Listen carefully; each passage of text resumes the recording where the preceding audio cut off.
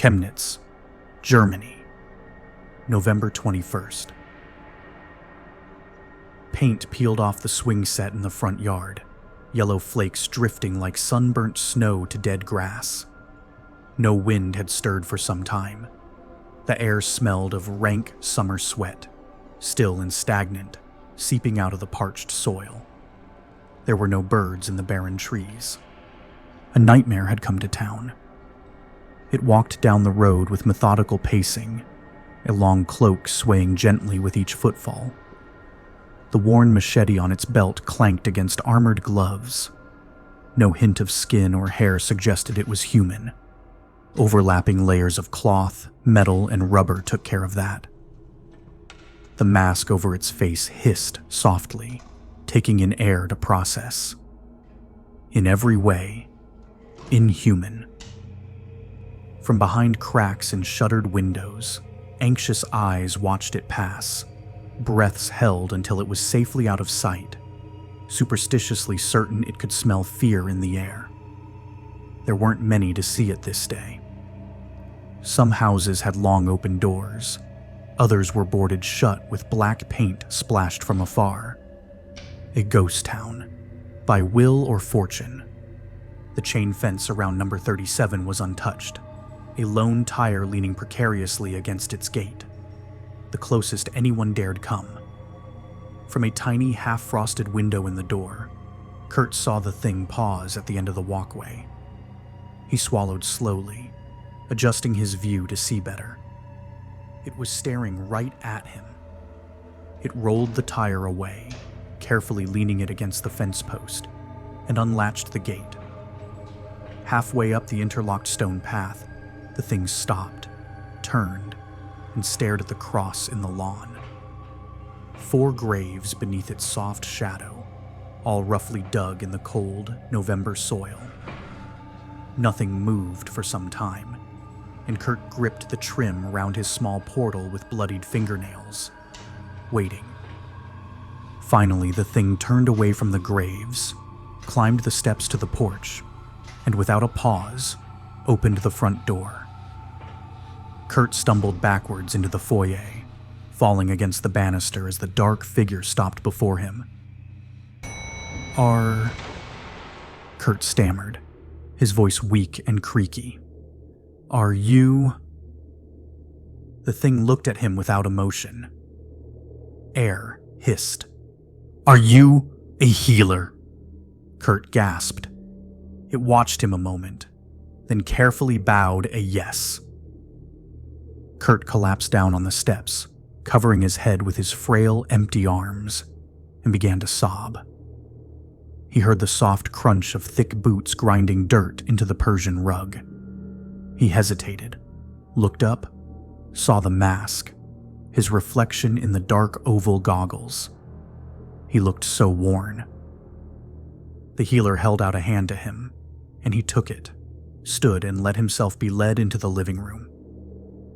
He sat in his father's soft armchair, awkwardly, like a stranger in his own home, being hosted by someone who'd only just arrived. The healer sat on the sofa to the right and removed 2 cloth packages from a pouch on his belt, one blue, one black.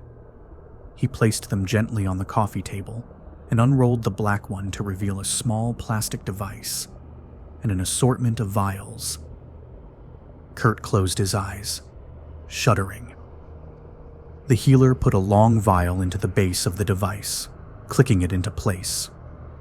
Kurt studied every move with his arms pulled close to his chest, like a child expecting a shot at the doctor. When it was time to draw his blood, Kurt's face was already streaked with tears. The healer didn't force him, but it was clear there was no escaping it. Kurt exhaled loudly, held out a trembling arm, and the healer's hand gripped his elbow firmly.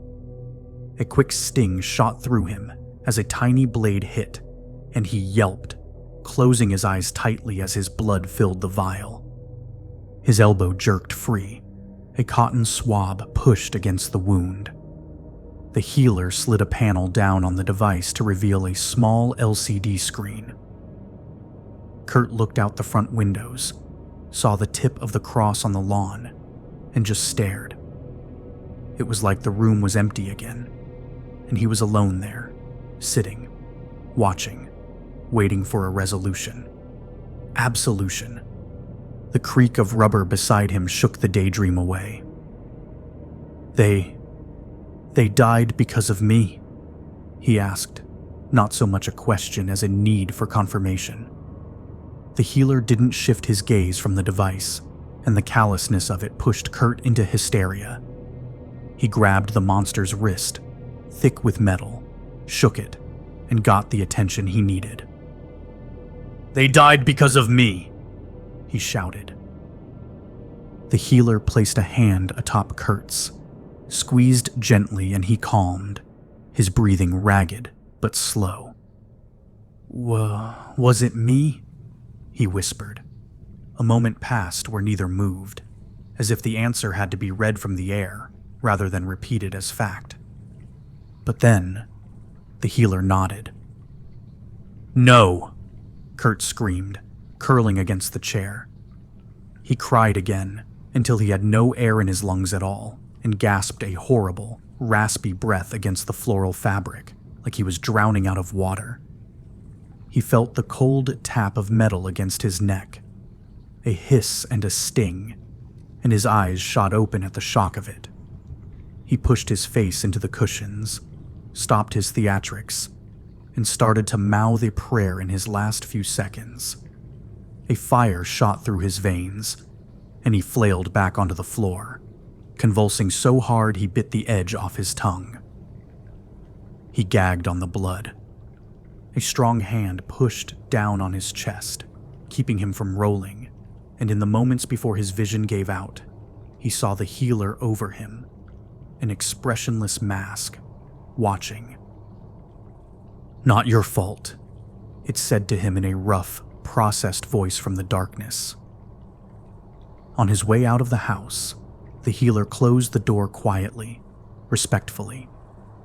As he made his way past the graves, he paused as harsh static struck his ears.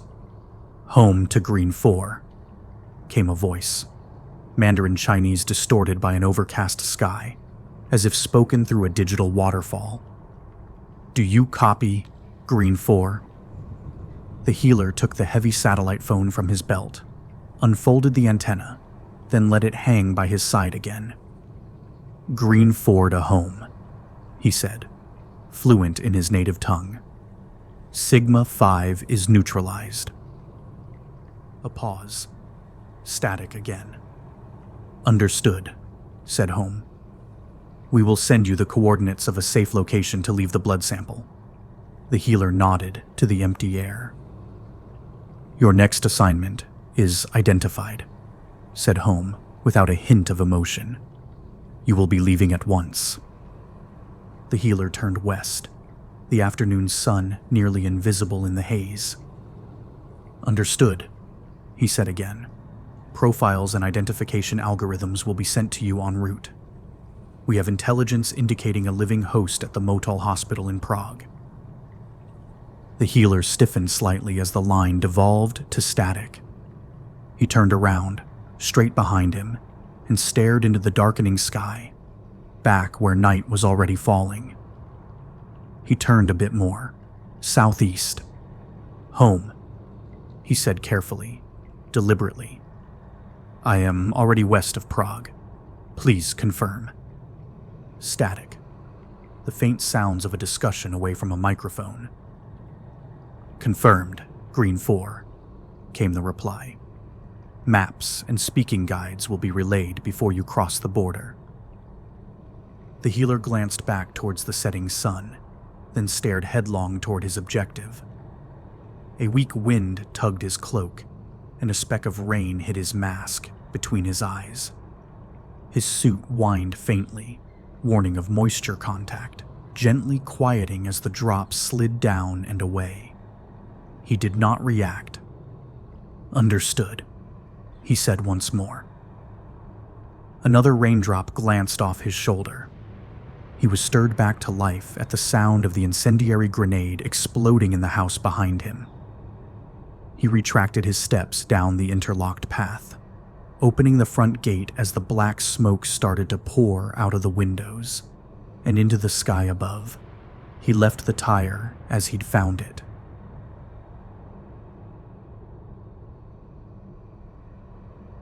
Outside Prague, Czech Republic, November 26th. Another raindrop hit the train's window and dripped slowly downward. Ava watched it, her head against the glass, as the sky darkened.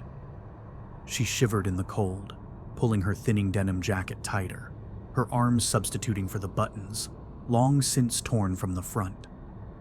Her tank top was too threadbare and worn for this weather, but she had no bags, no clothes to change into. She peered down the side of the train as far as she could, but saw no movement. The fields outside were abandoned, half-turned soil waiting for another pass with a tractor. 40 minutes, she muttered to herself, checking her watch. She looked back the way they'd come, saw nothing there but hostile sky. A knock at the door startled her. She sat straight, adjusted her jacket, and tried to fix her poorly bundled hair. The door opened a moment later, and a uniformed officer with a surgeon's mask entered the suddenly cramped compartment. He took a quick look around, but seemed bored by the action, like he'd done it one too many times before. Ava tried not to move, keeping a smile on her face that felt fake no matter how she adjusted it. The officer made no attempt to establish eye contact, only said gruffly in Czech, "Ticket, passport, photo identification." Ava slid a small, worn manila envelope from her right breast pocket, holding out the contents with shaking hands. The officer took the papers and cards, running them through his handheld with casual expertise. He nodded toward her jacket as he worked. "Not the safest place to keep these things," he said. "I know," she replied, nodding anxiously. "Stolen passports go for, what, 65,000 euros in Barcelona?" 85, Ava began, then stopped abruptly, staring at the ground. She heard the officer pause his work. She tried not to shiver during the awkward silence. "You should get a better jacket," he said, and the work resumed. "I will," Ava said, relaxing a bit but still on guard. "It's been a long trip." "I can see that," he muttered, flipping through the pages of her passport. He turned it sideways, flicked his eyes over at her, then snapped it shut and slipped it underneath the handheld while he worked on her health card. "You look young for 23, he remarked, though he wasn't looking at her. Thank you," she stammered. "It's not a compliment. Under the circumstances, nothing I say is going to be a compliment. Let's see your eyes." She looked up at him, nervous. He squinted at her. "Nice shade of blue." "What's that?" "Azure?" "I think it's called Brandeis, actually." "Really? Never heard of that before." "It's funny, the odd facts and trivia you learn from these encrypted health cards." There was an awkward silence. "A border guard in Switzerland told me," Ava said. The officer cocked an eyebrow. "What else did he tell you?" "That I looked old for 21. The guard smiled at this, but it wasn't a warm smile. He had very hard features, and the mask didn't sit well on his face. The metal bridge for the nose was snapped in half, where he'd tried to reshape it too often, and the spaces around the sides fogged his glasses in slow, steady bursts as he breathed. "Ms. Kolikoff," said the officer, gruffly but wearily, like he was repeating a lecture for the 1,000th time. "Your passport is Russian. Your name is Russian. And unless you're going to claim you've been living under a rock until recently, I'm pretty sure you know the Czech Republic closed its borders over 2 years ago. especially to our cousins in Russia. Ava lowered her gaze, appropriately chastised. The officer continued. Unspoken policy says we don't even do the small talk with people who carry Russian passports. Last guy who did ended up dying from boils the size of a fist on his neck because, and I don't mean to generalize, even though you people started it, you still don't seem to grasp how big a shitstorm it's become. Don't know when to quit, and we're sick of trying to make you understand. Like spitting into the wind. Now, I could list you about 15 regulations covering the rights of refugees and amnesty claimants as they relate to UN containment policies. But the bottom line is this. I'm fully within my rights to grab you by the scruff of the neck and toss you off this train before you even have a chance to think of a way to convince me otherwise. Ava held her breath. The officer scrolled his handheld briefly. This is the part where you convince me otherwise, he sighed. Oh, Ava stammered. Well, I used to have dual citizenship, so while I'm not technically Czech anymore, my mother is. She lives in Prague right now, and You've been in Paris, he interrupted. Ava nodded. A few years ago, at school. Computer science, noted the officer. No, fine arts, Eva corrected. Says here, computer science. I switched majors. He glanced at her again, eyes unflinching. Computer science in Paris is all I see. Let's move on. I haven't been in Paris for years. You can check my passport. I left before. Ms. Kolikoff, said the officer, staring her down. Your mom's a citizen. You cleared the first hurdle. Congratulations. Now trust me when I say this. If you are lucky enough to continue on this train, you will want to have saved your impassioned speeches for the immigration agents at the station. Words don't change your documents, and from here on out, all we care about are your doc. He trailed off, frowned at the screen, and looked back at her sharply. She froze, unsure what he'd read. He pocketed her ID and his handheld, leaned out the door, and called down the hallway. What's a 17.5? He said, his voice scratchy when loud. There was a brief pause, some clattering, then a voice mumbled something back that Ava couldn't make out. The officer sighed, leaned further out the door, cupped his hand to his mask, and shouted again. What's a 17.5?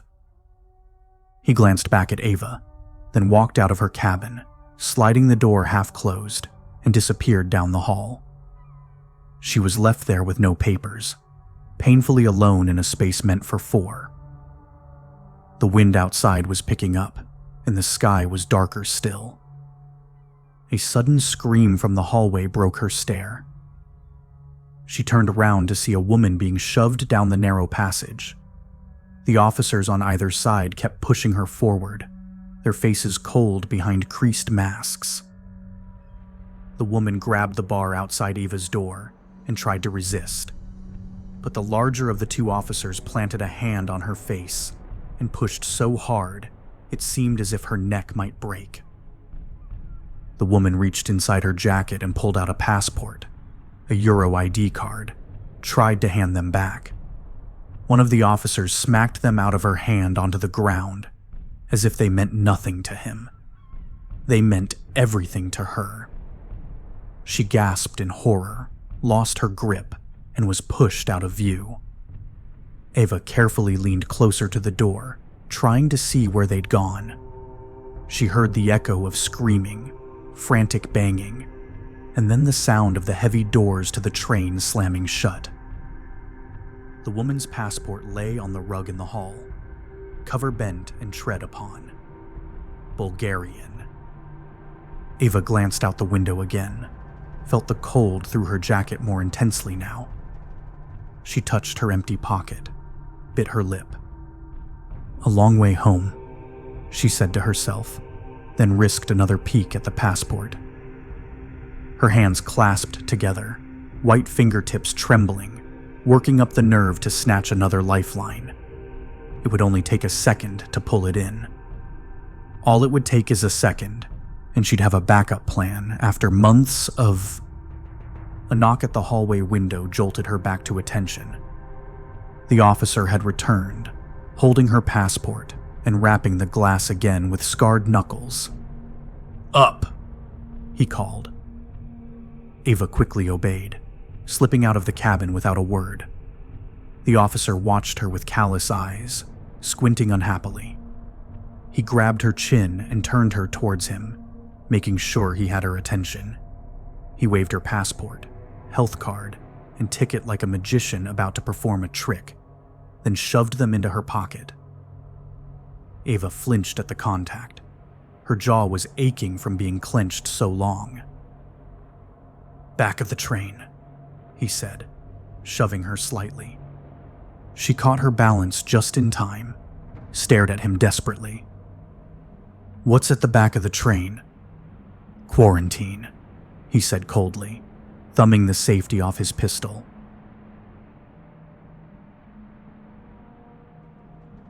Outside Prague, Czech Republic, November 26th.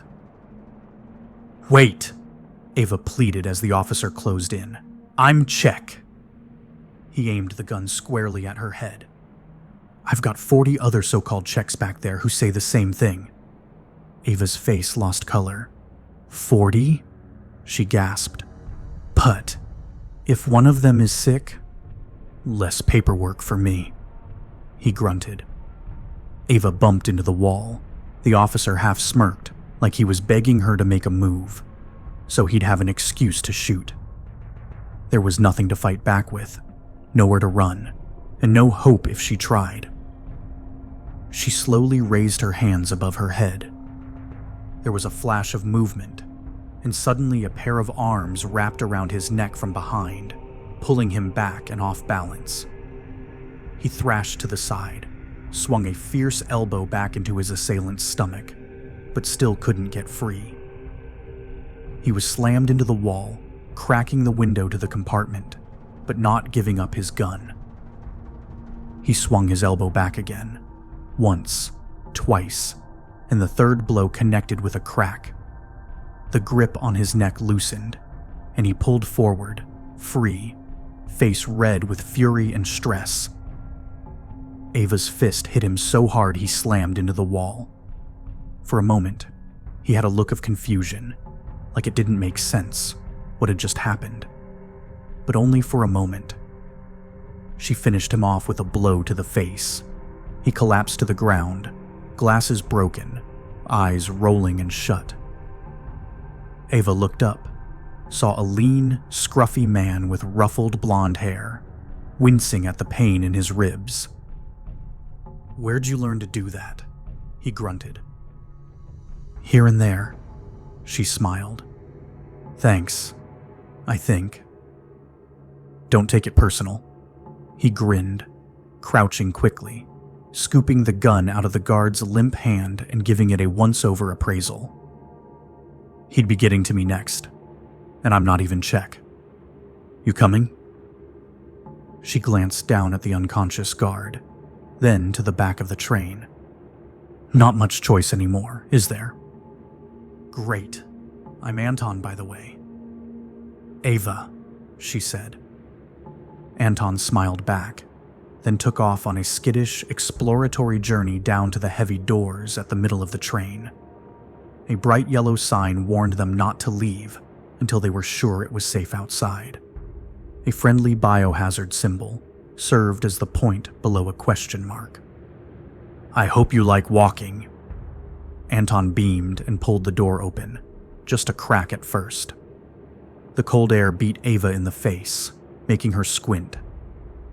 The rain was coming down fiercely now, the horizon a blurry mess of heavily slanted sleet pounding into the farmland. Anton saw it first. He gripped Ava's hand tighter. The Bulgarian woman in the fur coat was backing away from the two guards who had shoved her outside. They had their pistols aimed, but the way they were closing in on her said they were doing more than just threatening. The woman turned to run, covering only a few meters before 2 shots rang out, and she dropped to the ground in a heap, her coat spread out in the mud like the wings of an angel. "Oh shit," Ava and Anton said at once. The guards turned back, holstering their weapons, but paused at the sight of the open door. The gruff one reacted faster, his eyes wide as he charged at them, drawing his gun and taking aim. "Don't move!" he shouted, and Anton slammed the door, throwing down the locking bolt just as a loud thump hit it. He and Ava dashed back to the unconscious officer, who was on the verge of waking up when Anton viciously kicked him across the head and into the wall. "What are we going to do?" Ava asked. "I don't know yet," Anton said, glancing up and down the corridors. "Let me know if you think of something. Now come on." He took off towards the front of the train, Ava close behind. The other passengers watched them go, some looking ahead, some looking back, waiting for the guards to calm the insurrection. None made a move to follow them. Ava and Anton ducked into a small compartment at the rear of a car, closing the door and flicking on the lights. He started rifling through cupboards like mad, dropping food packets, sterile pillows, and ceiling tape all over the ground as Ava peeked outside, trying to hear signs of trouble. "Why are they shooting people?" Anton hissed. "Whatever happened to deporting?" "Borders wide open," Ava replied. "You get thrown off the train. What'll you do? Give up and go home, or finish the trip on foot?" "I guess," he conceded. "The only way for them to be certain is to make sure we don't make it anywhere on foot. I should have known this would happen when they didn't do the check at the border. We're too close to Prague to just boot us out." "How far do you think it is?" Eva shrugged. "Close enough to try." Anton let out a gasp of joy and yanked a pair of heavy brown wool blankets from a low drawer, folding them over and tucking one under his arm. He shoved the other at Ava. "Take this and move fast," he said, pushing his way out into the corridor, glancing back briefly before racing down to the end of the car to another outside door. "I have them!" came a distant shout. Anton angrily slammed a fist against the wall, then turned his attention to a ladder instead. "Let's go. Quick!" They climbed fast, up onto the slick steel roof. It was ridged to make it easier to scale, but the gentle curve was still steep enough that it was dangerously easy to fall, especially in this weather. Anton pointed back towards the tail end of the train. "We'll double back, get into the fields, muddy up the blankets, and stay put till they give up and leave." Gun in hand, he led Ava down the length of the train, rain raising a deafening roar all around them. It was so noisy she wouldn't know if someone were calling after them. Not until a gunshot, at least. But they were past the point of warning anyway, so she dashed forward, trying to keep her feet on course while the slick metal threatened disaster. She felt a quick tug at her arm, and in an instant, Anton was falling sideways off the train, smacking his shoulder before disappearing off the edge. Ava dropped to her knees and leaned over the side, watching him roll to a painful stop in a ditch by the muddy field. He reached desperately for the gun, which had fallen a short distance away. Behind her, guards were starting to get onto the roof, their loud shouts of coordination echoing past. She gripped her blanket tightly, and without pausing, jumped off the train, landing next to Anton. She flinched at the impact, feeling like her legs might have broken. "Anton!" she gasped, scuttling over to him. "Anton!" He got hold of the gun, wiped it across his shirt to clean off the mud, and lurched to his feet. "Blankets! Fast!" She shoved the blankets into the mud, dragging them around. Before she could get very far, Anton grabbed her by the arm and pulled her further into the field, past a watery pool. She let the blankets collect all the filth they could along the way. "We need them now," Anton called urgently. "Almost there," she shouted back, but he wasn't listening anymore. The guards had caught up with them, were starting to climb down ladders, urgent but confident. Anton checked the safety. "Leave my blanket. I'll catch up." "Anton, wait." But her voice was drowned out by 2 sharp shots as Anton clipped the closer guard in the thigh. He fell hard into the tracks, and his comrade quickly slung his gun out and fired wildly toward the escapees. Ava had cleared nearly 10 meters when she tripped into the mud with a splash.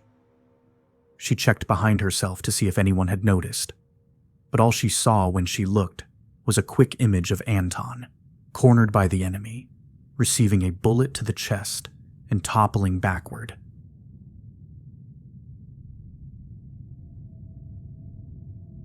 Outside Prague, Czech Republic, November 26th.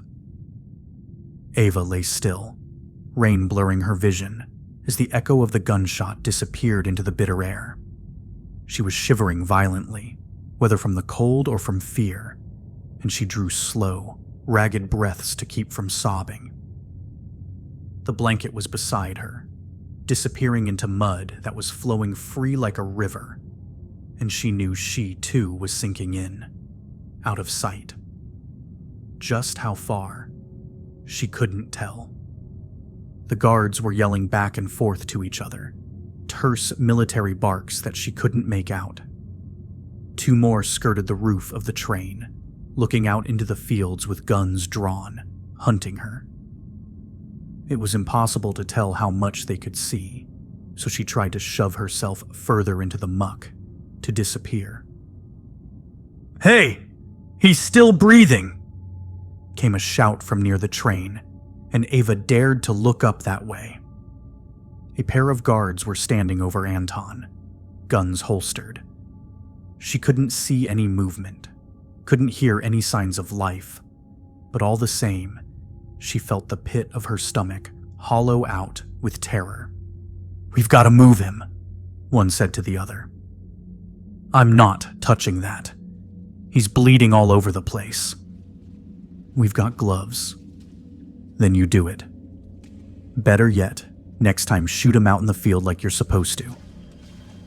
Ava heard a slosh close by and held her breath. Another slosh, and she could faintly hear the sound of feet trudging through the mud behind her. Slow, methodical, searching. She sunk her face lower, closed her eyes, and pushed as far down as she could until her nose was half submerged, pulling in foul-smelling filth every other breath. The footsteps stopped, but she heard the sound of sleet pounding a guard's waterproof jacket. "Listen," continued the guard near the train. "If we leave him here, people are going to see him, and we'll have a panic on our hands the last half hour of the trip."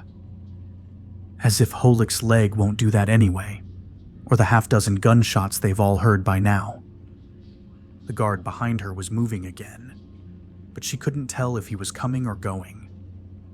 She became aware of the feeling of rain hitting her left calf directly, and realized the mud was flowing off her, that she was slowly becoming uncovered as she lay there. She tried to shift her leg until the mud wrapped around her, but then the footsteps stopped again. They were still close by. "Fine," grumbled the first guard. "One way or another, it's got to be done. Thanks a lot, though." Ava felt pressure on her right foot, the rough tread of a boot on her skin. She bit her lip to keep from making noise, felt her ankle scream with pain. Then, crack! A gunshot echoed out, and everything lost meaning. "Jesus!" gasped the first guard, and Ava swore she heard mad gurgling. The guard behind her leapt over her, giving her ankle one last crunch as he did. She whimpered into the mud, but it was quickly drowned out by the sound of another gunshot, then a quick series in return. "Jesus! Oh Christ, I'm hit!" wailed the first guard. Radios were buzzing all around, footsteps sprinting through water, and Ava heard the heavy doors to the train crash open. She peeked up over the mud, blinking back the rain. 1, 2, 3, up, called an officer, and the first guard was hauled up on a stretcher and carried to the door. She saw the other guard, propped up against a comrade, his eyes blank and a gushing wound in his neck. They closed his eyes and lifted him gently up and away. One of the younger guards spent a good 2 minutes sloshing the mud around with his foot, trying to hide the blood that had pooled there. Even when she was finally alone, Ava stayed perfectly silent in the rain, for longer than she could keep track of. The deluge didn't let up, kept pounding her bare head, so cold it was like tiny blades smashing into her skull. She looked ahead, tried to see Anton, see if he was still alive, though that wasn't likely anymore. She tried sliding forward on her stomach, crawling flat on the ground, but she knew it was too risky. She stopped, rested her head on the side, and waited. Then, after an unbearable wait, an older, senior-looking officer came out the door, trudged near where Anton had fallen, and lit a cigarette. He looked out into the field, right towards Ava, blowing smoke against the wind. A minute later, he was joined by the officer she'd beaten, his glasses gone, bruised face, an ice pack on the side of his head. He leaned against the train, looking winded. "All set," the hurt one said. "The cars are sectioned, and we're ready to move." "How's Carol?" "As long as he doesn't pick up anything, he should make it. We've got him in isolation with the doc." "Good. We'll get going once I finish this." There was a pause as Eva's officer looked out over the field, too. They stood there in silence, and Ava shivered at the thought she might be seen. "How about the girl?" her guard said. "She's 17.5, right?" "Yeah. Hadn't seen one of those before." The smoking officer stared out at the setting sun. His cigarette glowed brightly. "She's either dead or going to die. I'm not wasting any more lives on her." The other man nodded solemnly, then kept quiet for the time it took his superior to finish smoking and toss the butt into the mud. They climbed aboard the train, slammed the door shut, and within a few minutes, the train's engine roared back to life, and it started to slide down the tracks. Ava waited until it was a faint shimmer on the horizon before crawling to her feet. Her ankles seared with pain, but she kept walking on it until the sensation disappeared into her general discomfort. After a few kilometers, she was barely limping at all. The woman stood behind a fence near the train tracks, her wide hat drooping uselessly in the rain, a lantern by her side, sending light across the field as far as the weather allowed. She hadn't moved the entire time Ava had seen her there, and the only motion she made up close was to maintain lazy eye contact with the only other living creature for miles. She was gaunt, like a skeleton with a thin layer of skin holding it together. "Nice night for a walk," said the old woman as Ava passed by. Ava stopped, turned back. It was sometime after midnight, and she was bleary-eyed and shivering madly. "Excuse me?" She trembled. "No rain lately. This is good for the crops." Ava smiled weakly, nodded, started back on her way. "You're going to the city?" asked the woman, interrupting again. "I came from the city, had a flat there, a nice big television, watched imported films every Friday night. You ever seen Midnight Cowboy?" Ava shook her head. Me neither. It was top of the queue when my husband died. Moscow 9. Ava just watched.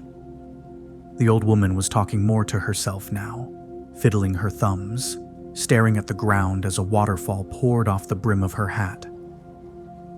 I couldn't go back. They sealed my flat, and I had nowhere else to go.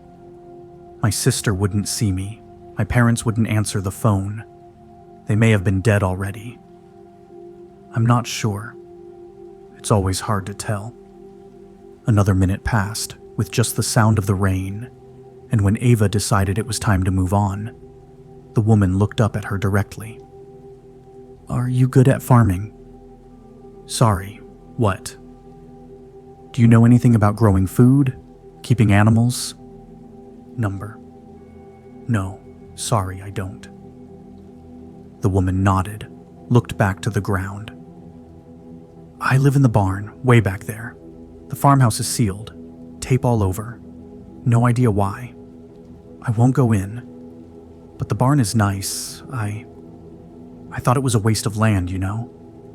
All this land and no one alive to use it. Such a shame. I'm not very good at growing things. I need some help. Ava looked back, saw nothing in the darkness. No farmhouse, no barn, no crops. I'm going to stay with my mother. She's got a place in the city, Ava said. The woman nodded as if she'd expected it.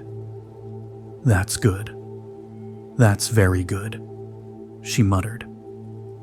Ava walked into the cold as the woman's voice trailed off behind her.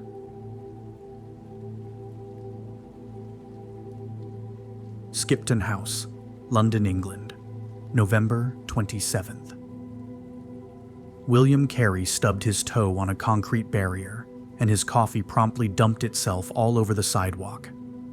It took him a moment or two to fully process what had happened, by which point the hot liquid was well on its way to searing his hand. He threw it away in a hurry, cursing quietly under his breath. "Morning, Mr. Carrie," said a patrolman, a tight rubber mask hiding a warm smile. "Trouble with your beverage, sir?" Carrie smiled pathetically and shrugged. "I seem to lose them daily, don't I, Claude?" "That you do, sir." Carrie wiped his trousers off with his free hand, his leather briefcase barely counterbalancing the effort. He stood up, sighed loudly, and pushed his wire-rimmed glasses up his nose. Luckily, there was no one else in the area to witness his disaster. Somewhere off in the distance, a lone motorbike zipped down another empty street, piercing the morning quiet and sending a storm of pigeons off the rooftops all around Skipton House. "One day, I'll make it to my desk without tripping over things." Claude shrugged, then caught sight of a young woman in a gray skirt and a yellow wraparound mask on her way to work. She flashed him an ID badge as she passed, taking no notice of Carrie at all. The two men watched her card swipe her way through the front doors and disappear inside. Carrie's coffee-soaked clothes were starting to give him a chill. He wiped at them some more. "It's a waste of a good drink, is what it is," he grumbled. "You'd have to dump it out at the first checkpoint anyway, sir," Claude said, checking down the street like he was waiting to get on with more important business. "Number really?" "Yes, sir. No outside substances past checkpoint A." "Oh dear, I guess I never got far enough to find out about that rule." "Yes, sir." Carrie began staring at the ground, embarrassed, shifting the briefcase to his other hand and back. He refused to meet Claude's eyes, though Claude wasn't paying attention anyway. "Well, have a good day then," Carrie said with a deflated kind of cheer. "And you too, sir."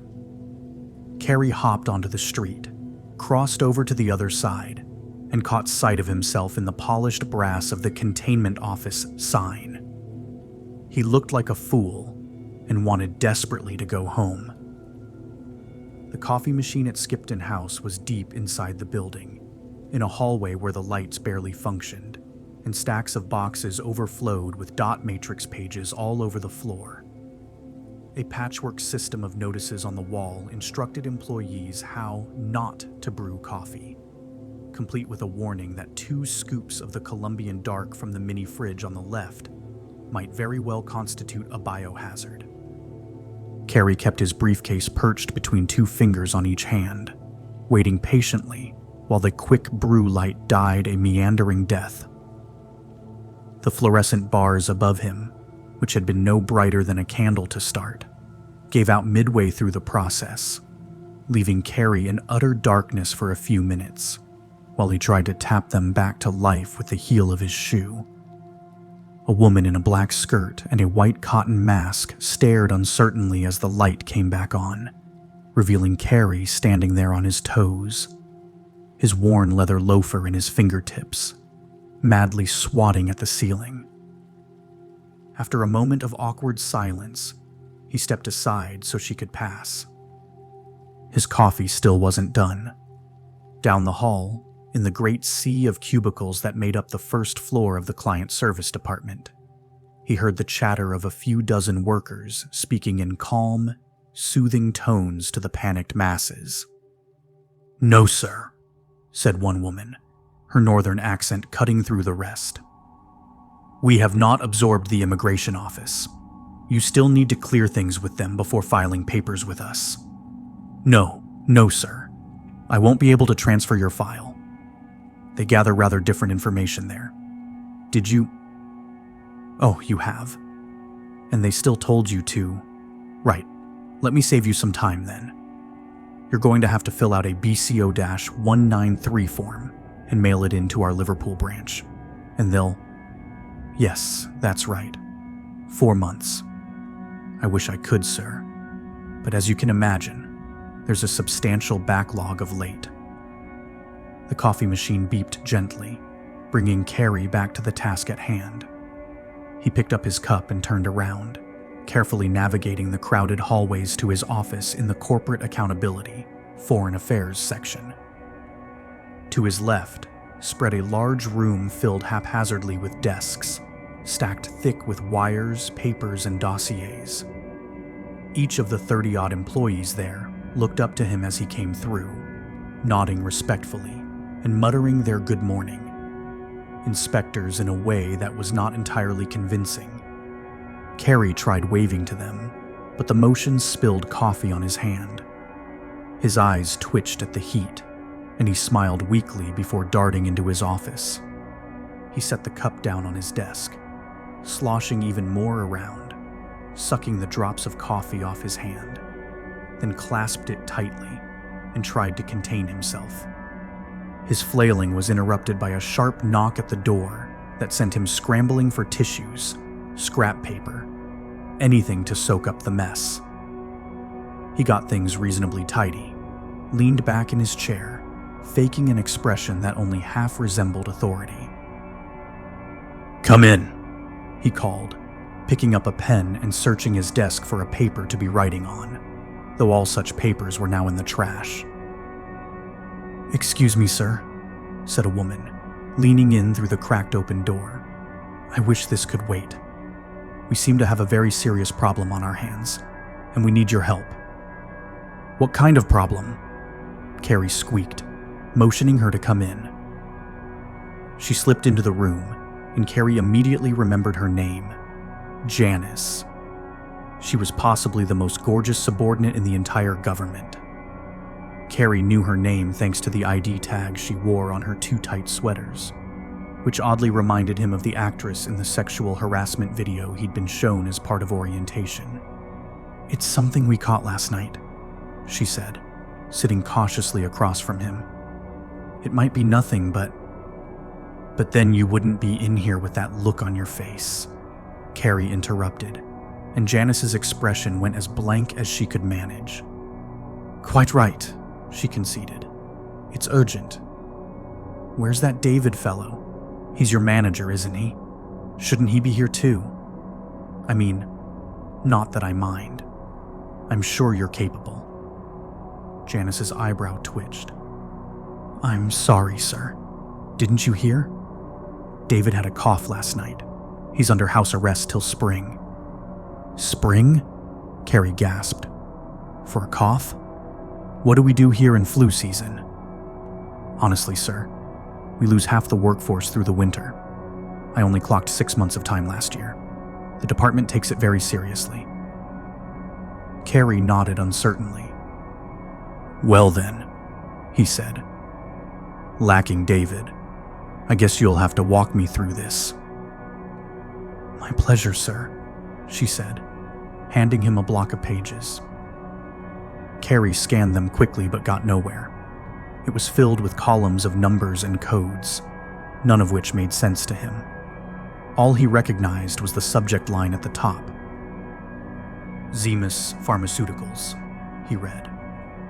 I wasn't aware Zemus used foreign workers. Oh, they don't, sir, Janice said. This was sent to us by Revenue, actually. A bit outside our usual scope. They had some questions and thought we should take a look. As Janice explained further, it became clear. Someone was bypassing regulations to add unknown elements to the latest booster shots. Unchecked. Carrie swallowed nervously. Oh, he muttered. Well then, we'll go see the director straight away, and you'll do the talking. Janice stood taller, suddenly exuding middle management confidence. And what exactly are you planning to say? Carrie asked. Janice stared down at him, jaw set. I'm going to explain that someone could very well be using Zemus's booster shot project to distribute viruses globally and unchecked.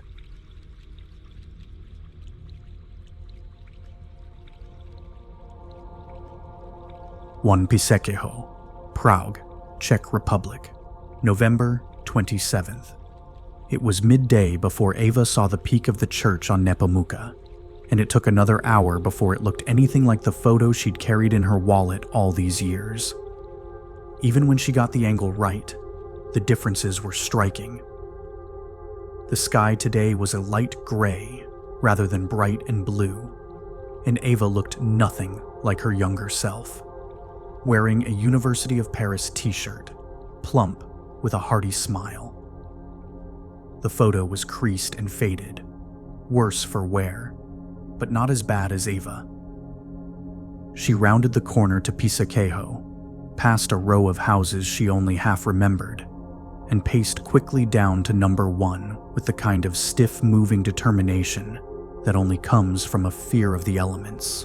Sometime around dawn, the weather had changed from a kind of rainy cold to a winter cold, giving Ava's exposed skin a sharp, prickling sensation that she knew would feel like a blazing fire the second she got warm, if she got warm.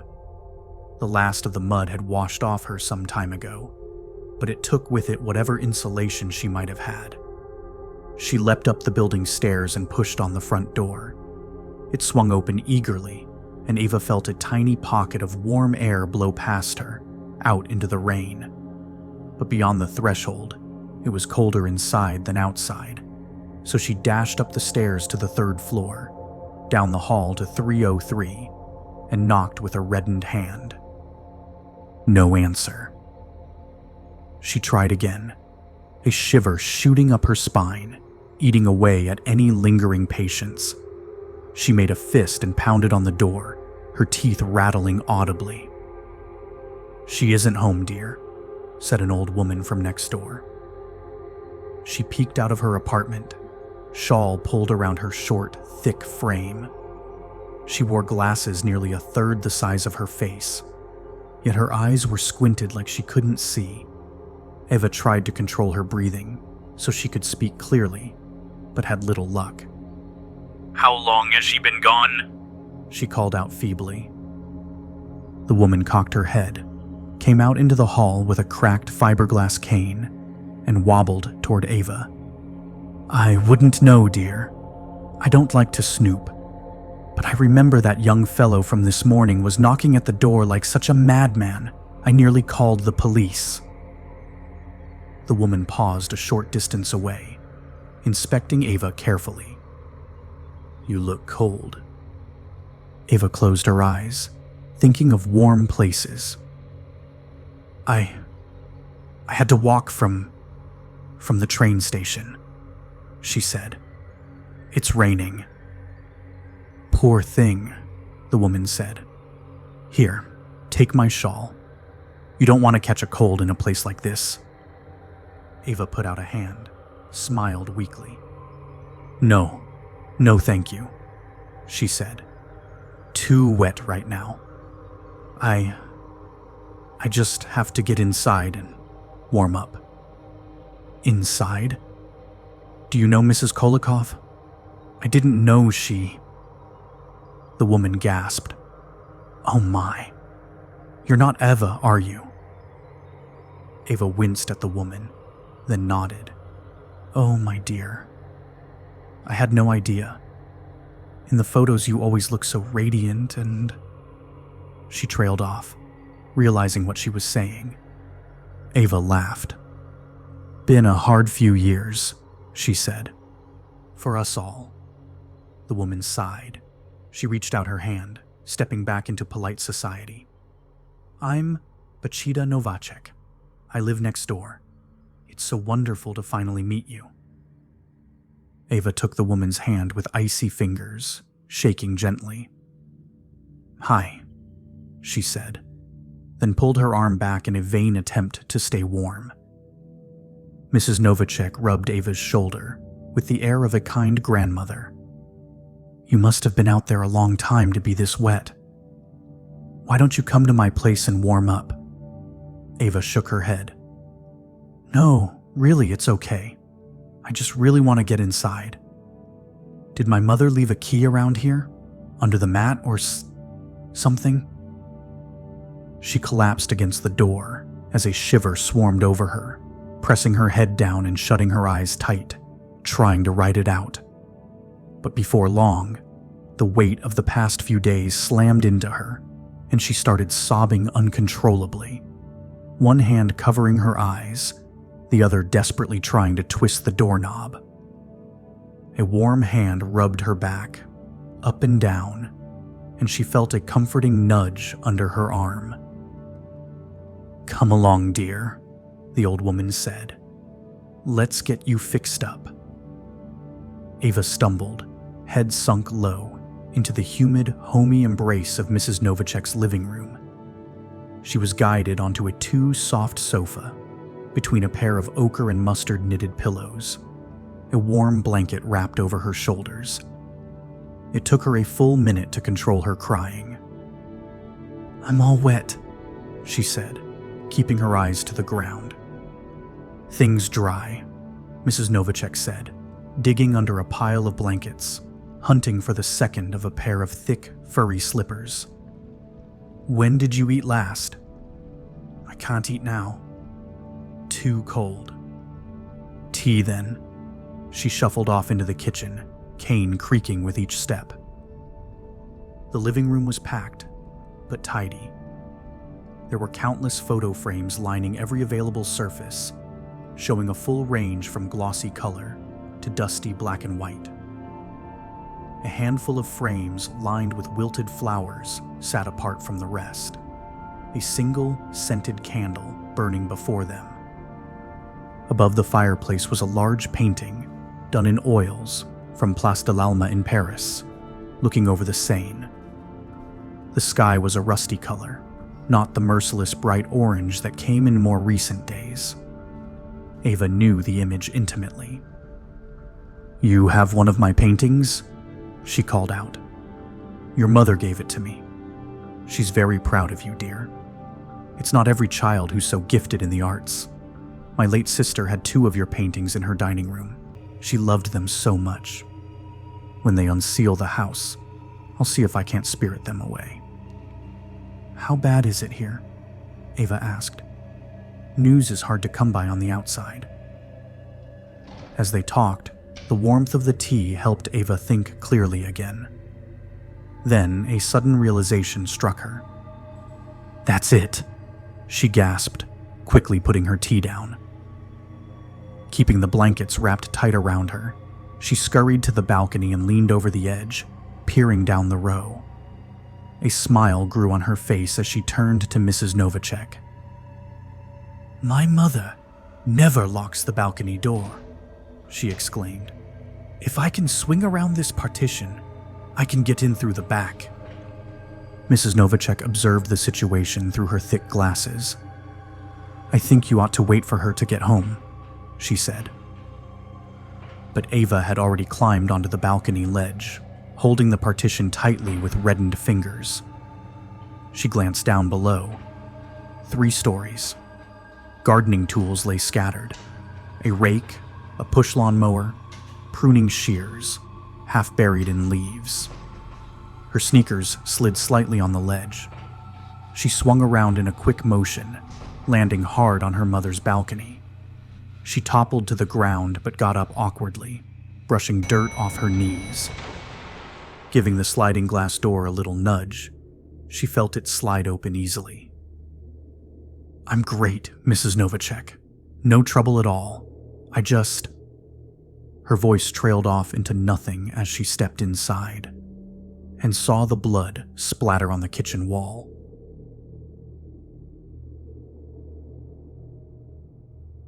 One Pisekeho, Czech Republic, November 27th.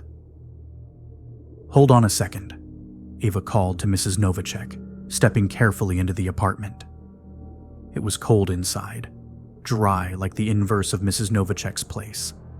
The walls were stark and bare, the glass-topped coffee table coated in a solid layer of dust.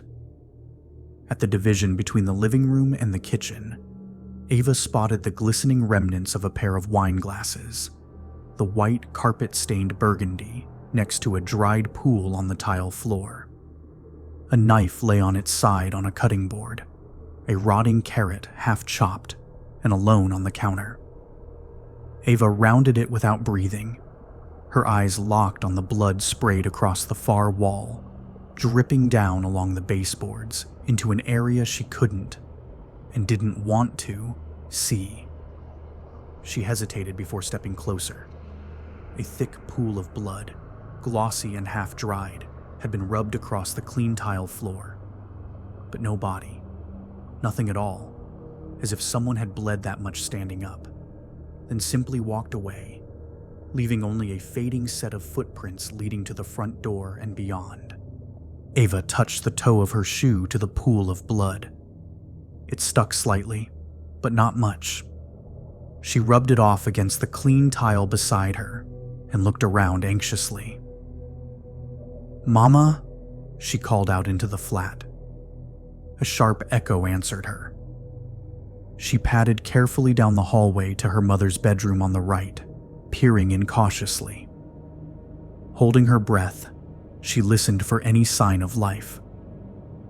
She reached in, flipped on the light, and saw nothing but more of the same sterile blankness.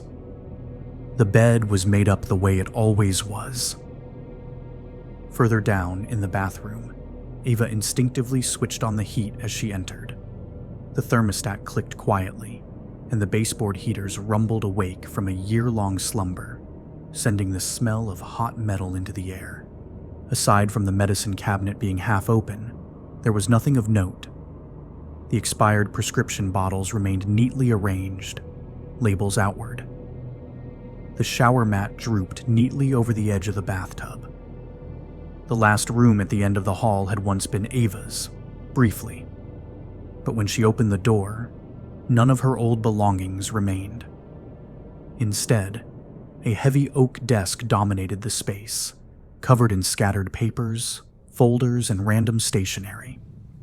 A laptop screen peeked through the mess, its base buried beneath a sea of documents. Hulking bookshelves overflowed with medical journals, binders of reports, and university textbooks Ava had never seen before.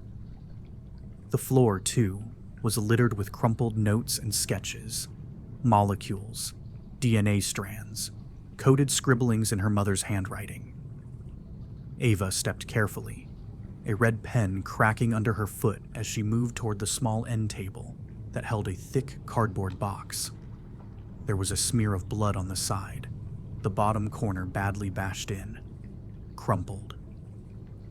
Inside, she found a dozen smaller boxes, about the size of a soda can, labeled in Finnish, French, and Russian.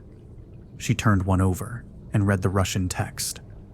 Genesis Incubator, Refill Capsule, 220 megagrams, 55 megagrams times 4.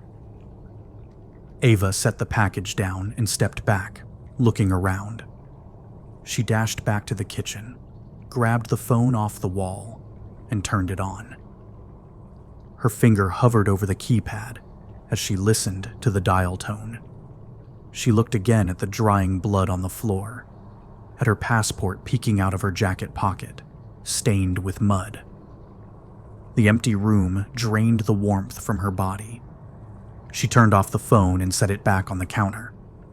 Just then, a knock at the door sent her reeling back against the wall. She stayed there, silent, listening. Another knock, quick and agitated.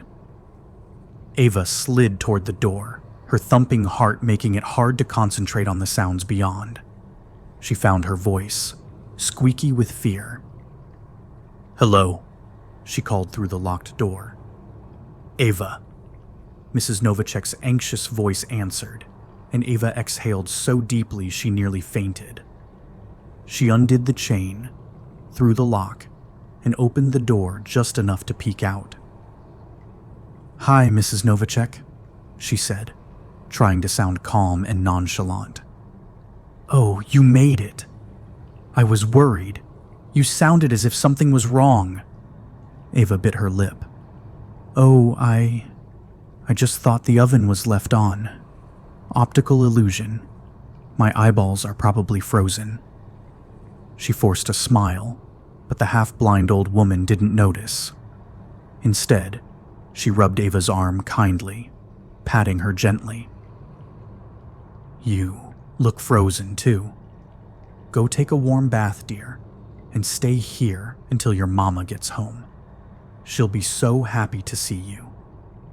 As Ava shut the door, she looked around the desolate room. Cold, empty, alien. She shivered again. "Until she gets home," she whispered. Later, that night. Lean arms wrapped around Ava, warmer than the bathwater. She turned her head back, pressing her lips to a rough, unshaven chin. Past the scented oils, she smelled him. Familiar. She felt breath on her neck. Safe. At peace. Slowly, she drifted lower into the water. But then, he held her tight, and she smiled. "Rodri," she moaned. Then she choked on cold water. Ava sat up suddenly, her arms locking onto the edges of the tub for support. She was alone. The water was frigid.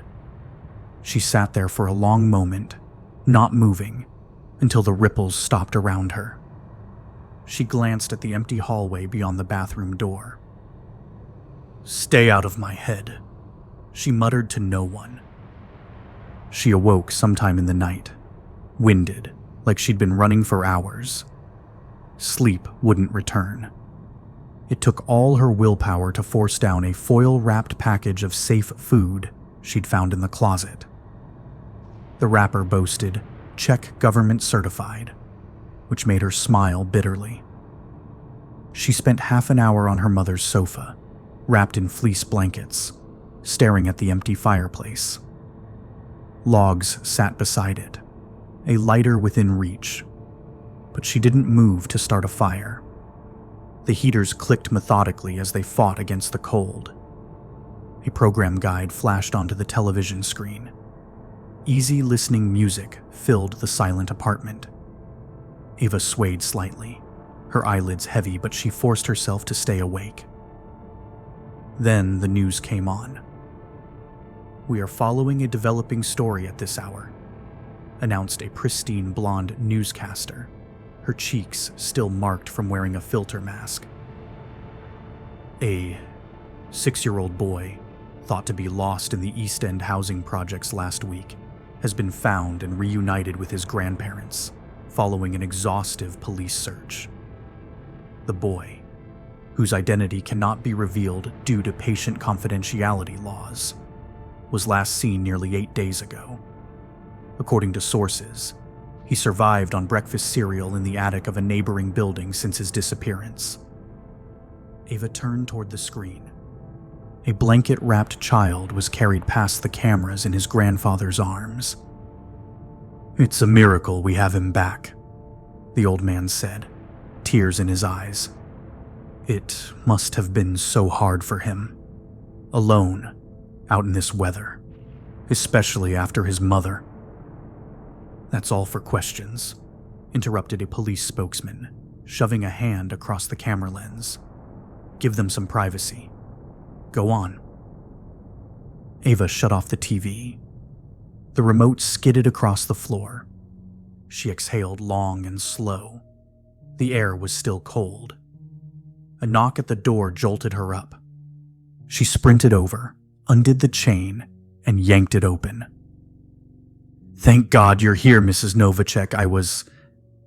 But it wasn't Mrs. Novacek. A heavy, gloved hand grabbed her shirt, yanking her off balance. "There you are, Miss Kolikoff," said a woman in a thick winter coat, flashing a police badge. Behind her, a broad-shouldered man loomed. "We were wondering when you'd show up."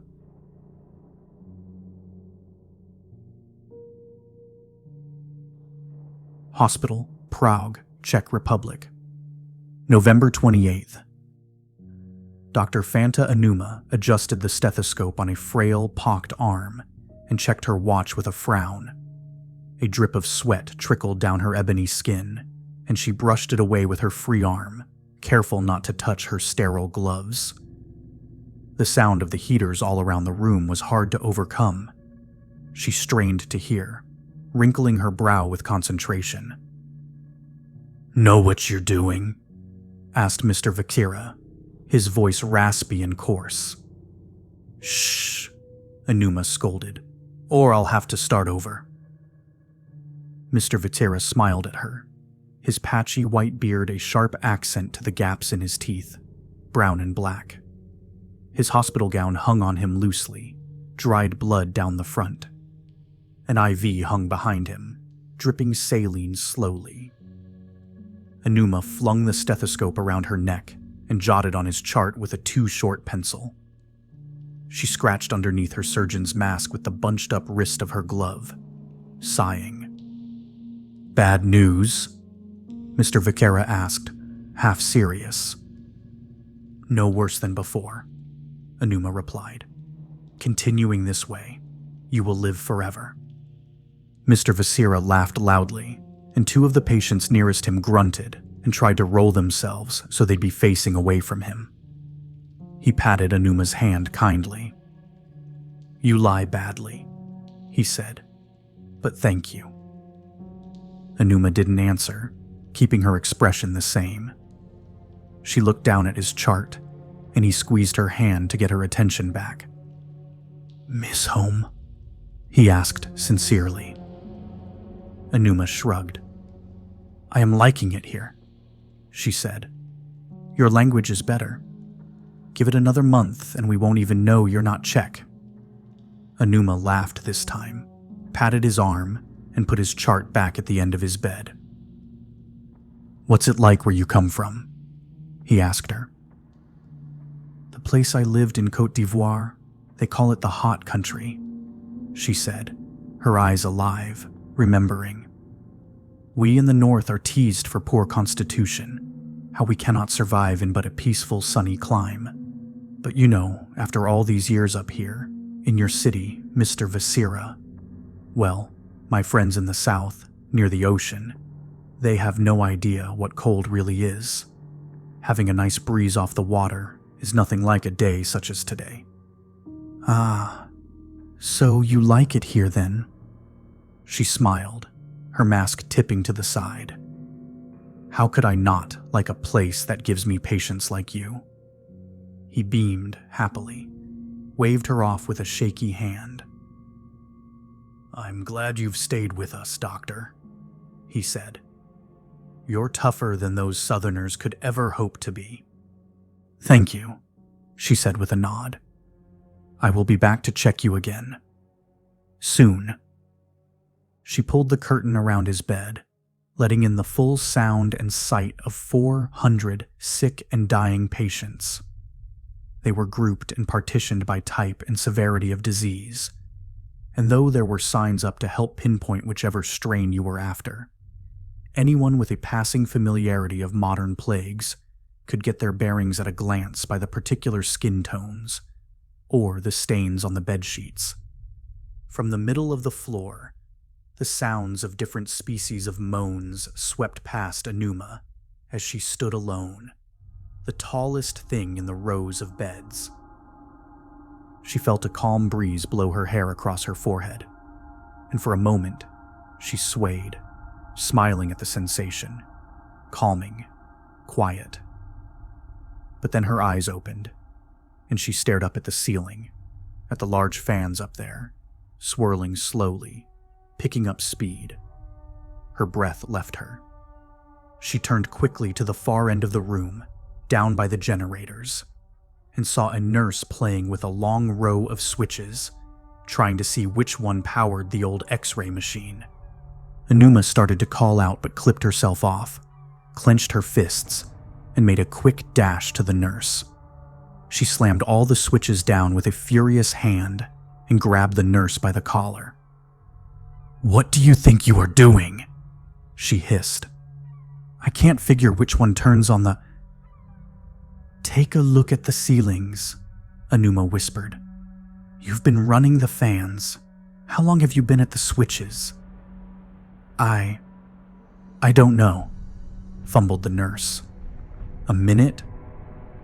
Maybe more." Anuma shook her head, squeezed back a headache. "Airflow must be restricted in this room," she said.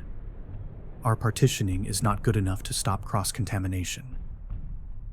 "I know, You must be more careful," Anuma said, her tone softening. "If Dr. Bastian noticed this, you would be—" "Help!" came the call from the old foyer, across the sea of white linen. Anuma glanced back, then abandoned her warning and started running, stethoscope slung into her ears in mid-stride. Across the hall, Dr. Bastian was running too, tearing his gloves off urgently. A man in a work suit was leaning against the wall, a small child in his arms, wrapped in a blanket and drenched with rain. The man was panting, wheezy breaths, and looked like he'd been crying. The girl coughed loudly, and he nearly dropped her onto the ground. "Help her! I don't know what's wrong," he gasped, then collapsed down in a heap, barely keeping her frail body from slamming into the floor.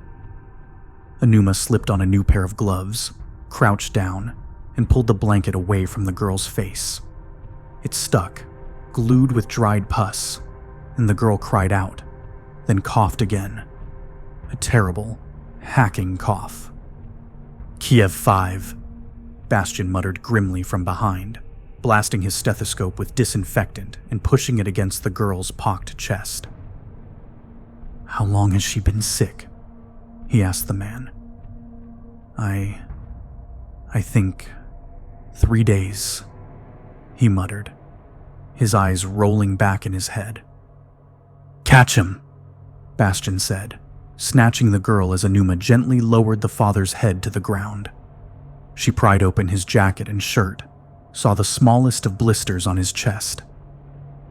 "Cover his face with a mask and help me get the girl outside," Bastian said, pushing his white hair from his eyes. "Outside?"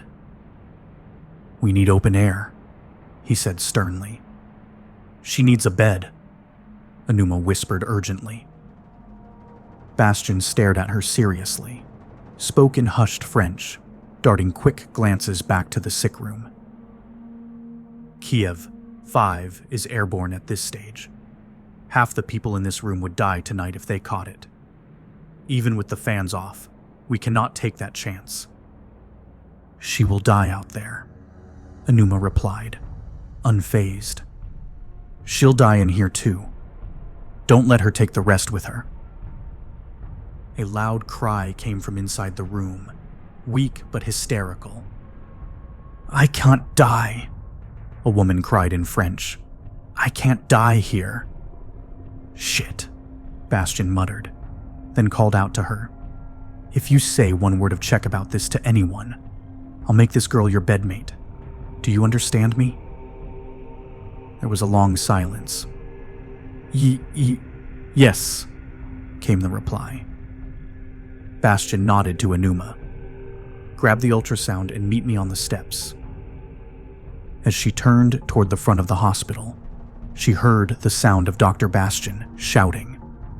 She ran to the door, pushed into the cold, wet air, and saw the old man yelling into the rain. There, in the middle of the ambulance bay, was a dark figure wrapped tight in leather and metal. Anuma gasped. A healer.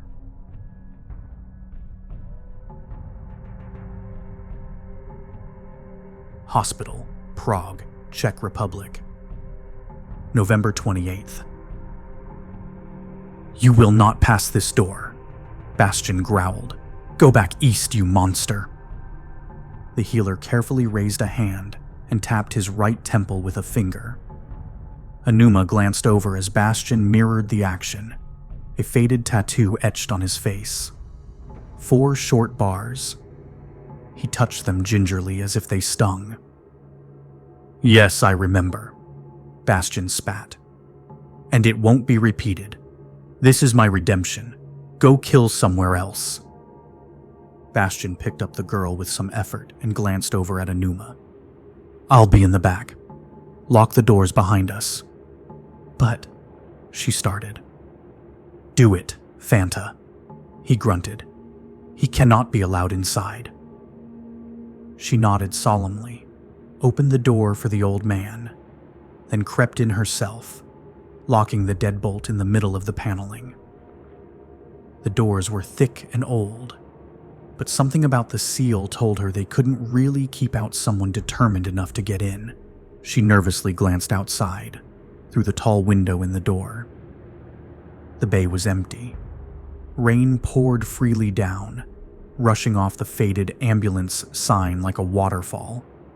The backed-up drain in the center of the pavement unable to keep up with demand. The healer had disappeared. She leaned closer, trying to see around the corner. A mask shot into view, right against the window, meeting her gaze, and she yelped. Warm, processed breath hissed out of the ventilation ducts by his neck, fogging the glass in irregular bursts. Anuma recoiled, but was too scared to run. The healer stared at her dispassionately, then looked over, carefully and deliberately, to the deadbolt. Then he looked at her again.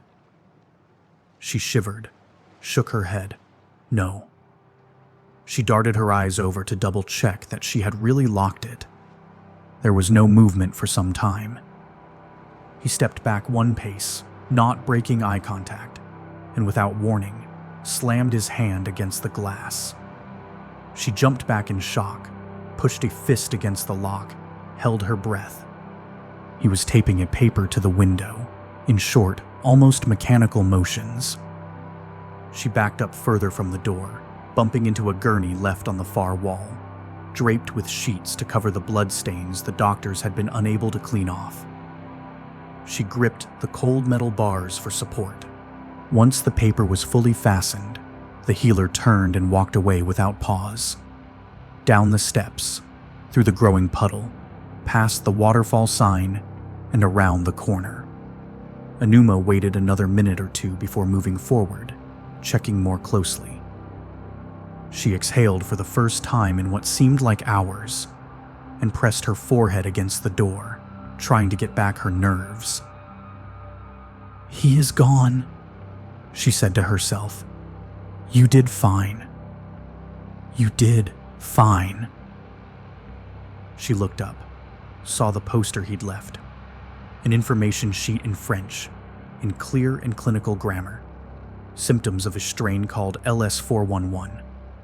How to diagnose it, how not to treat it. It was always fatal. She lightly touched her fingers against the window, her mouth falling open, and gasped at the photo of the lesions to watch for.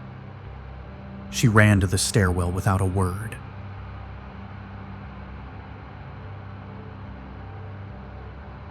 Franz stripped the plastic wrap from a stale hospital sandwich at the bottom of a dark green dumpster, trembling hands nearly losing the cheese and ham. He shoved it into his mouth, chewing furiously, and licked his grimy fingers, darting nervous glances out past the bags above him. "Franz!" hissed Luca, half peering over the edge inside. "Still nothing," Franz replied, trying to conceal his chewing. "Looking." Luca lifted his head a bit higher, leaned over the edge, but kept his eyes elsewhere. "Not that," he whispered urgently. "You have to see this." Franz frowned, got to his feet, and stood on a crushed plastic bin for a better view. Out in the clearing, slowly pacing around the west side of Building A, was something he'd never seen before. "A healer?" Luca asked cautiously. "Looks like it," said Franz. "Quick, help me out." He landed on the wet pavement, pulling his worn hood over his hair against the rain, and joined his friend behind the dumpster, out of sight as the figure walked past. They watched him from the dank shadows, white eyes wide in fear or anger. "Come on," Franz nudged, and they followed, hands in pockets, as if on a casual stroll. The healer turned a corner, into an alley, and the two of them paused at the entrance, looking around. The street was deserted. Behind them, the forest was awash in orange leaves dissolving in the rain. Franz checked a pile of garbage, found a heavy wooden plank and an old rusted pipe in the mix. He handed the wood to Luca and motioned to head in. The healer was staring at an open window on the 3rd floor, its fire escape too high to reach. He ran his finger along the handleless metal door before him, the only break in the ominous concrete structure. He backed away carefully. Then he lowered his head, paused, and turned around to see Franz and Luca inching toward him, closing in on their prey. "Fucking killer!" Franz spat, swinging the pipe from side to side. "Come to finish what you started, eh?"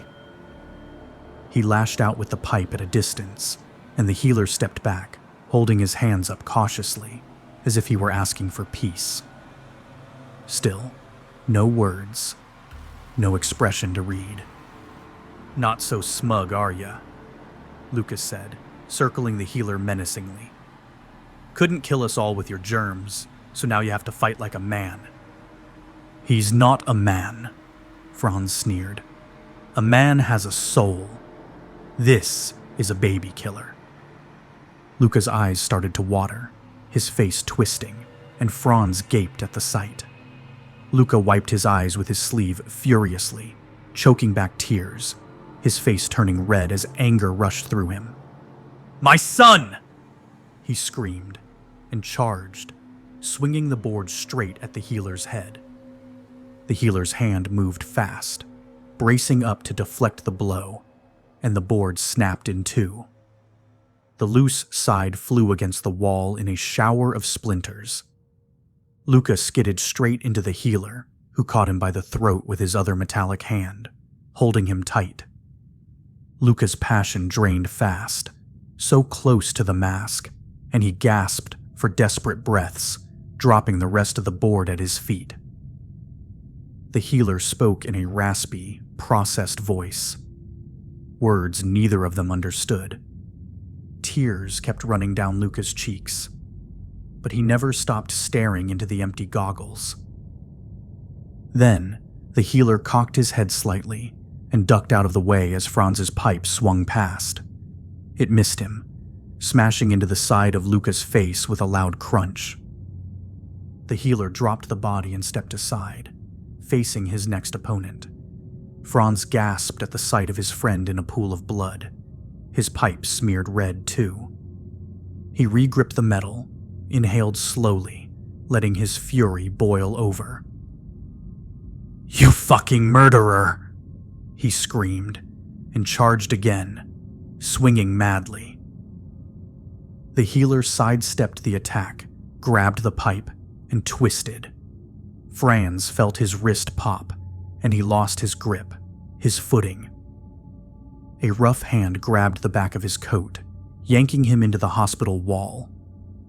"You!" called a French voice from behind. The healer turned, seeing the metal door now open. Anuma leaned out carefully, anxiously. "This way! Hurry!" she hissed.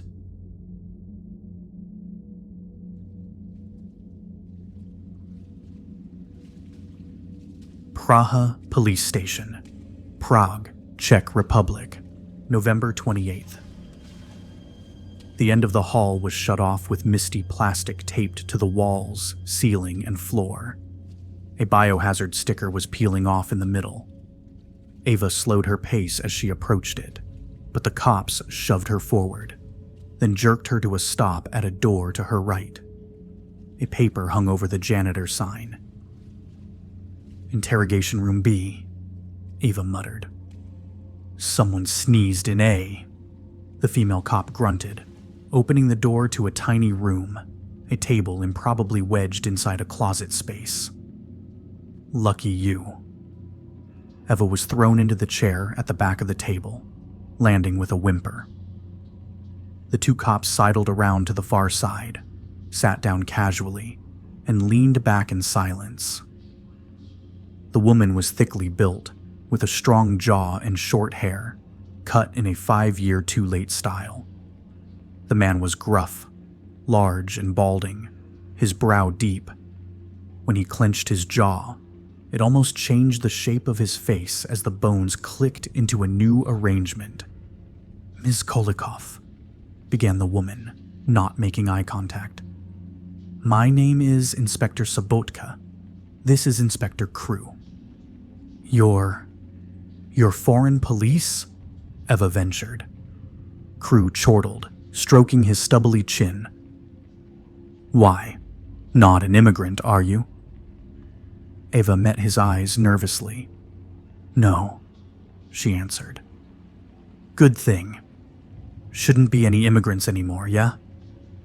"No, Ms. Kolikov," smirked Sobotka. "We're just your average cops, taking care of average business." Eva watched them watching her, said nothing. "Of course," mused Crew. "My papa was with the foreign police. Must have some of it in my blood, yeah? 'Cause when I saw your file going by, I said to myself, that's someone we ought to have a chat with." "I thought so too," nodded Sobotka. Maybe just common sense then," smirked Crew, leaning forward on the table so it creaked under his immense weight. "We hear you had some trouble on the train." "It was a big misunderstanding," Ava stammered. "I was just talking to this officer when someone came out of nowhere and beat him up and..." "Killed 2 guards? Really? I had nothing to do with that. I swear." They stared at her seriously for a moment. Then Crew yawned noisily. "Let's move on. Tell us about Paris." Ava blinked. Well, I went to school there. University." "Studying what?" Sobotka queried, clicking a pen open and flipping through a few papers in a folder. "Fine arts," Ava replied. "What about computer science? I have you enrolled in that, but nothing about fine arts. That's pretty strange now, isn't it?" "I switched majors." "Interesting. What was your minor? Biology, maybe?" Ava paused, swallowing slowly. No, she said softly. I'm sorry. Hearing's going. What did you say? Crew asked, cupping his hand to his ear. I didn't study biology, Ava said clearly, then sat up a bit straighter, squinted at them like she was preparing for a storm. How long have you been making viruses? Sabatka asked. Ava didn't flinch. I don't make viruses, she replied. I'm a painter.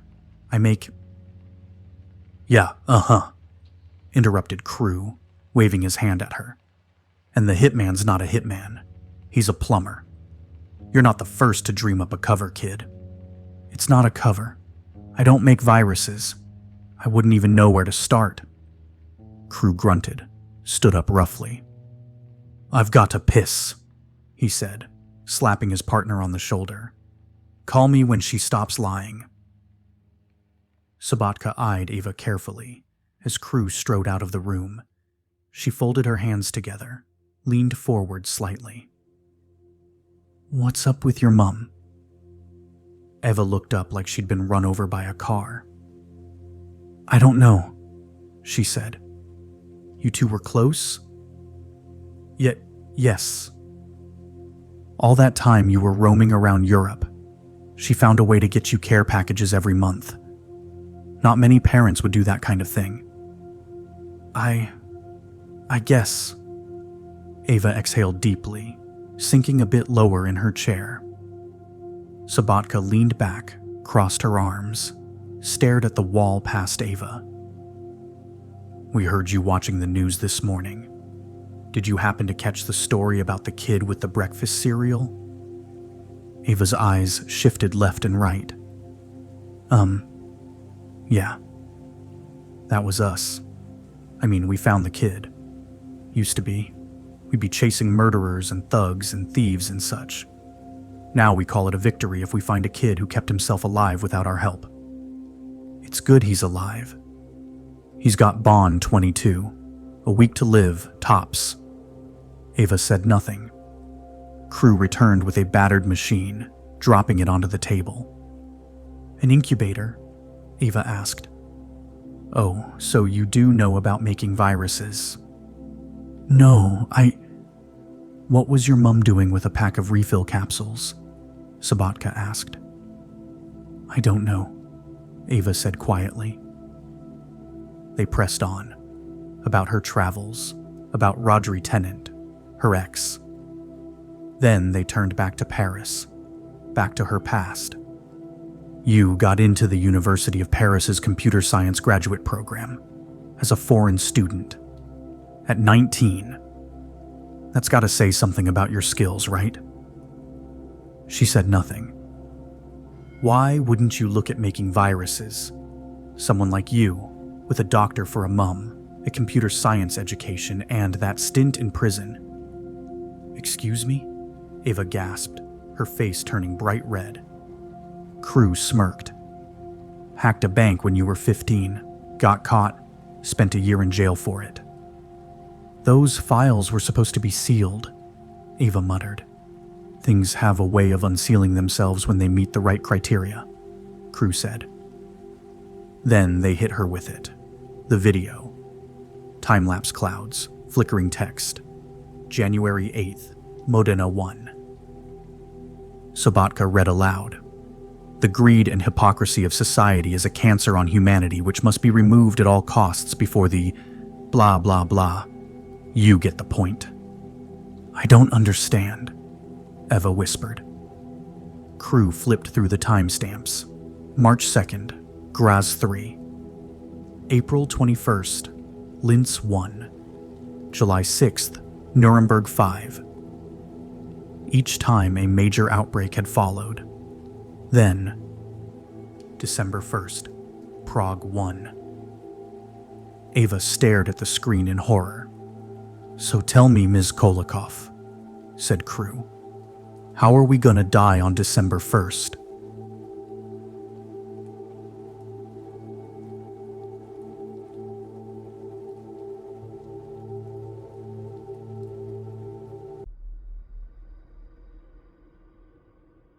Praha 5 Police Station, Prague, Czech Republic. November 28th. Eva was trembling, tears in her eyes. This isn't me. I don't know anything about this. Your history of criminal behavior indicates otherwise, said Sabatka. So what did you do? Come home with a new brew ready to strike? Found out your mother had a change of heart? Killed her to keep her quiet? Is that it? Killed her? She's dead? She cried. No, that's not. What's going on? Where is she? Crew chortled. You tell us. Sabatka slammed her fist down on the table, jolting Eva into silence. Ms. Kolikoff, you're going to want to be a bit more forthcoming with us. The courts being what they are these days, it can take months to get you to trial. And honestly, a lot of prisoners come in with the sniffles. Hold up, Crew interrupted. We don't have time for... Give me a minute, Sabatka warned, then turned back to Eva. I'm going to highly recommend you tell us what we want to know, or we'll have no reason to keep you in isolation. Do you understand me? Oh, come on, Crew vented. Give me 5 minutes alone with her. That's all we'll... Sabatka held a calming hand out to her partner, and he paused, looking away, barely keeping his frustration in check. Sabatka leaned close to Eva, squinting. I don't think you're going to tell us anything, she said. I think you'll stonewall to the end. And every minute I spend in here with you is another minute I'm not out there, hunting the damn virus. So if you're not going to come clean, tell me now so I can stop wasting my time. But I honestly don't know what this is all about. You have to believe me. Please. Crew clenched his fists, looking like he was on the verge of boiling over with fury. Listen, you spoiled brat, he seethed. It may not look it to you, but this city ain't dead yet. This is my home, even if I have to boil and sterilize every drop of water I use in the shower. It's still better than packing up and giving up. That's what you and your kind don't get, and it makes me sick. It's no great loss if Prague is wiped off the map, right? Well, you're wrong. He got to his feet, shoving the chair against the wall. It toppled over behind him. Eva jerked back, but he caught her by the hair, holding her tight, leaning in furiously. Tell us where the virus is, he yelled. We don't have time to watch you play innocent here. Tell us where it is, or I'm sending you to the most crowded cell I can find. I swear to God. Eva was crying, trying to get free of his grip, pleading. Please. She sobbed. Please, I don't know. I don't know anything about it. Please. Crew, come on, said Sabatka, stepping into the hall. It's not going to work. Leave it. Fuck it. Crew growled and slammed her head down into the table with such force her nose started to tingle. She tasted blood in the back of her throat, her eyes swirling with light. Crew stormed to the door, putting his head in his hands, trying to regain his composure. You're going into lockup, he growled, and you're not getting out. Wait, Eva sputtered, reaching out to him feebly. Too bad Mama can't help you now, He smirked and left the room, slamming the door so powerfully it sounded like cracking wood. A thin shaft of light beamed in along the bottom. Outside, shadows moved across the doorway, and she heard the inspectors talking again. Forgot my keys, called Crew. Lock it for me. Footsteps came closer, a jingling, a sorting of keys, and Eva tensed. How much do you think she knows? Asked Sabatka. Who gives a shit? We've got to keep working the angles. We got any leads yet? Crew said, hushed. A few hits. It'll take us a while to cover them all. You got time? Apparently, just a few days. Any ideas on where to start looking? None, really. It's complicated by her, Yeah. So, let's print out a list and pick a place at random. Just then, Eva heard the faint ring of a cell phone. Crew answered, his voice quiet and more distant as he walked away from the door. Then a click as the phone shut, and he called to his partner. We've got to go. Something big in the West End. Captain says Sestak's asking for us directly. Hurried footsteps disappeared into echoes, and Eva was left in awful silence, the wedge of light cutting straight across her ankles. She breathed slowly, shakily, waiting. Hello, she asked the darkness. Anyone coming to get me? She couldn't hear a thing beyond her own breathing. Carefully, quietly, she got out from her seat and edged toward the door. No sounds at all. She touched the doorknob tentatively, listening for a sound, a voice, anything to make her pause. She turned the knob gently, and it clicked, popping the door open slightly. She creaked it out further and peeked outside. The hallway was yellowing like old paper. Filthy water streaked the floor, no people in sight. Eva leaned her head further out, checking both ways, and saw nothing. Nothing to stop her. She shivered. I'm leaving the room now, she whispered. Less than a meter from the room, Eva heard a scuffle up ahead, like a paper shifting. She froze, eyes wide. She heard a loud sigh and a grunt. She searched the hallway for some place to hide. There, a few steps ahead, another door off to her right, half closed, lights off. She waited, listened. The air filters in the ceiling hummed and hissed, and the fan somewhere nearby ground its gears with a grating rumble. Then, another scuffle. Footsteps. Eva held her breath and made a dash for the room, slipping inside and back behind the door, the darkness piercing after the light of the hallway. She let the breath out slowly, evenly, trying to hear outside again. Footsteps now, closer, and she could see through the back of the door, black boots outside the room, paused, breathing. She heard breathing, a long pause. The boots slid back a bit, then turned, and she could hear muttering as the footsteps got further away. A calm, even pace.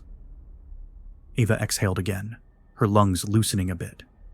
She leaned closer to the hinges now, saw into the hall, empty as before.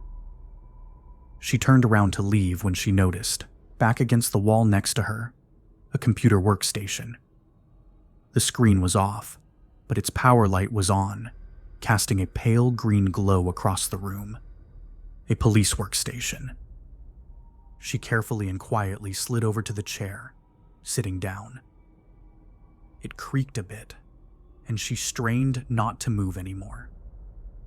She turned the brightness on the screen all the way down with the dial on the front, then powered it on. She could make out the words, but took a moment to take in all the information. There was a search box in the corner, the cursor flashing on and off, inviting input. Checking over her shoulder, Eva typed, Kolikov. She hit enter. The screen refreshed in a second, showed 2 entries. Eva's file, and Dasa Kolikov, her mother. She hovered the cursor over her mother's name, then clicked her own, bringing up a file that included her passport photo and a few stills from the security cameras on the train. She skimmed the file quickly, pausing only to try and discern the meaning of 17-5. No luck there, so she tore through the data, deleting and fabricating 64 information as fast as possible. By the time she finished, they'd know nothing about her at all. She smiled at a job well done, and hit the back button, diving into her mother's file. What she found was worse than she'd expected. Arrest warrant number 058833153. Conspiracy to commit murder. Bioweapons Act violations. Ava involuntarily put a hand to her mouth, gasped quietly. "Oh, Mom," she said. "What happened?" She heard a crackle in the room, but had no time to react.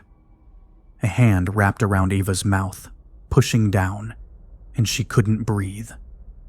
She flailed, cracking her wrist against a desk and wasting the last of her breath on a scream no one could hear.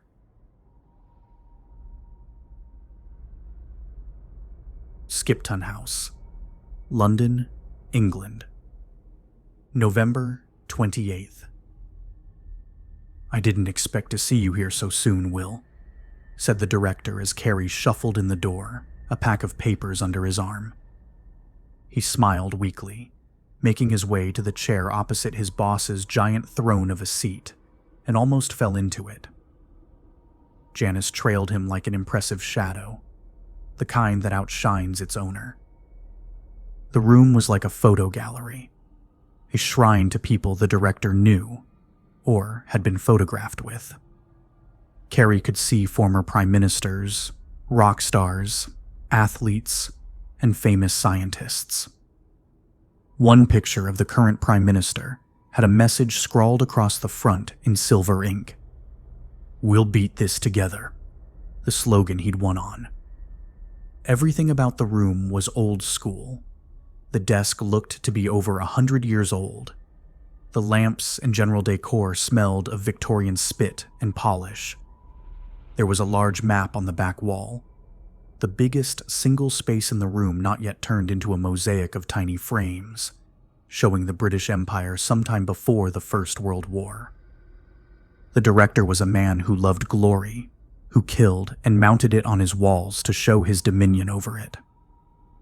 "Sorry to barge in like this, sir," Carrie said, trying to gather some of the papers back into something resembling a pile. He knocked an ink blotter off the edge of the desk and ducked down after it, smacking his head against the desk on the way. He came back up holding his head and the blotter, while his papers drifted out of his hands and onto the floor. Janice sighed loudly. Sorry," Carrie muttered again. "Not at all, Will, not at all," boomed the director, apparently enjoying how his office intimidated people. "Listen, would you like a drink? And you, miss?" "No, sir. Thank you, sir," said Janice flawlessly. If you don't," Carrie began, before Janice kicked his shin so subtly she nearly didn't move. "I mean, no, sir. I'm good. Thanks." The director nodded, leaned back in his chair, and started spinning an ornate letter opener on his desk in a way that made Carrie sweat. He grabbed the top paper from his pile and nervously, shakily, handed it over. "We've found something, sir," he said, tapping the paper lightly. "Something that could be quite bad." The director took the paper lightly, nudged his reading glasses up on his long, pointed nose, and sniffed loudly, like he was jarring his brain into gear. He smacked his lips once or twice, squinted, and then his face hardened abruptly. He looked up. Carrie immediately looked away. "What is this?" the director asked, his voice low. Janice?"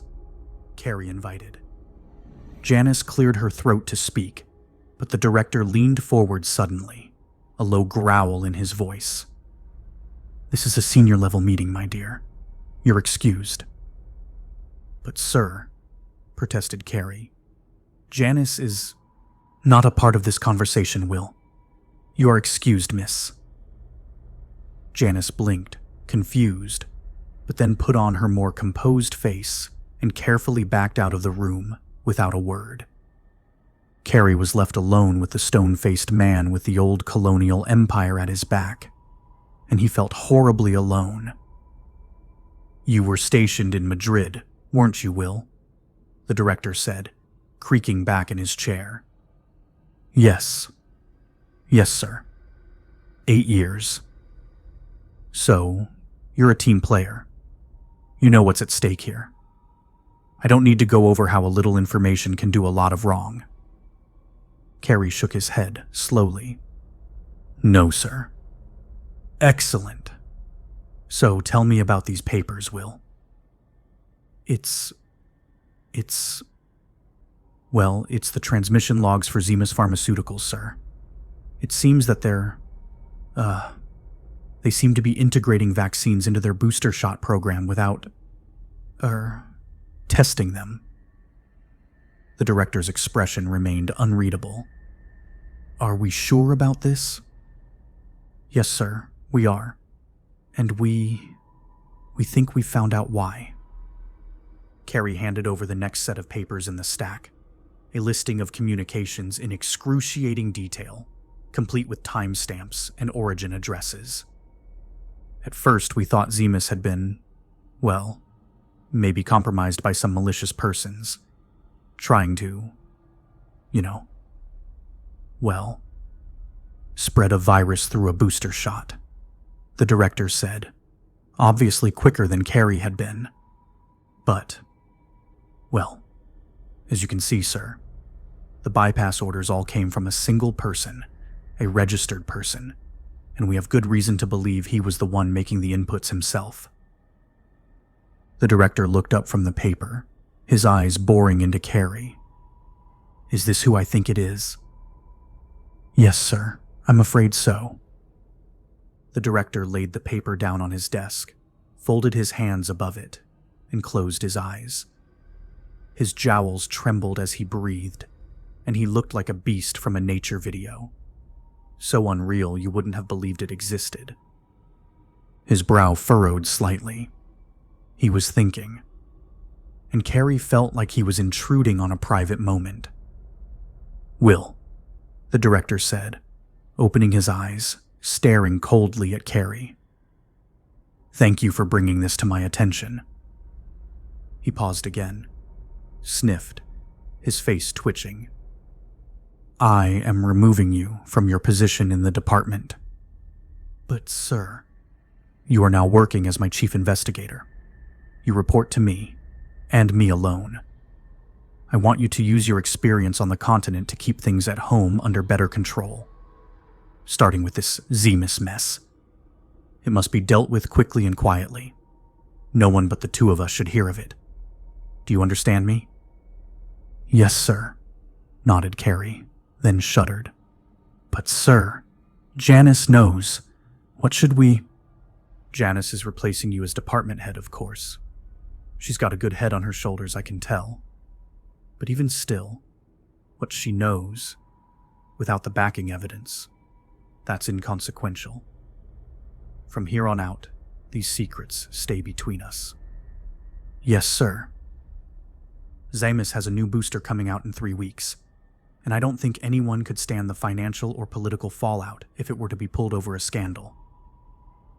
Sir? The director leaned in close, eyes narrow, his voice so quiet, Carrie found himself leaning forward to hear. I've known this man my entire life. He is a good soul, Will. A very good fellow. And yet... His gaze shifted. He was looking past Carrie, but at nothing. Yet, I can see this being true. I can see him doing this because he thinks it's the best way to protect the public. Carrie nodded. But it's against the law. The director continued, and Carrie stopped nodding abruptly, frowning. And he has to learn to accept it. So I need you to talk to him, Will, and let him know that we know. And unless he quits now, it'll only be a matter of time before it gets out. Carrie swallowed. You tell him. Not for me, you understand. You tell him that he needs to submit those vaccines for proper testing and to follow normal procedure from now on." The director exhaled slowly. He means well, but one mistake could... He met Carrie's eyes, and for the first time, there was sadness in them. "One mistake could gut our country, Will. You have to make him understand."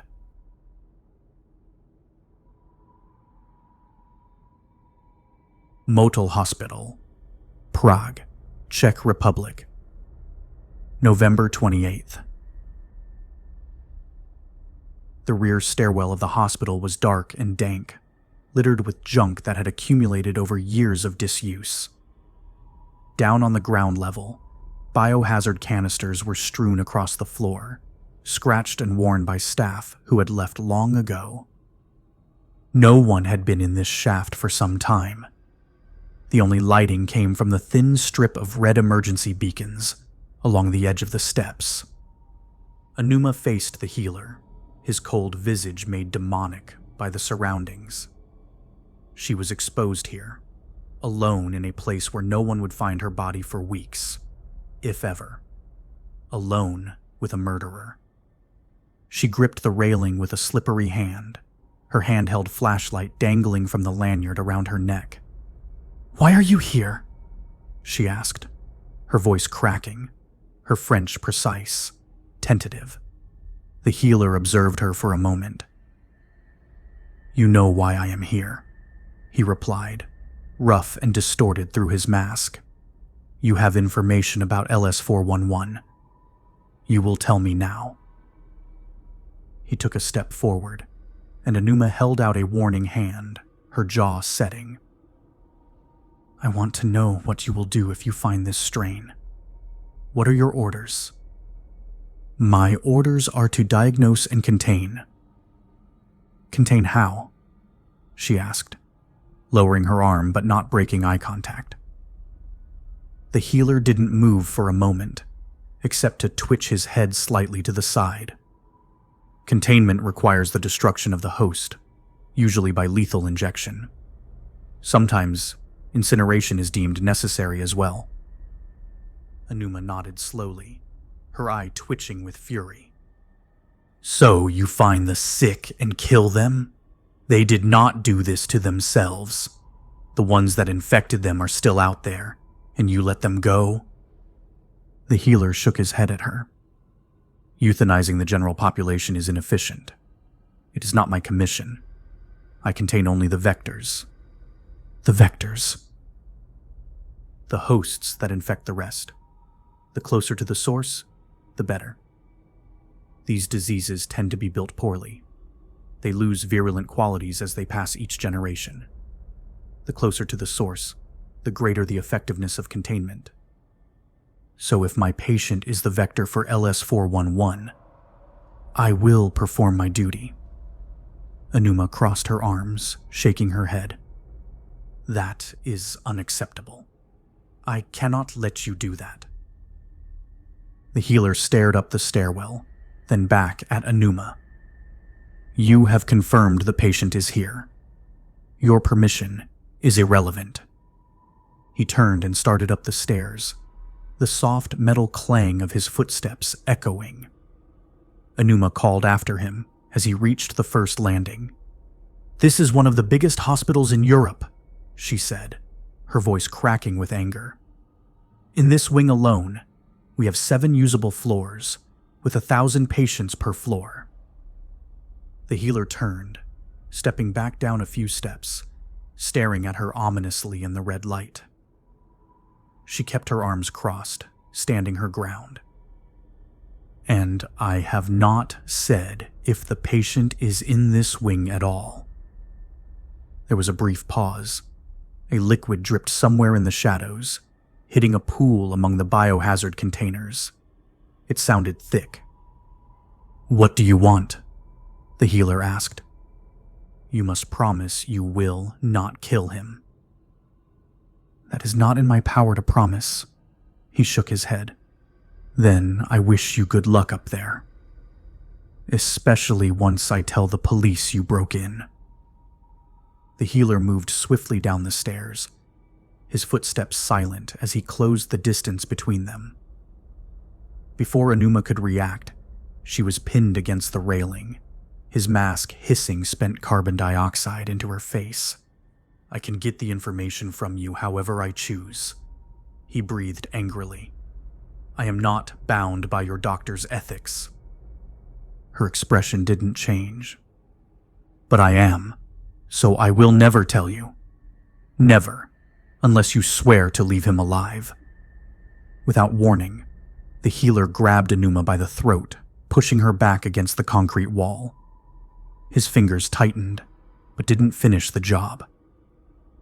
Anuma held her breath, terrified, but refused to betray any emotion. They stayed frozen, neither one budging. The healer let her go. "I will not euthanize your patient," he said, stepping away. "But you must show him to me now. No more delays." Anuma rubbed her neck for a moment, then nodded and took her flashlight in her hand again. "This way," she said, starting up the stairs. He followed close behind. There was a general grit to the steps that was slippery, yet rough. She couldn't see what it was, nor did she see the glass that crunched underfoot along the way. They moved slowly, cautiously, careful to avoid stepping on used needles. Moldy pillows, shredded gowns, and a blood-stained sink lay cracked along the way. "What is your name?" she asked as they passed the 3rd floor. The healer thought for a moment. "We have no names. Your French is better than I thought." There was a pause as they walked. The healer sounded hesitant. "We are trained to communicate with medical personnel. You handle it well. I have had time to practice." Another half-floor later, it spoke again. "What is your name?" "Dr. Anuma," she replied. "Fanta Anuma, Médecins Sans Frontières. I know your colleagues." And they know you too. Here. Wait here." She left him standing on the steps and creaked open the 4th-floor fire door. She leaned into the hallway beyond, the pale light casting a soft shadow in the shaft next to him. The healer walked up behind the door, watching her carefully. "Doctor." "Anuma," came a voice, a man's, from the hall. Anuma jumped at the sound. She drifted further out, letting the door slide closed behind her, holding it open just enough for her hand to peek through. "Doctor LaRoche," she said, failing to sound as calm as she wanted to. "Is everything okay?" Dr. LaRoche was close now. The healer could see his shadow mixing with Anuma's under the door. Fine," he said, just grabbing some supplies for the floor. "Why are you using the back stairwell? It's not safe there, is it? There are discarded needles everywhere." The healer tensed, laying a hand on his machete. "Oh no. I heard a young patient on the 5th floor talking about a special fort he had built back here, and I thought I should check it out." "Really? The things kids dream up." "I know. It seemed silly to me, but..." The door pushed open more, and Dr. LaRoche's voice was near. The healer unsheathed his weapon, holding it ready. "Did you find anything?" LaRoche asked. "No," Anuma gasped. "No, nothing. Many discarded needles, as you said. I would not risk going in there. Who knows what people discarded?" Dr. LaRoche chuckled, but didn't move. The healer did not move either. "Might want to get the boy checked for dementia. Could be Waterloo or London 9. "Certainly not, I agree. I will order the tests." A pause, and then the door swung shut. The healer caught it with an impatient grab, pushing it open as he stepped past her. "You lie well," he said. "Which one is it?" Anuma led him down the hall to a frail man, wired to a dozen monitors. "This is the patient," she said solemnly. "My brother, Dr. Ajobi Anuma."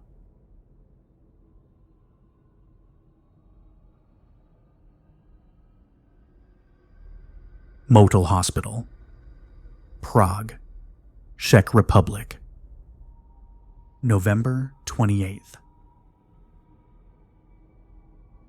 Anuma took Ajobi's hand and rubbed his fingers gently. He opened his eyes. At first, he didn't notice his visitor, but when he caught a glimpse of the mask, he panicked, trying to climb up the back of his bed as if it were an escape route. "Shh, quiet, brother," Anuma said, placing a hand on his shoulder, gently pushing him back down. His heart monitor rang louder and louder, a red light flashing more urgently on the console above the bed. An emergency call button. The healer put a hand on his machete. "Quiet. Quiet now," Anuma said with a soft voice. "He is here to help you." She turned her gaze to the healer, hopeful. After a brief moment, he put his hands out, palms up, and bowed as a gesture of goodwill. It worked well enough. Ajobi's heart rate was calming fast. Anuma stroked her brother's head, and though he was much less agitated, his eyes were still wide with fear. "Ajobi and I came from Furke 3 years ago," she began. "What is Furke?" the healer interrupted. "Where is this place?" "What is it to you?" Ajobi asked, before breaking into a hoarse, dry cough. "If your infection began in another town, I must travel. I have no information that LS-411 is anywhere but Prague." "Furke Sedugu is in Côte d'Ivoire," Anuma said. "In Africa." The healer nodded slightly.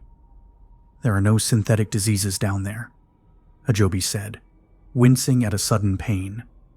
"Whatever it is I have, I got it right here." "Besides," Anuma added, "they do not let sick doctors help in the relief." The healer tilted his head. "Relief," he echoed. "6 weeks ago," Anuma continued, "these lesions appeared on Ajobi's neck and chest." She held out his arm, showing a purplish patch no more than a few centimeters across, shiny even in the dim light. "At first, we thought he had contracted something from one of the patients here, so we started him on Pathonex and kept him in isolation. Unfortunately, the other symptoms he developed do not fit with any disease we have encountered before. We have compared it to every entry in the WHO pandemic database. No one has made a virus this way before." The healer leaned a bit closer to Ajobi, his mask hissing at regular intervals. "What other symptoms?" he asked. Anuma held the LS-411 card, blocking his view. Her voice grew stronger, a bit more resolved. "These," she said simply, dropping the card onto the bed. The healer straightened and looked towards the sealed window, the drawn curtains blocking the faint light from outside. "Your brother did not die within days. He must be a carrier, not a victim. Most of your diseases, they make longer the life of the vector, to infect more. You have done good in isolating him. You have slowed the spread." He paused. "It is usual for a vector to show symptoms. I have only seen this once before, where the host was bedridden." "How did it turn out?" Anuma asked. "Badly." "So what then?" Ajobi asked. "I'm not the vector. There was someone else before me?" The healer nodded and removed a black pouch from his belt. The two doctors became noticeably tense. He paused, hand over it, not opening it up. I will require a blood sample to verify. But in my experience, you do not look like a first-degree vector. Anuma's face betrayed a smile. Then you will leave him alone. You are only interested in the vector, yes? The healer stared at the black pouch for a moment. I have given you my word, he said quietly. But my directives are to eliminate hosts. I should euthanize him now. But you won't, Anuma said, uncertain. The healer only looked at her. No, he won't, Ajobi said weakly. And he won't draw any blood either. That is not what I said, the healer interrupted. Because if he does, I won't tell him who infected me. Both Anuma and the healer looked at Ajobi. Anuma's mouth hung open slightly. She took his hand in hers, squeezing it gently. Ajobi, what are you? There was a man, an American. His name was Lewis. I never learned his last name. He was a junkie, a sickly old thing. I was working the pit alone when his girlfriend, a prostitute I think, came and begged me to check on him. He'd passed out, possibly from an overdose. She couldn't wake him, couldn't move him, but she'd brought her car, so she drove me to his house. When I got there, he was barely alive. I performed CPR and flushed his system with the tools I had, and he seemed to be recovering well enough. But when he came to, he was delirious, probably spooked by my hospital uniform. He stabbed me with a needle. Anuma covered her mouth in shock, sinking lower onto the bed. It didn't hurt. I didn't think much of it at the time. I flushed the wound, took the standard stopper dose of Pathonex, and moved on. You think he was your vector, the healer said. It would make sense. I got sick a few weeks after that. What else could it be? The healer looked at the black pouch for a moment. Where does Lewis live? Michalska, house number 21, I think. It had a green door. That much I remember. The healer took hold of the pouch, put it back into his belt, and did not look at either Anuma or Ajobi.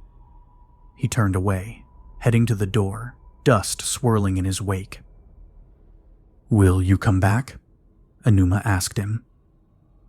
He stopped, looking at her, framed by banks of monitors and equipment flowing wires onto the floor. Pray, I do not, he said, and left. That was dangerous, Fanta, said Ajobi once they were sure the healer had gone. Anuma backed away from the door, returning to his side. Her eyes glistened with fear. I am sorry, Ajobi. I thought the lesions matched yours. I thought he might help you. You know healers don't help anyone but their own. He might have killed me. Fanta lowered her head, containing her crying. Ajobi patted her hand with his, weak and faltering. But it will be fine, he said softly. If he finds my vector, we might have hope. They have some of the best minds in the world working there. If anyone can crack it, they can. It's a long shot, but we can't lose hope. She smiled at him, but it was clear she didn't share his optimism anymore. How do you feel today? She asked. A bit better. I haven't got much left to vomit, and the sedatives help with the rest. No new lesions this week either. It's as close to progress as I can manage. Ajobi winced, shifting in bed. His heart monitor beeped erratically before settling. I will get more morphine, she said, but he caught her arm. Don't waste it on me. With any luck, that monster you found will have a cure for me. I would rather never see him again, Anuma confided. Neither would I, Ajobi said quietly. But somehow, I think we will.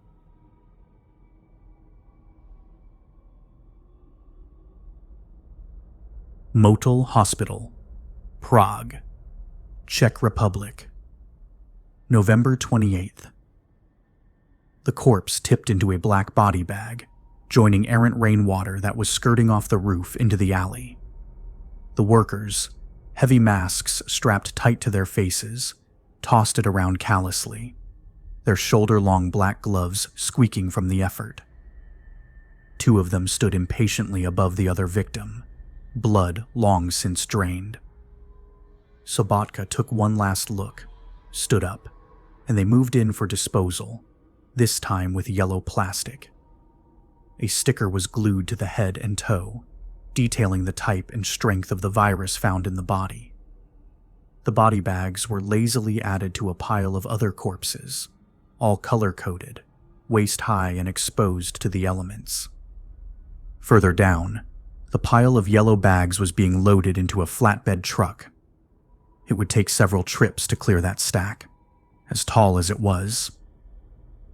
Sobotka walked down towards the mouth of the alley and joined Crew, who was interviewing a bruised old woman in bloodied clothes. Her eyes darted between them, but never at them, like she was talking to ghosts and not people. "A brown cloak?" Crew asked, tapping his pen on his notepad. "Anything else?" The old woman nodded furiously. Yes, a dark face, like a fly. He had no eyes and no soul. Crew smiled a bit, jotted notes. Sobotka checked his scribblings, then put a hand to the woman's shoulder. "Did he hurt you, ma'am?" "Number. No.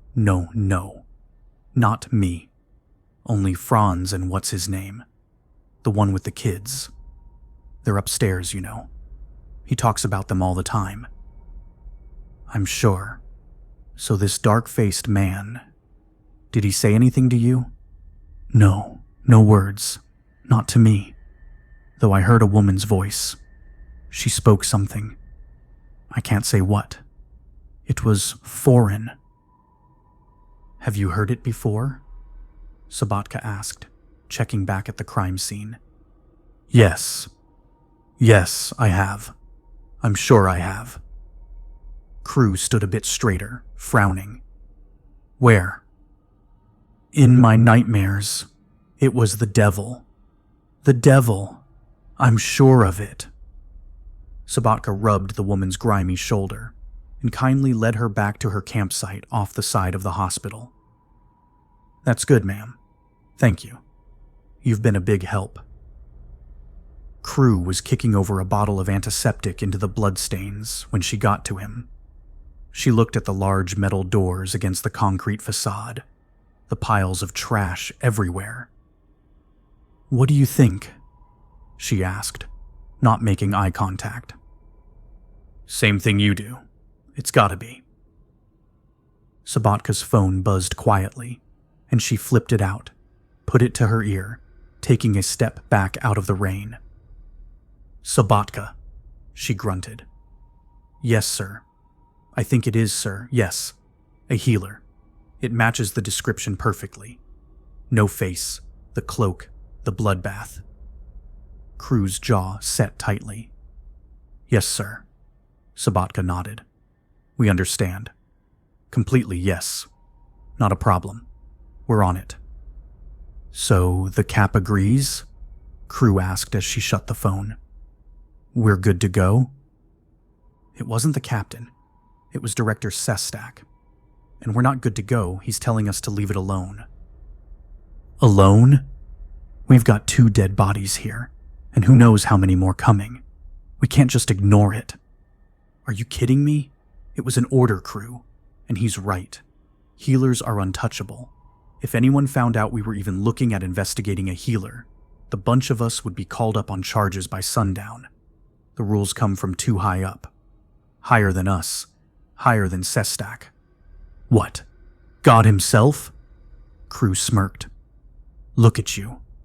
All for defending the peasants, until the peasants meet some Chinese butcher, and then you're fine with it. Of course I'm not fine with it, shouted Sabatka, and the nearby crowds turned to stare. She lowered her voice, growling. But this is a fight you can't win, crew. Without the law on our side, at best we're on even footing with a healer. At best. And everything I've heard says he's got almost supernatural powers. You really want to go up against that? Crew grinned. I do. I really do. Look, I hate being pulled in 1,000 directions as much as you do, but that's what we get for not retiring with everyone else. We have to cover extra ground we don't want to cover. But what we don't do is go looking for trouble where there isn't any. This is trouble. You know that's not true. You heard that woman. The healer was talking to some woman, here in the hospital. That means he's got an accomplice. The president himself might be watching the healer's back, but there's nothing that says we have to let a Czech citizen call him in. To me, that's betraying your own. That's treason. You're insane. We'll never find a woman in a hospital of thousands, and we'll damn sure never be able to arrest her for talking to someone who is technically doing nothing wrong. You have no faith in the power of the badge, Sabatka. She growled, turned away, staring into the rain. The flatbed truck's gates clanged shut, its cargo full.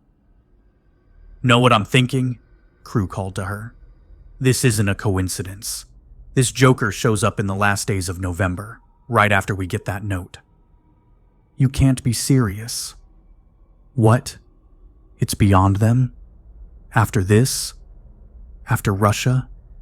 After what they did in their own backyard? It's the wrong MO. It doesn't fit. And you know it. We can't waste time on something like this, when there is a real threat out there that needs our attention. Listen, he's already put 2 more in the pile. I'm not letting him add any more. Crew motioned to the pile of yellow body bags. The truck chugged to life and started away, off to the incinerator. There were still hundreds of yellow body bags stacked in the road. Sabatka shook her head, slumping her shoulders. You're a fool. Crew shrugged. You with me, or do I do this alone? Sabatka shook her head, annoyed. We've got enough on our plates with the girl. That's our job. That's what we're paid to do. Sestak is waiting for results there. And it's a real public safety issue, crew. This is just glory hunting. So I do it alone, then. Damn right, she said, burying her fists in her jacket pockets. A cold wind blew across the alley, whipping her hair into her face.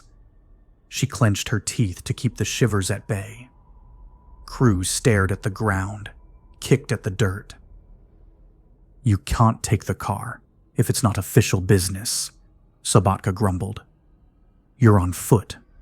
You're going to be out in the snow, looking for a ghost. You sure you want that? It's not going to snow, he said, pacing away from her, arms folded and chin out. It's only November. It'll slush a bit. I'll survive. Sabatka watched him go, shaking her head to herself. I'm not so sure, she said.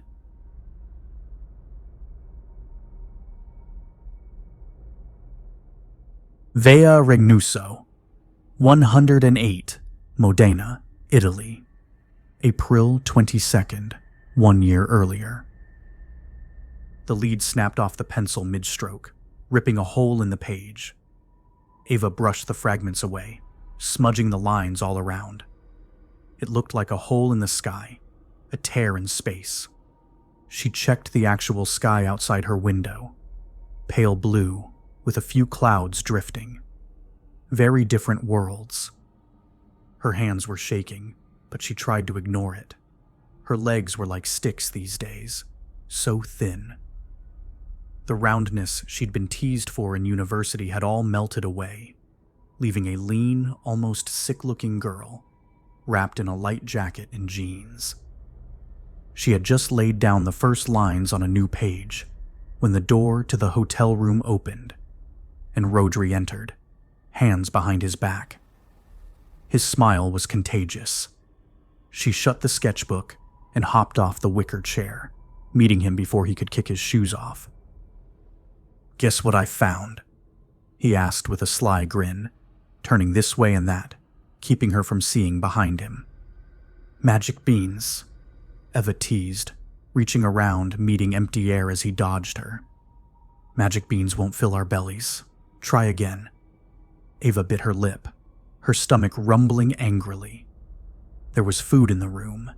This was no time for games. "If it's stale bread again, you're making way too much of a fuss about it." "It's not stale, and it's not bread. It's..." He held out a pair of red, shiny apples. "A treat." Eva could barely contain herself. She leapt at him, giving him a hug that made his back crack. He blew her bobbed hair off his face and laughed. "If you make me drop them, you're homeless. Got it?" "How did you find them?" Eva gasped, pulling back, taking an apple in her hands. "Last time I was down in the market, they were like 10 euros each. 11, actually. Inflation. Got the 2 for 20, though." Ava's face dropped slightly. She took a step back. 20. How did you get that much money? I thought we were saving that for emergencies. Things are tight, Rodri, and I don't know how much we can... It's not our emergency fund. That's the second bit of news. Eva crossed her arms. Do tell. Rodri took a large bite out of his apple, chewed noisily, a smile betraying how much he was enjoying it. After a few chomps, he explained, words slurring from the juice. "I got a job." Eva leapt at him again, knocking him back a bit, wrapped her arms around him and kissed him hard on the mouth. Sweetness from the apple juice. He started laughing, kissed her back. "So, you're happy for me then?" "How did you do it?" "There's a company in town." "Where?" "I thought we'd checked everywhere and..." "You want to keep asking, or you want me to tell you?" he teased. She unwrapped herself from him, threw herself on the bed, legs crossed, and started eating her own apple. It was magnificently sweet, made her warm in the brisk spring air. Rodri kept standing, foot tapping madly on the ground. He was full of excited energy, and it was infectious to watch. "It's not the kind of work you're thinking. It's for a restaurant." "You're cleaning dishes?" "No, not dishes. The owner wants to shut down his dining area for good. He lost a pair of waiters last month, and he's sick of it. So he put up this ad, says he needs couriers to deliver food to customers around this and a few other towns. Nice racket. All the money, none of the risk. Can't blame him. But yeah, I saw he was running it purely by phone-in, and I saw an opening. How many people have proper working mobile coverage these days, right? Not many. But how many people can still squeak out a data connection to their laptops? Clever, Eva said, her face bright with admiration. She started fidgeting as the apple was bitten down to the core. I talked him into letting me build him a website, complete with online ordering. Nothing too fancy, but it saves him having to hire a full-time receptionist. Pretty smart there, science boy.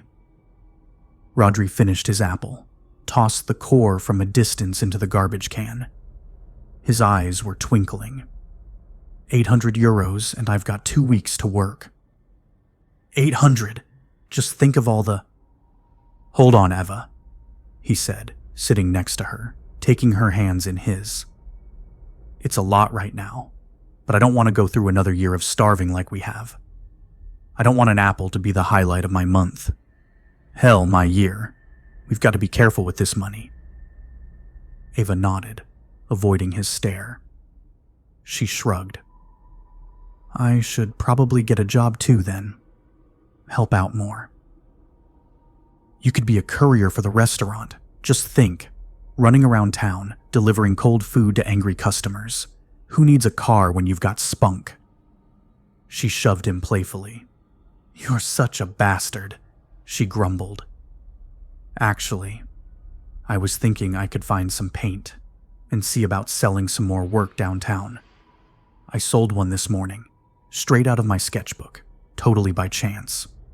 This middle-aged guy from out of town just wouldn't take no for an answer. Congrats! Which one? The one of Mazel by the river, Ava beamed. Ah, yeah. I could see that one being popular. She had that seductive look about her. Ava frowned at him. What seductive look? Oh, come on, you drew it. It was her whole come-hither thing. Ava pushed him over by his face, crossing her arms in mock anger. He laughed.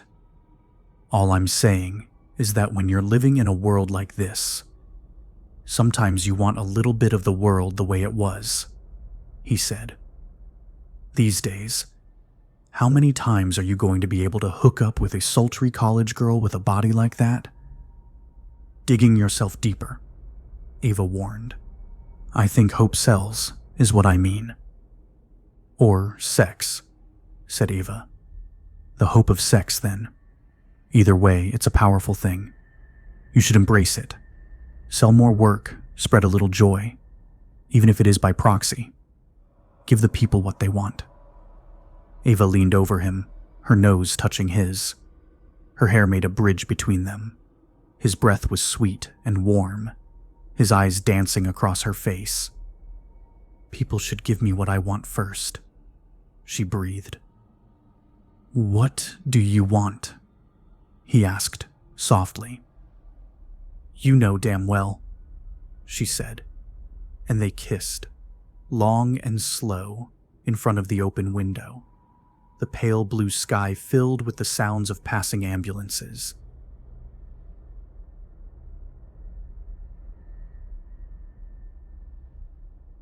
Praha 5 Police Station, Prague, Czech Republic, November 28th. Ava, wake up. Her vision was blurry, and she coughed violently as if she'd nearly drowned. Blinking, she forced her eyes to focus, barely making out the shape of a face above her. The green glow from the computer lit his haggard appearance. She gasped, squeezed her eyes shut, tried to shake herself back awake. Pyotr? She wheezed, her voice weak. Pyotr smiled nervously, nodded and brushed her cheek with rough hands. His hair was cut short, patchy like he'd done it himself. His eyes were ringed with creases, dark circles, tiny scars, the wear and tear of a living hell. They were still brilliantly blue, but the rest of him made the color feel tired, no longer vibrant. He wasn't the wiry kid she'd known at school. He was lean and muscular now, tougher. I'm sorry, Ava, he whispered. I didn't know it was you. Are you okay? Can you breathe? You choked me.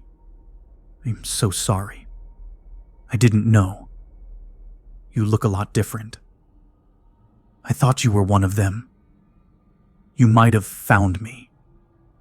Where are we? The police station, he said, checking over his shoulder nervously. We've got to get moving. Can you walk? Ava got to her knees, her legs wobbling beneath her.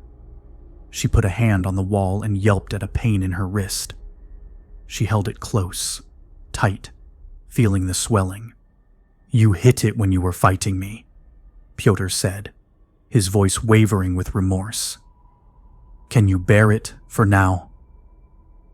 Ava nodded, cradled the arm, and got to her feet. Pyotr stood next to her, supporting her with a well-toned arm, craning his neck to see out into the hallway. "It's good timing, you stopping by," he said softly. "Guess I'll have some company for Christmas after all." Mention of the holidays dragged Eva back to reality, and she backed up suddenly, her face blanching. "Oh my God, Pyotr!" she gasped. "We have to get out of here. There's a virus. An outbreak hitting here December 1st. Shh. Eva, quiet, or they'll hear us." Eva lowered her voice, but her eyes were wide with fear. "We can't stay here. We need to get out before it starts. Please, you have to help me." "I will, but—" "We have to find my mother and escape before—" Pyotr put a hand over her mouth, keeping her quiet while he checked down the hall. "I will, I promise. But for right now, shut up and move fast, or we'll be rotting in jail when the city explodes. Got it? Now move." A third-floor hideout. The windows were broken, shards strewn across the weather-worn carpet. Smoke still clung to the air, though the third-floor bedroom had been spared from the fire that gutted the rest of the building. The floor creaked when Eva stepped, so she walked gingerly, following Pyotr's precise path. "We don't have time, Pyotr," she urged. "We need to start looking for my mother, finding food to travel." "First things first," he interrupted, reaching a solid portion of the room and kneeling down on a mattress pressed against the wall. "We need to check your arm and get you fixed up. The way things are out there, you wouldn't last long like that." Eva didn't respond, so he grabbed her arm and rolled up her sleeve. She bit back a yelp of pain. Her wrist was purpling, noticeably swollen. Pyotr sighed. "Looks nasty. Sorry about that." She shrugged, then cried out loudly as he tried bending her hand up and down. He let go and started rummaging through his pockets, pulling out food packets, half a dozen marbles, a pair of pliers, and a bundle of beige elastic wrap. "You come prepared." Eva smiled. "This isn't what I usually use it for, but I think it'll do." He reached out to the nearby window ledge, grabbed a handful of snow, and carefully placed it on her arm. She was already so cold it barely registered, but as it melted, it made her skin tingle, like tiny fiery pinpricks. Eva looked up at him as he applied the second round of snow, shaking her head. "You look so different, Pyotr. Your hair is... It used to be beautiful." He shrugged, cocked his head. "Don't rub it in. It was getting too hard to manage without a bath. Took me days to get up the nerve to do it all in, with the edge of a tin can no less." "It shows," Eva smiled. "The beard is new too. You were always the clean one. It's just kind of strange to see you like this." "You look awfully new yourself," he said. "But long hair suits you, I think." "Thanks," she said. "I think it's awful." "Goes with the wrist." "Yeah," she sighed, catching some of the water dripping off her arm with the palm of her hand. Pyotr put another handful of snow on her, wiped his hands on his jacket, and picked up a food packet he'd removed earlier. "You keep that up until the ledge is clear, and I'll get us some dinner. A quick dinner, yes?" Eva nodded hesitantly. Pyotr tried to rip open the package, but it wouldn't give. "Stupid things never open right," he grumbled. "It's so good to see you," Eva said softly. "It's good to know someone here. Someone alive from the old days." "Yeah," was all she said. Pyotr did a mock roar and pulled furiously at the package, but it still wouldn't budge. He stomped an angry foot on the ground and leaned into it with all his strength. the wrapper foiling his every move. Ava laughed, shaking her head as she watched him. "You know, I used to have the biggest crush on you in first year," she said. That caught Pyotr off guard. Just at that moment, the package burst open, and half the ration skidded across the floor, stopping at Ava's feet. Pyotr stood there, stunned, then upset, then shocked. He looked at the other half in his hand and sighed. "That was sudden," he muttered, then handed her the safe half of the ration. "Here you go. Eat." Ava took the food with her good hand, giving a weak smile, which dissolved as Pyotr snatched up the other part from the ground and dusted the dirt off its bottom. "Don't," she said seriously. "It's not worth the risk." His blue eyes caught hers. He shrugged slightly. "I'll live," he replied, but she grabbed his arm with her swollen hand, wincing. "Don't be stupid. You can't know that. You can't risk that." Their eyes stayed locked. Pyotr dropped the food onto the ground and flicked it away under a chest of drawers. "Be careful with it this time," she warned. He smiled at her. She bit into the wafer, wincing at the taste, how it sucked the moisture from her mouth. "Yum," she sighed. "Stale strawberries."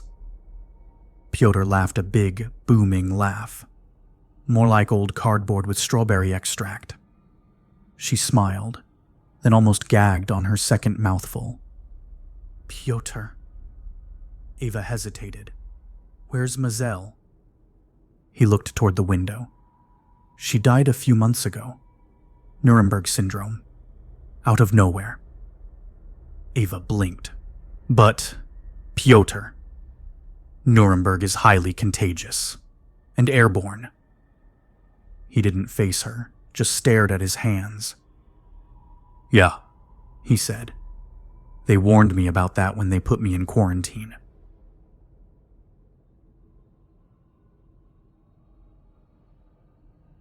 Naczelne, Prague, Czech Republic, November 28th. Ava gasped, moved away from Pyotr urgently. She had no mask, no protection.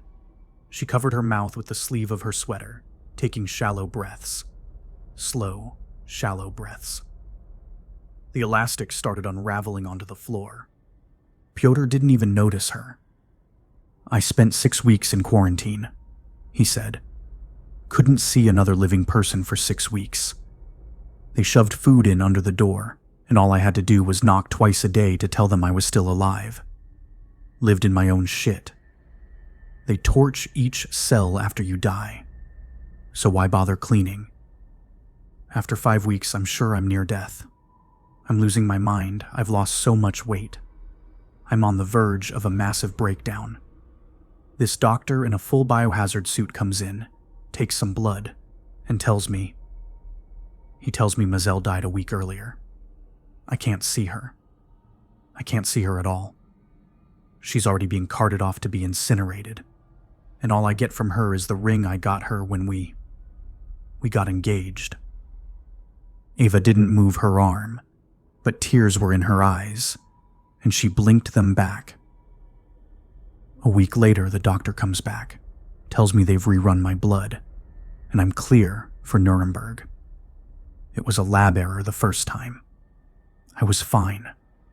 I could have been with her at the end, but they made a mistake. So she died alone, starving, drowning in her own shit. It's just wrong, Ava. It's so wrong. Ava carefully, gently, lowered her sleeve from her face, reached out towards Pyotr. He was still staring out the window, watching something that wasn't there. They sat in silence, the snow making no sound as it drifted onto the window ledge. Ava offered the last of the wafer to Pyotr. Are you hungry?" she asked quietly. Pyotr looked at the wafer, his eyes narrow, then carefully plucked it from her hand, perched it in his fingers, but didn't move to eat it. "What were you doing at the police station? Was it business or pleasure?" She laughed at this. "Very much business," she said, leaning back on the mattress, the dampness making her shiver. "They think I'm some master virus maker." "You?" he laughed. "Our little Ava? You're joking, right?" "Wish you'd tell them that," she said, shaking her head. "They don't believe me." Pyotr patted her knee, held his hand there a bit longer than necessary. "They don't believe anyone," he said. "I've noticed. But listen, we need to get moving. I have no idea where my mother is, and there isn't much time before the virus hits, whatever it is." "You really trust cops? About this virus theory of theirs?" Eva's eyes darted to the ground. "I do. I wish I didn't, but I do." He nodded, started on her wrist again, wrapping faster this time. She gritted her teeth. "Sit tight. I'm not a doctor or anything, but I'll make you useful again." Ava looked outside, the snow falling, then back to Pyotr. "Thanks for this. I'd be lost here without a friend." A gust of wind outside blew drops of water into the room. Pyotr wiped it off his face.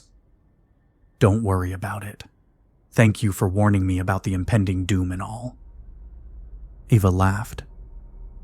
"Sorry about the accommodations, by the way," he said, frowning. "You interrupted my apartment hunting. The police keep the best list of vacant buildings in town, so I like to plan a little raid every so often to find some new digs."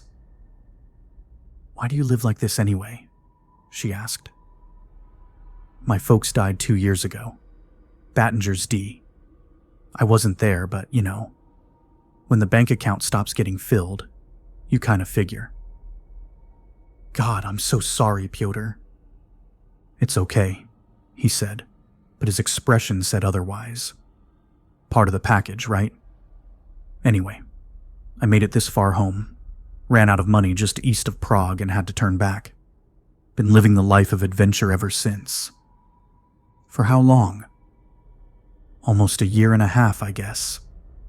Can't afford a watch battery," he said, smiling again, showing her his stopped watch. Ava frowned at it, then pulled the wad of papers and cards out of her pocket, fished through them until she found a €100 note. She handed it over to him. "Here you go," she said. "Get yourself hooked up. It's on me." He took the money, waved it a bit, smirking. "Now, all I've got to do is find some place that sells batteries, that's still open for business, and accepts cash. Yay." "So it's really that bad here? They were still taking paper money in Stuttgart when I left a few days ago. What are you supposed to do then? How does anyone survive?" "They don't, mostly," said Pyotr seriously.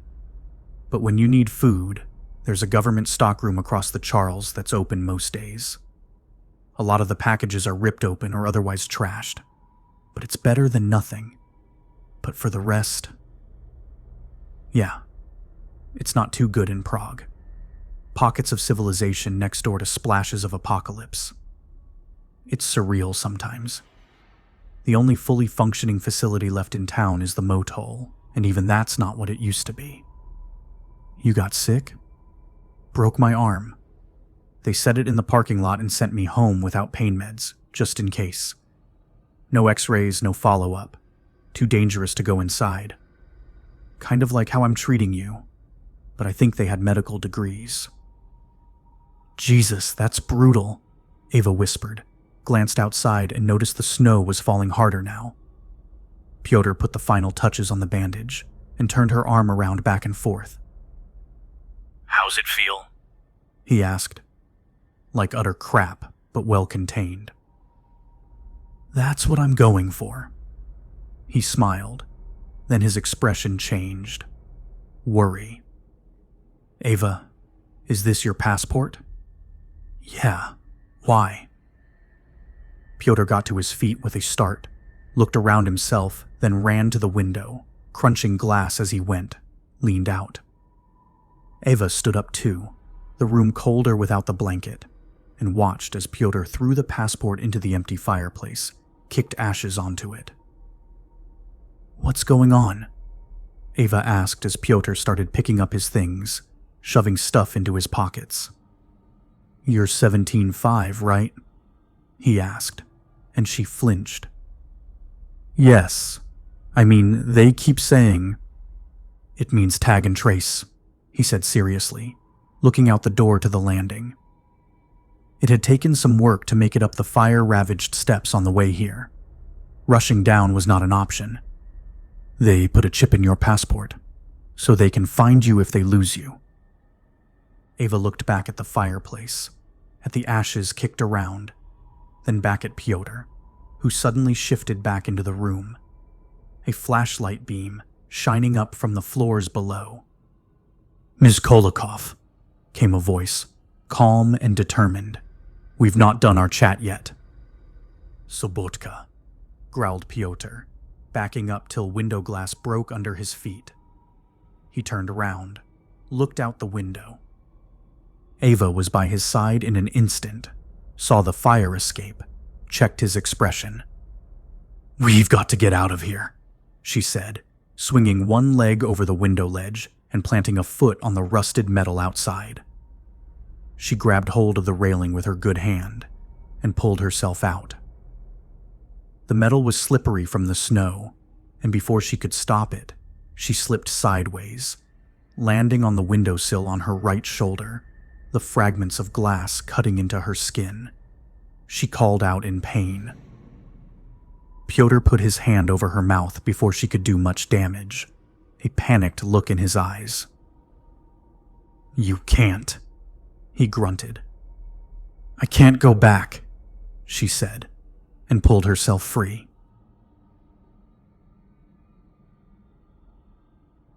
Na Celne, Prague, Czech Republic, November 28th. Ava's heel hit the ground, and for a moment she thought she had dropped 2 stories unscathed. But then her weight shifted. Her foot slipped on slick ice, and before she could react, her head hit the pavement. Pain shot pink and bright blue streaks across her vision. She blinked rapidly to regain her sight. She gasped at the pain, closed her eyes again and held them shut so tight it felt like her brains might collapse from the pressure.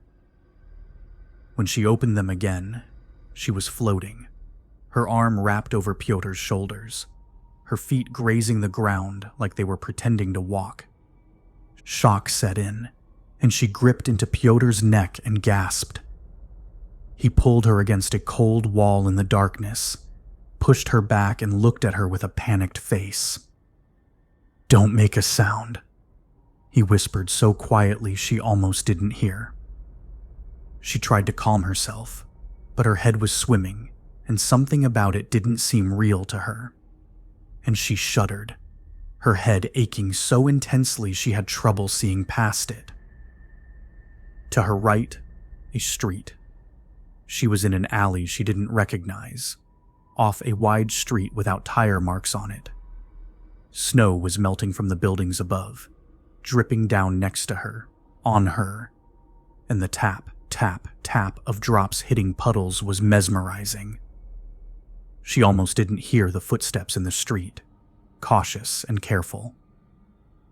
Pyotr put a hand down onto her stomach, pushed her back, and she fought against her delirium, kept herself still. She saw the figure through the pain.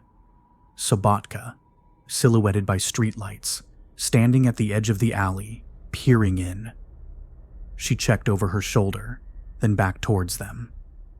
Ava didn't even breathe, heard her heartbeat in her ears, the sound of her head rubbing against brick. Sobotka pointed a light into the alley. Too far left, too far right. Then she settled on a spot just ahead of them, so close the beam was blinding. Water tapped, and Ava could hear Pyotr's slow breathing beside her, and his hand was pressing so strong into her stomach it hurt. The light wavered slightly, darted quickly toward them, and then swung back, away, and Sobotka was gone.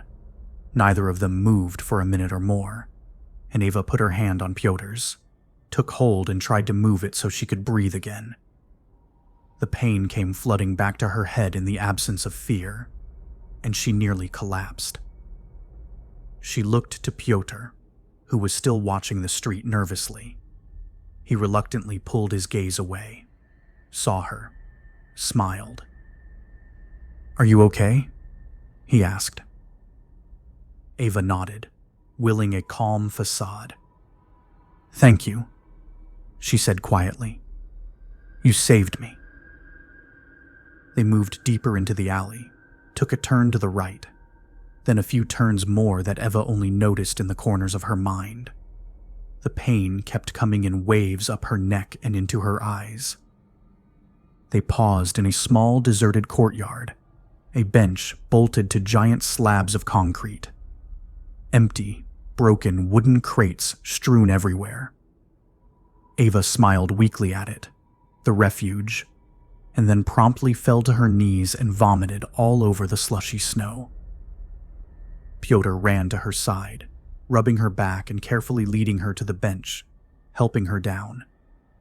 She felt another wave coming on, but swallowed, tried to see past the pain in her head.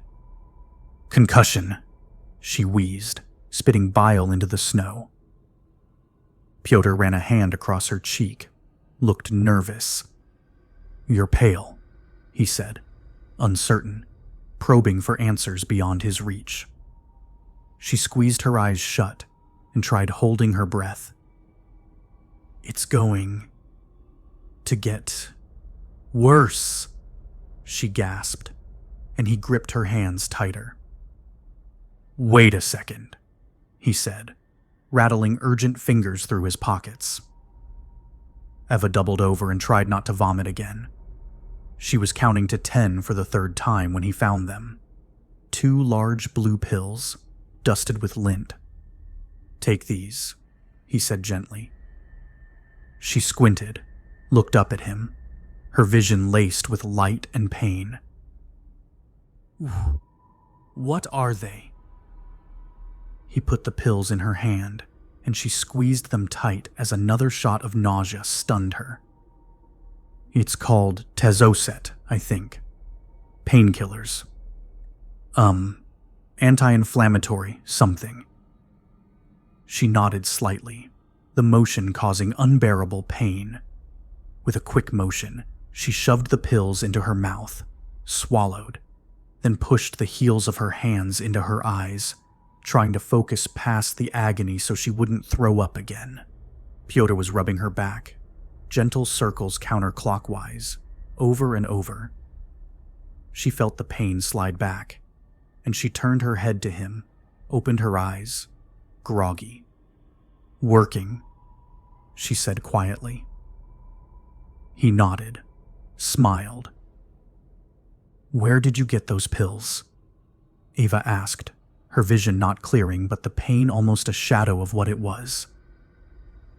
Pyotr looked down at the snow, guilty. "Mazel," he said simply. Somehow the cold was less frightening than it had been before, and Ava almost thought the sound of the wind on the rooftops above sounded muffled, somehow off. She took a deep breath, and her vision rippled with light. "Painkillers working," she slurred. "And strong." She fell into his arms, and he held her tight. "Listen, Ava," he said softly. "I know you and Rodri had your differences, but..." Ava's vision was so blurry suddenly, she couldn't see her own legs beneath her, and the fuzzy shapes around her were shifting and turning, and she felt so dizzy and sleepy it was hard to listen. "Sometimes you don't appreciate what you had till it's too late," she heard Pyotr say, but she didn't really know what it meant anymore. I need to find my mama, she sighed, and he caught her head as it fell backwards. Ava, can you hear me? Ava felt her eyes roll back in her head and fell as if she were sinking into a snowy field, with Pyotr somewhere out in the sky, calling her back to him.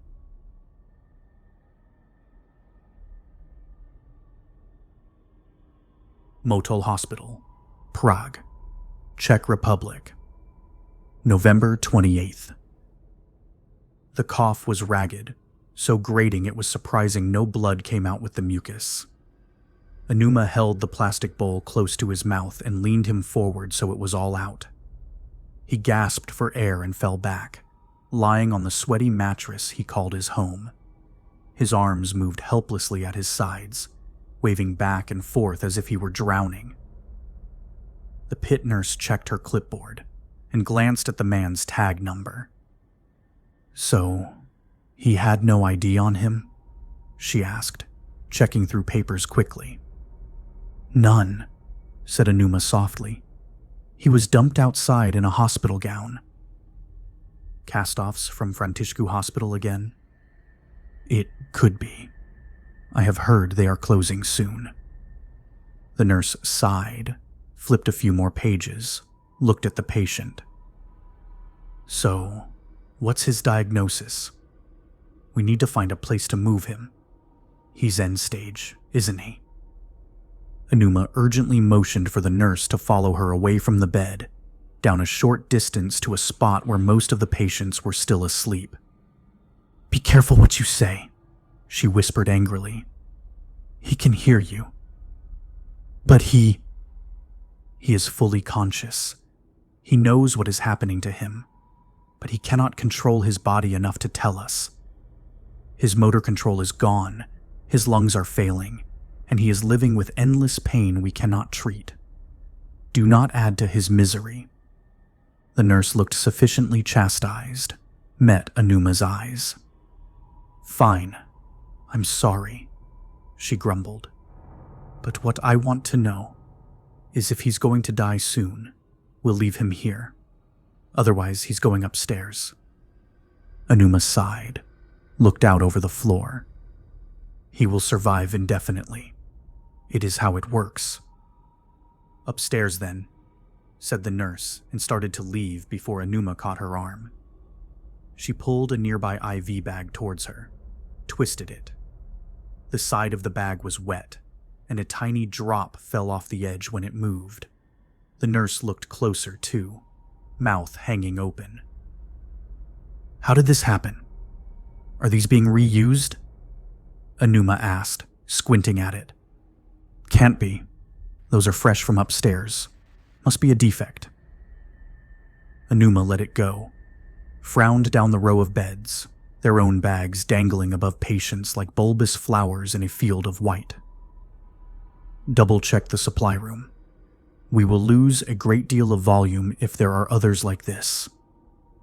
The nurse gave Anuma a withering look that went unnoticed. Yes, doctor. She glowered, then walked back to her muted patient, clipboard in hand.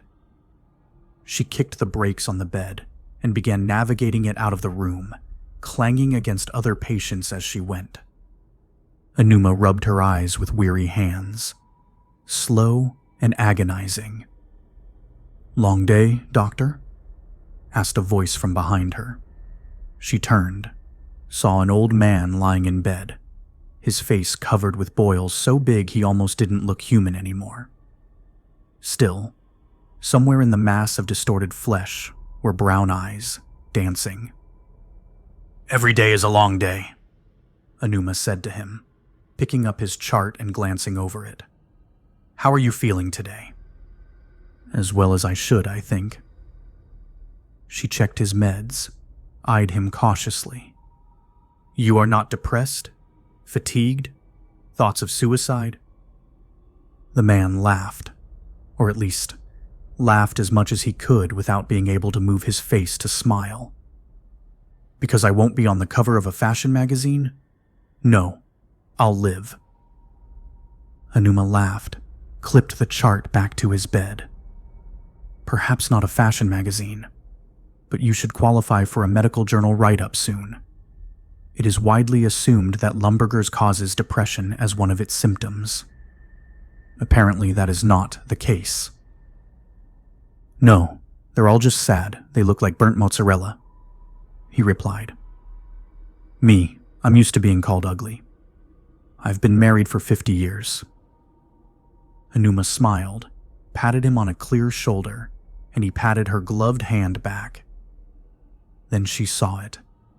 Another drop falling off the edge of his IV bag.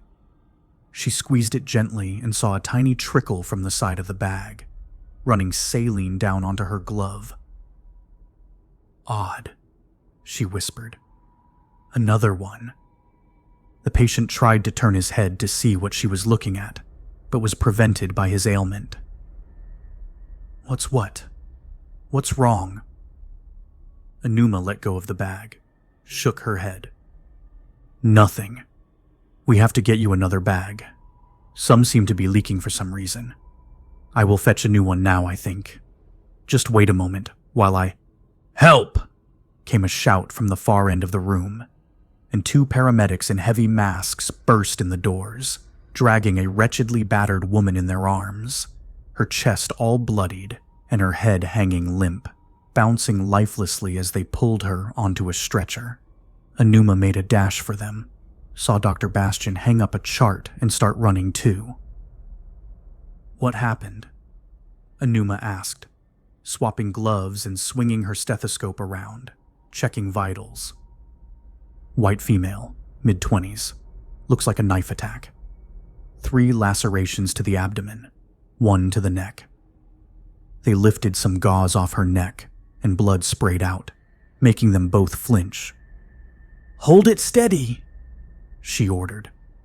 But if you are scared of blood, you are in the wrong job. Vitals. The paramedics scrambled to answer. Anuma ignored them, checked the wounds, probing with gentle fingers. Very deep. Liver, maybe. Vitals. Now. We couldn't check, said one of the paramedics, backing up again at the sight of blood. Anuma glared at him.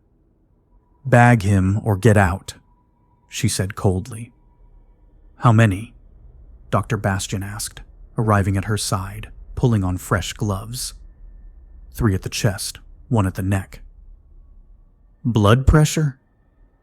We do not know yet, she said, glaring at the paramedics. Dr. Bastian snuffed, knocked the brakes off the stretcher, and wheeled the patient over to the makeshift trauma area. Anuma kicked a pedal up and down near the bed, priming the generator. A short cough later, the lights came on, beaming bright white onto the blood. One of the paramedics had already disappeared. Do a blood test on her, for God's sake, Anuma hissed to the other paramedic.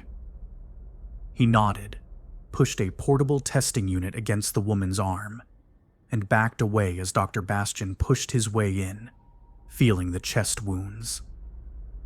Decreased lung function on the left, he said to Anuma, squinting as he listened, looked. Blood bubbled up and out of the cuts. The woman's eyes suddenly shot open, and the shock of what was happening to her made her convulse violently. She jerked upwards, trying to escape, gasped and coughed, spitting blood across herself and onto the doctors. Blood pressure dropping, Anuma called out, watching the monitor she'd hooked up herself. Dr. Bastian grabbed a scalpel off a tray, began work on the highest of the wounds. Anuma grabbed the suction tube and was about to hand it over when she noticed it was already bloody. She threw it to the ground. Suction contaminated, she growled. I will find another. I'm losing her pulse, Bastian said as the monitors wailed. Skip the suction. We need to stop the bleeding. Anuma nodded, passed him a new package of scalpels and gauze, and then swung back for a pack of clamps. The cart with supplies was too far away. She reached for it, but the monitors whined loudly, warning the patient was crashing. 20 cc's of Entophen, Bastion called, starting compressions. Anuma snatched a vial off the cart, punched a syringe into the needle dispenser, and drew serum. She aimed for a bulging vein on the patient's arm.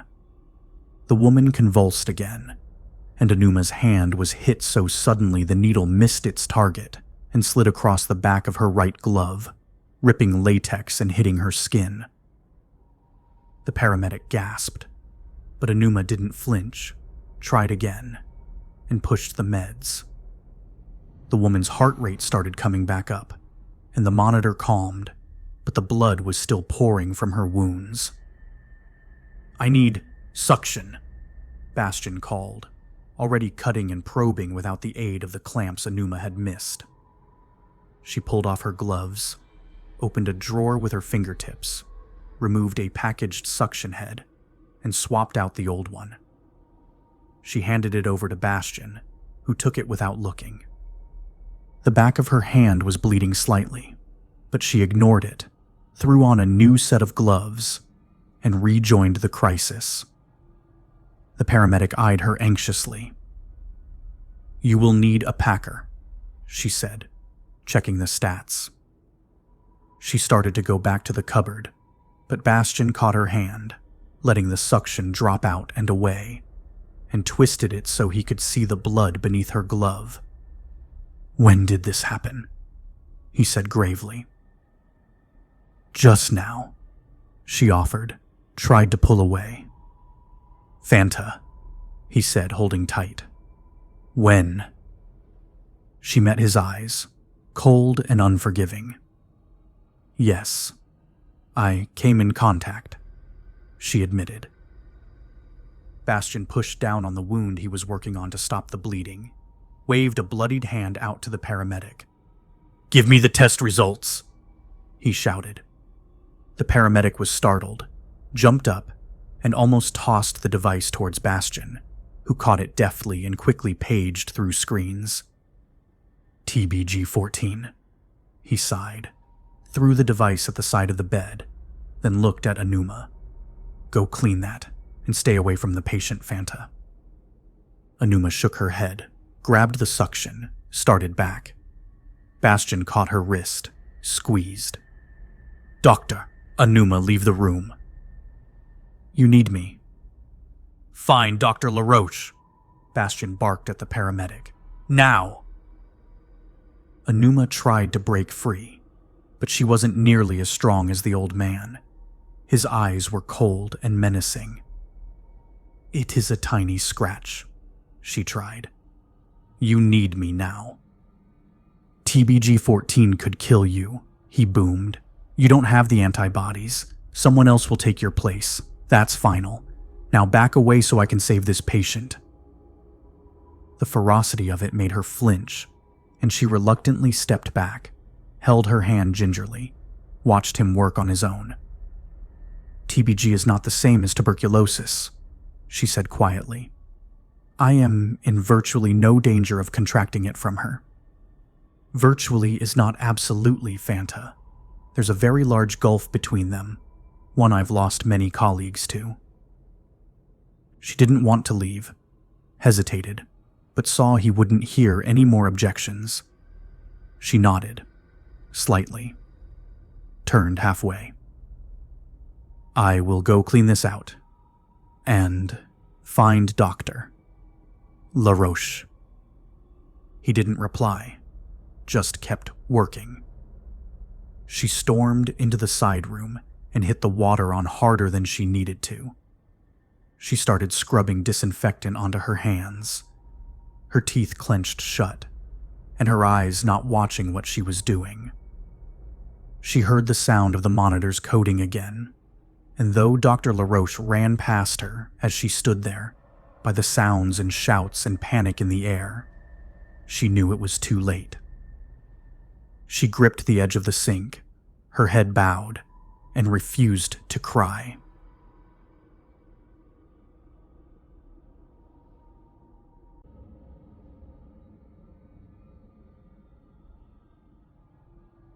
Outside Prague, Czech Republic, November 28th. It was close to 11 o'clock before the healer escaped the old city limits. Behind him, Prague was a faint glow, patches of lights coming from fireplaces and not electricity, dark spots where civilization had retreated, like a medieval town again. He passed a man with a bucket, trying to steal some water from a public drinking fountain. All that came out was dark sewage. The man took it anyway. Nearby, a manhole bubbled up, pushed by foam and dirt as the old underground infrastructure crumbled. A pair of bodies lay in a ditch, decomposing in the frigid air. They were being submerged by the sewage leak, would stay frozen until spring. It was a long time away. An armored car driven by two men in hazmat suits rumbled down the country road. On the side of the truck was a picture of a young woman smiling, a crystal glass in her hand, the vibrant logo of her company teasing the gray, decrepit world she passed by. The proud stadium, once a great and majestic thing, had been turned into a sorting area for the dead. A large billboard along the road had advertised a Eurocup match there from years before. The larger-than-life players faded and blue. There were no games there now, only massive furnaces turning the sky red with heat. Large trucks covered in snow and mud paced through, in endless shifts, dropping off their grim cargo. The color-coded body bags were deposited in heaps at the entrances, and workers moved with uneasy speed to get them cleared away, to the incinerators, as the cold set in. In the center of the stadium, 4 pillars of smoke reached into the sky and faded into the clouds. Ash covered the snow on the ground. Across the way in a soccer pitch, a large group had gathered, all dressed in black, watching the stadium's fires. Some were praying, others weeping, and the rest just staring in uncertain disbelief. The healer saw one cough openly, no masks in sight. He looked away in disgust. He found a small patch of unused land at the edge of town, near a brook, and set up his tent. He lay there in the darkness, the mask pressing against his skin and the cold seeping past his armor. He listened to the sound of his breathing. The radio crackled to life. "Home to Green 4, came the familiar voice. He sat up, flipped up the antenna, stared up into the sky. "Green 4 here. Go ahead." "You are outside Prague city limits," Holmes said. "Please advise on timetable." He pushed open the door to his tent, looked at the pitch-black sky. "I have a credible lead. Will investigate tomorrow." Static. "Understood, Green 4. However," the voice trailed off, tentative, "your schedule may not allow for delay." The healer looked at the ground, let the tent close again. "Approaching a target in the dark risks unnecessary violent confrontations," he said, devoid of emotion. "It is best to make contact in the morning, in my experience." "Such tactics are not standard practices," came the answer. It was meant to be the final word. "Standard practices," the healer said coldly, "do not reflect the reality of the mission." There was a long silence. The wind blew the tent and it angled slightly, fluttering. "Green 4, your experience is noted. You are the last of the first wave. There had been talk of relieving you as well, to give you the hero's welcome you deserve. But you, above all others, were able to bring satisfactory results for us." The healer put his head in his hands, said nothing. "However, your rate of progress has slowed in recent months. We are re-evaluating our earlier decision." Static again. The healer didn't move. The wind gusted again, twigs hitting the tent and flying away. How long do I have? The healer asked. Static. You must leave Prague within 48 hours, one way or another. The healer said nothing for some time. Good luck, Green 4. We will monitor your progress carefully. He turned down the antenna once more and sat there in the dark, unmoving. In his dream, he felt the warmth of a summer's day in the fields of Tacheng. The grass was brushing against his palms as he ran toward the piercing blue sky, chasing his brother, and he felt lightness in his chest in a way he had forgotten long ago. And then the warmth grew stronger and redder until it was a sudden fire, lashing at his face, and he was aware he was wearing his mask, and he heard the sound of his voice, though he wasn't speaking, in his native tongue, calling for rear guards to hold the line. Hold the line. And he saw the eyes of a girl in the eastern provinces. Not angry, not sad, just bewildered as the smoke choked her, and her black hair burned so brightly. He never heard her scream, not this time, but he was so overcome with his own voice calling out orders that he woke with a start, gasping, his suit whining in his ears, warning him to pace himself, to calm himself, to stay on target. Zemus Pharmaceuticals, Headquarters. Carrie sat on a wire mesh chair beneath the giant logo for Zemus Pharmaceuticals, a blue glow shining from behind its spotless, silvery lettering. He paged through the magazine one more time, not pausing at the articles or photos, just going through the motions, his eyes on the clock above the receptionist's desk. He put the magazine aside, straightened out his trousers, and got up.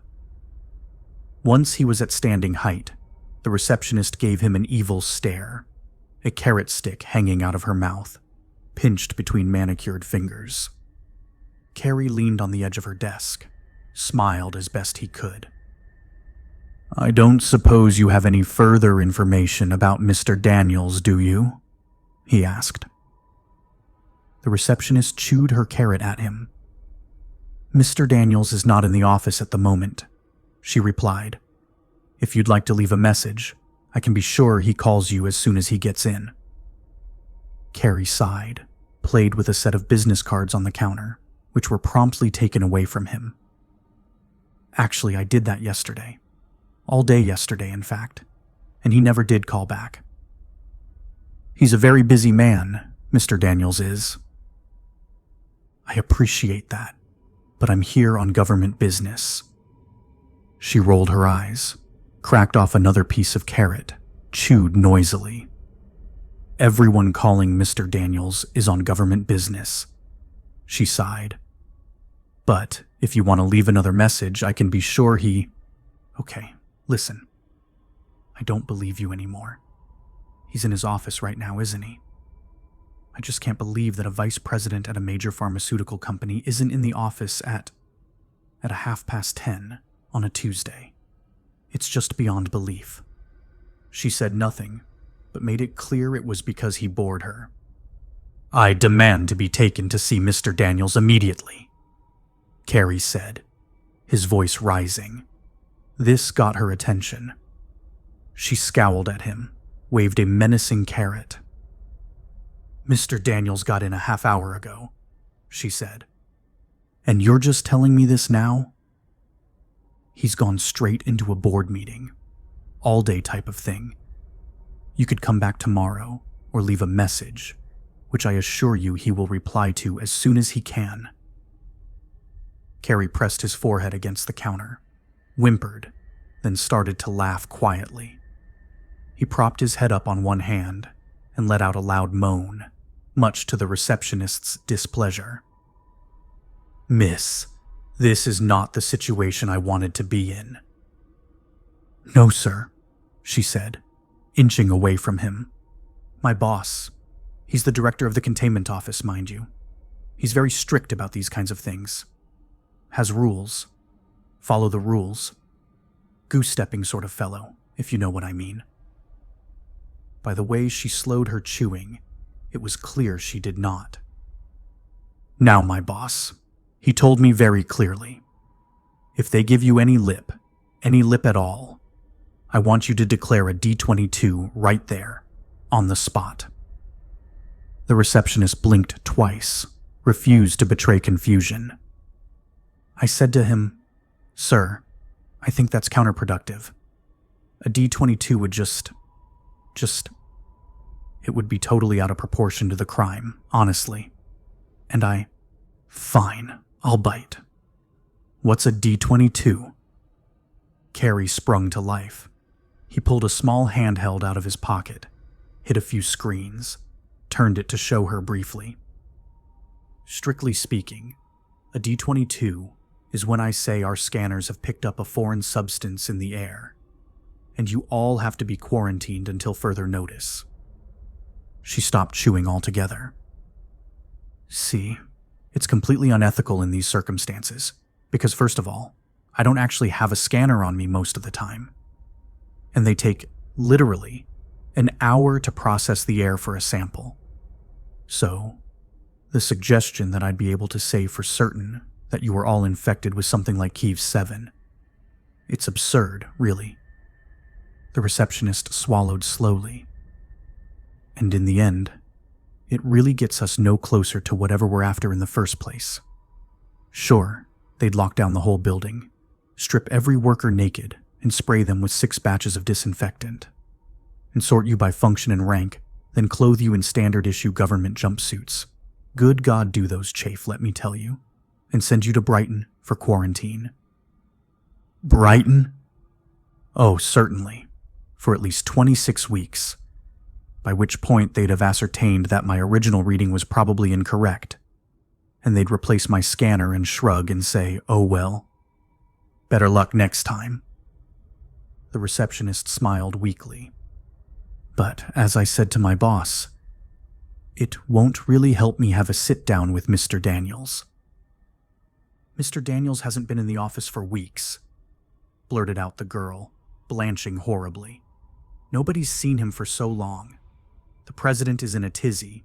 Everyone is after him. I honestly, truly don't know where he is. Carrie leaned over the counter, close to the receptionist, squinted at her. Are you sure about that? No idea at all. She darted nervous glances left and right, leaned closer to him. He's been accessing the mainframe here, through a secure connection, she whispered. Do you know where from? It's never clear, but one time I saw his address resolving to something to do with Praha. Carrie frowned. Prague? That's what I thought too, but I can't be sure. Carrie nodded, stood back from the desk, checking his handheld again. Well, he said loudly, jovially, no readings here. Must be clean. Thank you. He turned to leave, hit the button at the lift, and his phone buzzed in his pocket. He slid it out, flipped it open, and was greeted with the sound of the director clearing his throat. Good God, Carrie, it's been a full day. You're supposed to have told me you took care of things. Carrie smiled a fake smile, nodded to the receptionist who was eyeing him cautiously. Took longer than expected, sir. Ran into a bit of interference, but I pulled the old D22 card, and things worked out fine. The what? Listen, Carrie, there's no time for prattling around. Have you given him the message or not? Carrie nodded to the receptionist, got into the empty elevator, and the doors closed. His composure melted instantly. No, sir. He's not here. Then go to his home, blast you. Show some initiative. It's not that, sir. He's not in the country. I have reason to suspect he's in the Czech Republic at the moment. Although I'd like to get our boys here to check server logs to be sure if... No time for that, and no politics about it. Listen here, Carrie. If anyone but you or me thinks he's outside the country, there'll be hell to pay. Absolute hell. Yes, sir. I need you to get on a plane, get to whatever backward shithole he's stuck in, and bring him back. Sir, we're talking about a black zone. There are protocols about quarantine and such, and I'm not sure. The director cleared his throat. You've done this before, haven't you, Will? Carrie rested his head against the wall of the elevator, closed his eyes. Yes, sir, but well, yes. Yes, I have. Good. I'll requisition the plane. Get back here as fast as you can. Carrie shook his head slowly, as if trying to jostle a good excuse to the fore. His hand pressed against his forehead. He whimpered a reply. Sir, he said. Sir, if I find him, there are only two ways this can turn out. Prison or... The director interrupted him. Or exile, he said, his voice almost angry, but eerily calm.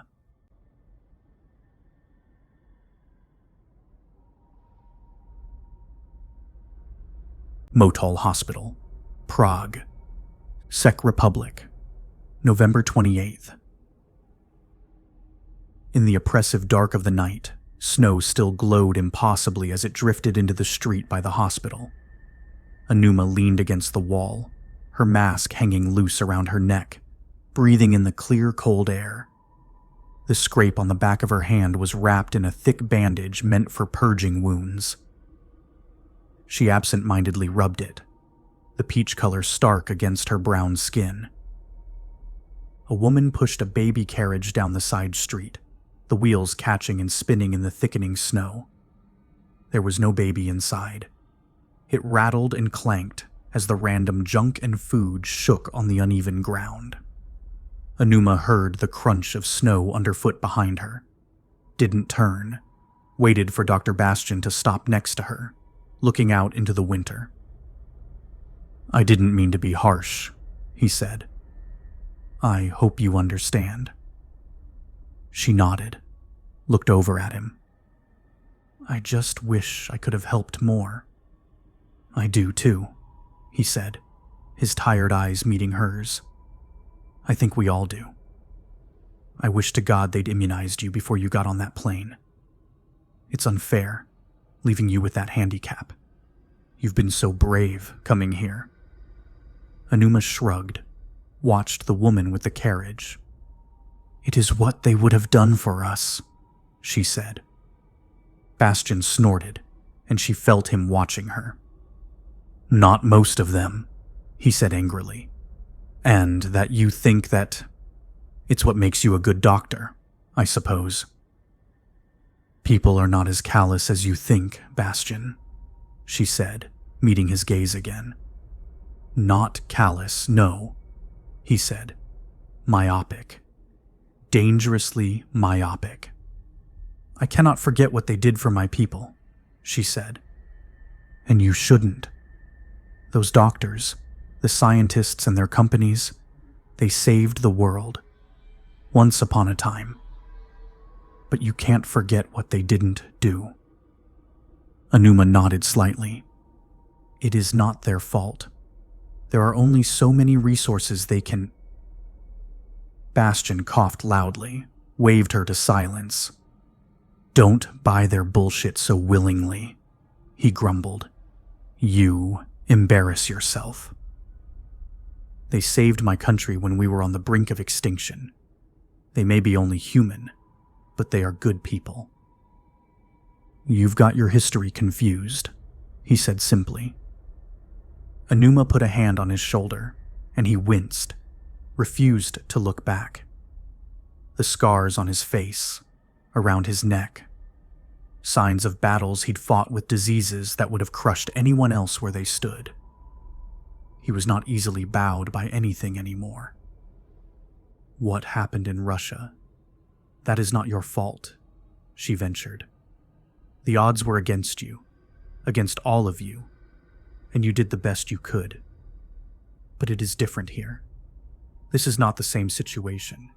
You cannot go on carrying the chains they forced on you back then. He looked around at her suddenly, his eyes narrow. The chains aren't gone, he growled. They'll tug them when they're threatened. Anuma tried to object, but he cut her off. The only difference between then and now, he said bitterly, is that they've become better at wrapping the truth in dangerous hopes. Hope is not dangerous. Hope is how we survive. Hope is how you think you'd survive. But you won't. He seemed lost in a flash of a painful memory, squinted at her. Hope helps nothing, and in a painful majority of cases, neither can you. Sometimes it almost seems better to do it like the healers did it. Clean it all out. Start fresh. The battle here it just never ends. The wind blew, knocked Anuma's mask about her neck, and she pushed some hair from her face. They stood there in the cold as the snow fell. "How is Ajobi?" Bastion asked, his tone back to his normal, battle-weary self. "He is brave. His white count is very low, but he has not worsened." "That's good," was the reply, empty. "What is wrong?" she asked. He avoided her eyes. "Word came in from Paris," he said. "They say there isn't sufficient demand yet to produce another run of vaccines." Anuma's face went blank. She could feel it. "Did they say?" He shook his head grimly. 12 months. She nodded solemnly. "At the earliest," he added, then shook his head. "And I'm not sure I can keep the health director at bay to the end of the week, let alone a year. He's demanding all blood samples be delivered tomorrow, so they can start issuing deportation orders on December the 1st. Anuma said nothing. "I'll cover for you as best I can, Fanta, but I can't hide you forever. Too many people know where you and Ajobi came from, and they'll make the connection. If only they had kept a little of the vaccine, just 2 doses, and we would be fine." "Fanta," Bastion said gravely. "Nearly 2 million Africans died from AIDS last year alone. 2 doses don't begin to cover it. It's an untreated epidemic of dead diseases, and it makes me sick every time I talk to Geneva." Anuma bowed her head, stared at the snow in silence. "It's not what they do," he said flatly. "It's what they ignore, and they'll punish you for their faults. Believe me. It's the proud chains they'll use to hang us all."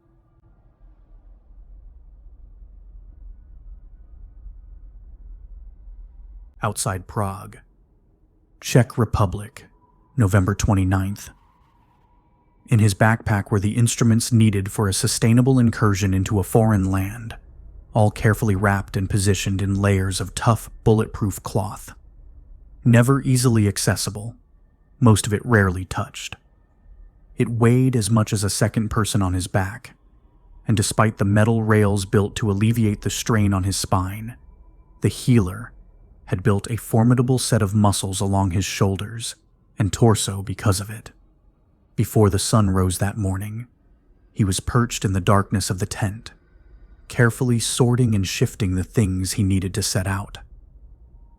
The outer layer of the pack was the easiest to reach, but it contained mostly armor plating and bandages, never anything breakable or important.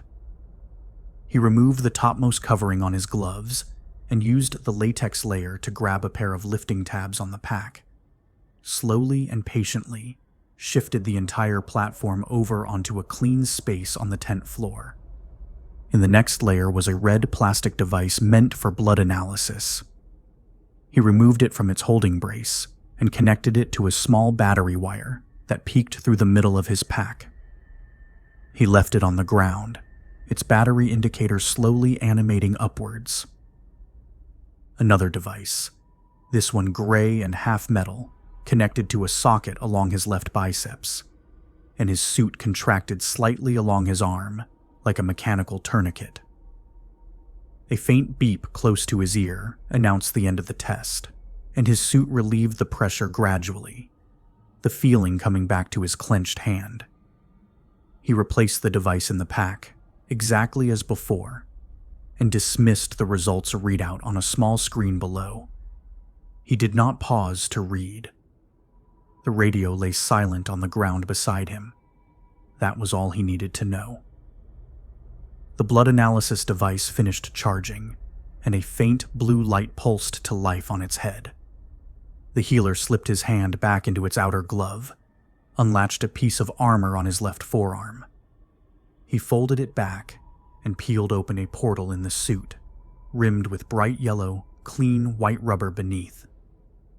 Sliding his glove off again, he carefully placed his index finger and thumb on two depressions along the yellow rim, twisted counterclockwise twice, and then pushed down. It clicked open, and he pinched his fingers together to remove it, placing it next to the blood analysis device in his pack.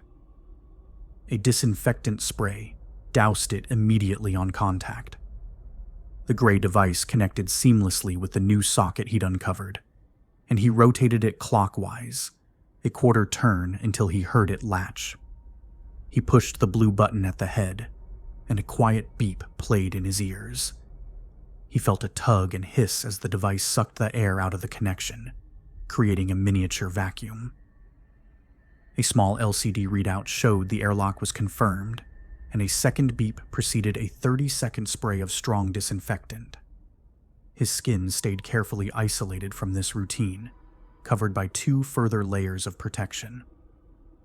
After a moment of calibration, the device connected itself to his static IV and pumped 5 milliliters of blood into a small vial, closed the connection, and began processing. He unlatched it, replaced all the covers in a careful repetition of his earlier routine, and glanced at the device's small screen. No warnings. He checked his second pack, the smaller one that carried his food and tools, saw the edge of a wafer package, beckoning him. He looked away immediately, back at the task at hand. The sun was rising. It was an hour before he made it back to the main road north into Prague, his pace methodical, yet faster than usual. The neighborhood he was tracking was made up of low-rise buildings, blankets hung from open windows. In the early morning light, he heard the sounds of children waking their parents, almost quiet, clanging dishes, yawns traveling far in the thin cold air. An old man in a housecoat stood on his front step, smoking a cigarette, his eyes locked on the healer, his hands frozen. The healer checked the street sign again. Michalska. This was the right place, but not yet at the right house. He turned his head away from the old man, looked down the street. A thin coating of snow lay on the ground, and more was falling. He kept moving, checking back a few steps later. The old man's eyes narrowed, frozen, his head turned, but his body unmoved. You are not welcome here. Number 21 was a 2-story apartment complex with a small chimney off to the right, puffing out smoke in a lazy drizzle. The front door had a large oval window in it. Though the glass was badly cracked, the shiny metal handle dented and warped inward. There were no lights inside the foyer. A shift in light to his left caught his eye, and he twitched his head slightly to see. 3 men, just out of bed it seemed, watching him from a distance. The street was suddenly silent. Children were quiet. He turned his head straight again, as if to show he would ignore them all. He listened carefully for the sound of feet in snow. There was silence for a minute. No sounds, no movement, no hint of intention. The healer carefully walked up the steps to the front door, wrapped his fingers round the handle, and opened it. Still. Silence. He stepped inside, his foot graveled in a rough, grinding into the dirty wood floor, a piercing noise. The door slowly eased to a close behind him, but he did not turn his head to look out. They were watching him with gaping mouths. The door at the end of the hall was shut tight, but in the dark he could clearly see the hint of shadows right under the door. The peephole flickered light, nervous movements. He stopped to the left of the door, his back to the wall, and listened. Outside, faces at the base of the steps, watching him through the shattered glass. No sounds. He reached a hand out, saw the faces outside tense, and knocked on the door 3 times. The faces at the door creeped ever closer, desperate to see what would happen. After a short period of silence, he reached over, knocked again 3 times. He heard a quiet shuffle from inside, fading as it went, a floorboard creaking. Escape. He quickly unsheathed his machete, wedged its blade against the doorknob, and slammed down the handle until the brass orb hit the ground with a bang. There was a yelp from inside as the blade pounded into the locking mechanism. The door swung open. He pushed it, but a chain at the top stopped him. He glanced back at the front door, the faces right against the glass now, their expressions tense, angry, vengeful. He kicked the door open and quickly stormed in. He was straight into the living room, a single rug covering the abused oak floor. To the right, a grimy kitchen, the refrigerator door slightly ajar, feeble light lighting the cupboards. No one there. He turned and saw, in the corner, a woman and a child huddled in the corner behind a chair. The woman didn't make eye contact, but the boy watched the healer with wide open eyes. Not afraid, just in awe. The healer carefully walked over, knelt down in front of the woman, but did not speak. The boy's mouth was crusted over with scabs, his skin yellowing, and he was thinner than he ought to be, even malnourished. The healer reached out a careful hand, pushed the boy's long hair off his forehead, saw the pox there. The woman could tell, pulled the boy closer, tighter, started whimpering. Behind him, a creak, the floor giving the rescue party away, and the healer got to his feet quickly, put his hand out to them as a warning. There were 5 of them, all large men, all groggy but intensely awake. He stared them down, one by one, and then shook his head. They started to spread out, trying to encircle him. Their stances were brave, but inexperienced, spurred on by a sense of nobility, protecting their own. The one further to his left put his arms out, his fists ready, and made quick eye contact with the others. The healer lowered his hand, kept his palms out, passive. The men all shifted themselves, nervous. The healer, hands out and visible, slowly bowed to them, but as he held the bow he heard the swish from the left and caught a man's leg before it hit his face. With a quick twist, the man was flipped off his feet. He landed on his back, and the healer threw his leg away, stood straight, and blocked a wild punch from another attacker. He grabbed the wrist, hit the elbow to disable him, and then slammed his knee into the man's right side, knocking him down and away. He turned to the last 3 assailants, each backing up, looking oddly exposed with the numbers in their favor. The healer again reached out a hand, shook his head. No. But the boy was crying now, and it added fire to their cause. The 2 downed men were groaning and rolling back to their feet. He darted a look to them, and shook his head again. The man in the middle was whispering something to himself, and the other 2 reacted, became calm. The healer didn't understand the language, but grasped the meaning by the pauses made at the last second.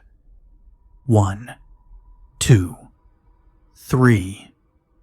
They charged him at once, a primal scream filling the room, but he was too fast. He slammed the middleman's head into the attacker on the right, and then pounded the leftmost face with a sharp-plated elbow, sending them all sprawling, but none to the floor. He kicked the middleman in the small of the back with so much force the poor wretch lost his footing and landed on his back, his head crashing into the wood. The one with the bloodied face was stumbling forward, not able to fight in his state of shock, but valiantly wanting more. The healer hit him in the stomach as hard as he could, winded him so badly he collapsed onto the ground, probably glad he had an excuse to stop. The last man was dazed and unhurt, but the healer passed up an easy kick to the head. Instead, he grabbed him by the throat, lifted him off the ground, and pinned him against the wall, the muscles in his arm twitching madly under the strain. The healer shook his head again, and the man's eyes said he finally understood. He sputtered something in gasps, and at the last, the healer recognized a fragment of German. He barely understood, but there was enough to follow. He let the man go, let him drop to the ground, slumping into a pile. The healer knelt down before him, hand on his machete, warning. "This boy, sick," he said, only able to piece together slivers of German to make his case. "I must look for blood of Lewis." The man stared up, his eyes narrow, scared, his lip trembling. "Boy?" he asked, speaking quietly but slowly. "Lewis is not here." The healer looked at the boy, huddled in his mother's arms, tears in his eyes, and pointed. "Lewis is not?" he asked. The mother made eye contact, shivering, face wet, and urgently looked at the man at the healer's feet, shook her head, didn't speak, but shook her head. "Lewis is not here," the healer understood from the tired man. "Not here. Large." The word was wrong, but the context made sense. Lewis had not been there for some time. The men behind him started getting their strength back, creaked back to their feet. "Where did Lewis go?" he asked, his voice deep with rage. The man and woman traded looks, and she quickly glanced at the healer nervously, then back down, then seemed to think. She spoke quickly and checked to the man, her voice wavering, fearful, desperate. The man looked solemn, took a shaky breath himself. "We not know," he answered cautiously. "Not here large." The healer nodded, checked out the window at the distant skyline beyond the snow. A massive city with no leads.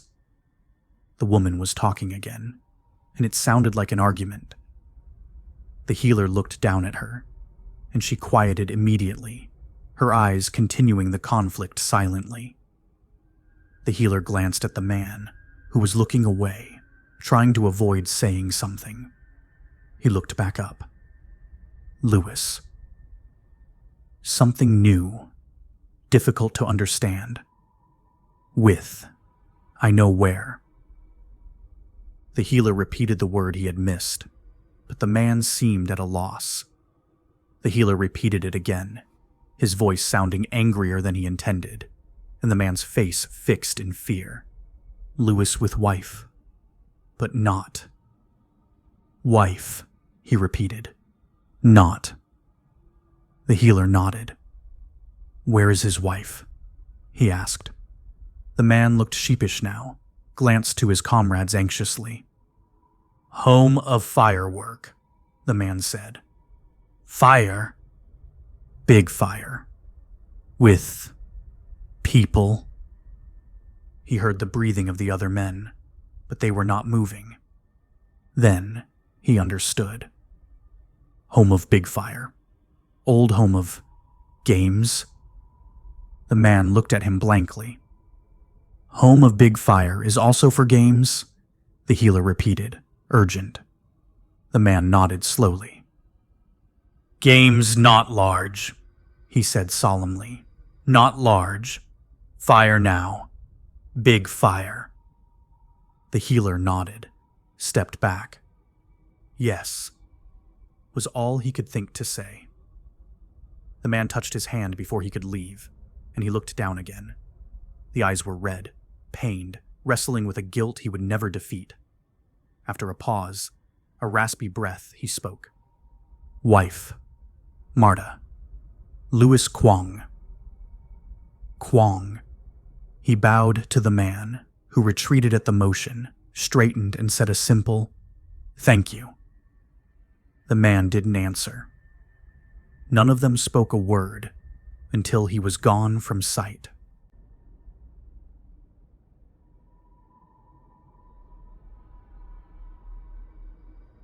Via Reynuso, 108, Modena, Italy, January 5th.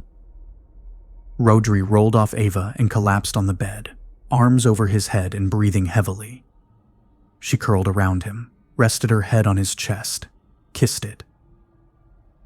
"Don't go back to work," she murmured, holding him tight. "Take the afternoon off." He brushed her bare back with a dancing fingertip, smiled at her. "What about you? Nothing to sell today?" She rolled her eyes at him. "I've got to paint more to sell more, and I'm definitely not inspired these days." "What do you need for inspiration? Tell me, and I'll get it for you." She stretched out and kissed him, his beard scratching her chin, and rested her face against his neck. "You don't need to buy me things. I'm fine the way I am. And we should be saving, not spending. Who knows when your luck will run out with the web jobs?" Rodri shrugged, stared at the ceiling. "I'm pretty confident I've got it all taken care of." "Yeah, you say that a lot. But I seem to remember being overjoyed about eating an apple a few months ago. I know how fast things can change." He bent his face down, looked her straight in the eyes, spoke softly. "Things are going to be good now, Ava. I promise you that. Things are under control and getting better. I'm finally happy, and I'm going to make you happy too." She grinned at him, then swung a leg across him, crouching among the sheets, and kissed his chin. "Make me happy. Take the day off." He tried to protest, but she moved her body down gently and took away his argument. It was only minutes later that the peace was interrupted by the phone ringing loudly, shattering the moment. Rodri turned an anxious face to the bedside table, and Ava caught his cheek with desperate hands. "Ignore it," she pleaded. "They'll call back."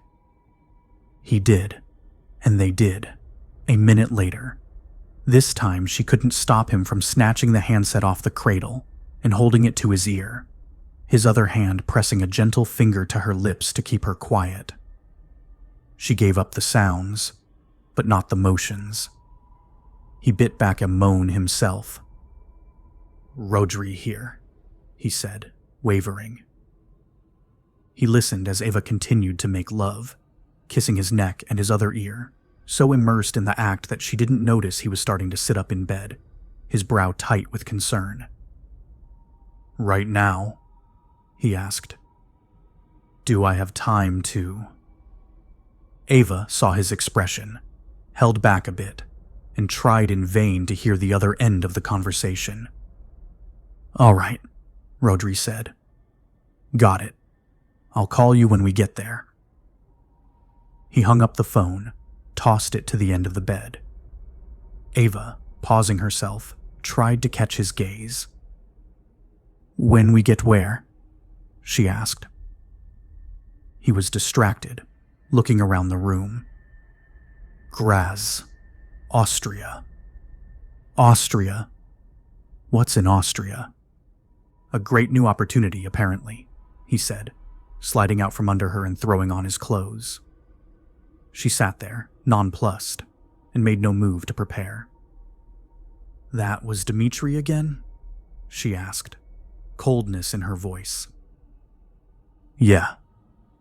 He just heard there's a big demand for web designers in Graz right now. Money to be made. He's already got us train tickets, but we've got to be at the station by 6. And you trust him? You think this is a good idea?" Rodri smiled at her, but it was a weak smile. He shrugged. "Dimitri's always come through for me.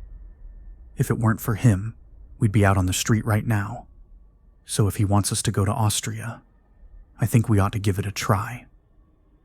What if we don't like it there? What if there's an outbreak, or the only place to stay is worse than this?" "The trains run both ways, Ava. Now come on, we've got to get ready.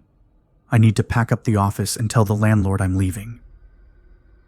Ava slipped into a pair of pajama pants and a top, reached Rodri as he was tying his shoes. She crouched down next to him, brushed the side of his face with her fingers, and he looked at her. She rested her forehead against his. "Are you sure we need this? I like it here. I thought we could just stay.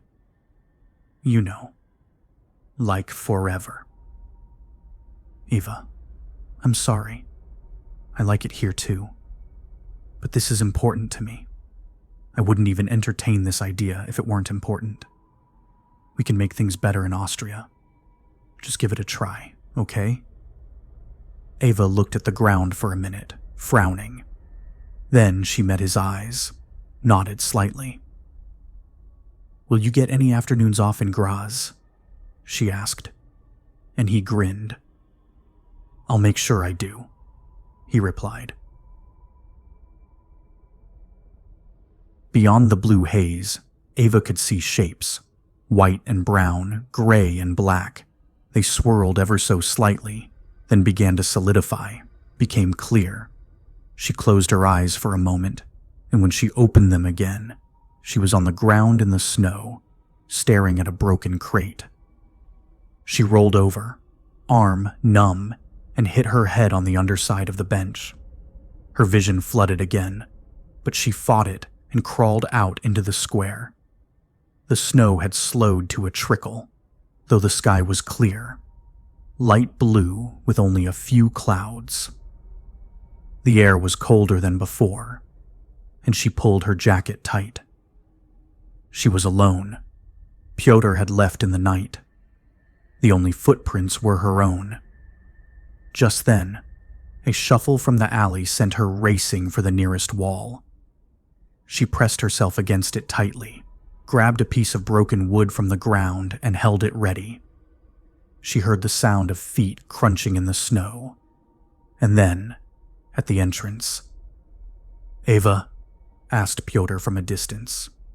She dropped the wood and rushed to him, and he wrapped her in a blanket, rubbing her back. "Are you okay? When did you wake up?" "Just now," she wheezed, her teeth chattering. "Where were you?" "I had to go check on some—" "You left me here, alone?" she said furiously. "Listen, nobody'd come near you, lying on the ground like that. You were safer here than most places." "So you say. I could have frozen to death." He nodded solemnly, met her eyes. "I'm sorry, okay? I just wanted to see what I could find out." "About what?" she spat. "Your mother," he said, staring at his feet. Ava closed her mouth, bit her lip. She was still woozy, but she had enough wits to know what to do. She wrapped an arm around Pyotr, holding him tight. "I'm sorry," she whispered. "I'm sorry. And thank you." She let go and he shrugged, unhappily. "It's not all good news," he said. "All I've got is an address from 3 weeks ago. If she's moved since then, and given the neighborhood, she would. We're out of luck." Ava nodded, her determined air returning. How far is it? She asked. Not far. A few blocks, actually. But, Eva, listen. You said this new plague hits in December, right? That's what the police said. That's in 2 days, Eva. I don't know if we have enough time to... I mean, if she's really lost out there, I don't know if we'll be able to find her before... I know what you're saying, said Eva. But we have to try. She's all I've got left. You've got Rodri. Not anymore, she said, and started down the alley without him. Eva, what's going on? What happened to you? She ignored him, kept walking, swaying side to side from the Tezo set, and he caught her by the arm, turned her around. What happened with Rodri, Eva? She didn't meet his eyes, took shaky breaths. I can't talk about it, Pyotr. I'm sorry. All I can say is that we're not together anymore, and you have to leave it at that. He stared at her, then nodded solemnly. Got it. Sorry. Forget I said anything. She managed a weak smile. So, let's go find your mum and get out of this hellhole before the end of the month, all right? 3 blocks away, they stopped across the street from low-rise building, torn apart by fire, looting, and general decay. The top floors were missing entirely, and she could see the pale clouds and snow falling through the windows. This is it, he said. Doesn't look like the kind of place my mother would live, Eva said. You'd be surprised, he said. Come on, let's go see. The ground floor of the building was mostly boarded up, spray-painted and abused. There was trash piled up so thick it was like a horrible wall of filth blocking their way. Pyotr pushed his way in and reached back for Eva, who had a hard time managing the uneven footing to get to the windows. She thought she saw a human arm sticking from one of the bags there. The air was ripe, like sour grape jelly. Pyotr brought them through to an old wooden window that thankfully slid up without much trouble. He climbed inside, then and lifted her over the ledge, putting her feet down carefully on an old wood floor. It smelled of urine and cinnamon, which was an odd and sickening combination. Eva fumbled trying to cover her mouth and nose with her hand. Pyotr just screwed up his face, persevered. The room was mostly empty, a broken chair lying sideways in the corner. A door at the far end that was waving slightly in a breeze Eva couldn't feel. A sliver of light easing in and out along the floor like a faint heartbeat. An odd tension, the starkness of it, and it made Eva's haze lift even more. She swallowed slowly. Pyotr opened the door halfway and they sneaked through, found another empty room on the other side. It didn't smell nearly as bad here, but again there was no sign of Eva's mother. A cool breeze drifted through. Then they heard it. A scuffling, a thud and scuffling, and the creak of a floorboard above. It stopped suddenly, and the room got so quiet Eva tried not to breathe, as if there were something to hear her. She cocked her head to Pyotr, motioned to the door. He nodded to her, continued on. She followed through the doorless exit and into a narrow hallway, a row of nails in the wall where frames had once hung. At the end of the stretch was the source of the light, a stairwell leading up, the head of the banister missing and a coat draped over the railing. Eva grabbed Pyotr's arm before he could walk further. It's not my mother. I can tell, she whispered as quietly as she could. He nodded to her, reassuring, and she felt her fear starting to ease away just by the motion. We'll see, he whispered back. You can never be sure. He took her hands in his, and tugging her along, they walked as gingerly as they could to avoid making noise. She heard another scuffle, another thump, then more silence. They stopped, within reach of the banister, and Pyotr leaned forward to peek around the corner, up the stairs. Ava moved with him, and she eased closer, trying to see. A crazed man's face stared her down intensely. "You!" he roared.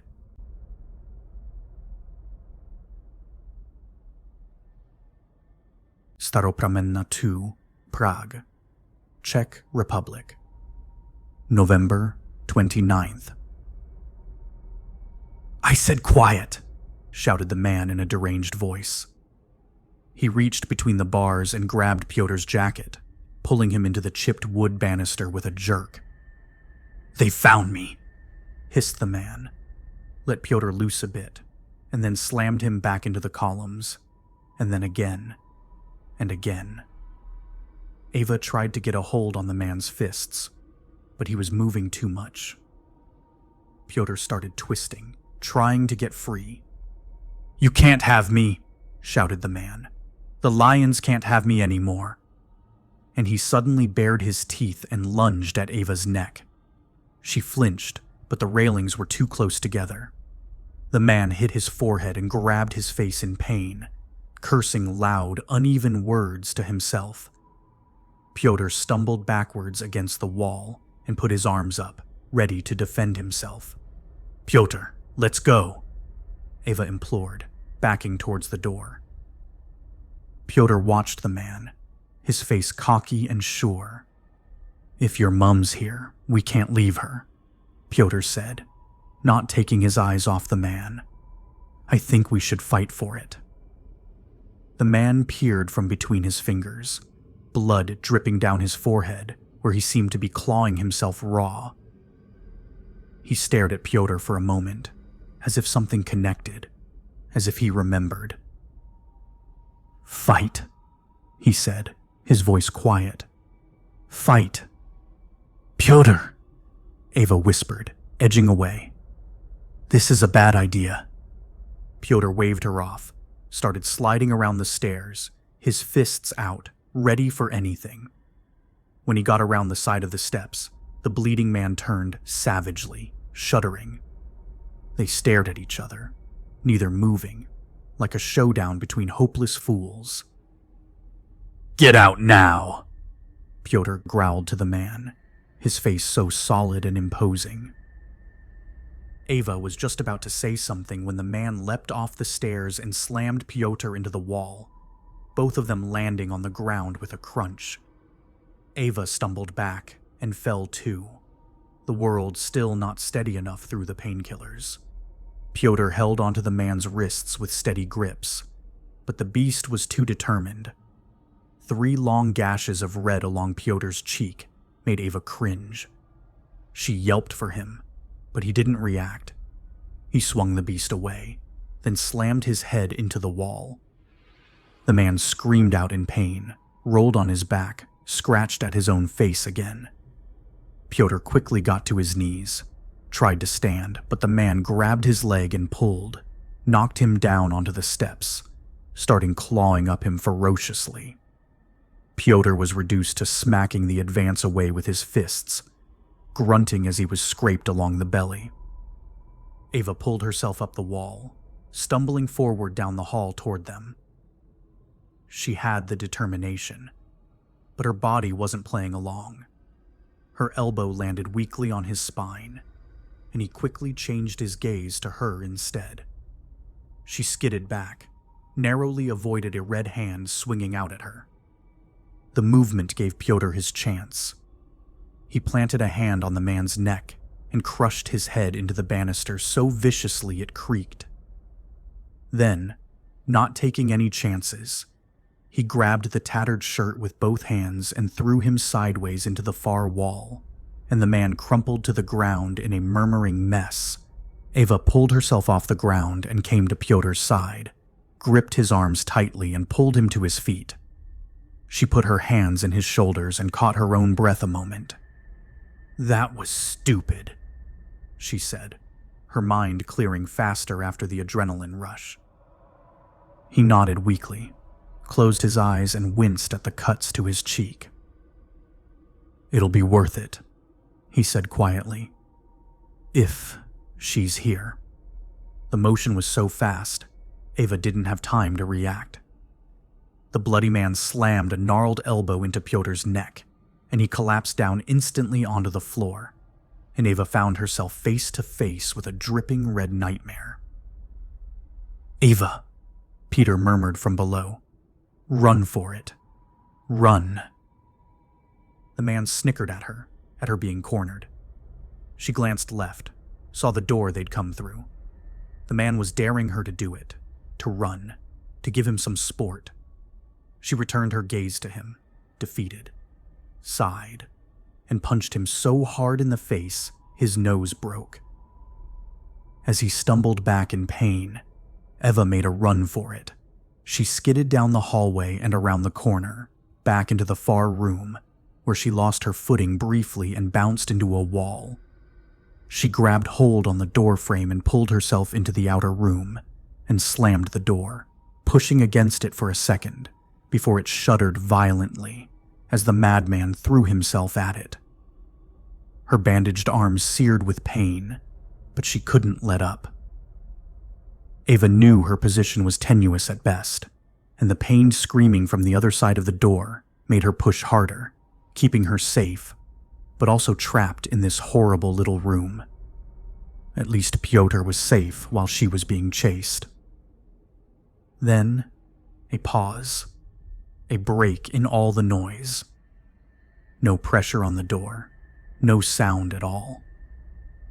Ava pushed her ear against the wood, trying to hear something on the other side. It was quiet. Her own breathing was slow and shaky, and she tried to filter it out as she searched for some sign from the other side. She heard nothing but silence. Then she heard a scuffle, a thump and scuffle, and more nothingness. She exhaled, trembling now, and swallowed down some of the fear she'd been holding on to. "Pyotr?" she called through the door. Bang!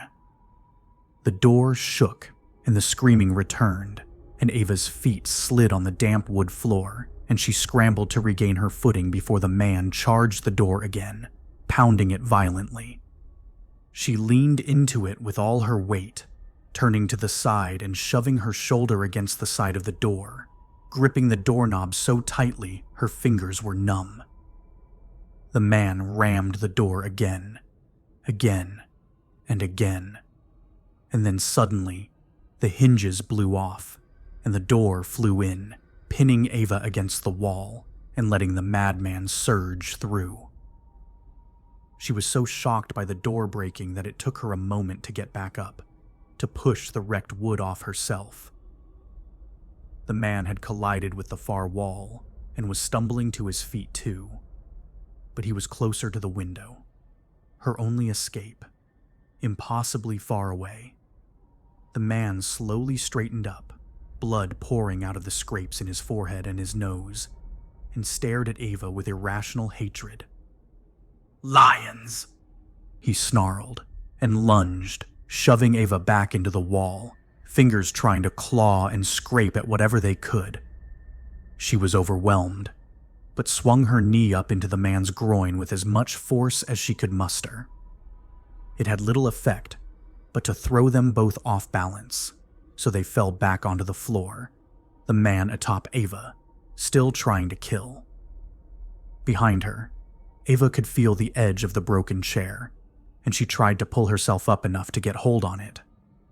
She succeeded, but at the cost of a deep gash to the side of her face. She inhaled at the pain, got a mouthful of the smell of the room again, and gagged. Her fingers slipped off the chair leg, and the man put his filthy red hand over her whole face, squeezed, and smacked her head back onto the ground, cackling, dripping all over her. Ava's thumb pushed the chair leg in a bit, and her hand wrapped around it. She swung it forward with such force it broke free from the rest of the chair. The wood hit the man in the side of the head, and he screamed out in pain.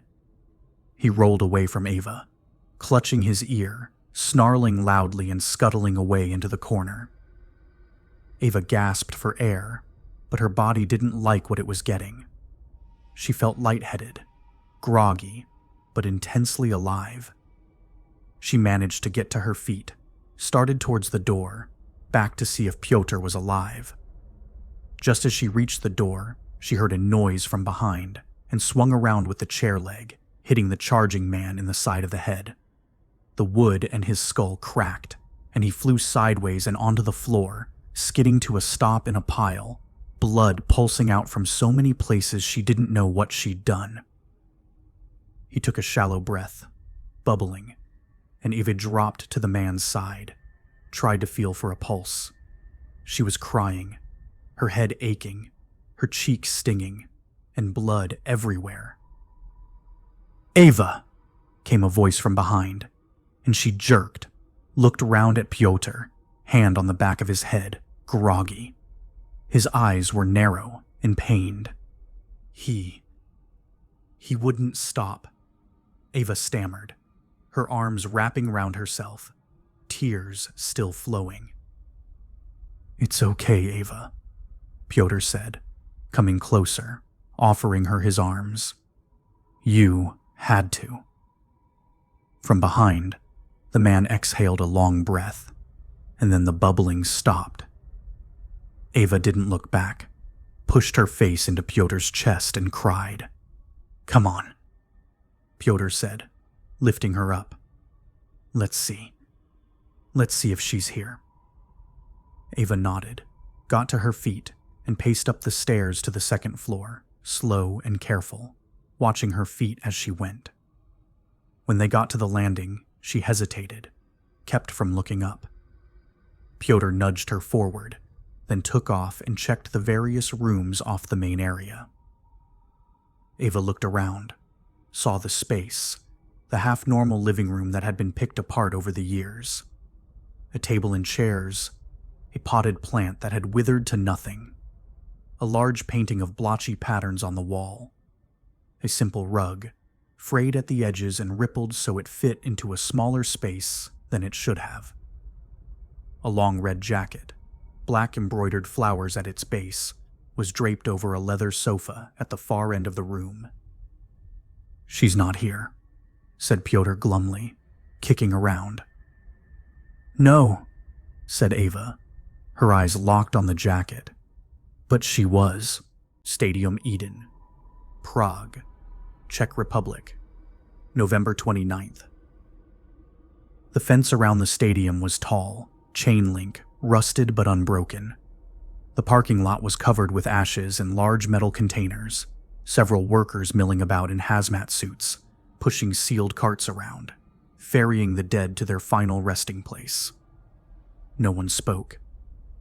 At the entrance, there was a guard with a machine gun, and he stared at the healer passively. He wasn't there to keep people out, didn't care if some fool wandered in. The healer watched him as he entered, studying the gun carefully. Right next to the stadium doors was a small shack, the head office, and from the gates to the office was a wide boulevard where the collection trucks rode. The healer made his way down the center of that street, looking at the crates to his left and right, and the workers around him froze and stared, anxious. He stopped at the office and stared at the fogged windows, the steps leading up to the thin wooden door. He took a step towards them when he heard the faint static of his phone in his ear and froze, looked around and then up at the sky. "Green 4, this is home. What is your status?" He started away from the shack, back the way he came. He spoke quietly, backing against the concrete wall of the stadium. "All is well," he said. Static. "You are outside the city core," Holmes said. "What is your status?" "I am following a lead," he replied. You were following a lead last night, Green 4. What was the result of that action? The target was not at that location, he said, but I have solid information about his whereabouts. Your schedule does not allow for errors, Green 4. If you are encountering difficulties, I will meet my target before we can have another agent at your location. No, said the healer loudly, and the workers nearby checked him warily. LS-411 will be resolved today. I will have results soon. Static. Silence. Out of the corner of his eye, he saw a man dressed in a half-mask heading toward him, directly at him, his stride aggressive. The healer turned away, waited on the reply. When it came, it was distorted and fragmented by the clouds above. We will recall, they said before the radio cut out. The healer tightened his fists, trembling with anger. The man who had been approaching was close now, confident and imposing. The healer spun around, hit him in the chest, knocking him flat on his back. He knelt down on the man, foot on a flailing wrist, and leaned in, using his mask and inhuman voice to their fullest potential. "Marta!" he growled, and the man twitched, terrified. "Marta!" he shouted again. The man nodded urgently, spoke in Czech, voice high and whining. The healer let go his hand and he pointed up at the stadium. He spoke more, but the healer ignored him, threw him to his feet, and shoved him towards the massive entrance doors. Inside were the furnaces. Giant, corroded metal beasts sprawled across the turf, their large vaulted doors lit at the sides by fire so hot it left no trace of their fuel at all. Ashes landed heavily around them, covering the aisles in centimeters thick horror. Workers in heavy masks pushed wide shovels down walkways, clearing the mess. The last hint of their friends and neighbors dumped into dustbins and carted away. The healer paused briefly before a large orange furnace, different than the others. Older. On the side, beneath a Czech ID number, he saw the traces of a word he understood, in characters so familiar they seemed foreign. Shanghai. He trembled, turned away, and his hostage paused too, as the other workers slowly backed into the shadows and ran away. The healer took heavy breaths as his suit whined urgently in his ears, then forced himself to be calm, standing up tall, his grip on the man's arm retightening to the point of agony. They continued forward, around another corner, until the man paused slightly, pointed with a hesitant finger. There, in the distance, was a woman with a flimsy cloth mask and a scarf tied round her hair, pushing a shovel down the aisle. The woman noticed them, looked up slowly, then her eyes widened. Fear, terror, and she ran, back and to the right, disappearing behind a set of furnaces. The healer let go his captive and took off after her, his pack slamming against him with every stride, but his pace quick and precise. He ran down the near side of the furnaces until he came to a corner, peered around carefully and caught sight of Marta dashing away. He tore off, his feet skidding a bit in the ashes, awkwardly dodging the red-hot furnaces.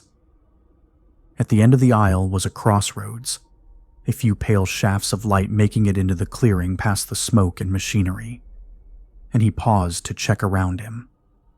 No signs of anyone, no hints of where Marta had gone.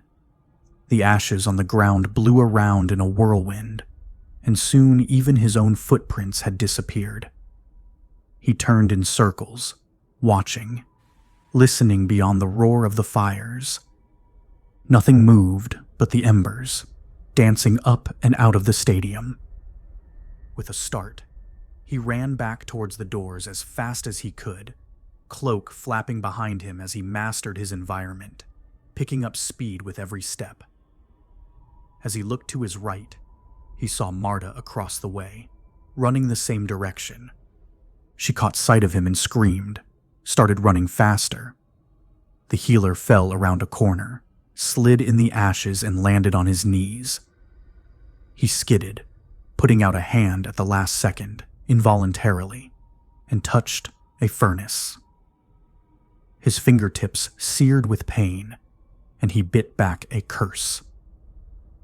He got back to his feet and started running fast again, came round the far corner and turned left, saw Marta clearing the doors, out into the sunlight, quick but faltering, wheezing in the impure air. The healer closed the gap, came close enough, and then slid along the ground beneath her, tripping her up, and she crashed to the ground.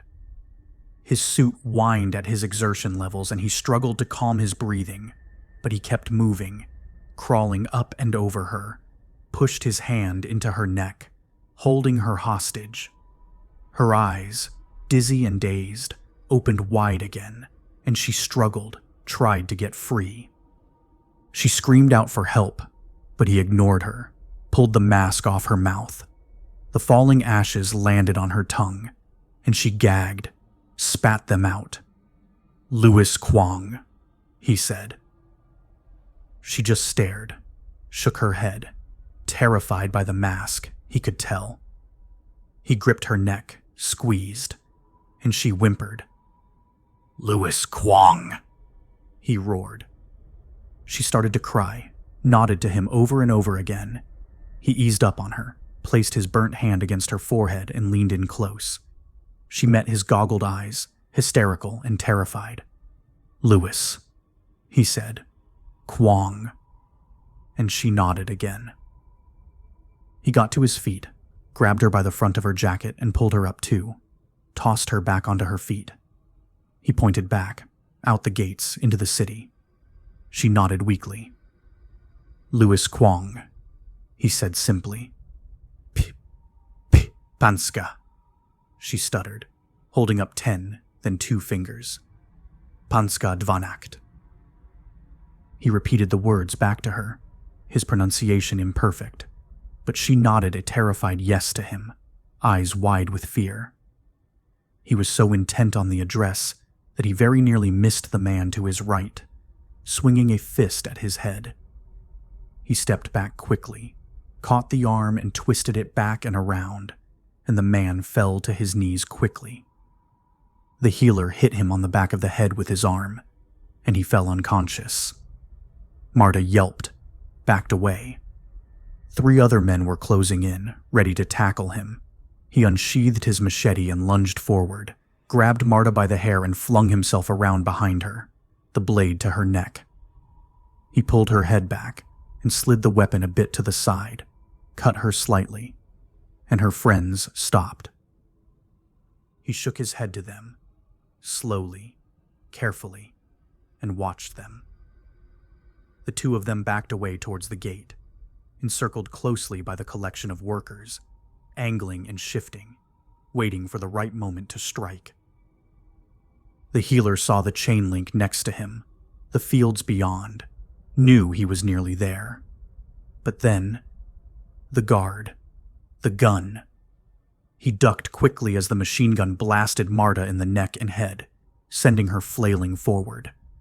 Without pause, the healer spun round and embedded his machete in the guard's neck so fast his dead body bounced off the gate before falling. The healer caught the gun and reared about, aiming at Marta's friends, who were in shock at the sight of her lying on the ground, their own faces splattered with red. He backed up carefully, gun never wavering, and passed the gate, out onto the road, shaking his head slowly to those that would try and follow. None moved. "Greenford to home," he said as his pace quickened along the main road. "I need directions." "Greenford, what?" "Panska dvanakt," he interrupted savagely. "Make sense of it and tell me how to find it. This ends now."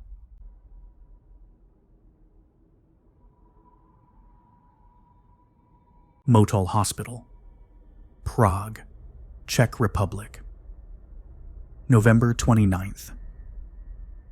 Crew put his hand over the heater vent on the dashboard, tried to feel the warm air as the engine purred.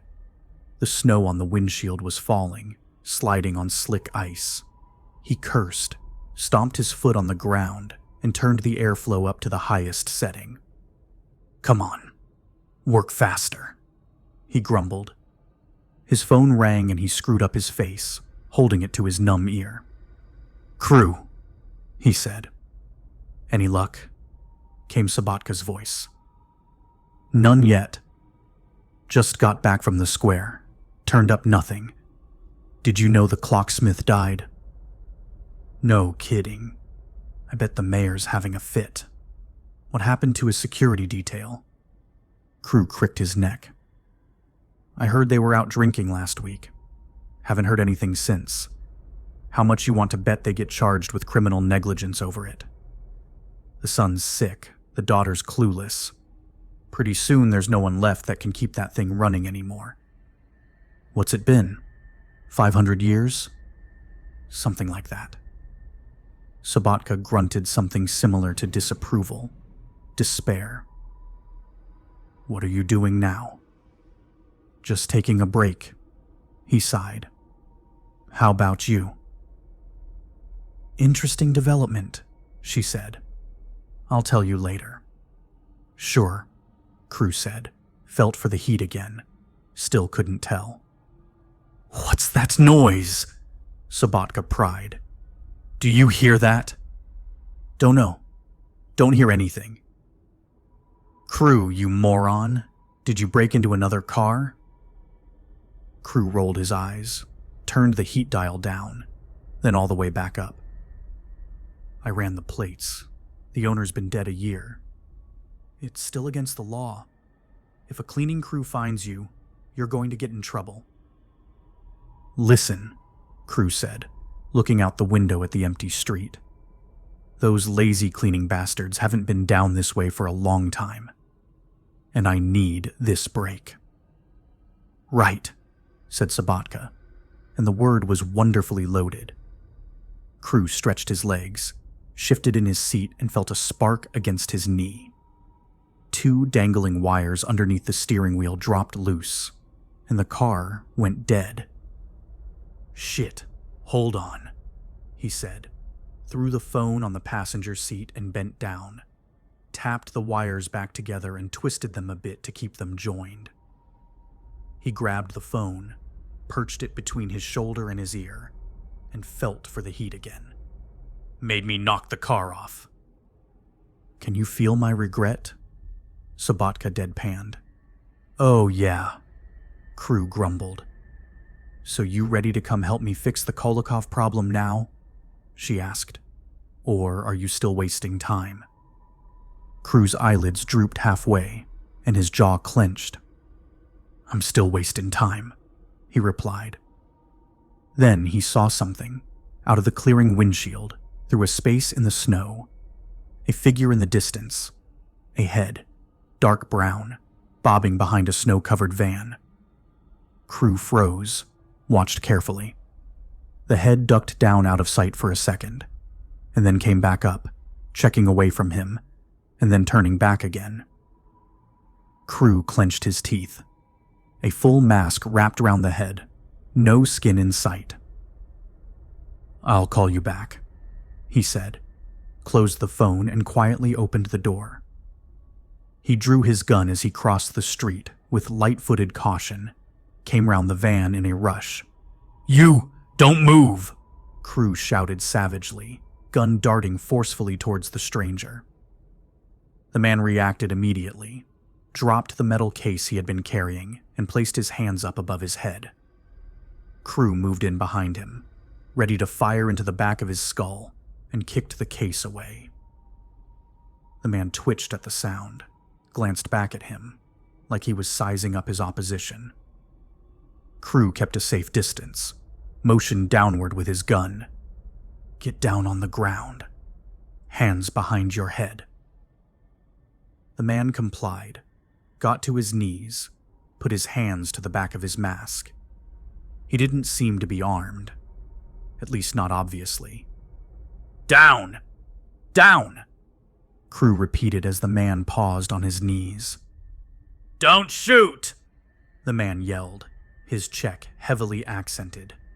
Don't shoot! Crew walked closer to the man and kicked his shoulder, and he fell over into the snow but kept his hands over his head, obviously taking Crew seriously. I'm with the British government, the man called as Crew circled closer. I'm not armed. What's in the case? Crew challenged, keeping his gun very visible. Equipment, the man pleaded. For blood tests. Just for testing. Where did you get that mask? Crew asked, edging closer. It's standard issue 4. Looks Chinese to me. It is. We buy them from Beijing. But I'm British. I swear. Crew grunted, re-gripped his gun, nudged the man in the shoulder with his foot. So why the healer get up if you're not Chinese? Healers are guaranteed safe passage. It's considered a safe cover. Crew laughed maniacally. Safe? You've never been this far east, have you? Any able-bodied Czech with a sense of honor would kick a healer's ass in a heartbeat if he got the chance. Really, really poor choice of costumes on your part. It's standard issue, he pleaded, in all black zone areas. Crew's gun faltered a bit. He stepped back. Black. The man turned his head slightly, not moving his hands at all, checked Crew nervously.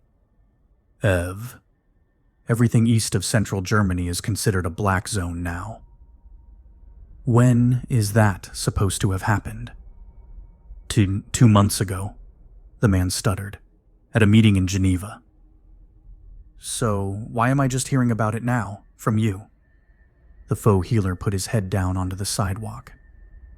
They're still trying to think how best to inform the public. They're afraid of civil unrest. Crew snorted, turned away briefly and put his hands atop his head, sighing loudly. Why? Just because they're leaving us here to rot, so they can come in later and start fresh? Why'd that lead to civil unrest? That sounds like a great plan. I can understand you're upset, but...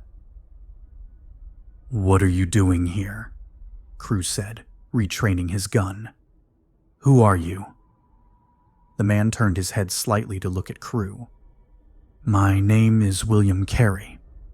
I work for the containment office in London. I'm tracking a British national who was last seen living in Prague. Who is he? Crew said, his tone a civil sort of demand. I'm sorry, it's classified, Carrie muttered. Crew half-lowered his gun, took a tentative step forward. Carrie didn't move, stayed still. Crew's voice was quiet, angry.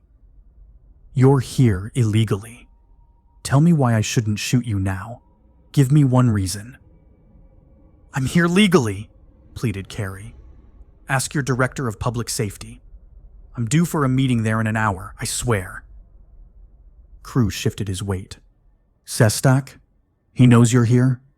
Yes. Call him. We're coordinating efforts. Neither man moved for a moment. What will you do when you find this fugitive? Carrie motioned to his case, looked back up. Test him, make sure he's clean, and then bring him home for trial. And if he's not clean? Carrie paused. I have an order of exile for him. He'll be banished from Britain forever. Crew snorted a laugh. So, he's our problem? We have a directive. It's out of my hands.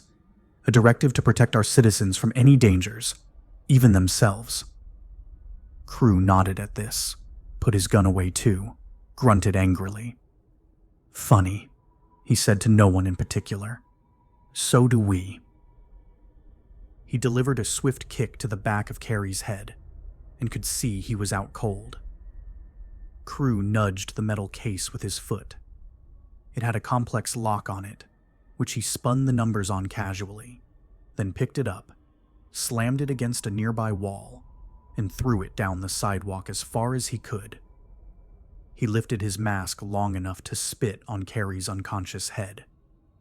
He turned, took his phone from his jacket, and rang Sabatka. "Sorry, thought I had something there," he said, pacing away from the scene. "Dead end?" Crew glanced back at Carrie, lying in the snow. "Might be later." He kept walking, stopped in front of the car, the beautiful abandoned car. He looked around the street, didn't see anyone. "You don't suppose," he began, but Sabatka cut him off. "You can't steal the car. It's more like borrowing. You can't take it. It's an Aston Martin, though." "Silver?" "In-dash GPS 2, and it works. Park it away from the station, and don't leave fingerprints." Crew smiled, snapped the phone shut and got into the car, gripped the steering wheel longingly. The heat had kicked in.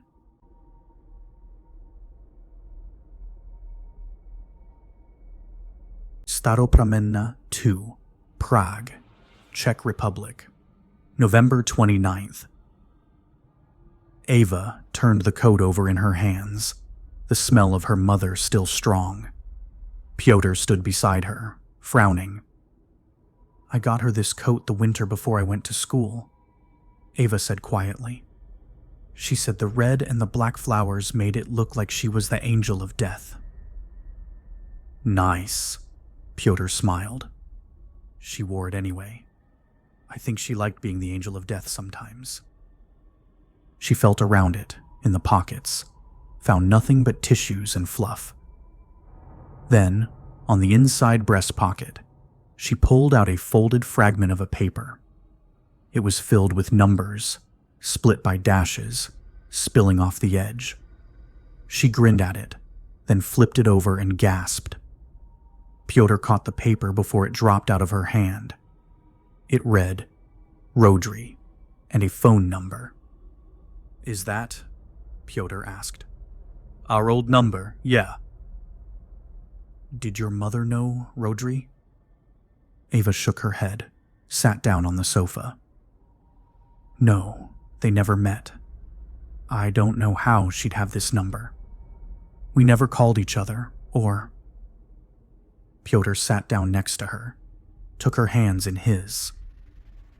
"Maybe she was contacting him, trying to find out where you were. You said you've been traveling a lot. Maybe she got worried and was checking up on you." Pyotr sprang from the sofa, across the room to a small rotary phone, sitting in the corner, dusty and cracked. He brushed it off, carried it over to Ava, set it on her lap. "Maybe she went after you. Maybe she's already out of town." "What's the phone for, Pyotr?" "If she went to Rodri, the two of them might be looking for you." Ava took the phone, gripped it tight. "That didn't happen," she said seriously, and put it on the ground beside her. She flipped the paper over, looked at the string of numbers. "What's all that? Some kind of address?" "It's a note to herself. She writes in code to keep people from snooping." "What people?" "Me, mostly," Ava said with a smile. "Lists for birthday presents, stuff like that. Letters to numbers, shifted on a rolling cipher. It's complicated, but she really has it down. She's pretty good with patterns, I guess." "Yeah," nodded Ava, squinting at the paper. "Took me until I was 7 to catch on myself. Learned about my first laptop 3 weeks early, and I've been keeping my code-breaking skills secret ever since." "So, wait, you can read this?" "Oh yeah, definitely." She smiled. It's a bit tricky with the edge of the page ripped off, but I'm pretty sure it says something like Wednesday, 5 o'clock, Sestak. Dobroslav Sestak? Pyotr hissed. It doesn't say. Who's that? Director of Public Safety. Real hard ass. He's the one who shut down all the city squares, made the police his personal germ-killing army. He's got more power than the mayor, and he knows it. So, my mother went to him for what? As an advisor? Couldn't be. She was fired. Why would he meet with her? Ava nodded, rubbed her temple gently. The leftovers of the tezoset were making her so tired. There's only one way to find out, she said. We'll have to go ask him ourselves. Pyotr barely got in front of her, pushing her back with a pleading hand. Ava, wait. Hold on. His office is like a fortress over there. There's no way we'd get in to see him, even if we weren't on the run from the police. He might know what happened to my mother, Pyotr. All you have connecting them is this. This scribbled note that means nothing. Ava, listen. I want to find your mom as much as anyone, but this is not the best use of our time right now. She grabbed his shoulder tightly, looked into his eyes. I'm going, she said simply. With or without you. She started down the stairs again, holding her breath for fear of losing her resolve. Pyotr stayed still a moment, then let out a deep sigh and followed her outside. The gear they'd stolen from the storehouse at the park on Rashinovo Nabzhezhi smelled clean and crisp, like antiseptic and lemons. Ava fidgeted with the latch on the back of her mask, pulling it tighter around her face until she could no longer feel the cold air on the skin below her cheekbones. Pyotr rifled through a plastic bag, frustrated. There's only one glove in here. They forgot to pair them, the bastards. You should go back and complain. Ava smiled. They paused at a corner near the old apartment building Sestak had claimed as his office. They glanced around in turns, checking out the trio of armed guards by the front doors, floodlights blasting onto the sidewalk like a fortress. See what I mean? Pyotr whispered. It's not like they're offering tours of the place. Maybe there's a side entrance or something, Eva said. We've got to get closer. Come on. Pyotr grabbed her arm, pulled her back. Not a chance, he warned. You're waiting here. I'll go see if there's another way in. Is this chivalry? No, it's you looking so dazed that they're going to know something's up at the sight of you. I can still pull off casual if I have to. Ava nodded, patted him on the back. Keep the mask on tight, and don't stare, okay? What am I? An idiot? He smiled back, then strode around the corner as if on a midday stroll. In any other circumstances, it would have seemed natural. Ava peered around the corner, watching as Pyotr closed the gap towards Sestak's building, hands deep in his pockets. He skipped off the sidewalk, down onto the street, and started crossing closer to the floodlights. Hey! Shouted one of the guards, taking aim with a machine gun. Other side, kid. Pyotr skidded to a stop, held his hands up to show compliance, and moved back to the far side of the street, eyes carefully away from the guards, who were watching him cautiously. Ava tracked him until he turned the corner a block away, then started walking back to meet him halfway, breath streaming out of her mask in tense bursts. Just as she spotted Pyotr rounding the corner ahead, the air filled with the sound of bells. Clumsy at first, then a slow, mournful tolling that echoed off the buildings, drawing Ava deeper into despair. What's going on? She said to Pyotr when they met halfway down the block. The clocksmith's son just died. People are freaking out. Ava glanced up as more bells rang out, the distant sound of weeping from untold homes nestled away from this frozen hell she was living. "They were really that loved?" she asked. "The clock's a symbol of hope to the city," Piotr said. "It's irrational, but people really care about that family. Nuts as he is, Sestak understands that pulse." Ava squinted, looked to Piotr. "Sestak knows them?" "Knows them. They're like his pet project.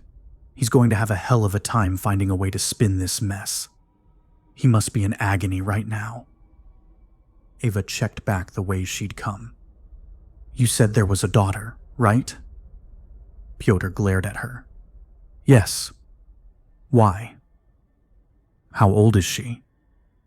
"I don't know." "How old was the son?" "I don't know that either. Listen. You know all the ins and outs of this entire city, but when it comes to the most beloved family of all, you're drawing blanks?" "Yeah. Right after I eat my stale wafer rations off the floor, I put on my tux for a night out with Prague's social elite. Nobody gets to see these people anymore. They don't leave home at all." Ava smiled to him, patted his cheek. "Not usually, no." The guards outside Sestak's building had their guns on her the second she started towards them. They were not taking any chances, especially with a lone woman weepy and stumbling, wearing no jacket in this weather. "Other side," the close one called, but she didn't turn or slow down. He stepped out onto the street, adjusted his mask, and took careful aim at her head. "Ma'am, stay on the other side of the street." Ava looked up at him with horrible, teary eyes, her mask pulled tight around her face, and choked down as loud a sob as she could manage. "They're all dead," she wept, treading a fine line between melodrama and authenticity. "Ma'am, you need to back up right now," the guard warned, taking a step back himself. Ava slowed, stood there in the street, shivering from the cold. My father was the clocksmith," she said, staring into the sky. "My brother just died. I need to see Dobroslav. I need to tell him. My brother. He left a message for him." The guard squinted at Ava a moment. "You're the clocksmith's daughter?" Ava met his eyes, pushed as many tears as she could to the surface. Yes," she nodded. The bells in the air were stifling, inescapable. The guard kept his gun on her but touched his earpiece, tilting his head away. "I've got the clocksmith's daughter here to see the director. Says she has a message from her brother." He heard something over the radio, glanced up at Eva. "She said that too." He nodded, easing his gun a bit. Ava tried to bide her time with as authentic a way as possible, staring into the clouds and praying for the soul of her lost family. It wasn't as hard to do. "Hold on," said the guard to the radio, then looked at Ava sternly. "You're Anna?" Ava realized she had no idea what the daughter's name really was. The guard looked suspicious, untrusting. If it were a trap, she'd have no way to talk him out of it. She wavered, let out a long, sad breath, met the guard's stare head on. "Yes," she said. He watched her seriously as the wind bit cold across them both. His left eye twitched. She let her breath go, inhaled sharply, let her gaze wander down to the snow, and started to cry again. The guard watched her, wincing, then lowered his gun. "Give me the message," he said. I need to see." "Nobody sees the director, ma'am. I'm sorry. Give me the message and I'll let him know as soon as he's free." Eva shook her head sadly, inhaled deeply. It's personal. I don't think Dobroslav would want anyone else to. Ma'am, I appreciate your concerns, but I'm afraid there's no way you can see him. No disrespect, but you've just come from your brother's deathbed. I can't take the risk that the director will catch whatever it is that killed your family. It was the perfect cue. Eva began crying loudly, fell to her knees, cupping her face in her hands. Please, she wept. Please. It was his last request. I can't ignore his last request. Please. The guard grit his teeth, looked back at the building and put his hand to his ear again. You're getting this? He asked quietly. Yes. All right. He reached a hand down to Eva, touching her shoulder lightly. The best I can do is the clean room, he said. You'll be separated by 2 sheets of plastic, but you'll be able to talk. I know it's not what you want, but it's private, and it's as personal as you're going to get. Eva looked up with teary eyes. Thank you, she gasped. Thank you. That will be perfect. Absolutely perfect.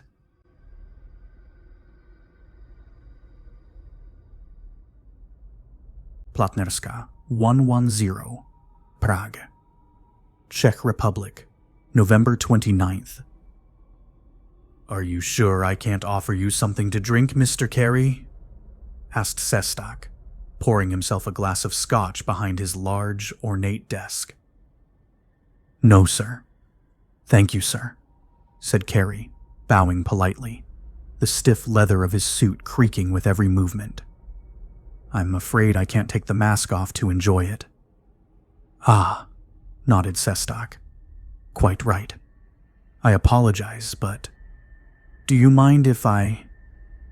Not at all, Director. It's your home. Sestak smiled serenely, putting the glass to his lips, pausing to watch the absurdity of the scene. This almost inhuman monster standing in the middle of a classic Prague drawing room. Buckles and air filters met plush velvet curtains, and the result was unpredictably obscene to his sensibilities. Shall we get straight to business? I have a call I must tend to soon, unfortunately tight due to your late arrival. Yes. Carrie nodded, rubbing the back of his head absent-mindedly. Again, I apologize for the delay. Not at all. But if you please, time is tight. Carrie quickly brought his dented and scraped metal case around to his lap, unlatched it with a few quick turns of the dial, and pulled out a mid-sized envelope with both hands. It sounded like metal inside. Heavy pieces of metal. He carefully placed it on Sestak's desk. The director stared at it a moment, but did not move. What is it you're after here, Mr. Carrie? He asked. A British national living in Prague, Mr. Daniels. The Zamus fellow, Sestak said ominously. Yes, what of him? What's he done now?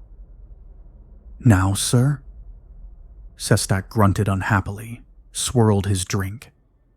He's an insufferable fool, that one, he said, constantly second-guessing city policies, sticking his nose where it didn't belong. Why? Once he tried to convince me to keep the opera house open, despite all indications that it was a major infection point for the city. He tried to bribe me to keep it open. The fool. Bribes are beneath me. Offends me to no end when fools think they can buy away my sense of duty. Carrie nervously glanced at the envelope on the desk. So, Mr. Carrie, Sestak said, leaning back in his chair. What has he done this time? I'm not at liberty to discuss the details of his case, sir, as you know. But I can assure you that his behavior poses no risk to the city of Prague. Or its citizens. Sestak sipped at his scotch again, scratched the tip of his nose with a carefully manicured nail. "I've already granted you free reign of the city. What more do you need?" "Well, sir, first of all, I would appreciate if you could convey my status here with your local police. I had a small mishap earlier, which has greatly, impeded my ability to operate." "I'm sorry to hear that. Nothing a good night's sleep and some painkillers won't help, I'm sure. But if you could..." "I will pass along the warning," Sestak said, jotting down a note on a pad of paper. "Thank you, Director," said Carrie, genuinely appreciative. "And also, if I may ask, do you have an address for Mr. Daniels on hand? The house we suspected him of occupying is empty, and I'm afraid I'm running out of leads." "You've tried the place across the Charles, then?" Carrie sat up straighter. "No, sir. Do you happen to know the..." "Indeed I do," Sestak said, scribbling an address on the bottom of a sheet of paper and ripping it off for Carrie. "Since my secretary passed last year, I've found I've a better memory than I knew. Send enough bottles of wine to someone, and you remember their address forever, I suppose." Carrie got to his feet, hand out to shake, happiness showing through the mask. Sestak accepted the hand, if hesitantly. "Thank you, sir," said Carrie. "You have been a very great help to me." "It's my pleasure, Mr. Carrie," said Sestak, glancing down at the envelope again. "Don't forget your package, please." Carrie quickly slid the envelope back into his case, snapped it shut, and backed towards the door, bowing like a fool in the presence of royalty. Sestak replaced his glass on his desk and walked Carrie out, patting him on the back jovially. "One last word of advice, Mr. Carrie, if I may," he said as they reached the exit out into the hall. "Yes, sir," said Carrie obediently. "Absolutely. I would leave your trip across the Charles until tomorrow. It's late in the day now, and with the cold and the summer we endured here, and with your suit looking so much like..." He trailed off, then smiled. "Well, I can't imagine you'll want to be seen out in the dark dressed like that. For your own safety, naturally." Carrie barely responded. His voice was small and weak. "No, sir. Thank you." As soon as they opened the door, Sestak's assistant rushed forward, notepad in hand, clicking and unclicking his pen as if to punctuate his displeasure at the schedule being thrown off kilter. He bowed politely to Carrie. "Sir, if you please. One of our men will help you back to your accommodations." Carrie was led by the arm down the hall and away. As soon as he was out of earshot, the assistant began speaking in hushed tones to Sestak as they made their way back down the hall. "Was it a good meeting, Director?" he asked. "Fine enough," grunted Sestak. "Any news from the Golden Tree Apartments? Any more cases?" "None reported, sir. I am still getting hourly reports, but it seems limited to the 4th and 10th floors." "Excellent. That's good news. Keep the ventilation shut down, and tell the army to keep its position until I give the word." "And what of the press, sir? They're asking about the barricade." "Tell them nothing for now. I don't owe them anything. If we start torching, and that's if, release a statement detailing the facts. Otherwise, this is just a routine quarantine. If anyone knew it was Nuremberg, we'd have a riot on our hands, and I can't handle one of those right now." "Yes, sir. Any further word on the healer?" "Scattered reports, sir. Housing complexes in the south. Stadium Eden just recently. A few deaths, but nothing actionable." Sestak growled, checked his hair in the glass of a painting along the wall. "Call the Chinese ambassador and express my displeasure at civilian deaths in my city." "Yes, sir. Certainly. Should I demand they recall the agent?" "Gods, no, man. Whatever you do, don't upset them over this. I won't have Prague mentioned in the same breath as Kiev, not over a few fools with an inflated sense of their ability. Nobody burns this city to the ground but me. No, sir. Understood, sir. Oh, and can you please remind the police that they're to leave the damn healers alone? I thought it was well established, but apparently not. I can't control the populace, but law enforcement is supposed to understand the law, at least. The assistant touched a hand to his ear, eyes darting left and right. Sestak began adjusting his jacket sleeves impatiently. Is Sobotka on the line yet? He asked. The assistant blinked to attention. Yes, sir, but if I may, it's confirmed that both Mr. Kopecky and his son have died. Sestak stopped dead in his tracks, stared at the floor. Damn, he breathed. God keep their souls. Who else knows about this? The city bells are tolling, sir. It can't be long before it's everywhere. Damn and damn again. Prepare a press conference. We have to get ahead of this. Have Dr. Muller check Anna Kopecki's blood and get her over here for the cameras. We need to show the city there's hope in the face of tragedy.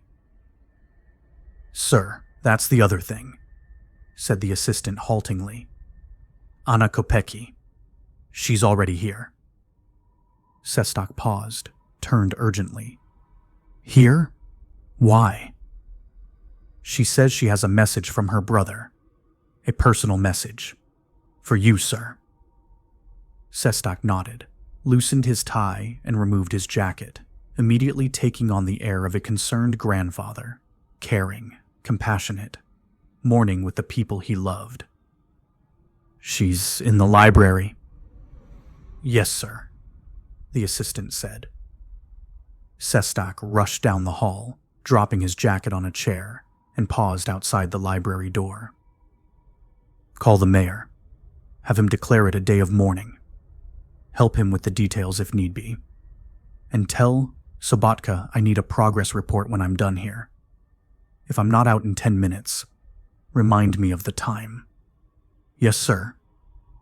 Sestak clicked open the door, stepping into the dark library, windows sealed shut, and the only lights set to a dim glow, disappearing into the rich, stained wood at all sides. A sheet of clear plastic hung through the middle of the room, sealed to all sides with thick tape. On the other side of the room, beyond the plastic, was a young woman, standing facing away from him, breathing softly. My dear, I'm so sorry to hear about your brother. The woman turned slowly, mask dangling from her face, letter opener gripped tightly. Sestak jerked back. You're not Anna? He gasped. No, said Ava gravely. But you and I still need to talk.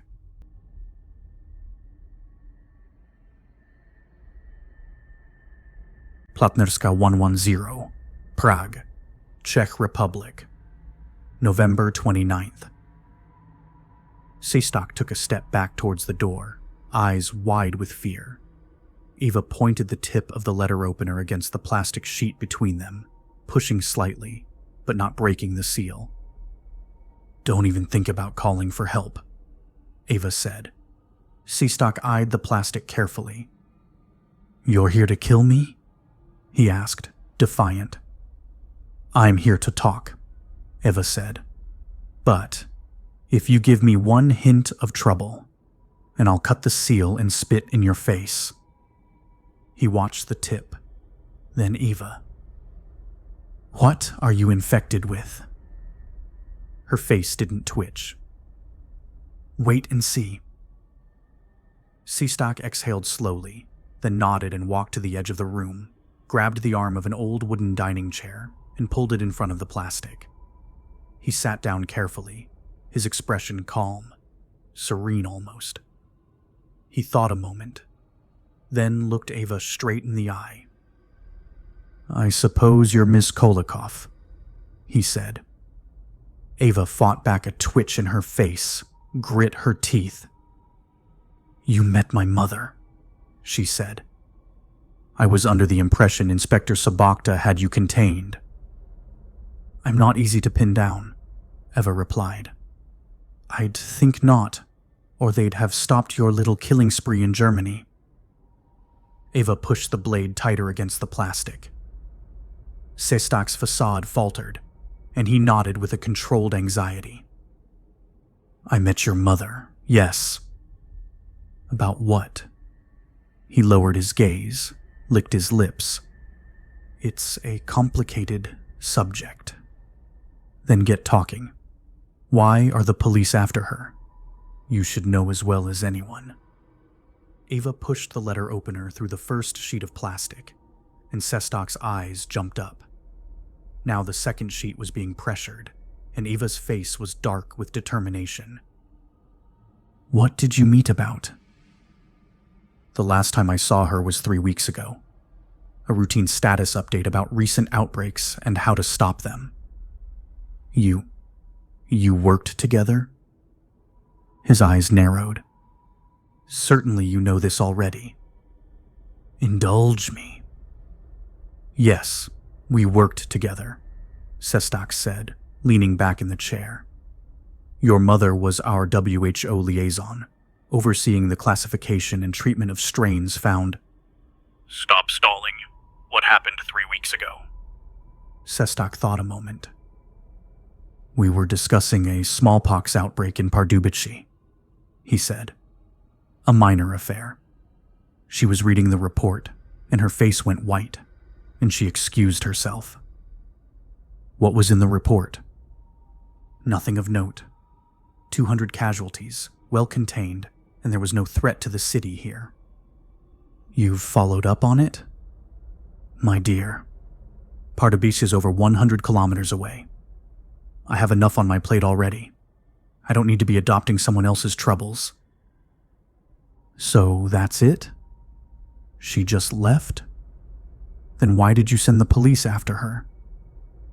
"The police found their evidence quite independent of me, I'm afraid. If I'd had an inkling of what she was involved in, I never would have given her access to our containment practices. My biggest fear is that she can use my own strategies against me now." "She's not a terrorist." "You would say that, wouldn't you?" Eva nearly punctured the second sheet. Her grip on the handle was making her hand shake. "You think she was behind the outbreak in Pardubice?" By the way she reacted, no. She seemed genuinely concerned about it, which frankly makes it all the more stunning, knowing what she'd been up to all this. Save your whining for someone who cares. If she didn't make the virus, who did? Sestak folded his hands on his lap, paused a long while. "When we deconstructed the strain, we saw it was signed by the authors." "What, actually signed?" "In the code, yes. Incidental protein strands. Crude, but effective. They call themselves ex facto, I believe." "Are they local?" "It's impossible to say.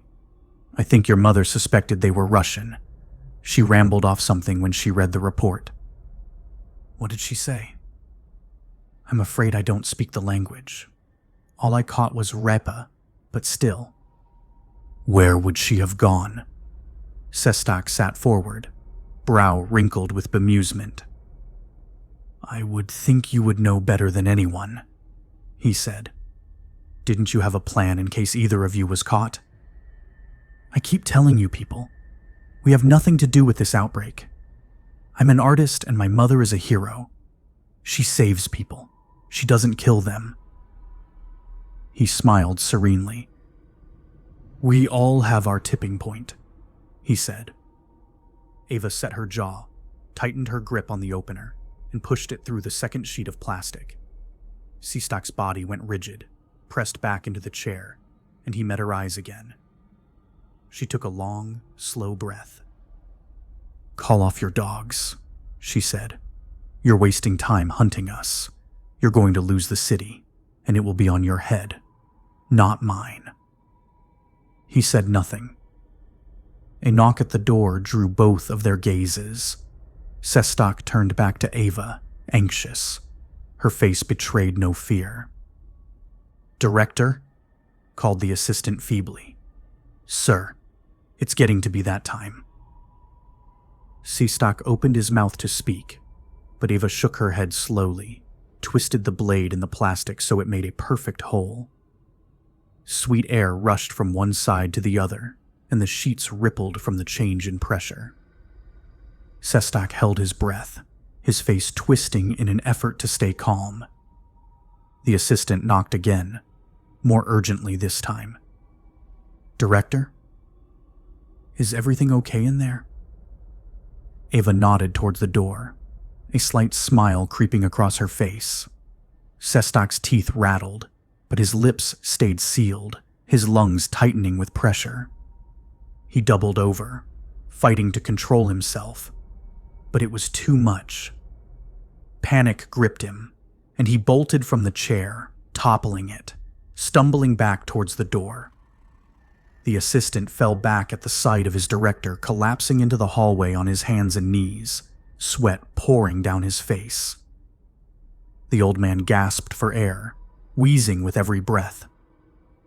Sir, what happened?" asked the assistant, peering back into the room. It took him a moment to see the hole in the plastic and the absence of the clocksmith's daughter. "It was Kolakov," Sestak gasped. "Seal this hallway. Quarantine everyone inside. I want that air tested for everything we know." She was infected?" the assistant asked, blanching. "She said she was. I can't trust a word she said, but I'm not taking any chances." "No, sir. Should I have the men detain her before she—" "Leave her.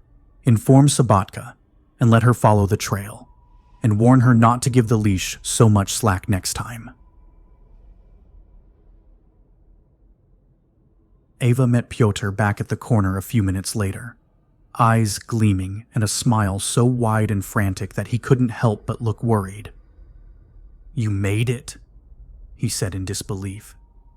"Not only that, I know where to go next." "Wait, you actually saw Sestak? And he told you what you wanted to know?" "Not intentionally, no. But he mentioned she said the word Repa last time she was there. She was talking about Russian turnips? I don't get it. It's not turnips, it's Stepan Krejci, an old friend of my parents, back when I was a toddler. I couldn't pronounce his name, so I called him Repa, and it stuck.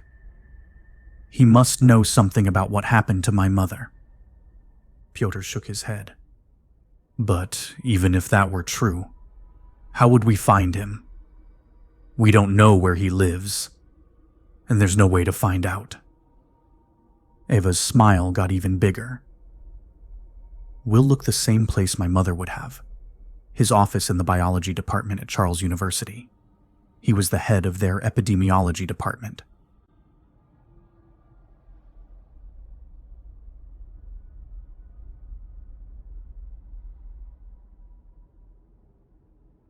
Panska 12, Prague, Czech Republic. November 29th. The smooth carpet ran down the length of the main foyer, the floor so shiny the healer could almost see his reflection in it, untouched, as if no one passed the threshold anymore. Glimmering chandeliers hung on domed ceilings above, the brightest lights he had seen in many months. It had been a hotel once, this place, but the front desk was empty, left in pristine condition by the last employee to leave. There was no building directory, no guest list, nothing to go by. He started up the polished wooden stairwell, watching his surroundings closely. In the corners of some steps were white and yellow flakes, like a strong antiseptic that wasn't properly washed away. There were pots of flowers on every fifth step, as if the smell of daisies could drown out the industrial-strength cleansing. The flowers were new, so someone had been there recently. At each door was a camera encased in a dark glass dome. At one room, a brown paper bag sat outside the door, its bottom stained with some kind of grease. A room at the far end of the hall had at least 24 newspapers stacked before it. By the third floor, the walls were decorated in fine wood paneling, accented with classic-looking murals. The lighting was all finer, the bulbs all aimed at the ceiling for a calm, subdued feel. He passed by a large mirror and paused there, seeing how foreign he looked. On the 5th floor, the final change. Down the hallway and on the left was a simple wooden stool, straddled by a large, squarish man in a green military uniform. The man was already watching the healer as he reached the floor, but he made no move. He just watched. The healer walked slowly down the hallway, but there were no other doors to check. He stopped a safe distance away from the man, who was still watching him passively. He had bright orange hair, and his uniform bore no stars, no commendations, just 2 simple US pins on each lapel, and the name Shaw on his chest. The two of them stared at each other for quite a while. No movements, as if in the midst of a duel that neither would admit to. The healer slowly, deliberately, reached out a hand and knocked on the door. Shaw placed a firm grip on the healer's forearm and squeezed. His green eyes were not angry, just professional, and he shook his head slightly, as if his say-so would let the healer concede defeat. The healer kept his stare at the larger man, and with some strain, knocked on the door again. 1, 2, 3. Shaw seemed to grit his teeth at this, maybe amused. Suddenly, he swung the healer's arm down and away, and with the other hand pinned him against the far side of the enclave, fingers wrapped tightly around the armored casing on his neck. The healer moved fast, grabbing hold of Shaw's arm, twisting it. The sudden pressure made Shaw lose his grip, and the healer pushed the arm down and backwards, up behind his back. The man barely reacted to the move, and with his other arm reached back and grabbed the healer's chest. With a bit of a crack in his twisted arm, he heaved strongly enough to break the healer's grip, and threw him across the hall and into one of the murals that hung there. The healer regained his footing quickly, and Shaw cricked his shoulder, grimacing at the sensation. The healer made a point to not make any sudden moves, but his opponent had no such concern. His right hand slid to his side and pulled his pistol from its holster, swinging it up towards the healer's mask. The healer was prepared. He sidestepped, grabbed Shaw's wrist and twisted until she heard a crack, and then with his other hand caught the falling gun and threw it down the hall. When he looked back up, it was too late to stop Shaw's fist from hitting him in the side of the head, and was spun round by the impact. His suit whined a warning, his heart rate increasing, and he heard a constant ringing in his ears. He backed up instinctively to give himself room to think. Shaw took the time to diagnose his wrist and seemed to write it off, letting that arm hang loose by his side. They watched each other for another moment, and then Shaw lunged forward, his punch missing, and was caught with an armored elbow to the neck, and then a swift, low kick to the legs that sent him sprawling. Shaw landed on the crimson carpet and rolled to his back with some difficulty. The healer was already turned, ready for more, his cloak swung back and his machete now clearly visible at his side. The healer held out his hand in a warning and shook his head slowly, but Shaw was too stubborn or honor-bound to give up. He got to his feet, his knees smarting from the kick, and pulled himself straight, though his body looked ragged.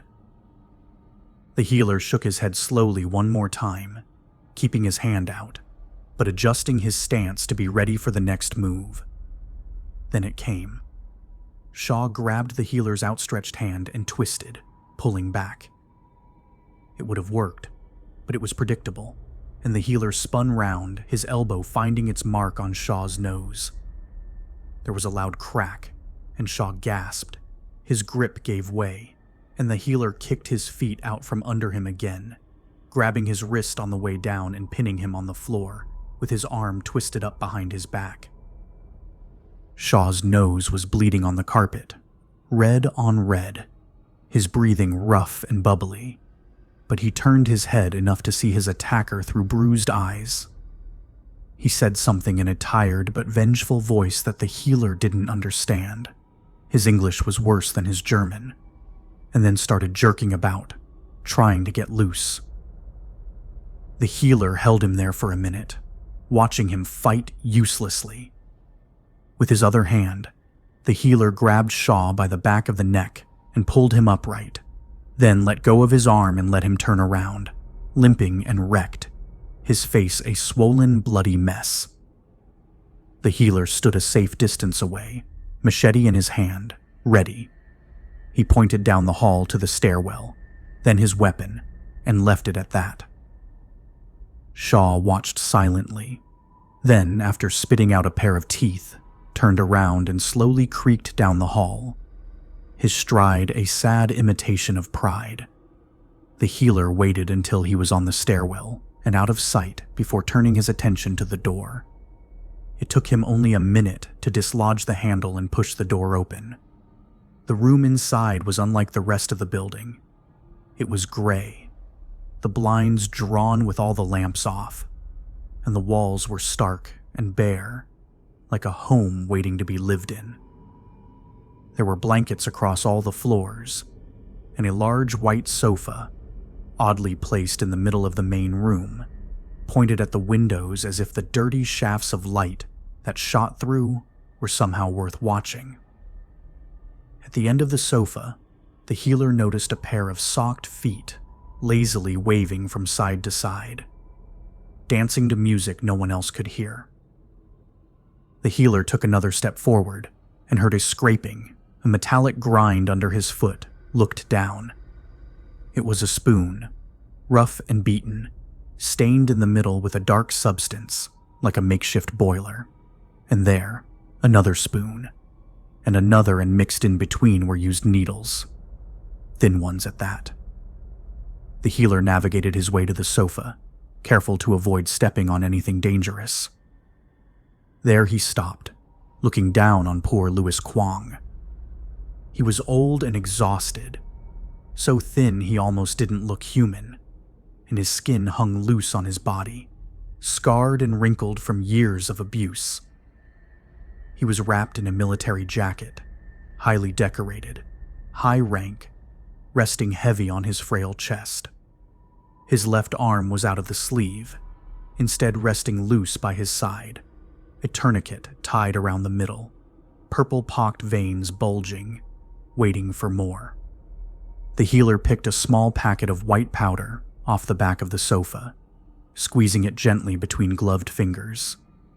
Heroin, probably. He dropped the bag and rubbed his fingers along the white upholstery. Kwong opened his eyes slowly, blinking at the weak light to his left, and turned his gaze to the healer, pupils flushed wide. He didn't react, but was watching carefully. The healer removed his black pouch and placed it on the back of the seat, removed a vial and put it towards Kwong. With abrupt dexterity, Kwong moved his arm away and into his jacket, and his eyes narrowed, judging. He said something in English, and the healer shook his head to it. He motioned with his needle, but Kwong rolled himself to his side, and then sat up, wobbling, his back to the healer, and exhaled. "Why you here?" he said in Mandarin, the voice weak and tortured. His accent was heavy and his words very simple, like a very old child fumbling through the language. "I not with use any illness," Kwong said. The healer paused, seemed to think. "You may be sick," he said, with a deadly disease. I must sample your blood now." Kwong shook his head, curled up a bit. "My sick, all me. My fault." "That may be," said the healer. Kwong turned around partway, eyes narrow and pained, lips trembling with fear or hurt or self-pity. "Then let me die," he said, and he meant alone. The healer shook his head gravely, and Kwong winced. The healer showed him the needle, the gray display, what must be done. "I must sample your blood, because you have infected others," he said slowly, hoping the meaning would get across. "We cannot cure them without this sample." They sat there in silence for a moment. Kwong turned on the sofa and put out his arm towards the healer and closed his eyes tightly, as if he'd never had a needle before, and the thought of blood scared him. The healer filled a first vial easily, and as he was attaching the second, Kwong spoke, his eyes still closed. "Grandfather taught me language," he said. "I never study big. Wish now I did. So much to say."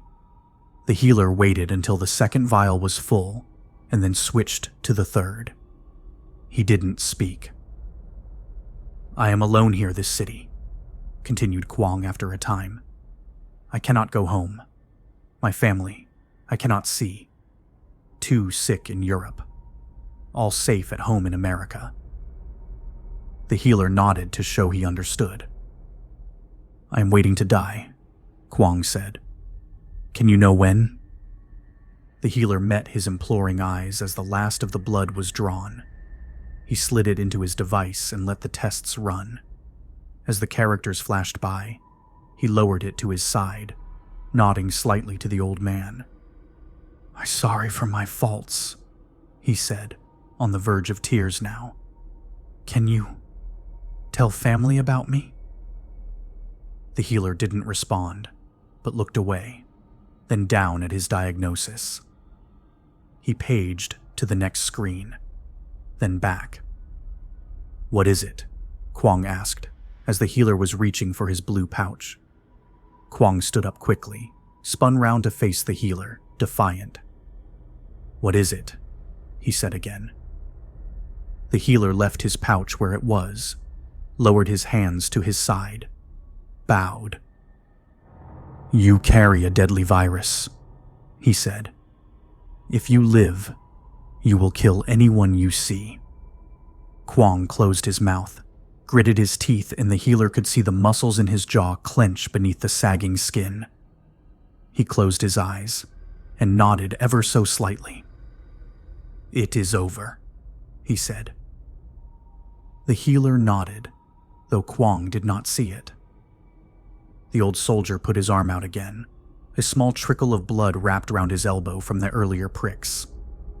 He took a long, deep breath and opened his eyes, squarely at the healer. Then, in an instant, his eyes twitched to the left and back, and the healer heard the faint sound of metal grinding behind him. He spun to the side as a loud crack rang out. Kwong's chest popped with a gushing red wound, and he stumbled backwards onto his knees. Shaw was standing in the doorway, pistol out, a quick look of shock and regret in his eyes as he realized what he'd done. The healer was off balance, but saw the gun veer towards him and ducked down towards the kitchenette behind him.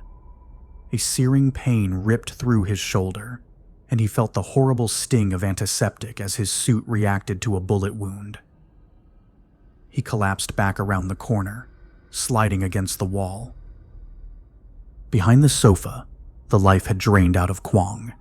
His eyes glazed over with shock and confusion, and his mouth swung open and closed a few times before he toppled backwards onto the floor. Shaw cursed loudly in a stuffed, nasally voice, and the healer could hear heavy footsteps as he marched forwards over the spoons and needles.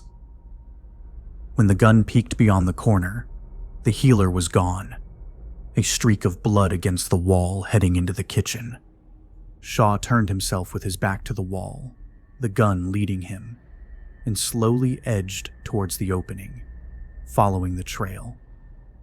His breaths were slow and quiet as the nose of the pistol edged a bit beyond the entranceway.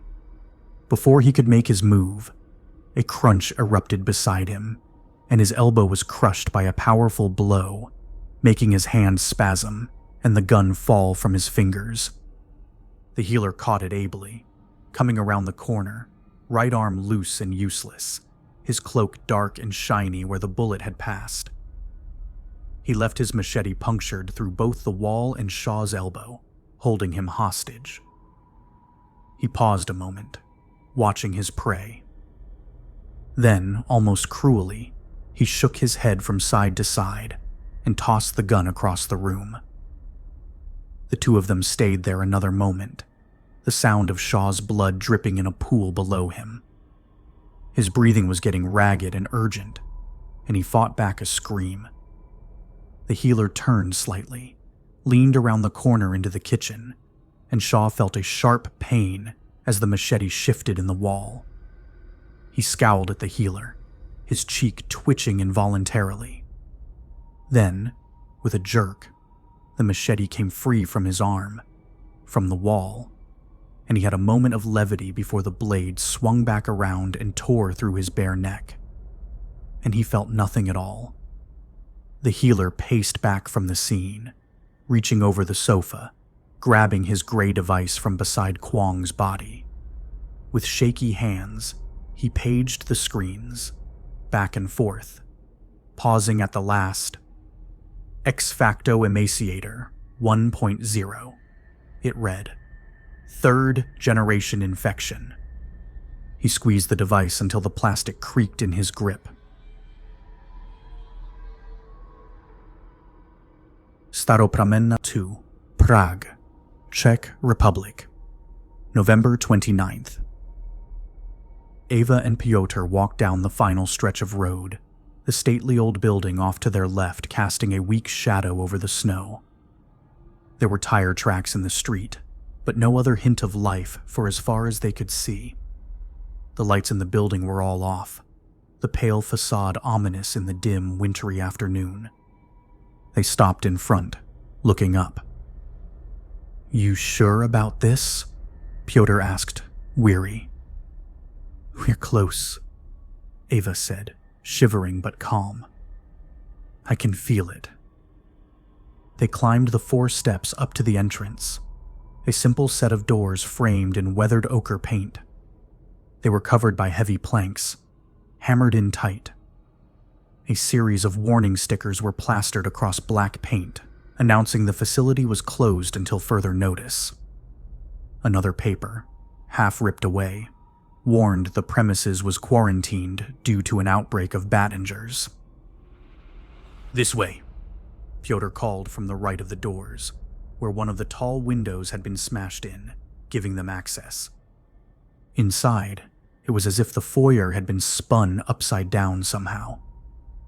Large, heavy desks were upturned, chunks of plaster and rock were smashed on the coarse wood floor. The walls were thick with black mold. Most of the old yellow paint was chipped or simply dissolved. A window somewhere at the back was letting in sunlight, but it wasn't nearly enough. The air had the texture of rotting vegetables, even through their masks. "You know where his office was?" Piotr asked. "No," admitted Ava. "I didn't see a building directory either. How should we look?" Piotr pulled open a door off to the right, nudging some debris out of the way. "Door by door," he offered, then lead the way in. The room was empty. What furniture had been there was stacked in a messy pile in the far corner, away from the windows. The floor was spotless, despite the dusty atmosphere, but for that pile. Ava could make out a faintness in the wood floor around it, like an entire layer of finish had been worn off by something. "Look at this," Piotr said, rubbing a gloved finger down the wall. It was stripped down to a thin layer of plaster, ripped apart by raw streaks, like thick claws had worked it away. It was only up near the ceiling that the thickness returned, and with it, the black mold. "Somebody hates mold," Ava said quietly, adjusting her mask. "Let's keep moving." Down a quiet hallway, past a bulletin board that still had notices about flats for rent in town, they found a large auditorium, its modern desks ripped and beaten from their bases, up into the back of the room. To their right, a drinking fountain lay on the ceramic floor, a small trickle of water pouring into a neat pool. Again, no sign of life. "This is going to take a while," said Pyotr, surveying the wreckage. Just then, a shuffle and some wood fell over, far at the back of the room. Pyotr moved closer to Ava, shielding her. "Who's there?" he called. Ava's heart beat loudly in her ears. She reached down to her left, grabbed up the arm of a destroyed overhead projector, felt its weight. Her sprained wrist screamed out at her, but she grit her teeth and kept a careful eye on the room. "Hello," Pyotr yelled, stood ready. Then, near the middle of the room, up and away from them, came a waifish girl, no more than 20, her eyes dark with exhaustion, hair in filthy streaks down her face. Her bare arms looked almost blue in the frigid air, and she hugged herself, twitching. "Are you okay?" Ava asked, starting forward before Pyotr caught her. The girl didn't seem to see them, started climbing and sliding down and across desks. She ducked her head underneath one, then reached her arms under, lowered herself down, out of sight. They heard shifting debris, broken glass. "What's going on?" Pyotr called, moving himself and Ava further away from where the girl had disappeared. "Are you the only one here?" The girl reached a hand up on top of the desk, put her head half above the wood, shifted her gaze left and right, never looking at them. Her lower lip was chewed on and scabbed, sharp teeth marks red and trickling. "I can't find it. Can't find it," she said, though not to them. "Can't find it anywhere." "Can't find what?" Ava asked, looking around. "My eraser. I had an eraser. I brought it to class. I can't find it. I swear I brought it. I know I did." Ava and Pyotr exchanged wary glances. Pyotr held a pausing finger up to Ava, then reached down and began pushing bits of broken wood around as if searching. Ava gave him a warning look. "Don't," Ava whispered. "She might talk to us if we're nice to her. I don't think—" "Hey!" interrupted Pyotr with a loud call. "I think I see an eraser here." The girl's eyes shot at them, wide and delirious. Her mouth snarled open, showing browned and bloody teeth. "Mine!" she screamed, and leapt, animal-like, down the desks, straight at the scrambling Pyotr. She threw him against the wall, grabbed at his wrist and started slamming it against the stonework savagely. "Let it go! Let it go!" she howled, pushing his other hand away from her, snapping at it with her wretched mouth. He grunted in pain, trying to force her off, but she was too wild to stop. "Hey!" Eva called from behind. "I've got your eraser right here." The girl turned viciously, throwing Pyotr's battered hand away. She crept around, hunched like an animal, trying to circle Ava, who held the projector arm loose by her side. The girl wiped her mouth with her bare arm, leaving a trail of red to her elbow. "Give me the eraser," the girl said. "I lost it.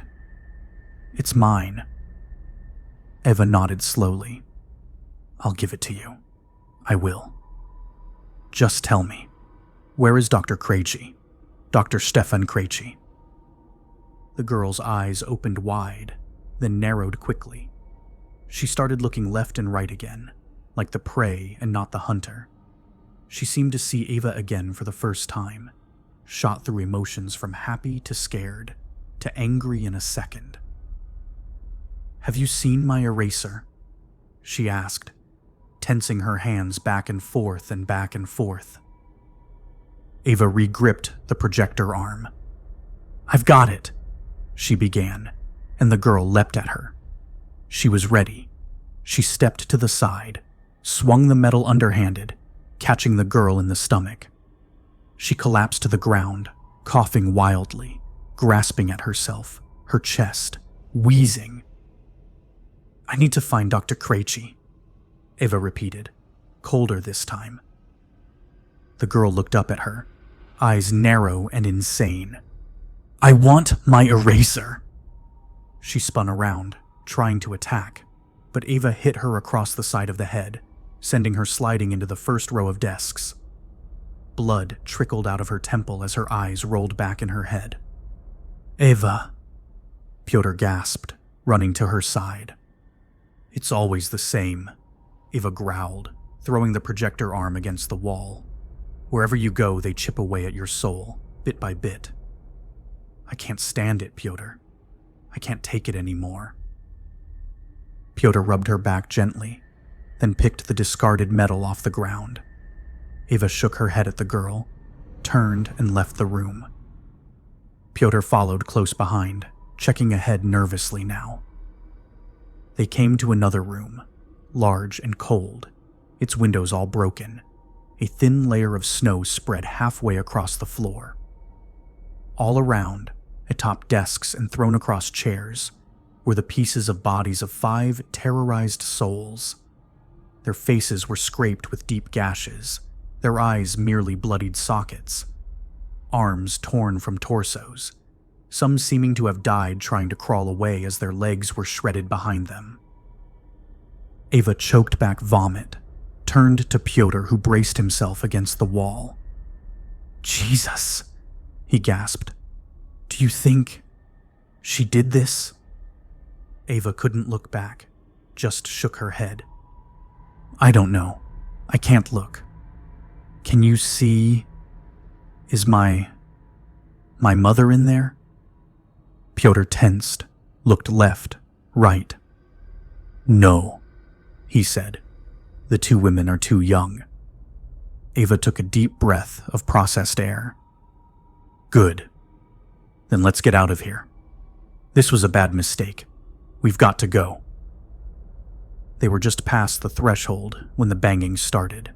Furious, mad pounding. They paused, half turned back, and heard it, faintly. "Hey! Don't go! Please! You have to help me! Please!" Staropramenna 2, Prague, Czech Republic, November 29th. Ava and Pyotr rushed back into the room and saw a refrigerated locker off to the side, a desperate face calling out to them from a narrow window at the side. They ran to him, started pulling the door handle, but were stopped by a fierce slam against the glass. "No!" shouted the man inside, his cheeks hollow, lips blue. "Please, no. It's airborne. I need a mask first. Please tell me you have one." Ava looked to Pyotr, who shook his head. "We only got 2, he said weakly. The man inside pressed his forehead against the glass, seemed to be weeping.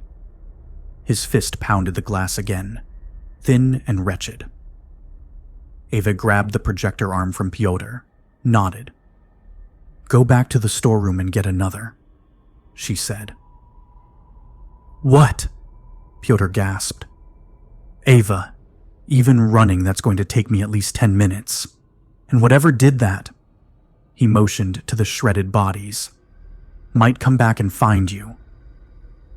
Ava swung the projector arm back and forth lightly, smirked. "I'll manage." "Ava, please. This is insane." Ava pointed at the carnage of the room angrily. "No, that is insane. This is me putting some sanity back into the world. Go get the mask. I'll be fine." Pyotr shook his head at her, but took off into a sprint. She waited until she couldn't hear his footsteps anymore, then turned back to the man in the refrigerator. He had tears in his eyes, was choking back sobs. "Thank you," he said loudly, his voice barely passing through the thickness of the door. I don't know how long I've been in here. I'm so hungry. I can't even..." He trailed off, disappeared from view. Ava leaned closer to the glass, tried to see in. "Hey, what happened here? How did this happen?"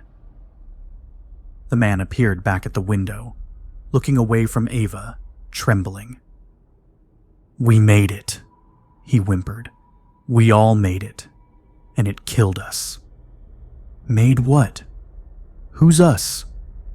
"The ex facto team," he said, with an odd mixture of sorrow and pride. Ava's mouth dropped open beneath her mask.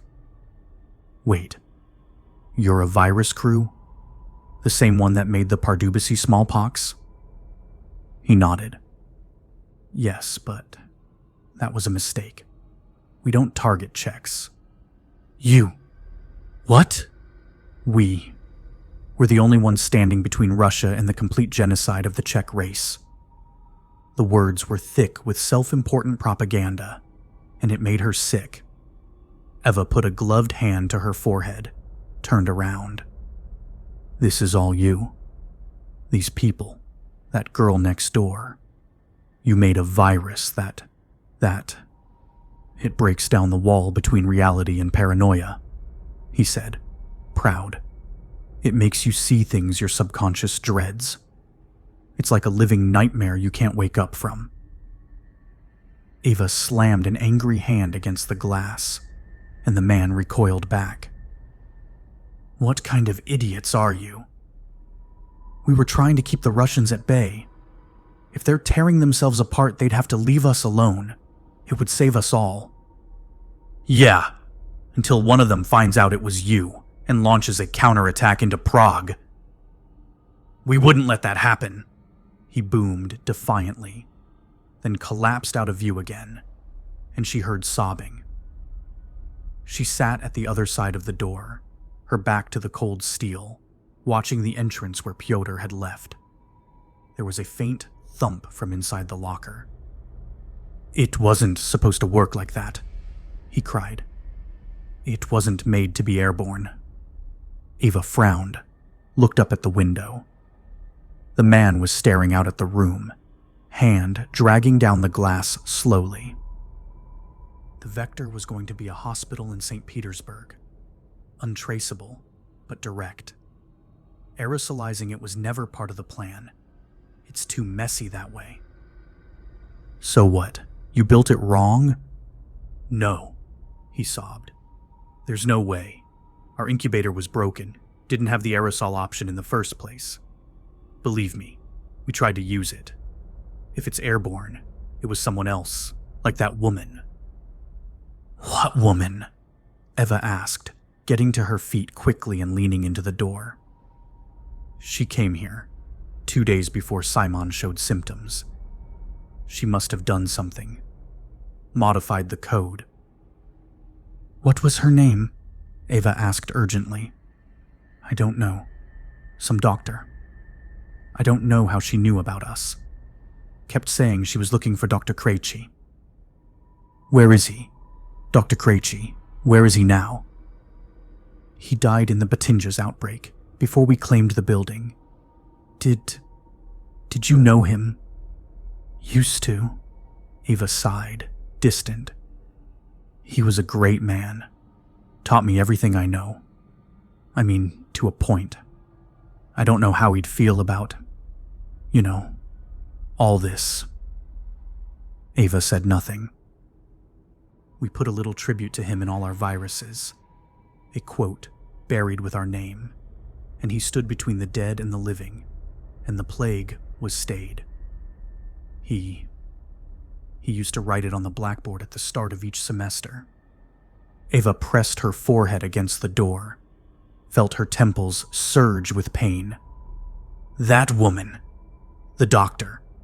What did you do to her? Do? Nothing. Reyna was looking to infect her with something, but she took off before we could. Probably because she'd hacked our code and didn't want to be near when things went wrong. Ava looked through the window, narrow eyes furious above her mask. I wish to God I hadn't sent Pyotr off to save your life, She seethed.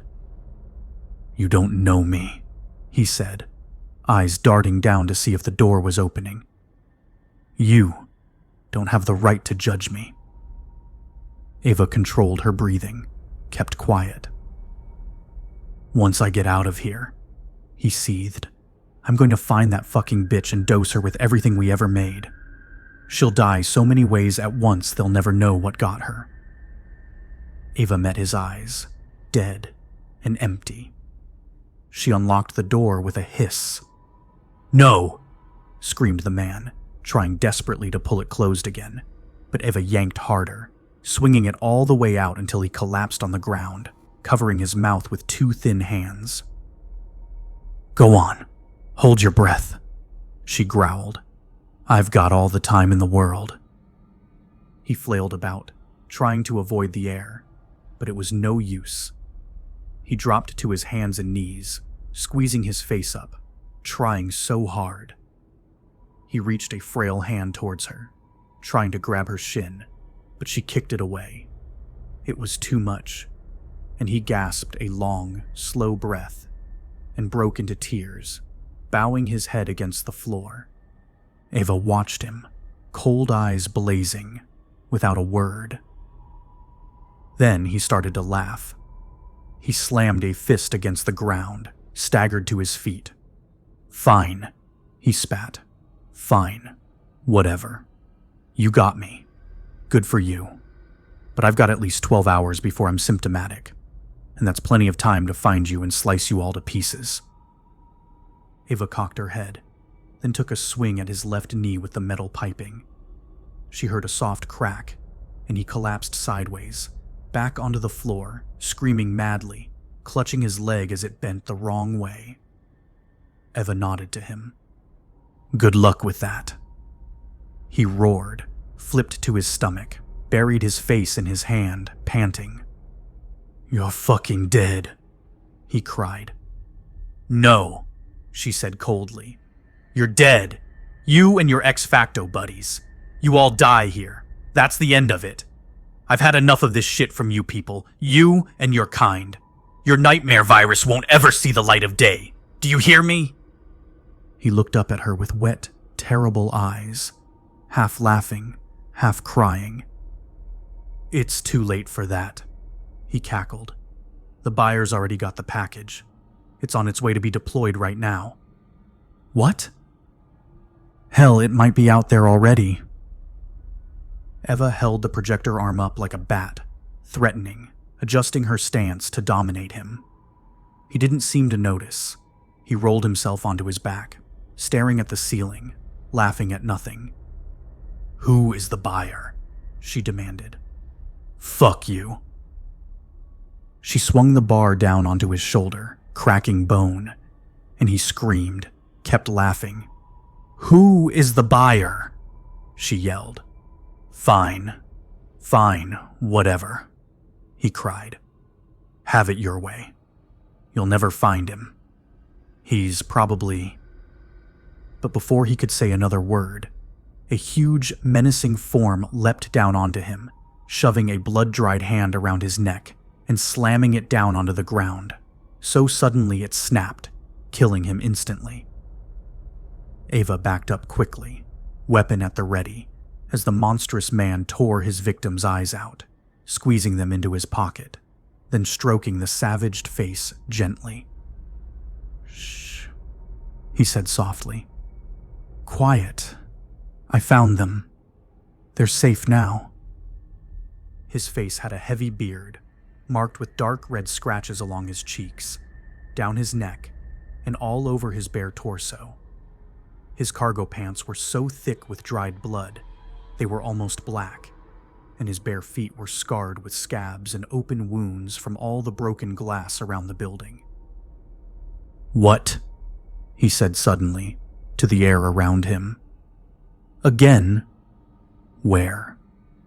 He looked down at the body below him, traced a careful line down the shoulder, to the left arm, and stopped at the elbow. No, that won't do, he mumbled, then pulled a worn scalpel from his back pocket. Eva moved back even further, edging towards the door. This won't take a minute, he said, jabbing at the arm wildly with the scalpel, and then began screaming as if he were the one being attacked. Ava was nearly at the door, eyes never leaving the scene, when her heel cracked a bit of glass. The monster looked up at her suddenly, eyes wide. She made no move. Yes, he said to the air, but looking straight at her. Yes, she has ants in her too. Eva stumbled further back, ready to fight. He made no move to follow her, just stared. Just stay back, she warned. Stay there and everything will be fine. His eyes shifted slightly, and it was clear he now saw her fully. I'll get the ants out, and she'll feel better, he said, then bounded towards her like a demonic gorilla, screaming as he made the final approach. It was so terrifying, Ava nearly missed her chance. She swung at him, hitting his shoulder instead of his head, sending him back onto the ground and sending her to her knees from the momentum. Her wrist burned angrily, and she lost her grip with that hand. The monster quickly skittered to his feet and ran at her again, and she took off towards the door, slipping on the glass on the floor, and only just reaching it before he grabbed at her heel. He pulled, and she flipped over onto her back, dropping the projector arm. He yanked her back in 1, 2, 3 painful lurches. She tried to kick him off, but he was just too strong. He straddled her, eyes utterly mad, and licked his lips. Those ants must go, he said serenely, and reached back a bloodied hand. Then his chest popped open. Once, twice, and the third time he collapsed backwards into the glass, and Ava covered her ears, ringing from the boom of the gunshots. She rolled to her chest, looked back, and there at the door was Piotr, smoking pistol in his trembling hand. I guess you don't need the mask after all, huh? He asked.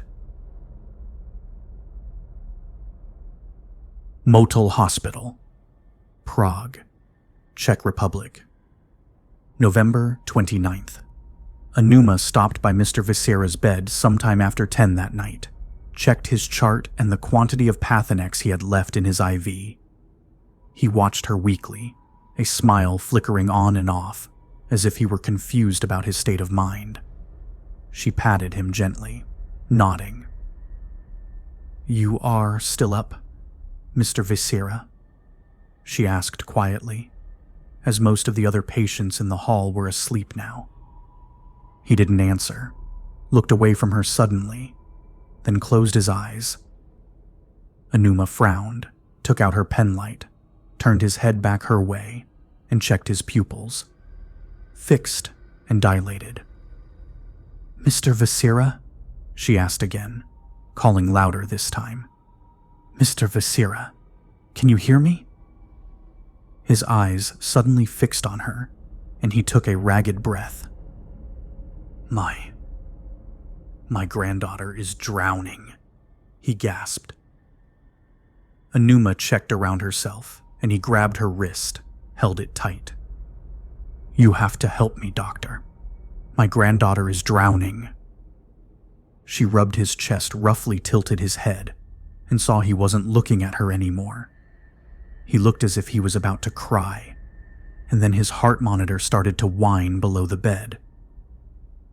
Blood pressure rising, she said to herself. Mr. Viscera, wake up. Wake up, please. He suddenly threw his arms back, sat up fast in bed, and began screaming a loud, blood-curdling scream, and the other patients began to wake too, whimpering or crying out in fear. Anuma leaned into him with her shoulder, held him down on the bed. "I need a sedative," she yelled as the frail man fought her. "Sedatives and restraints. Now!"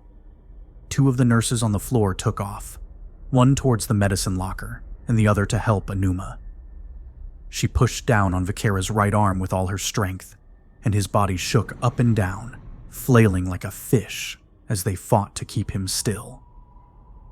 "Mr. Vakera," Anuma called. "Mr. Vakera, everything is all right. You are safe. Please calm down." But he didn't hear her at all. He kept gasping, rocking up and down, back and forth, trying to break free. "Someone save my granddaughter," he screamed. "What's wrong with you people? Hurry!" The other nurse arrived with a long needle and a pair of long blue straps. Anuma tossed one to the nurse and began to wrap hers around Mr. Vakera's legs. The nurse did the same for his arms, but he broke free suddenly, clawed out at her, scraping at her neck. She clutched it quickly, staggering back. Anuma checked behind her, at the second nurse. She was pushing the meds already. Mr. Vakera started to falter, his motions becoming subdued, and he slowly fell into a state of muttering semi-consciousness. "You. Take her and clean out that wound. I want you both on high doses of Pathenex now. You are off the floor until I say so. Do you understand?" Both nurses nodded solemnly, headed out, past Dr. Bastian, who was rushing down the aisle towards Anuma. Behind him paced a man in a business suit, heavy mask over half his head, arms gloved to the elbows. He wore a city badge in his breast pocket. A bureaucrat. Bastian checked the heart monitor quickly, the pupils. "He is altered," Anuma said, "and I have no idea why." "It's not in the spec for his condition," Bastian said grimly. "Dr. Bastian," the bureaucrat interrupted. "Is this Dr. Anuma?" "Not now," Bastian barked. "Dr. Bastian, if you're trying to interfere with state business, I don't care how senior you are in this place, you will be—" "I said quiet," Bastian yelled, not turning around. He looked to Anuma, eyes dead serious. "What else could it be?" he asked. "Maybe the Pathenex is having a delayed reaction," she said. "Unlikely," Bastian said. "Has he had any visitors? Someone that might have upset him?" Anuma shook her head, thought. "I do not think he has had any visitors since he arrived here. Maybe it is just cabin fever?" Bastian nodded, looked around the room. "We should get him upstairs somewhere, so he doesn't scare the others. Find LaRoche and see what zone he can accommodate a new bed. Then, several rows away, another patient began convulsing madly, his bed rattling. "It's too hot," came a desperate voice. "Please open the windows. It's too hot." Anuma and Bastian exchanged worried glances and took off towards the woman who was shielding her face with her arms. Bastian restrained her while Anuma checked her pupils. "Hello," Anuma called directly into her face. "Hello, can you hear me? It's so hot. Help me please." Anuma looked to Bastian, who strained against the wild movements. "What's going on here?" squeaked the bureaucrat, backing away from them. "Dr. Bastian, I need to know what's going on." "A new infection," he growled. "We need more sedatives." Anuma shouted across the room. "Bring as many as you can carry." The woman was sweating heavily, jerking this way and that, trying to get free. Bastian risked a hand on her forehead, neck. She's not feverish. She's hallucinating. What could cause this? I don't know, Anuma said, searching her memory. Sometimes Battinger's bee causes sleepwalking, but this isn't Battinger's. God help us. I hope it's not airborne. The bureaucrat took off, scrambling out of the room. We need to start everyone on aggressive Pathonex routines, Anuma said, checking around. We must slow it down if we can. Bastion swore angrily. We'll run out before we cover the room once over. Damn it, we should have partitioned the floor better. Another nurse arrived with a handful of heavy needles, quickly pushed the sedative into the woman's IV.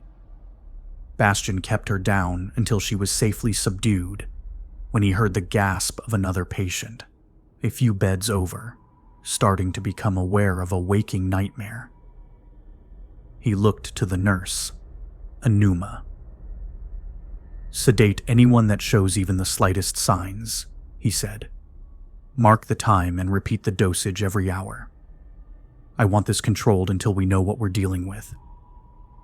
The nurse nodded and took off, but Anuma was interrupted by her pager beeping. She checked it, her face dropping. Ajobi, she gasped. Bastion grabbed the needles from her, nodded. Go, he said sternly. We've got this for now. She smiled behind her mask, then ran fast, through the room, to the front stairwell, and up to Ajobi's floor.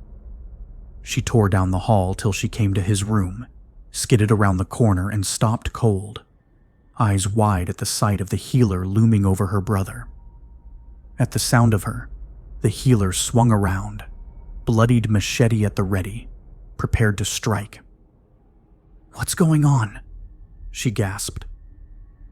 The healer put his weapon away, staggered a bit. She saw blood on the back of his cloak. He tipped to the right as he stood. He held out a vial in a trembling hand and shoved Ajobi's head back against the pillow savagely. What is this? He snarled. It is not your vector. Ajobi shook, terrified, darted pleading eyes between the healer and Anuma. I don't know. I thought it... This is a third-generation infection, the healer boomed. You said this man infected you, and you lied. Anuma started forward. Please, maybe Ajobi just...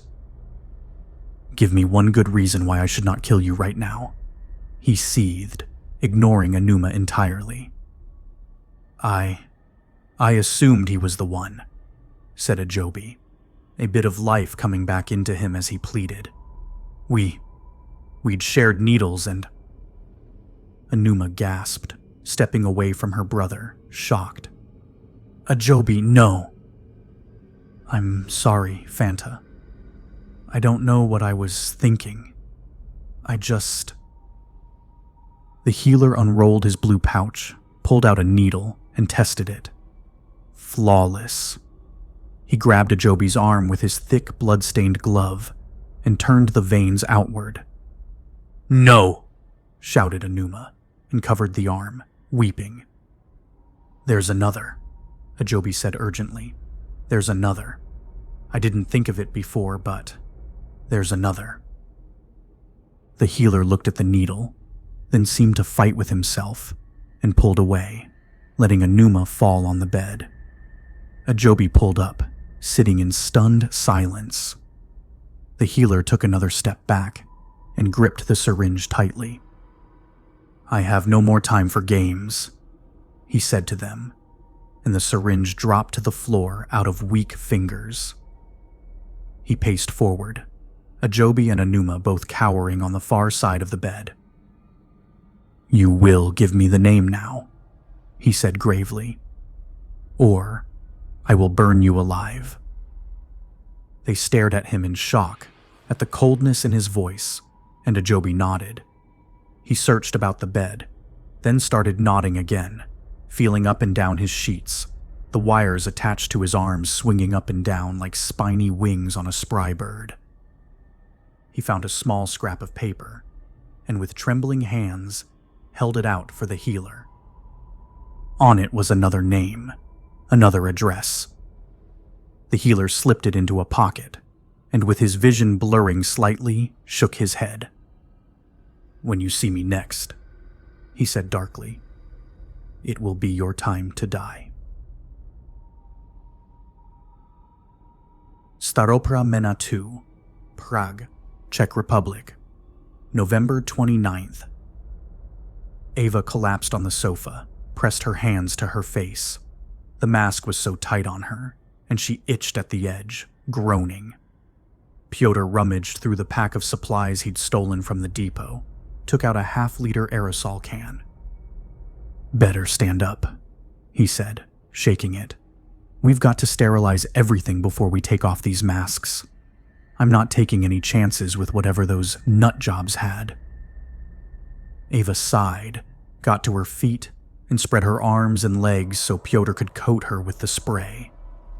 It tingled as it hit her skin, gave her a second chill, on top of the cold. When he finished, she sprayed him, careful around his eyes, shut tight. They stood there, looking at each other. "Do the room," he said. "I want to try sleeping without this thing on my face." She nodded, proceeded to dose the entire room with antiseptic. He took out a second can, shook it vigorously, and joined her, doing the undersides and ceilings where she had trouble reaching. They finished, sweating and out of breath, and unlatched their masks to breathe in the vile, lemony air. "Home sweet home," Pyotr smirked. Ava coughed at the taste. She sat down on the floor, legs crossed, then lay back, staring out the window at the stars. The clouds were disappearing, the deep blue sky shimmering gently. "So we're done for the night," Pyotr said, laying down next to her. "Where'd you get that gun from anyway?" she asked suddenly. "They give those out at the food depot?" "No," he sighed. "Saw a guard leave it at his station when I was heading out. Figured it'd be a good thing to have, given the atmosphere at the university." "Good call," Ava said. Pyotr yawned loudly. "So where do we go tomorrow morning? Another insane asylum? Or do you want to branch out a bit?" Ava slapped his arm with a friendly hand, laughed. "I don't know," she said, becoming somber. "That was our only lead. I have no idea where else to look." Pyotr sighed. "Well, like I said, maybe she's already left town. If that guy was telling the truth, maybe she went looking for whoever that buyer is. Maybe she's in Russia or something. Not too likely. She might run into my dad. They're not close, eh? Let's put it this way. His sending me to jail wasn't even close to the biggest reason they got a divorce." "Ouch," Pyotr nodded appreciatively. "So, if you don't mind me asking, why'd you hack a bank anyway? You didn't get rich off it, I'm guessing." Eva winced, turned her head slightly away. "It wasn't about the money. Not really anyway. I mean, I could have moved billions while I was in there, but that's not what it was about." Pyotr thought a moment. "So if not money, then what?" Eva sighed, propped her head up on her arm, and faced Pyotr. She was distant, reminiscing. "My dad had a bit of a gambling problem. Nothing dramatic, not what you'd expect. A little here and there, but it was always under control. One day, my mother comes home absolutely furious because the bank had given her a call, saying they were overdrawn on their joint account. He'd lost a mountain of money on the wrong bet, and even with everything they had, it wasn't enough to pay it. All off. All he had was this stock in a second-best security firm that was on its way out. He was scared shitless. "So, you what? You stole the money back or something." Ava closed her eyes, shook her head. "I thought I could fix it. I worked at it, and I researched, and I found a way into the bank's systems through a stupid backdoor software glitch. Unpatched for years, it turns out. If they'd looked at things, they would have seen it. I got in one night, thought I should just steal a little bit from every account in the system, just a tiny bit, and maybe nobody would notice. Not likely. They'd see the pattern right away." "Exactly. Even a string of 5 transfers would probably get traced before I'd logged off. But that got me thinking. I didn't need the money, really. I just needed to set things right. So I wrote a script that did a mad sweep through the accounts, moving money around. $100 from one person to another, back and forth, all over the map. I wasn't doing anything they couldn't undo. But when people checked their balances the next morning, they'd be in for a surprise one way or another. Mayhem.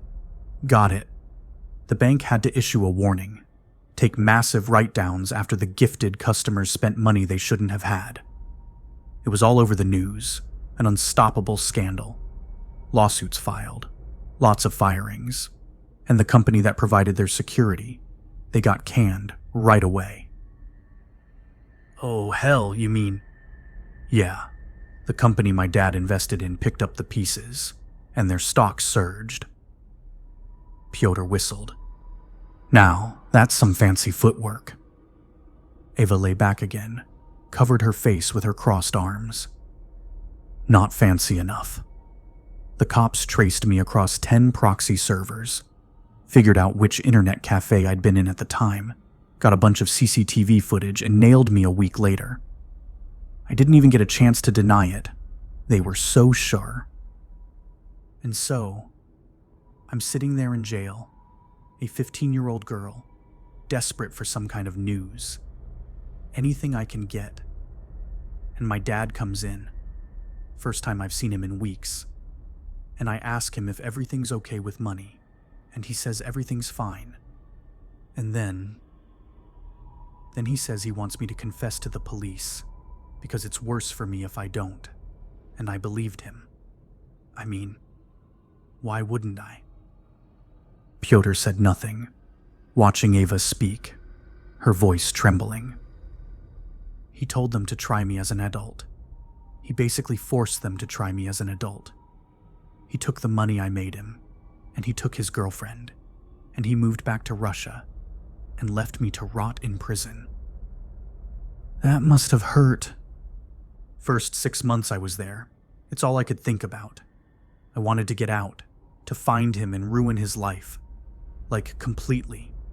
I knew I could. There's so much you know about your parents you can use if you try. I could have got him in such deep shit with the wrong people. They never would have found his body." She took a long, rattling breath, stared out at the stars again. "But then he sent me a letter, and it changed things." "Changed how?" Pyotr asked gently. "He told why he'd had them punish me. It wasn't vindictive or petty or anything like that. He was afraid for me. He thought, here is this girl I raised, and she's become some kind of monster who breaks the law like it means nothing. And it freaked him out. He wanted me to be better than I was, and he thought the best way to show me the right path was to punish me like that. Show me the consequences for breaking the rules." "Mean fucking spirited and messed up, Ava," said Pyotr. "What a bastard. And wrong." Ava shrugged. "He was wrong," she said, "but he was right in a way. Or at least, I think he showed me something I hadn't seen. When I'd heard about his money troubles, I thought a good and reasonable way to deal with that badness was to break the rules, to even the playing field. It was justified to me. It made sense. And to him, putting me in prison seemed like a justifiable way to fix a problem. It was evil, and I know it ruined whatever chance he had of making up with my mother. But it made sense, you know? He thought it through, and that's what he felt needed to be done. That doesn't make it right, Pyotr said. No, it doesn't. But it taught me something I hadn't really seen before. Nothing makes a wrong become right. These viruses, all the suffering they bring, it's all just some fool thinking what they're doing makes sense. And it doesn't. They took something good and pure and fantastic and they used it to shit all over humanity. They lay there in the dark. Pyotr shrugged. See, if you told that to the cops, they might believe you're not a virus maker. She laughed, wiped a tear from her eye with her sleeve, sniffled. The fewer people that know that story, the better, I think, she said. I think you're wrong, he said, propping himself up, closer to her. I think you hiding that side of yourself, it's just dumb. I knew you how long in university, and never once did you mention you had an inkling about computers. I thought you were all about the painting. Could never figure out why you wanted to hang around with us geeks. She sniffled, smiled. I was trying to steal you away from Mazel, she admitted. He laughed loudly. Are you saying you settled for Rodri? She shrugged, avoided eye contact. Sometimes I like to think that was it, yeah. They lay there, their faces close, neither saying a word. Pyotr seemed to be thinking something, took a tentative breath, then smiled. We should take Pathenex boosters, he said, getting to his knees, digging through the bag from the depot. He pulled out a pair of pill bottles, popped the tops open. He handed a pair of pills to Ava and a small bottle of water. His went down quickly. What's the second one for? She asked, shaking the pair around in her palm. It's some kind of emergency immunobooster, plus the regular Pathenex. Should fight off whatever random crap may have made it into our systems this afternoon. Ava cracked open the water, swallowed both pills ably. She recapped the bottle and put it on the floor next to her. We should leave first thing tomorrow, she said, avoiding his eyes. You're right. My mom is probably gone already, and we're just risking our lives by staying here. We've got to get moving. Pyotr nodded. I'll go steal some more supplies tomorrow morning, he said. She looked at him, shy, smiled. Thank you for everything, she said. I wouldn't have made it this far without you. He shrugged it off, knelt down next to her, rubbed her shoulder gently. She felt so warm. She closed her eyes and breathed into a sudden wash of tranquility. It's nothing, Ava. Really. And Rodri? Not Rodri again, she warned, pushing his hand away. I'm so sick of Rodri. He put his hand on her cheek, brushed the hair out of her face, spoke softly. I'm not telling you to call Rodri, he said. I was going to say, having spent this time with you, he was a fool to let you go. You're worth fighting for. She smiled, but it was cut short by a kiss, and she found herself kissing back, harder and stronger, her arms wrapping round him. She shuddered as he nuzzled her neck, gripping his back with grasping fingers. And when her shirt came off, his lips on her flesh, she didn't feel the cold, but disappeared into a swarm of colors that flowed into the night. Outside Prague, Czech Republic, November 29th. A capsule sat at the side of the road, perched on 3 short legs like a metal grapefruit on a pedestal, a red beacon flashing intermittently on its top. From every angle, a reflective biohazard symbol warned the curious away. but there were none to see it this night. The healer sat shivering in the cold, nighttime air. A strap on his shoulder, readjusted round his arm, had stemmed the blood loss, but his arm was numb, hanging weakly at his side. He kept his other hand over the wound, feebly protecting it from the elements. A crisp wind blew across the field beyond, and a swirling mist of snow kicked up and flew into the moonlight. It was a desolate, evil place, but it was beautiful.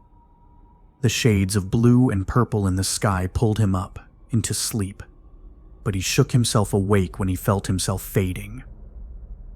The phone came alive, but it took a moment before he picked up the handset, awkwardly pushing the antenna up once more, then let it drop by his side. "Home to Green 4. What is your status?" He took a slow, shaky breath before replying, his voice a forced kind of calm. "Mission is in progress," he said. There was another pause, longer than usual, longer than necessary. "Your armor is reporting a breach, Green 4, came the reply, the tone somehow sharper. "A small cut," he lied. "It has been contained." He heard the echo of his own voice in the silence, and he looked into the sky. "We are tracking your package," Holmes said. Then another break, like they were trying to approach the obvious question with some kind of tact. "LS-411 has been contained?" The healer's good arm started to tremble. "The sample is not LS-411, he said. "A false lead gave me access to a new virus. It is not part of my current mission, but Green 4, you must evacuate Prague as soon as possible. If LS-411 cannot be—" "I will handle it," he interrupted, sitting taller. "I have enough time." Static. Then, silence. "You must be out of Prague within 24 hours, Green 4. "I will be," he said, slumping a bit. Static again, and he heard some distant clicking, like typing or a pen tapping or... He was falling asleep again, woke up with a start. "Green 4, Holmes said. "Your heart rate is quite low." He was having trouble keeping his eyes pointed in the same direction, tried blinking slowly to keep himself in the present, but he was drifting to the right. "It is cold in Czechia," he said simply.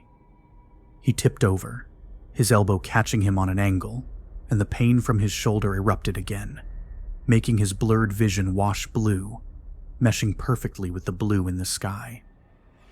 "Indeed," said Home, somewhere in his ears in between white noise. "You. Mission not. Recall. No." And then he landed softly in the snow, and the static overwhelmed him. He was standing on the banks of the river in the days when a light mask would do, and the water seemed very clean somehow, and he couldn't remember if it had ever been that way. Though he knew all that followed, he still had a sense of wonder, being so far from home. "Xiao Li!" called a voice, and it seemed constantly behind him. It was her, that woman.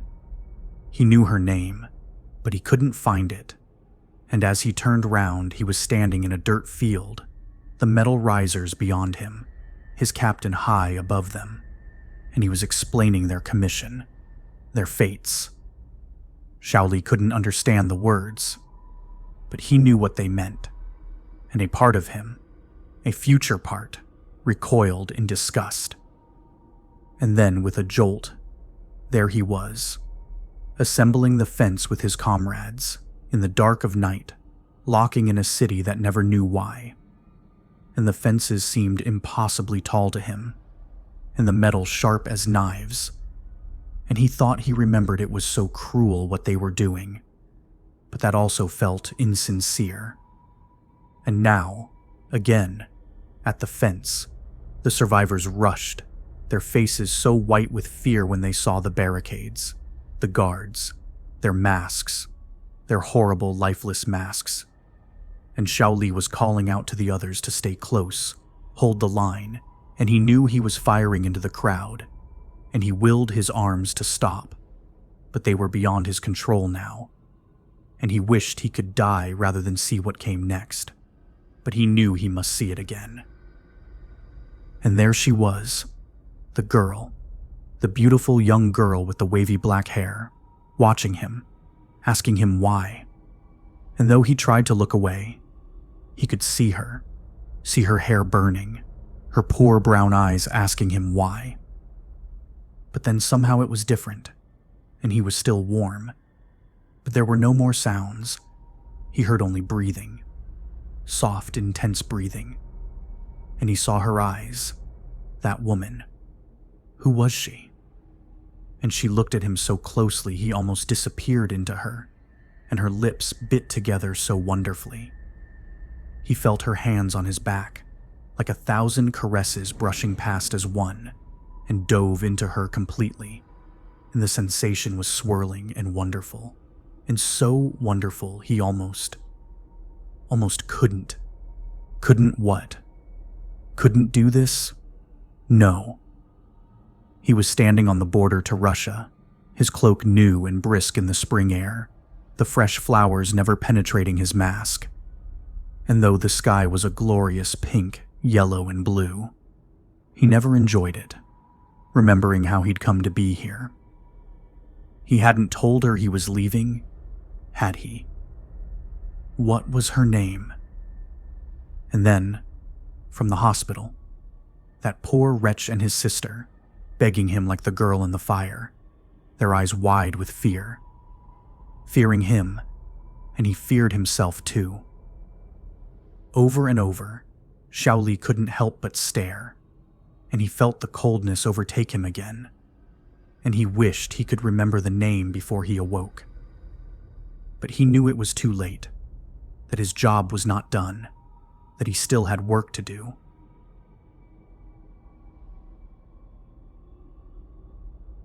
Kieslingstraße, 14, Nuremberg, Germany, July 3rd.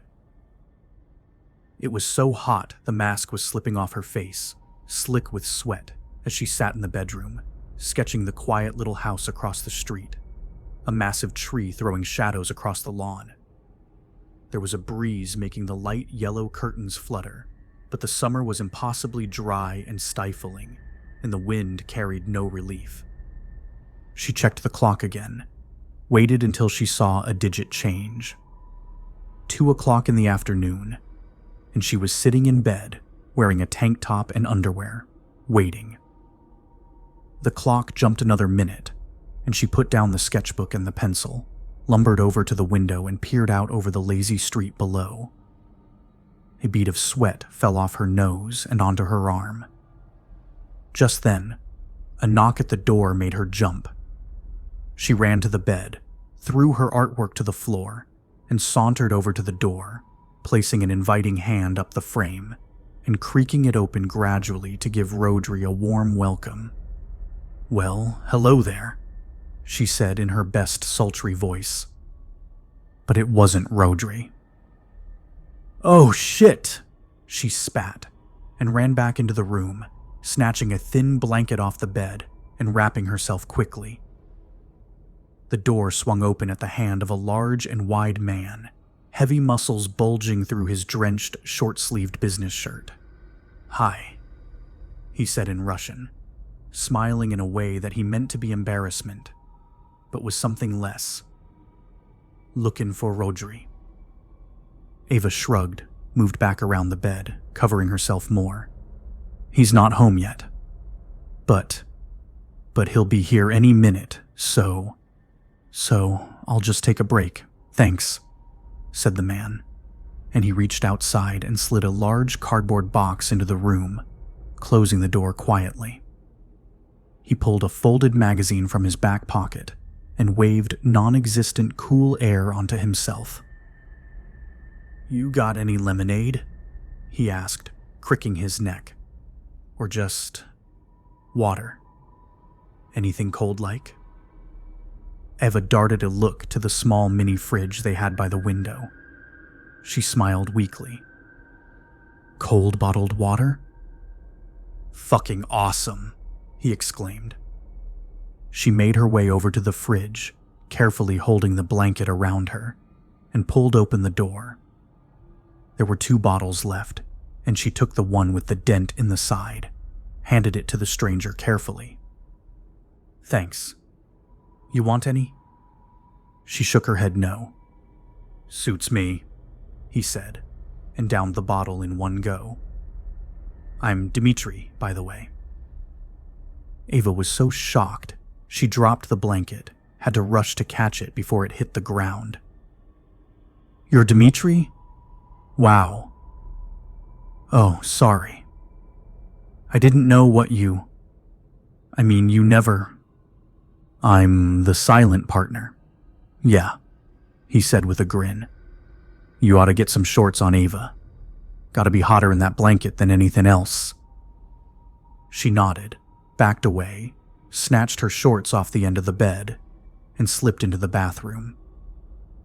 She heard Dmitri tromping around the room, the sound of him shoving things around on their table, and the cardboard box sliding on. So, no idea when your boy gets home? He called to her. She finished changing, came out into the room, pacing anxiously. None at all, she said. He's usually home by 12:30. For your afternoons off, Dmitri said with a grin. Yeah. He told me you wanted those. Refused to say why. He observed her appreciatively. But I figured it out just now. She blushed, backed into the other side of the room. I guess I should thank you for all the help you've given us for the last few months, she said. I know Rodri always says we'd have died of starvation if it weren't for you. Oh, I don't know about that, Dmitri said. Rodri's a pretty smart kid. I'm sure, between the two of you, you'd have found a way to make ends meet. There was something about the last part of the sentence that hung in the air, and so neither one spoke for a moment. So what's in the box? Eva asked, trying to lighten things again. The usual equipment. Refills. Refills? For websites? Something like that, he said, tossing the empty bottle to the garbage, a perfect shot. You keep in touch with anyone from Italy? Austria? Eva shook her head sadly. No, I didn't get to go out much except to sell my art. Didn't have many clients, and fewer friends. Read the news much? Eva frowned. I can't read German. Can I? Why do you ask? Dmitri shrugged. Things in the news is all. Don't worry about it. Eva was unsure. Dmitri checked his watch suddenly, wincing. Listen, I've got to catch a train soon. Can you make sure Rodri gets this box as soon as he gets in? Absolutely, Eva said, the imminent departure releasing her tension. I'll tell him you stopped by. Dmitri nodded. Do that. And can you tell him to call me? We need to chat, I think. Of course, she said. Dmitri strode to the door, put a hand on the knob, then paused, turned back. Say, Eva, he began, then lay silent for a moment, thinking. You don't help old Rodri out with his work, do you? I mean, when you're not painting and such? No, Eva said, shaking her head slowly. Rodri keeps the work stuff at work, so I don't hear much about it. Why? Dmitri shrugged, scratched his chin. It's nothing, he said, his good humor returning. Just didn't want him dragging you into the nuts and bolts, if you know what I mean. Work is work, and home is home, as you say. I'm just thinking ahead of myself here. Pay no attention. He smiled, waved, opened the door. "See you later, kid," he said, then let himself out. Ava stood there in the empty room, chilled despite the heat, and stared at the cardboard box on the table. A thin layer of tape held the flaps shut, but it was already resealed once, Ava could tell. She stood over, fingers dancing across the rough brown surface, thinking. The door was closed, no sounds from outside. She checked the clock again, then back to the box. Carefully, very carefully, she pulled the tape loose. The first thing she saw was a stack of long and thin boxes, wrapped in words in all languages, but one leapt out at her. Incubator refill. She took it out, opened it, slid out one of 3 long plastic tubes, filled with a milky gelatin. Its cap a smooth brass disc. She ran her finger down the side. It was cold, sterile, vicious. She dropped it back into the package, closed it carefully, hands shaking. Next to it was a folder, and inside was a data disk, marked with pen, scratchy and sloppy. NUREMBERGA.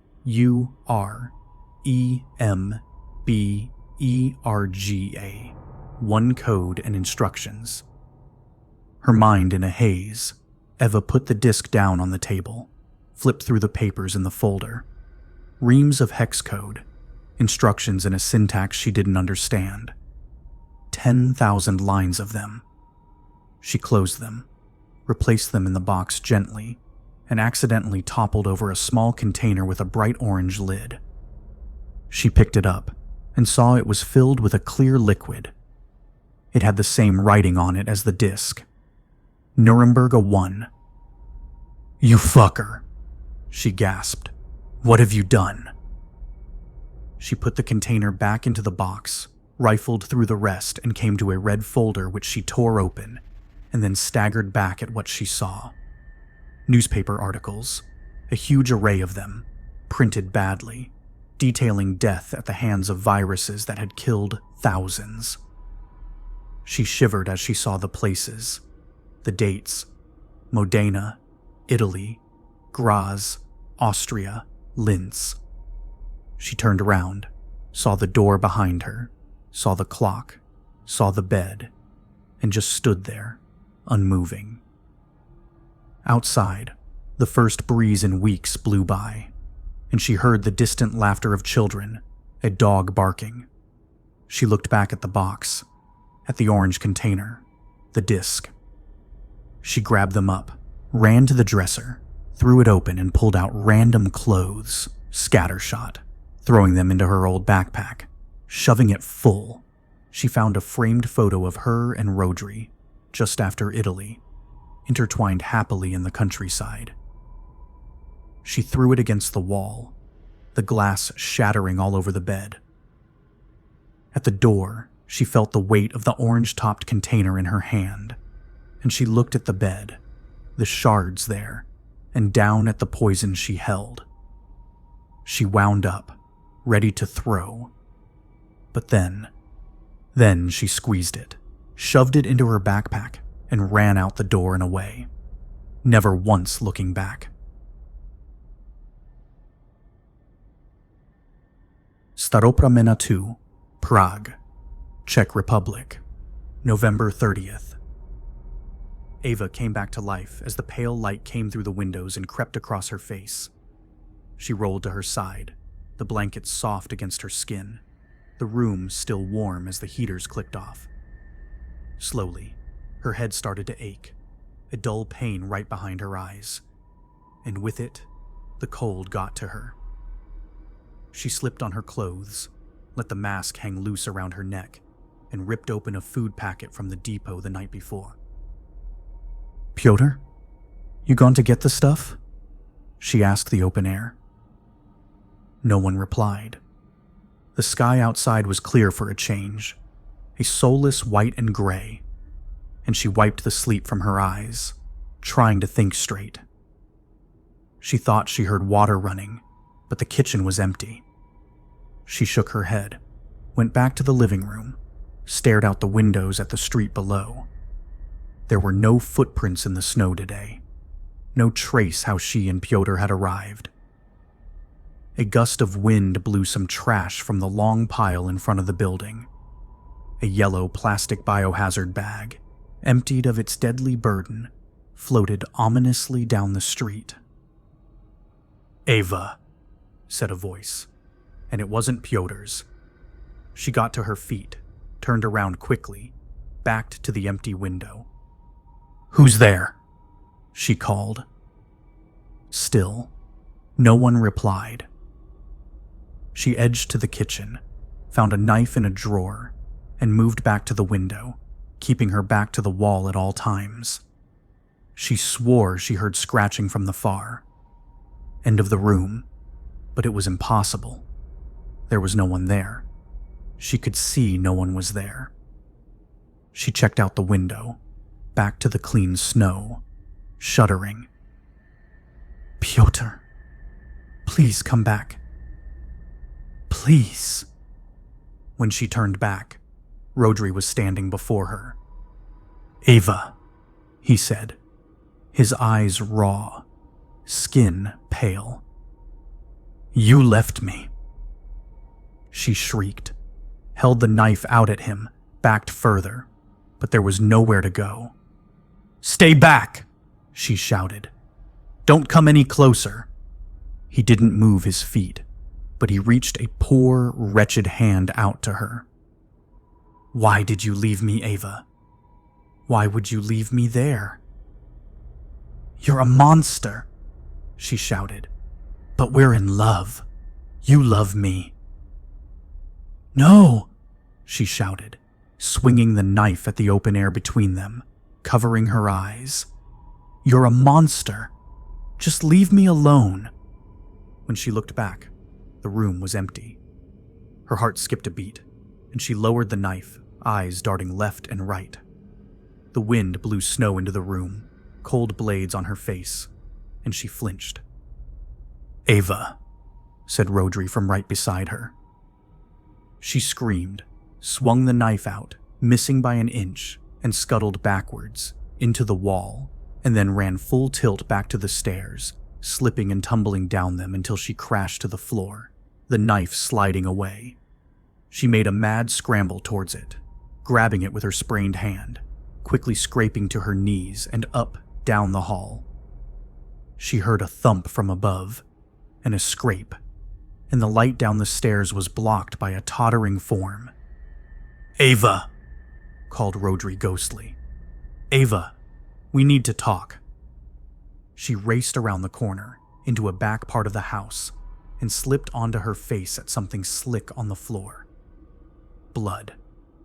She got to her feet, bracing against the walls, ran faster, down to a small closet at the end of the hall, pushed inside and curled into the corner, knife pointing up and out, trembling, fighting off hysteria. "Go away. Go away," she cursed. "Leave me alone. Please leave me alone." The only light came from a crack in the door, pale yellow, right across her eye. She reached back into the darkness, found a blanket on the ground, covered herself, trying to make herself invisible. While she struggled, something fell out of the blanket, hit the ground with a thump. She froze, knife pointed at the crack in the door, looked down, up and down again. It was a small laptop, lying on the floor, its soft blue sleep light pulsing. She reached a nervous hand out, turned it over right side up, and lifted the lid. No sound from the hallway as the computer resumed its previous state. It took a moment, hummed to itself, and then began showing a flickering video feed, distorted and grainy. She stared at it a full minute before she realized what she saw. The room upstairs, the window, the snow-covered streets, the sofa, the sheets where she'd made love, the wrapper she dropped on the floor. Into the shot, Stiff and awkward, walked Rodri. He looked round the room, to the window, then back to the stairs. And then, very deliberately, he looked straight at her. She shuddered, threw the computer back against the wall, covered her eyes. When she looked back, he was gone, but the computer had switched programs, bringing another to the front. A browser window showing a discussion forum. She recognized the colors instantly, read the banner with a gaping mouth. The University of Paris Alumni Association.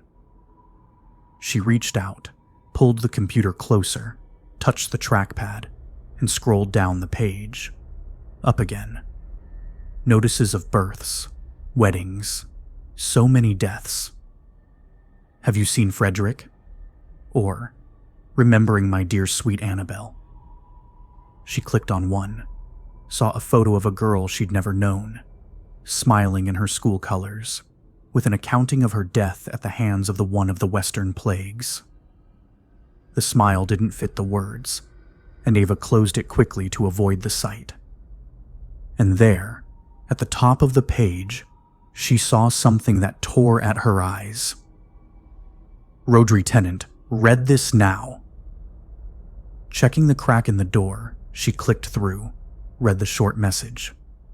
Rodri, loving your girl for you. Love Peter at Prague XOXO. Below was a video clip on a loop, and she bit back a gasp as she saw herself, naked on the sheets upstairs, Piotr over her, moving back and forth in the dim light. She began to shake, tears in her eyes, hand covering her mouth. I'm sorry you had to find out like this, said Piotr from the doorway, hands in his pockets and his face solemn and cold. I don't understand. Ava gasped. Why? He pushed the door open, further, and she re-gripped the knife, the tip aimed straight at his heart. They're after Rodri, Ava, not you. It was never you. You were just bait. You used me as bait? I had to, he said, not pleading. Bullshit, she spat. They gave me no choice. They said if I didn't get Rodri to Prague, they'd send me back. Send you back where? Prison, he said, dodging her glare. She pulled further back into the closet, kept darting looks to the hall beside him. I've been locked up since Mazel died. I almost beat her doctor to death. Ava blinked, stunned. So all that about finding new places to live, you being at the police station, that was all lies? Piotr nodded meekly, ashamed. It was a setup. They left the door unlocked so we could run into each other, escape together. Sobotka's been taking care of us. The pills were her idea. Like throwing me onto my head? Listen, we both freaked out about that. The last thing either of us wanted to do is have you die over this. Hell, she gave me the gun when she found out about the university. Hurting you is not what we're about, Ava. Yeah, not until you get what you want. He shook his head, sighed. I know this won't count for much, but I'm ready to run away with you for real. They can trace me, but I bet they won't if we move fast. I got the stuff ready. I was coming back to get you, to take you away. I was going to get out of here. With you. And you'd never have to know about any of this. She aimed the knife at him, breathing deeply. You lied to me. You're lying to me now. All you want is Rodri. I'm bait, and that's it. Ava, that's not true. I'd take care of you. Not like Rodri did. From what I hear, he's done some twisted shit, and he's put you in the middle of it. I'd never risk you. I wouldn't launch a major virus strike into my girlfriend's hometown. She narrowed her eyes, got to her feet, back against the wall. Piotr did the same. Rodri's behind Prague 1? She asked, weak. Pyotr nodded, solemn.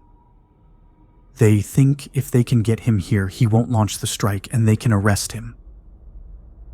So why not just ask me? Ask me to lure him. Why all this? He shrugged. Frankly, Eva, they're not sure you're not working with him. They couldn't risk it. And you? What do you think?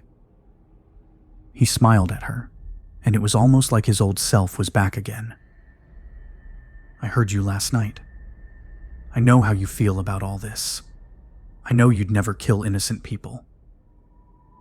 The knife lowered gently, then shot back up. Pyotr kept a safe distance, eyeing her carefully. I just want my mother back, Eva cried. I want my mom and I want to get out of this town and never come back. Her eyes cleared suddenly, and she stepped forward, jutting. What did they do to my mother? Where is she? They don't know, Eva, I swear. They planted her coat upstairs with Rodri's number to make you call, but they are as much in the dark about that as you. I swear none of us know where she is. Now listen, please. Your plan to escape was a good one. I'm ready to go, and I know it'll take time before you really trust me again. But we have to go now, before Sabatka catches on. She didn't lower the knife, kept checking for Rodri around the corner. Pyotr sighed. But Eva, really, if you're not on board for this, I'm still going, he said, and pulled the gun from his belt, aiming it squarely at her chest. So, you're going to have to make a pretty big choice right now. He flicked the safety, shook his head slightly at her. She watched the weapon anxiously, the knife swaying downward, but not out. What's it going to be? He said. Just then, a second gun slid in, pointed at Pyotr's temple, turned a bit to the side. Eva gasped when she saw the face beside Pyotr, grim and unflinching. Put the gun down, said Dmitri, or I paint that wall a nice shade of fucked up.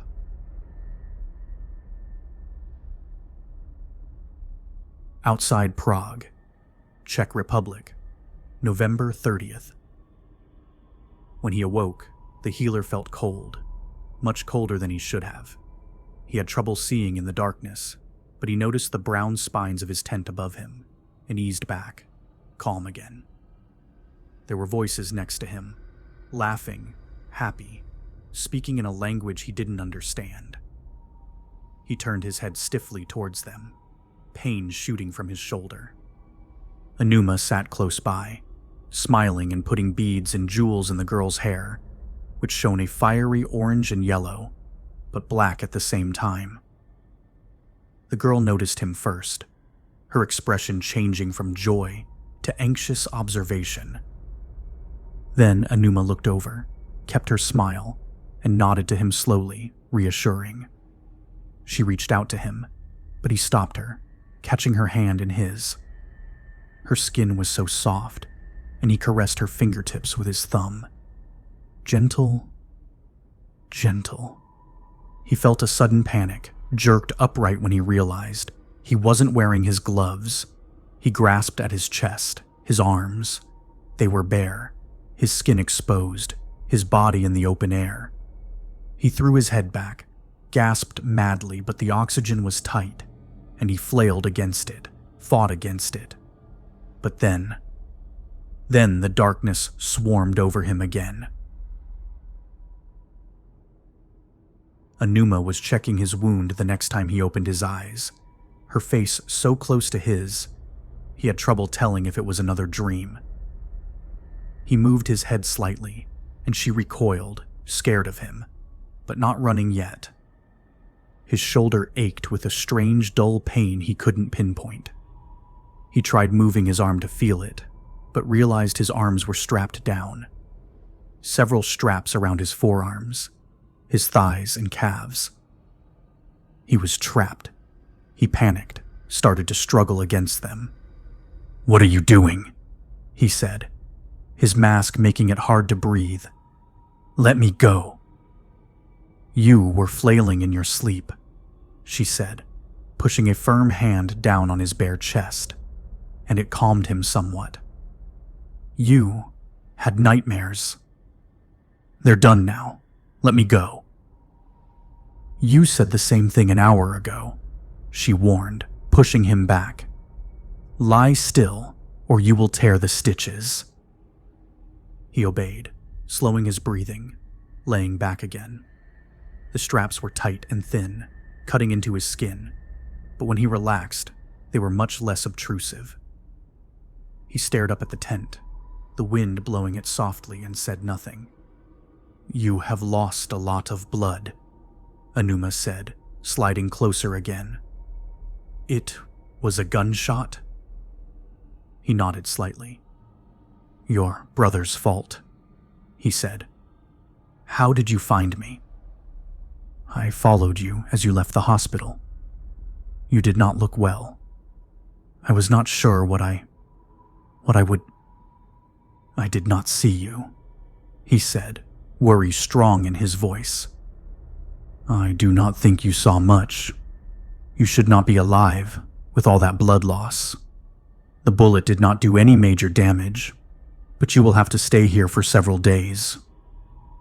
"No," he groaned. "There is no time. I must go by morning." He checked the sides of the tent suddenly, back and forth, looking for a crack, for a hint. "What time is it?" he gasped. "How long have I slept?" She pushed his chest again, and he stopped fighting, lay back again. "The sun is still down," she said, "but it would be foolish to go out there too soon. You do not know what might... I have a schedule. It cannot wait." She nodded, said nothing for a moment. "Whose mission is it?" she asked. "Are you helping my brother, or yourself?" He looked away, his arms tensing against the straps. "Neither," he said bitterly. She sighed, reached over and pulled the gauze off his wound, checking it carefully. He groaned at the contact, but didn't resist it. "It does not hurt," he said. "That is the morphine. I found it in your pack." He stared at her, eyes wide behind his mask. "What did you touch? What did you touch?" "As little as possible, and I will keep the morphine, just in case."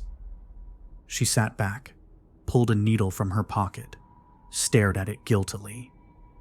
It seemed to weigh more to her than it should have. "Why are you saving me?" he asked, voice flat.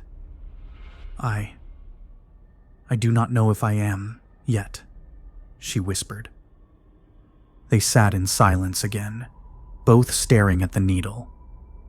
"You must be shot at often," Anuma muttered. "People fear me," he said, his voice stale. She nodded. "That is your nature. You bring fear and pain." His eyes couldn't leave the needle. He strained against the straps again, getting nowhere. "I do not bring pain," he said, his temper rising. "The pain came before me." She looked at him again. Her eyes were narrow, cold. "Suffering comes before you," she said, her voice filling with venom. "Death and agony come too. But you bring pain. You kill their hope when you enter the room." "They should not use rooms," he spat, and her face twitched. "It is cruel and unfair." "Unfair? Unfair to whom?" she snapped. "The patient, or your sacred social order?" "Both," he hissed. "Neither deserve that fate." He would have grabbed her if he could, but he was stuck there, a captive, awaiting his execution. His frustration boiled over. "We warned them." We told them to outlaw the machines before the damage was too great. They ignored us, and they are paying for their mistakes. Those machines did so much good, she argued. The cure for AIDS. They denied it to you. You defend them? Many other great things as well. If it had not been for the incubators, where would humanity be now? Alive, yelled the healer. We would find the same cures, without the damage done. But their decisions left us with none. All my work, all my sacrifice, undone in a moment, all because of weak resolve. I will not let that happen. If they will not take care of themselves, we will do it for them. She stared at him, her mouth clenched shut. You cannot believe what you have done is right, she said, and he focused hard to block the image of fire. You cannot believe you are not guilty of murder. He paused, tried to control himself. I am not answerable to you, he said, and she gripped the syringe tighter, looked away. No, she said quietly. He sighed loudly. And you? Are you a murderer? She met his eyes, then held the needle up before her, turned it slightly, as if contemplating. I cannot tell. Is there such a thing as a necessary evil? He rolled his head back, slammed it against the ground, agonizing. Stop trying to be a hero. We are all killers here. She shook her head slowly. I am not. Not yet. And I cannot tell if taking one life to save another. The 100th is the same as the 2nd, or the 1st. Be done with it. Whatever you wish, do it. She lowered the needle, but didn't put it away. You are wrong. There is a difference between the one and the many. You are guilty of far worse, and you know it. He barely flinched. Our hospitals, he began, quietly at first. They help broken bones and pregnant women. Yours are like funeral parlors staffed by doctors. Our children wear masks for colds, not to survive. You live in a pandemic day after day. To us, it is a distant nightmare. She sneered at him. A nightmare black with ashes, she intoned. We made sacrifices. We saw the future and stopped it before it killed us. It hurt us far more than it hurt you to watch. It was the only way to survive. In 8 months, we were safe. Yet you have worked for 5 years with no progress, no victories. Society rotting from all sides. We contained our tragedy. You wallow in it. She looked at her hands on her lap for a few moments, her fingers unmoving, curled slightly, and he said nothing. Let her be. Her weapon rolled between her palm and her fingers, gently. Society is not the sum of its people, she said, talking more to herself than to him. It is not something you protect at the expense of its parts. You see a man with a diseased leg. You do not kill him because the effort to save him is too great. You treat him. You fight for him. You save him. And if you cannot, you give him hope in his last days. Hope is a luxury you cannot afford, he replied. You sound like someone I know. She sighed. The older man? The doctor? She nodded. He thinks hope is dangerous too, she said. Hope and trust. He has seen things you cannot comprehend. And what about you? How did you deal with those things he saw? You were there, were you not? You saw what happened there. An entire generation of medical genius destroyed, he interrupted, by a set of plagues so much simpler than the ones we fight now. He learned from his mistakes, he said. Some of them anyway. We did our best to contain it, but without the social structures being enforced, it means nothing. Your doctor saw that.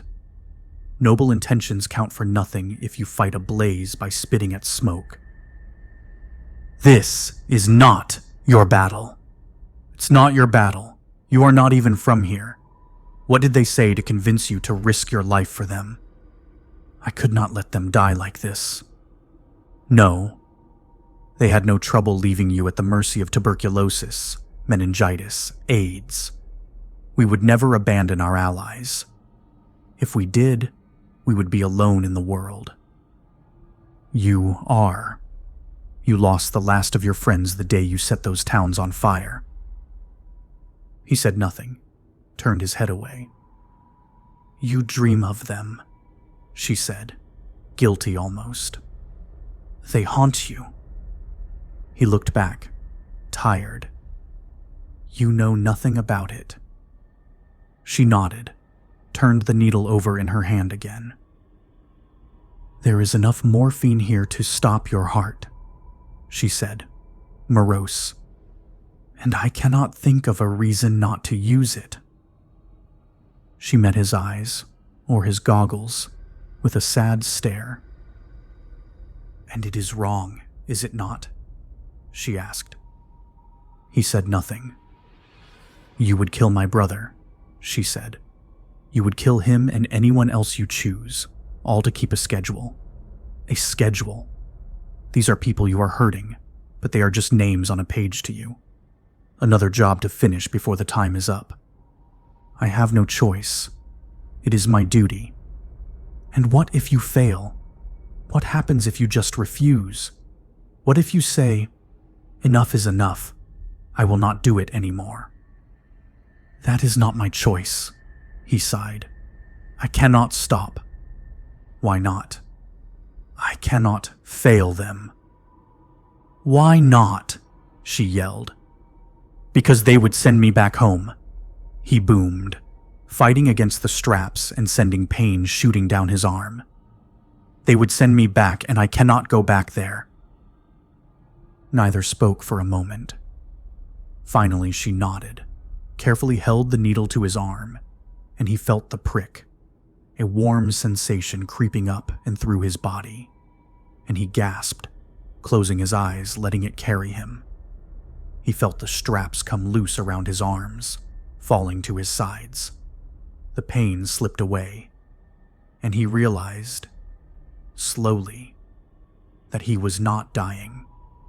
He looked over at her, slow, uncertain, and she shot the rest of the morphine onto the ground, threw the needle there.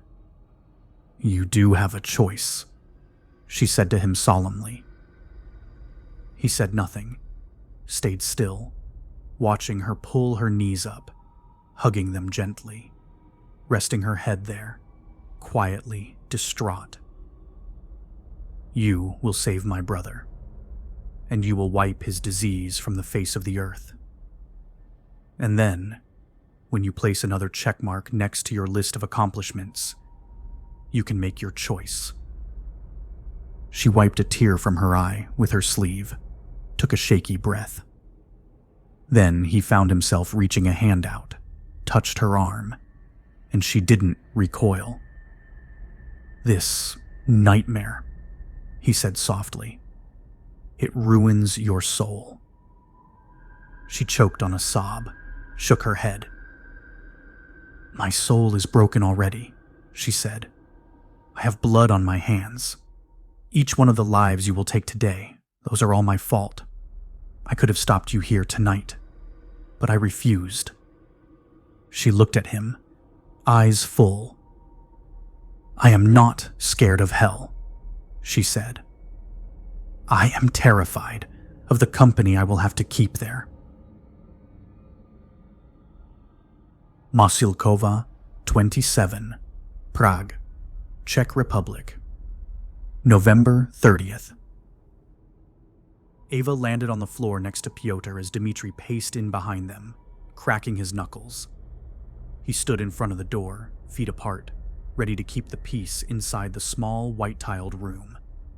A simple metal desk and 2 chairs sat along one wall, 3 drops of red beneath them, stark against the overwhelming white.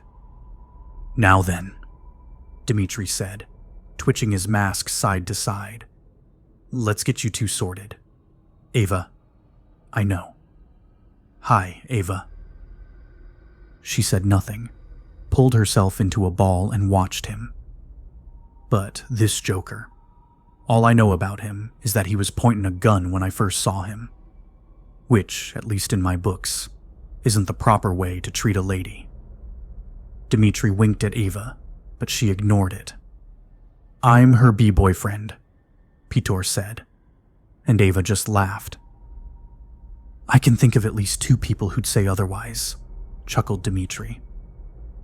Ava's mouth dropped open, and she remembered. Where's Rodri? She demanded, getting to her knees now. What's going on? Dmitri shrugged at her, scratched his cheek. You tell me, he said. I haven't seen Rodri in, well, longer than you, I think. You passed along my message that time. Not exactly. Figures. Well, whatever happened, he ain't here. But I saw him, back at the building. He was chasing me. Dmitri cocked an eyebrow at her, glanced to Piotr for confirmation, but Piotr seemed just as confused. Ava was running her hands through her hair, trembling. Ava, kid, if he'd been there, I would have seen him. Believe me. She shook her head anxiously. I saw him. I know I did. He's here, in Prague. He's looking for me. Just then, there was a quick knock at the door, and it opened, slow and creaking. The light from the hallway was musty and almost gray, but the silhouette there was unmistakable. Ava screamed, backed behind Piotr, pointing madly. Liar! Liar! He's here! Rodri stood in the doorway, arms crossed, head shaking sadly. He was wearing a black suit, no tie, but his hair was a mess as always, his beard looking sickly and crusted. Eva, he said solemnly, you shouldn't have run. She wailed, backed into the corner, covering her head with her arms. She felt strong hands pulling at her, and she fought and kicked, trying to keep them off, keep the smell of him away. Suddenly she was thrown onto the ground, on her back, hands holding her arms at her sides, someone else pinning her legs down. She heard them talking, but she refused to open her eyes for them, weaving her head from side to side, as if she could escape by sheer force of thought. Ava, look at me, said Rodri. Ava, look at me, said Dmitri. She's too strong, grunted Piotr. She pushed with all her strength, kicked Piotr off her legs, and he slammed into the wall. She twisted and fought, wrestling against impossible odds. But then she felt a tight, strong hand around her neck, squeezing slightly, and she lay still, refusing to open her eyes. Kill her, Dmitri, Rodri said. She betrayed me. She cried, tried to swat him away, but he tightened his hold. I'm sorry, Rodri, she stammered. I'm so sorry. I didn't mean it. The hand on her neck eased up slightly, and she took a ragged breath. What the hell is she? Dmitri said, his voice distant. Shit, gasped Piotr. She's infected. She must be infected. With what? Growled Dmitri. I don't know. It drives you insane, whatever it is, and... Ava, whispered Rodri in her ear. Ava, why won't you kiss me anymore? She felt a cold hand run down her neck, her chest, and slip against her bare waist, sending a chill up her spine. She kicked out, missing him, and he ran his fingers up along her side, gentle, probing. Stop it, she screamed. Stop touching me. I hate you." "Did you give her a Pathenex stopper?" Dmitri said, fading into the distance while his hand was still on her neck. "Half of it," Pyotr admitted. "I used Tezoset for the second pill." "Are you a fucking moron? That's a hallucinogen on its own, not to mention the immunosuppression she must have going on." I needed her asleep. I didn't mean to." "Oh, Ava," whispered Rodri in her ear. "What did you do? Did you fuck him? Did you betray me?" "No," Ava gasped. "No, I'd never." "I saw you," he breathed. "I saw it all. And I think you liked it." The hand around her neck loosened again, and she flailed her arms around, hitting Dmitri, his stubbled cheek, but missing Rodri every time. Dmitri knelt on her hurt wrist, and she cried in pain, pushing her other hand against her forehead, weeping uncontrollably. She heard the sounds of the door opening, quick footsteps, the clink of plastic on the ground, a light prick on her arm, just about the elastic brace, and then a cold, metallic sensation flooding her veins. "You'll like this," Rodri whispered to her, his hand brushing the side of her breast. "I made it, specially for you." "Murderer!" she screamed, and had her head pushed back against the floor, smelled onions, cologne. "Ava," said Dmitri, loud and clear. "Ava, it's all in your head. I know you know that, and I need you to focus. It's all in your head. Rodri isn't here. It's just me and the fucktard. Nobody else is here, I promise you." Ava slowed her breathing, felt the depth come back to the room, the sounds less threatening, and her heart rate slow. She didn't open her eyes, but stopped crying. You promise?" she whimpered. "I do, Ava. Open your eyes. It'll be okay." "I can't," she pleaded. I can't. "You can," Dmitri told her. "I can't. He'll be there. I can't see him. Please." "He's not here, Ava. You know that. You know this disease. You know how it works. Think past it, kid. It makes sense if you think past it." Ava stopped breathing, listened. She heard 2 sets of breaths, 2 sets of clothes moving, 2 souls around her. She exhaled slowly, cautiously, and she opened her eyes. "All good?" Dmitri asked her gently. It was him, and only him. No one else. No Rodri. She nodded faintly, and he let her go. She sat herself up, rubbing her neck, taking stuttering breaths. Pyotr lay against the far wall, white as a ghost, and the rest of the room was empty. There was no Rodri. Dmitri patted her knee, got to his feet. "That shot should keep you stable for an hour or 2, he said, dusting off his trousers. "But if you start to see anything else odd in the room, let me know, okay?" "Okay." Eva nodded, catching her breath. "What did you give me?" "A little cocktail we made that seems to suppress the symptoms," Dmitri replied. "Temporarily. And never as far as we'd like." "What do you—" "I'm at a loss about what to do with your boy toy here," Dmitri interrupted, darting a mean glare at Pyotr. "'Cause as I see it, he's lied to you. He's denied you vital drugs at a critical time. He's given you what might charitably be called a date rape drug. It was for her head. She was in pain. Yeah, and my gun's primarily for pistol whipping. Shut your hole. It's not your turn to talk."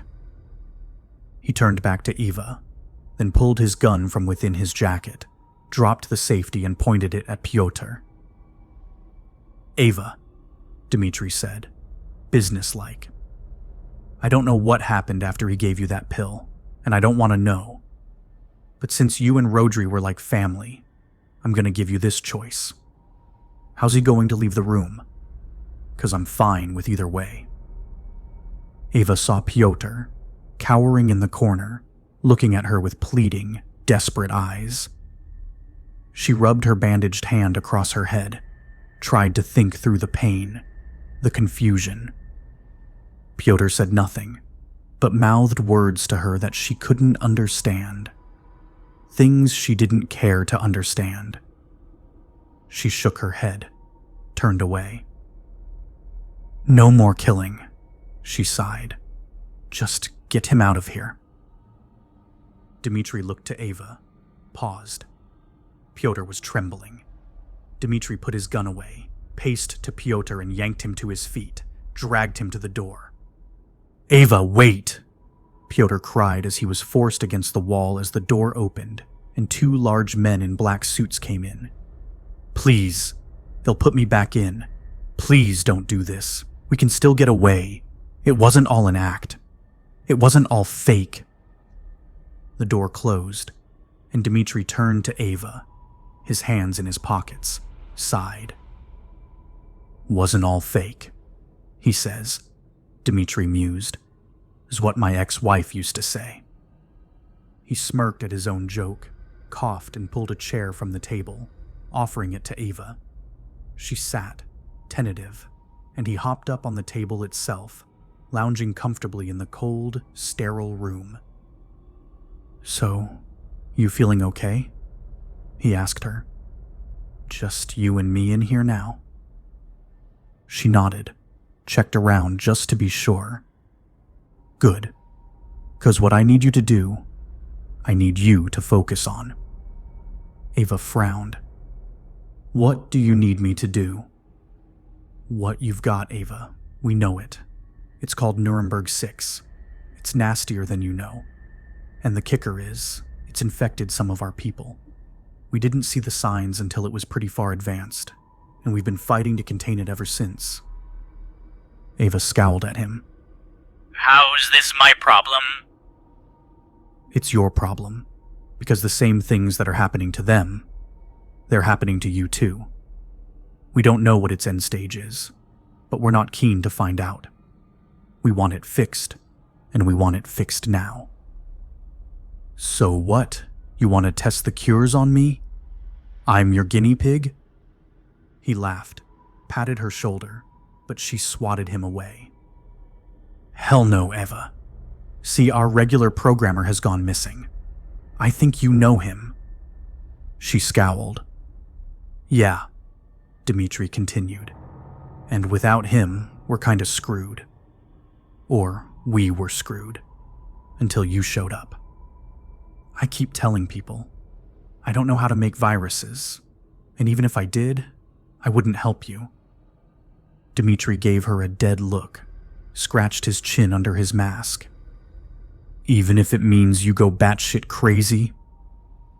Ava shuddered, remembering the sound of Rodri in her ear, but she shook her head.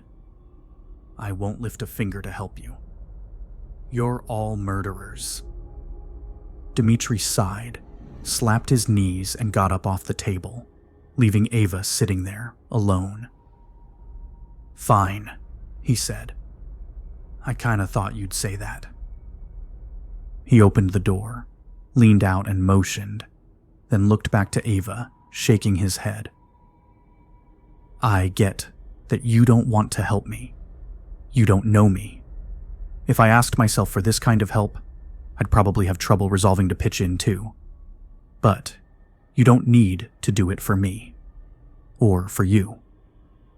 On the other hand, you may want to do it for somebody else." "You can all fucking die for all I care," she spat. "Even her?" Dmitri asked, as a stretcher wheeled in, carrying Eva's mother.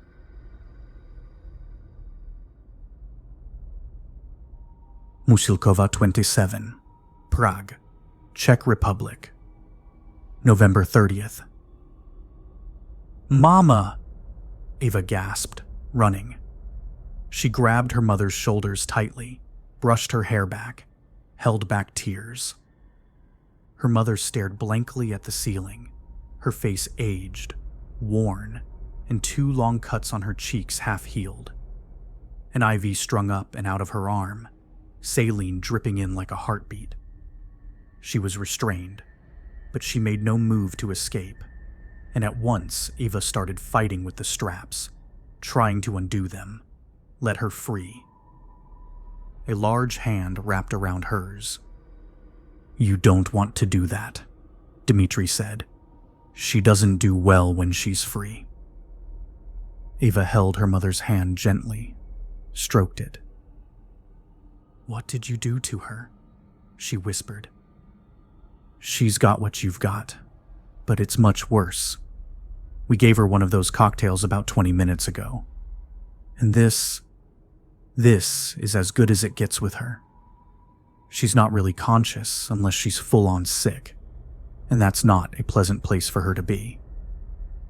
I know you don't trust us, that you don't want to help us. But Ava, babe, if you don't fix this thing for us, this is going to be you in 3 weeks. This, or worse."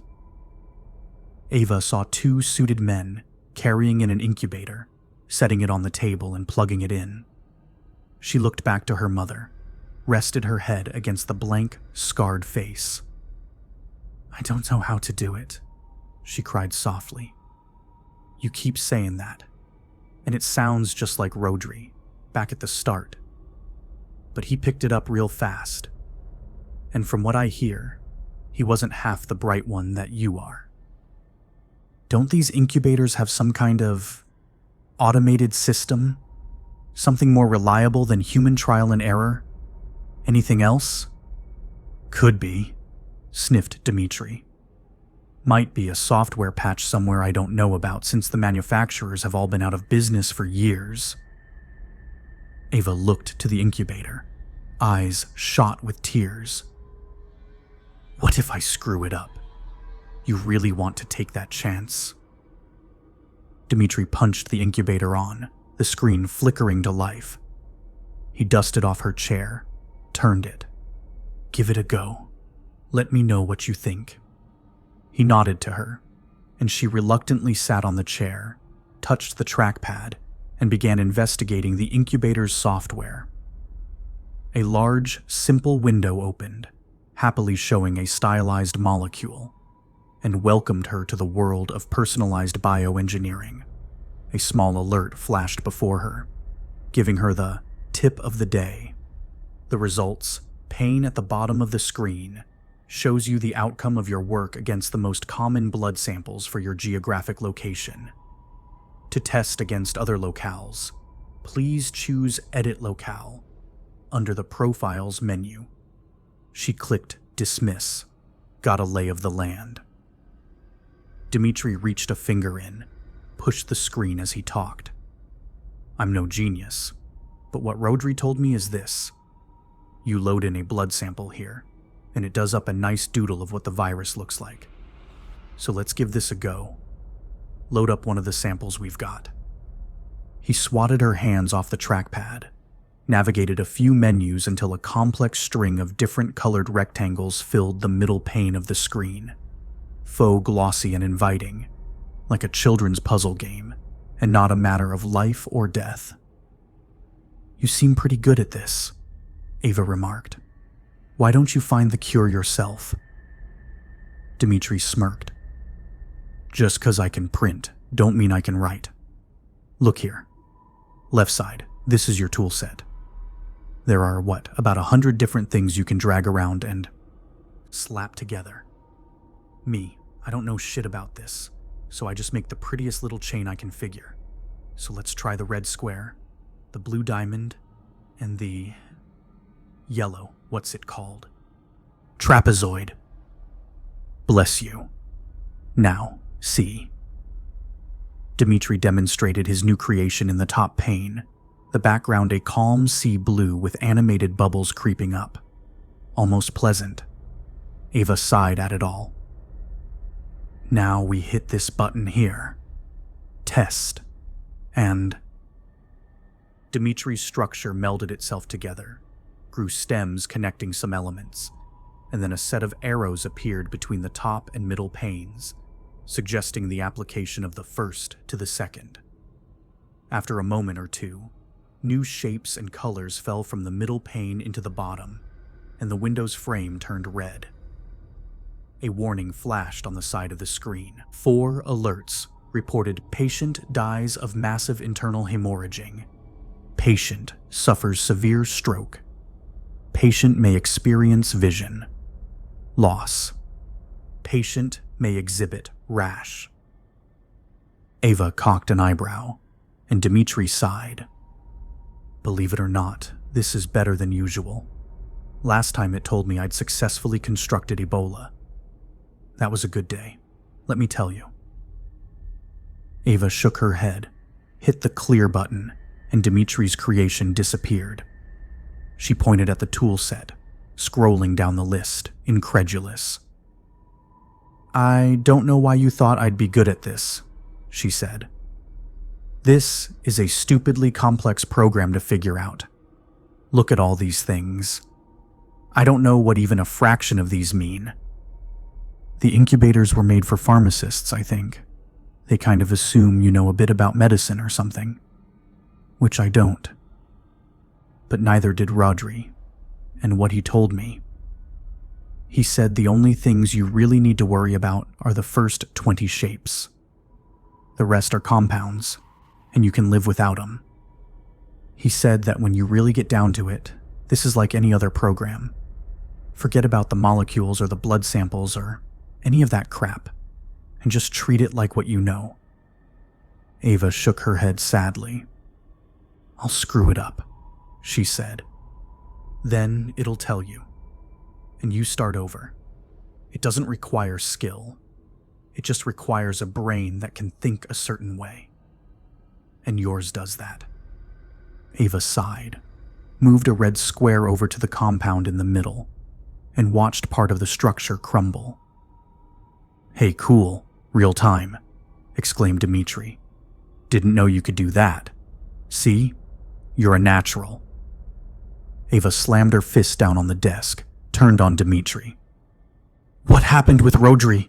She demanded. He was good. He was good. And somehow you corrupted him, made him do this. What in the hell did you do to him? Dmitri placed a heavy hand on Eva's shoulder. Less chatter, more working. We don't have all day here. You're due to start flaking out in 90-some minutes, and I don't have an infinite supply of that cocktail if I'm feeding 3 people at once. Eva hesitated, as if she might refuse, but then slowly turned back to the incubator, put her hands on the trackpad, and began to work. Dmitri leaned back in his chair, staring at the ceiling, arms behind his head. Ava began by figuring out the effect of each shape in her palette.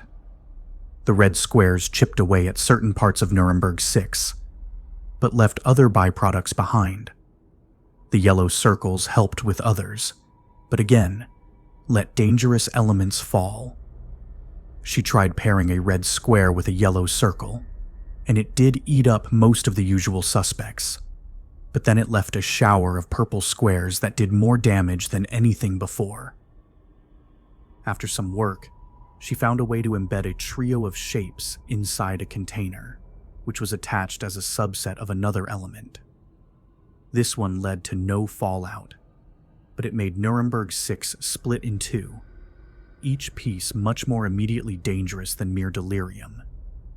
She made a more complex compound, creating depths and depths of embedded elements, trying to catch every bit, stop them from falling into the bottom of the screen. Dmitri watched her work, held his breath every time the machine processed results, sighed quietly every time it returned a death sentence. He didn't speak a word, just sat beside her, observing. Eventually, the compound was too big to fit on the screen, and she scrapped it all, starting with a single purple circle, and built more streamlined functions around the core. The results were discouraging, but after a while, she started to see a pattern emerging. She clasped her hands together, leaned back from the table. What? Dmitri asked, waking from a stupor. What's wrong? What happened? I'm close, I think, Ava said, eyes fixed on the shapes. I think this is close. You've got 4 big chunks of it that kill the patient more ways than I can count, he complained. I think you and me have different definitions of close. Ignore that. Look at how it works. I'm breaking it up so this red, this blue, see? They don't stay together. They were causing the strokes. I'm splitting it up so the worst parts don't survive. Then all I need to do is beat those 4 compounds and we've got a cure, Dmitri said, hopeful. I don't know, but it's the best I've got right now. Ava, called her mother suddenly, seizing up, trying to escape her restraints. Dmitri and Ava ran to her side. He tightened the straps while Ava stroked her hair. Mama, can you hear me? Ava, someone find Ava. She's all alone in the bath. Her mother wasn't looking at her at all. She was in her own world, and it made Ava shiver to remember the feeling. Dmitri checked her 4, shook his head. She's coming out of it early. We need another cocktail. Somebody help me. She might have drowned. Someone please give me a ride home before she drowns. Ava turned away, back to the incubator. Dmitri opened the door, leaned out, frowning. The hall was empty. He took his phone from his jacket, hit a button. Where is everyone? He barked in heavily accented English. We need another.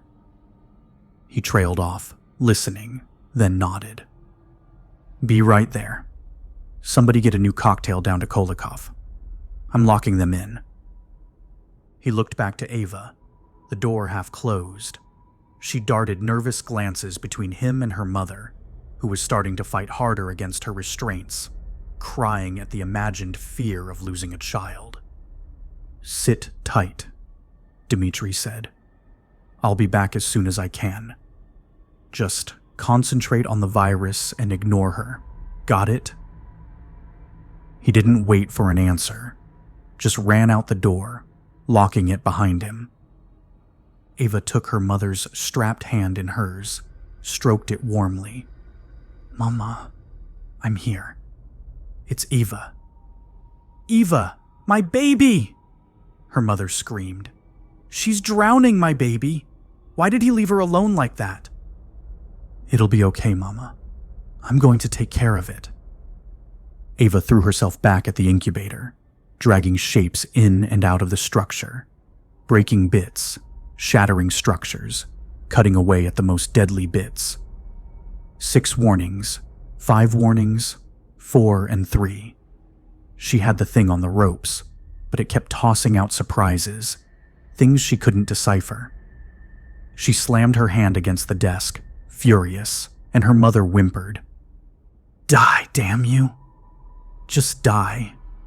She sighed, lowering her head. Warm hands wrapped over her shoulders, began to massage her tense muscles. She sighed happily, nodded.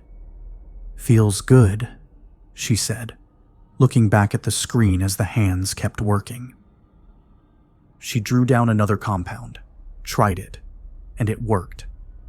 She gasped, elated, and began to fight off the last 2 survivors of Nuremberg 6, fatal stroke and fatal fever. She tossed shapes across the screen with amazing dexterity, the stress melting from her body, her hands feeling warm for the first time in days. I've got you now, she growled to the virus. Strong arms wrapped around her shoulders, but she kept working, taking their energy and using it. She felt breath on her neck, then the brush of beard and a kiss on her ear. She shivered, closed her eyes a moment, just a moment. Let the kiss linger. You miss me, whispered Rodri softly. I miss you, Eva replied. A hand slid up around her neck, caressing her, fingers touching her lips. She held her breath, her hands falling away from the trackpad, touched the arms, held them there, turning her head to him, desperate, desperate. "You need me," Rodri whispered. "I do. I need you," she answered. "Then why?" he breathed, his mouth close to hers. "Why did you leave me?" The hand at her neck tightened suddenly, fingers digging sharp into her skin, and she convulsed. But he held her tight in his arms, keeping her there, locked in a killing embrace, and he dug his nails into her skin, dragging up and down, then moved gently to her ear, beard rough and scratching. "You should have stayed," he growled. Ava trembled, her head up and her neck exposed, and she tried to see behind her, tried to see him. "You're not real," she cried. "You're not here." Dmitri locked the door. "I have a key," he hissed. "You can't keep me out." "You don't have a key. This is the virus. You're not here." He laughed at her, moved around to her other side, still holding her tight, and bit the edge of her ear. "If I weren't real," he said, "then how could I do this?" She felt her neck released, and a sharp burn shot across her cheek. She grabbed at it, felt the sting, checked her fingertips and saw blood. She gasped, squeezed her hand into a fist. "Why would you leave me?" Rodri asked, moving back to her other side, his hand tracing down her face, her neck, like a lover's caress, but evil. "You know why," she spat. "It's this. This and all those other viruses you made." He laughed, nuzzled close to her neck. "You know I made them because of you," he whispered. "I dreamed them up while we made love." She shook her head, but he grabbed it, held it steady. "You were my greatest inspiration," he sang almost. "My muse. You made these viruses. They're yours." Ava's hands hit the table, the trackpad, and then her eyes opened, but narrow. "I didn't make them," she said coolly, "but I will destroy them. Just try and stop me." She looked forward, despite his hands, reached hers to the trackpad and moved the blocks around, shifting at a furious pace, breaking compounds, catching fallout. Rodri couldn't stop her, his arms unable to shift her determination, his hands stroking her body top to bottom, trying to dislodge her concentration. She fought past it, fixing errors and finally, leaving the cure with only one side effect. Fatal stroke. Rodri laughed, kissing her neck. "You'll never beat me, Ava. You never could." "You never saw what I can do," she said, and drew a yellow rectangle over the last compound, hanging it over, pausing. Her mother sang a quiet lullaby. Rodri licked her jaw sweetly, and she let the last piece fall. The bottom pane glowed green, ran a notice saying, "Minor side effects, raised blood pressure." Ava gasped, shoved back from the table, hands in the air. "I did it!" she exclaimed, and her mother laughed out at the same time, but for unknown reasons. She hit the save button, then another marked process, and she saw a vial of serum in the incubator's central chamber slide into place and start to churn slowly. She pressed her palms to her eyes, holding back a laugh of joy, listening as the cure was made. When she opened her eyes again, Rodri was right before her, scowling. "You bitch!" he screamed, and grabbed her head with both hands, scraping at her, She kicked and pushed and fell back off the chair, scrambling back to the wall, and Rodri stormed her, grabbing at her legs, pulling her towards him.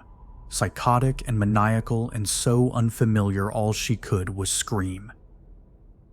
The door burst open suddenly and Dmitri was there, flanked by 2 guards. He looked to Ava's mother, crying in her stretcher, and then down to Ava, and in a flash he shot across the room, needle at the ready, and pushed her down onto her side, jabbing the point into her arm, and she felt it, felt the rush again. "He came back," she gasped, face ground into the tile. "He came back. You said I had hours. What happened?" Dmitri kept her there, but his lock was almost gentle. "I don't know," he said. "Might be the Tezoset again, or the damn thing might be mutating as it spreads." Ava nodded as best she could, looked forward, and saw Rodri there, lying on the ground with her, his hand stroking her cheek. "Shh," he said, smiling. "Don't worry. It'll be okay." Ava looked away from him, grunted. "I did it," she said. "I broke the virus. Check the machine." Dmitri shook, looked back, then leaned into Ava. "You still see him?" he asked. Ava looked across the room. Rodri licked his lips at her. "No," she lied. "No. He's gone." Dmitri got up quickly, moved to the incubator and checked the progress bar as it crept across the screen. It chimed happily, and the serum tube rotated around, then emptied itself into a small container at the base of the machine. An orange cap attached, and with a hiss, the work was done. Dmitri picked it up as if it were the most valuable thing in the world. "I've got to go use this," he said to Eva, pocketing it. "You stay put." "Go? Wait. I thought this was for my mother. You said I was helping my mother." Dmitri shrugged, the door half closed. "You are," he said, "but she don't pay my bills. So she can wait a bit. The both of you can." And he closed the door, leaving her alone with her comatose mother and the ghostly Rodri, who watched her hungrily from the corner.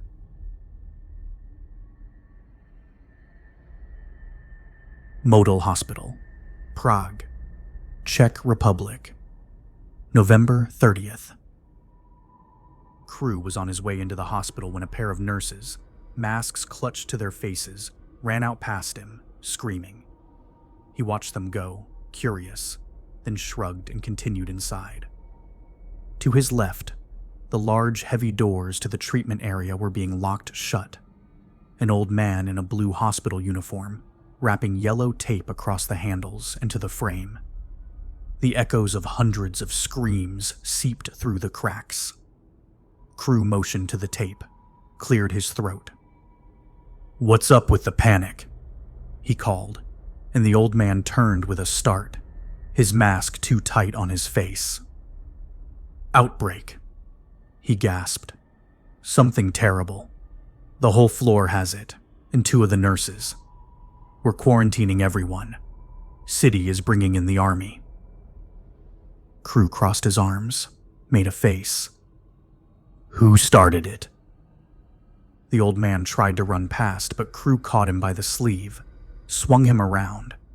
"Please," cried the man. "Please, I have a family. I can't stay here. It's not safe." "I'll tell you what's not safe," said Crew calmly. "Pissing me off, that's what. Who started the outbreak?" "Nobody knows. They're all delirious. They're having waking nightmares, terrible nightmares, and they scream day and night. We were sedating them at first, but there wasn't enough to last. We don't know what else to." Yeah, not my problem," Crew cut in. "There's been a healer around here, right? Could it have been him? Did he come into contact with any of the patients? The old man tried to run again, but Crew re-gripped him, slammed him into the wall. "I said Crew. "Did the healer see any patients?" No. Dr. Bastian kept him out of the hospital. He never got in. He couldn't have been involved." Crew gritted his teeth, checked over his shoulder, grim. "Who treated the first patient?" he asked. "Which doctor?" "Dr. Anuma," the man stuttered. "But she's been missing since last night. Nobody can find her, and she won't answer her pages." "Any idea where she lives?" "Here at the hospital. But she's not here, I swear. She had an emergency with her brother, and she was just gone." Crew reared on the man, leaning in close. "Her brother?" he breathed. The room was so dark that Crew got antsy, pulled his gun. He nudged his way forward, checking every angle with quick sweeps, until he arrived at the back of the room, dim light shining through thick plastic covers over the window. A single bed was propped on the side, and there, sheets askew, was a frail black man who seemed to be on the verge of complete disintegration. He was watching as Crew approached, eyes bloodshot and fearful. "You're Dr. Anuma's brother?" Crew asked, rough from the start. Ajobi nodded, weak but anxious. "She saw you last night." "Late last night?" "Yes," whispered Ajobi. "Did she say where she was going?" Ajobi sat higher in the bed, pupils opening wide. "She's not downstairs?" Crew shook his head. "She took off after seeing you. Any idea why?" I don't." "What do you know about the outbreak down there? Did she mention it?" Ajobi sat up, thin arms bracing on the rails beside him, gasping for breath. "Outbreak? What outbreak?" "Something about screaming, I don't know. She treated the first patient, so I need to find her. So really, anything you've got rolling around in that head of yours would be very useful right now." Ajobi blinked, seemed lost in thought, shook his head. "I don't know. She didn't mention anything. Didn't say she was going anywhere. But He strained, unlatched the rail at his right side, and swung his legs over the edge. "I've got to go help. They're understaffed enough as it is." Crew did a double take, put a hand on Ajobi's shoulder, holding him back. "Hold a second there. I don't think that's a good idea. I'm a doctor. I know what I'm—" "I don't think you do," Crew interrupted, motioning to the dozen wires that strung from machines around the room, taped and deep set into Ajobi's arms. "Are you going to bring all this crap with you when you go?" "No." "So sit down and let somebody else deal with it." Ajobi eyed him sadly. I just want to help. You can help by telling me where your sister might be. She might be the only person that has a chance of finding out who did this." Ajobi sighed, sitting at the side of the bed, thinking. "I don't know. We have cots here in the hospital, and Wait, there's something. There's a place we used to go when we first arrived. It's a sports field, out on Bruslarska. She used to go there to think. She might be there, I suppose, if anything." Crew nodded, tapped Ajobi on the shoulder as he backed away. "Thanks, that's great. Now get back in bed. I've got to go catch a monster." "You think he's behind this?" Ajobi asked, and Crew paused suddenly by the door. "What did you say?" he asked. "Do you think the healer started the outbreak?" Ajobi said, perched at the side of his bed. Crew turned around, stormed back into the room, and shoved the frail man back onto the mattress, pinning him down with a hand to the forehead. "Who said anything about a healer?" he sneered. Ajobi's eyes were wide with pain and fear. He couldn't move, with all the IVs and probes in his arms, and they strained viciously, making him whimper in agony. I just assumed, because... Ha! You lie like my mother, he cackled. What do you know about the healer? Ajobi shook his head frantically as Crew leaned in. Nothing. I swear. I don't know anything at all. Crew grunted, reached out and grabbed the mass of wires that strung into Ajobi's arm and twisted them, and the poor man screamed hoarsely at the metal under his skin, pulling, tearing. Crew held the wires in a swirl and did not let go, leaned in a bit so he was close to Ajobi's pained face. We've got an outbreak down there, and you're playing games with me? Ajobi sputtered, tears in his eyes, begging or mouthing a prayer or something to make the pain stop. He was here, he gasped. He's hunting a virus. The one downstairs? Crew demanded. No, not that. It's me, he was hunting me. Crew eased up a bit, sized up the confession. So, why's he out there and not here? He asked, uncertain. They don't leave the victims alive. He's looking for the one who infected me. We made a bargain. What kind of bargain? I told him what I knew, and he let me live. Crew leaned in close, breathed foul breath through his mask into Ajobi's face. Don't lie to me. I'm having a bad day. It's not a lie. He let me live. All I had to do was give him a name, and he let me go. Then that makes you an accessory to murder.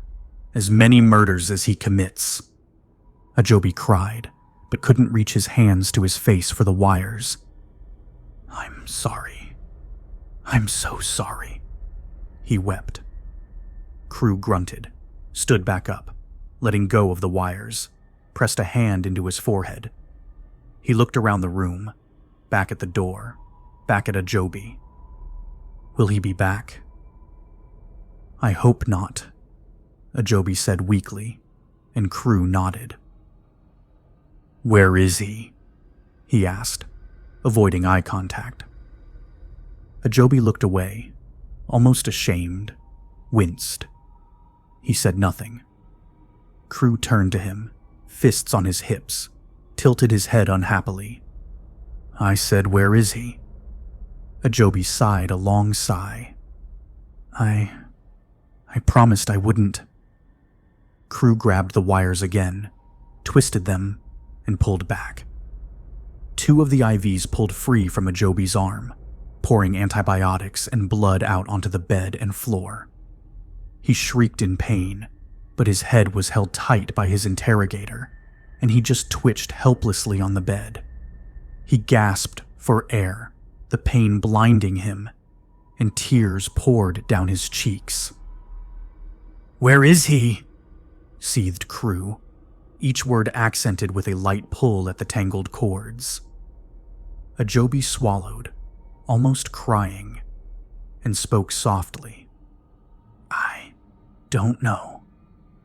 Crew shook his head with grim disappointment, reared back to pull the wires clean out of the frail man's body, but felt Ajobi's other hand hold his wrist, pleading. After a pained pause, he spoke.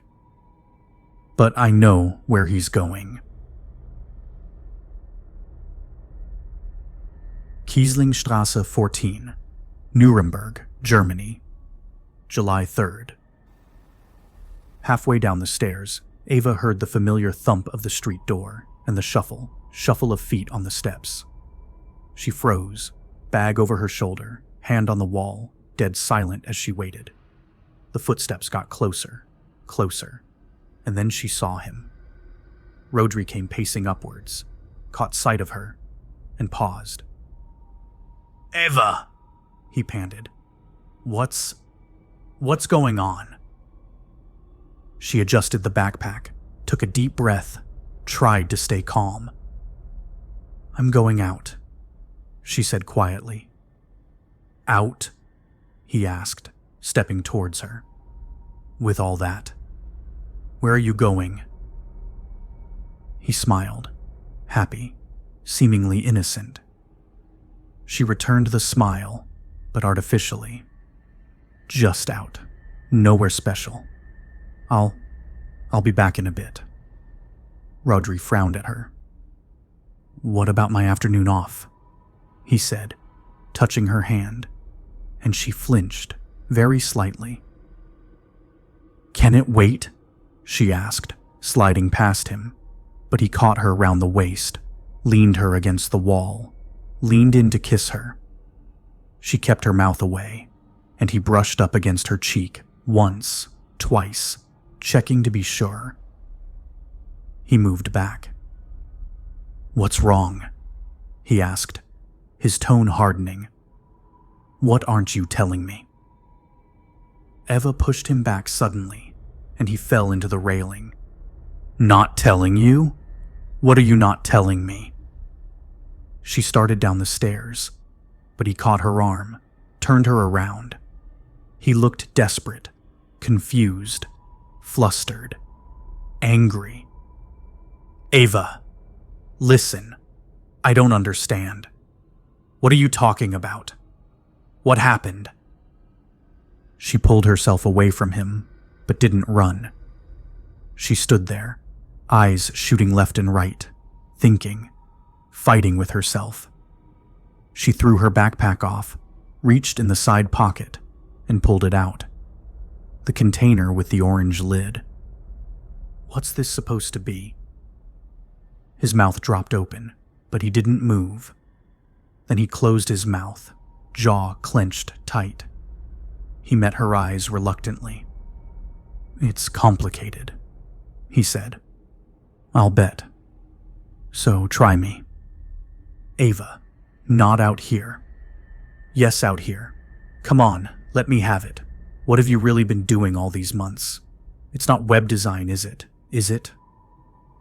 He shook his head slowly, sat on the steps, head low. "No, it's not," he admitted. "But it's not what you think. Oh, spare me the sob story.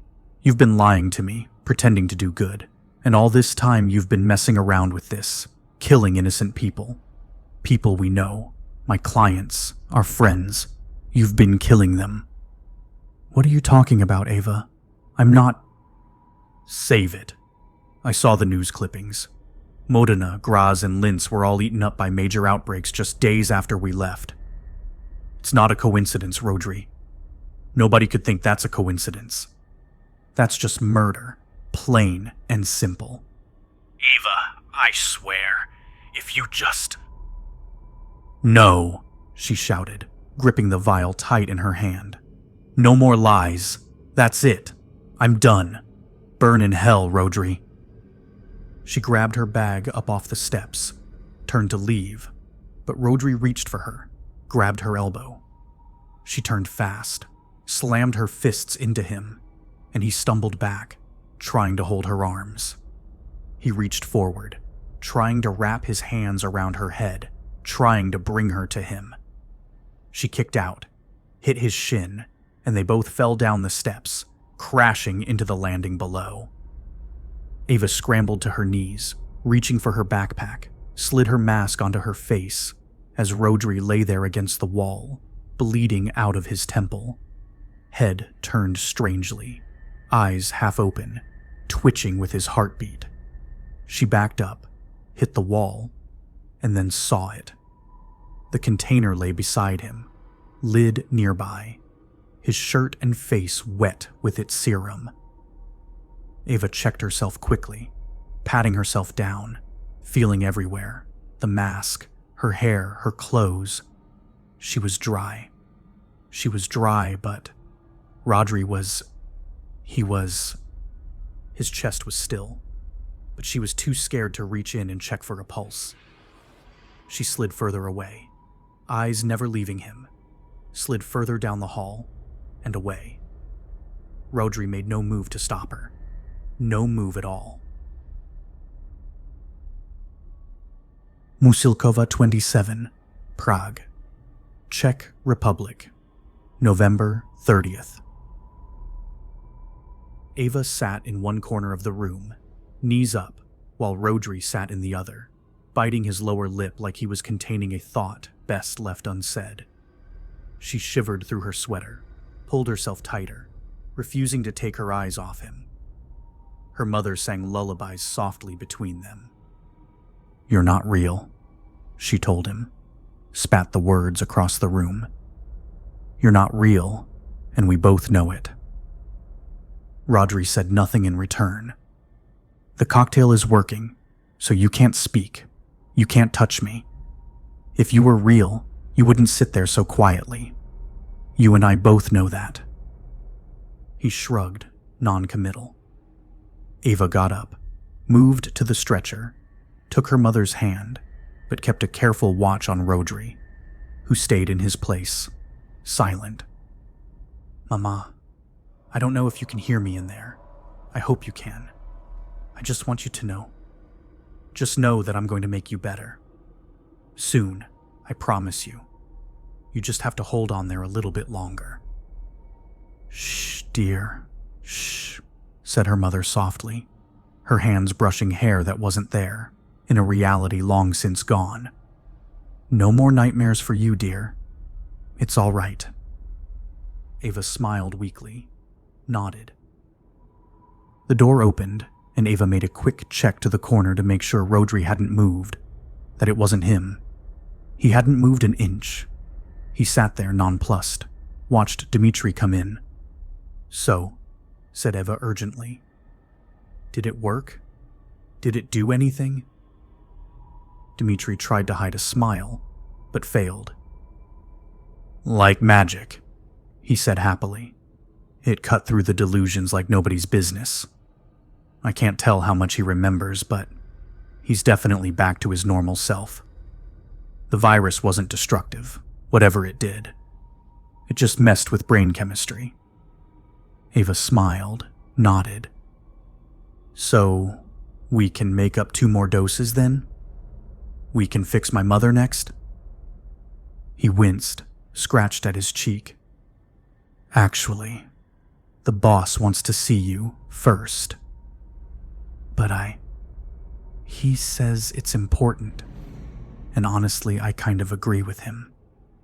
You'll want to hear this." Ava shook her head, holding on to her mother's hand tightly. "I'm not leaving until she's cured. Leave me if you like, but you have to let me fix her before anything else. It's hell, the place she's trapped. I can't leave her there any longer." "I get you, kid. So listen, I'll start the incubator working, and we can see the boss while it works. Sound fair?"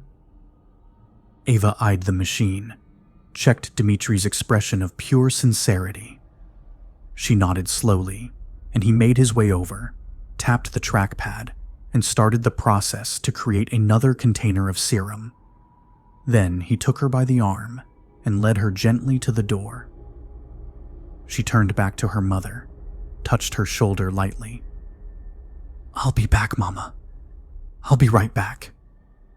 Dmitri brought her out, down a narrow hallway to an antechamber, built like it was an entirely different building. The walls were a dark crimson, gold patterns accenting the design. A pair of antique chairs sat at either side of a set of large, heavy double doors. The floor was layered in opaque plastic covering, the kind used to contain spills. It ran up the edges of the walls slightly, roughly laid, out of place.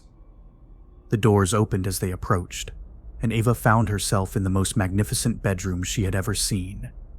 Intricate wood paneling and murals all around the room, like a Renaissance exhibit where you slept.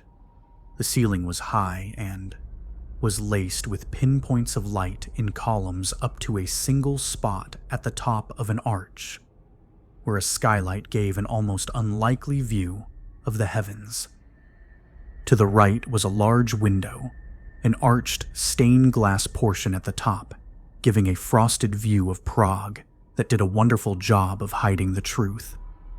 There were dressers and a desk, a large reading chair, and a dozen antique lamps, and in the center of the room was an expansive plush bed. Like the floors, the bed was like an anachronism, layered with plastic and synthetic fabric, machines framing it coldly, all whirring and beeping the status of their patient. Dmitri deposited her at the bedside, backed away quietly, and the man on the bed opened his eyes weakly, smiled at her. "Ava," he said weakly, "welcome.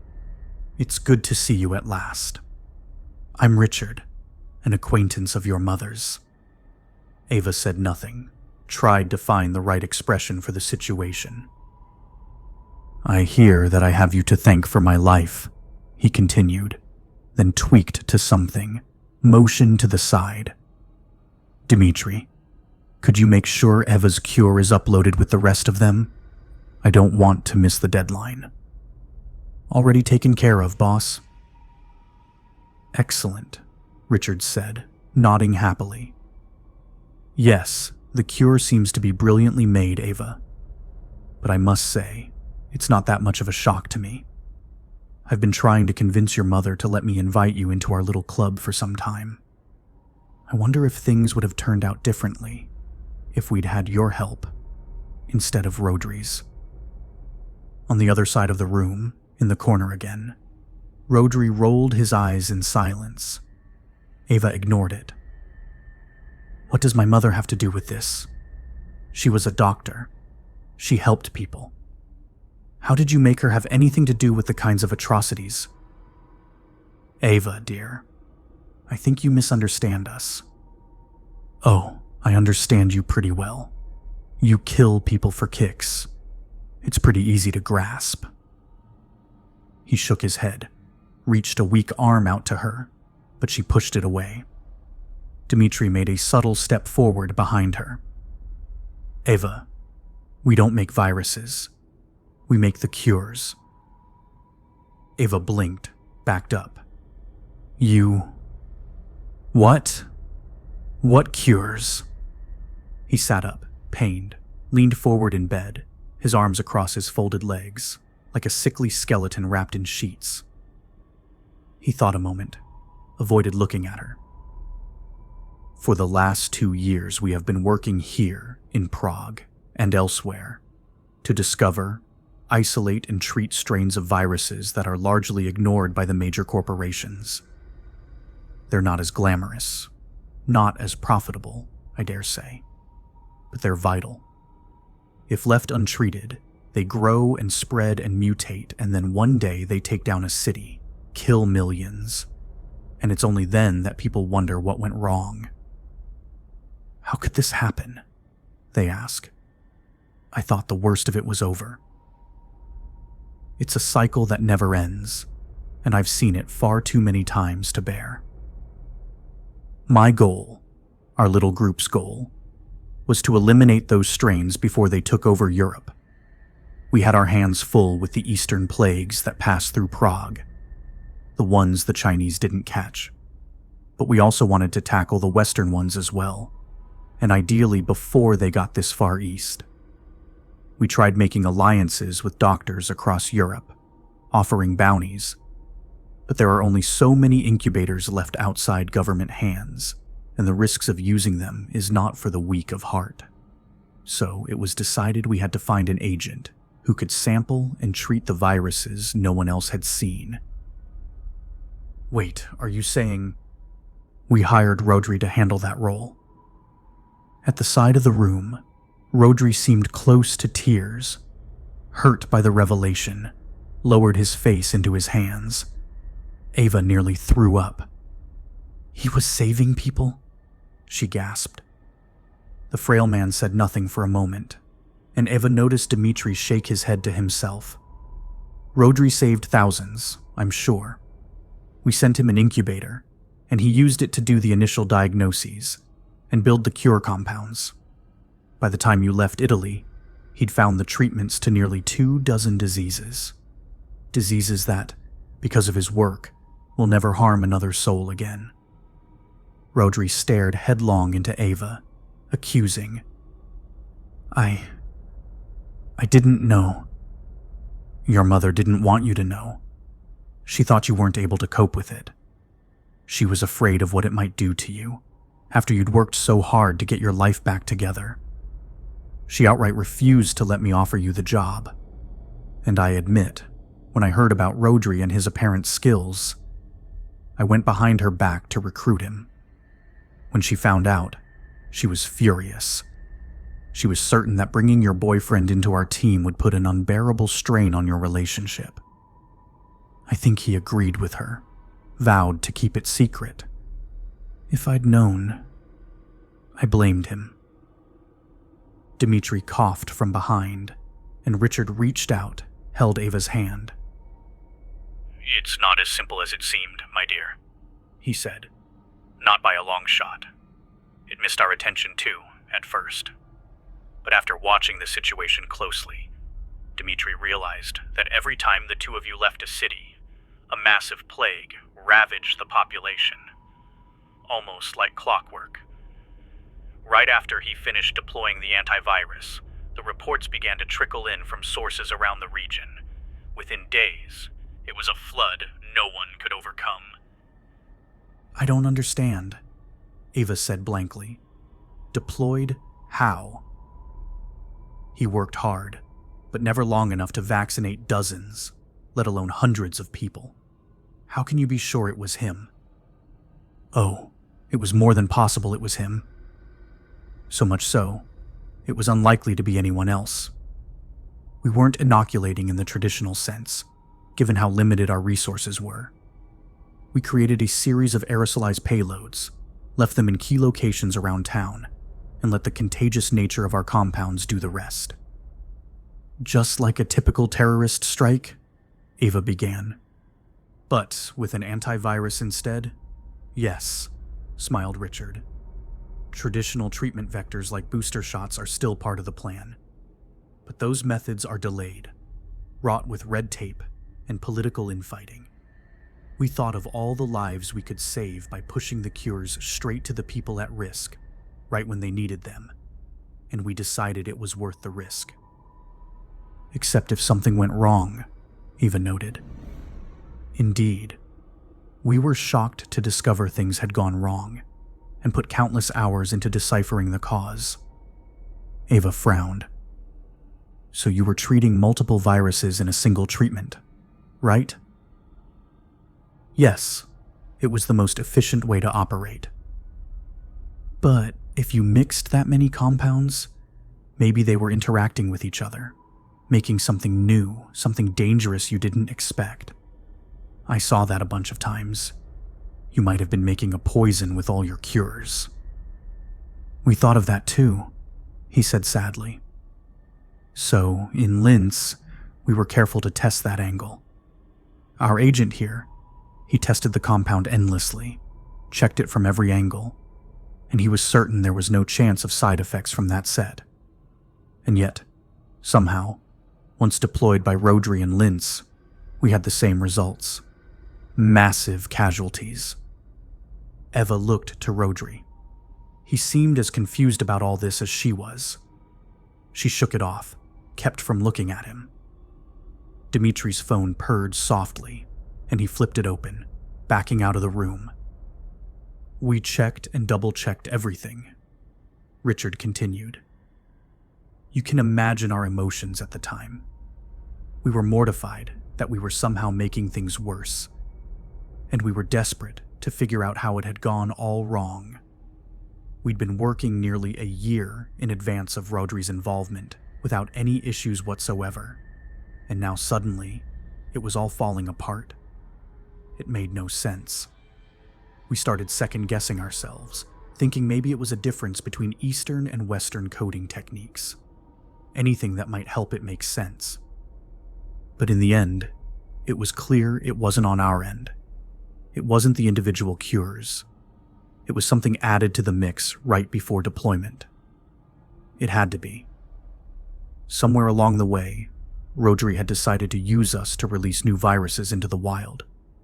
We had enabled him, and so many lost their lives because of it. Wait, hold on, Ava said, her voice cracking with emotion. Rodri in the corner looking hopeful, and yet tired, weak. How do you know it was him? Maybe it was one of your other people. You had someone reviewing stuff. Maybe that person did it, and you're just blaming. That man is in the hospital, fighting for his life, after falling prey to one of Rodri's booby traps. Ava blinked. She glanced over to Rodri, briefly, and in that second his expression changed. A slow, sly grin. What are you talking about?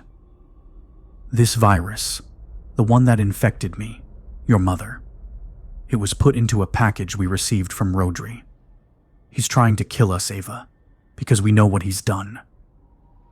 Ava sighed loudly, overcome, lowered her head in shame, regret, something.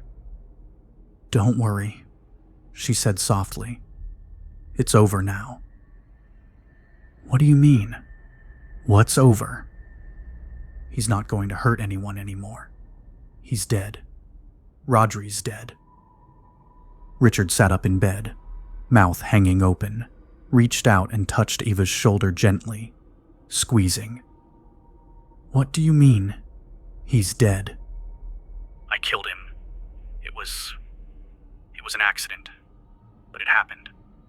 I haven't been able to tell how I should feel about it all this time, but now I think it was for the best. It's horrible to say that, but I do. I'm glad he's dead, that he can't hurt anyone else. Rodri scowled at her, got to his feet, and her heart jerked in her chest. Ava, Richard said carefully, deliberate. When did this happen? When did he die? Ava frowned. Months ago. Early July. He's not dead, Richard said ominously. He can't be dead. We were poisoned 3 weeks ago, Ava. He's been threatening us, the whole city, for weeks. Wait, you mean Prague 1-1-? Rodri is alive, he said, weak. And I fear he's come to finish what he started. Staropramena to Prague, Czech Republic, November 30th. Sobotka stepped around the blood on the floor, the streaks leading to the corner where the body of a badly beaten man lay, propped up against the wall, eyes open and manic. It stunk horribly, and she pulled the strap on her mask tighter, kept from gagging. She moved silently into the hallway beyond, checked up the stairs, the wood scraped and raw. As she slipped into the living room on the second floor, she loosed her gun from its holster, kept it trained at the floor, but ready, eyes wide open.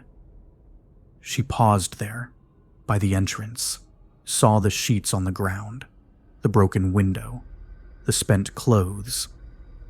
A large, open duffel bag, stuffed with food packets, gadgets, and blankets. Just then, Pyotr came shuffling into the room, his beard shaved, clothes fresh, carrying a selection of toiletries in a large biohazard bag. He threw them into the duffel bag, began to turn back, then saw her, froze. Hello, Pyotr. She grinned, aimed at his heart. Where are you off to? His eyes darted, trying to imagine an excuse. She stormed towards him, used a bloodied boot to kick him onto the floor, kept the gun at him. Please, Pyotr pleaded. I was going to tell you. I'm sure, Sobotka sneered and kicked him in the knee. Where's your girlfriend, Pyotr?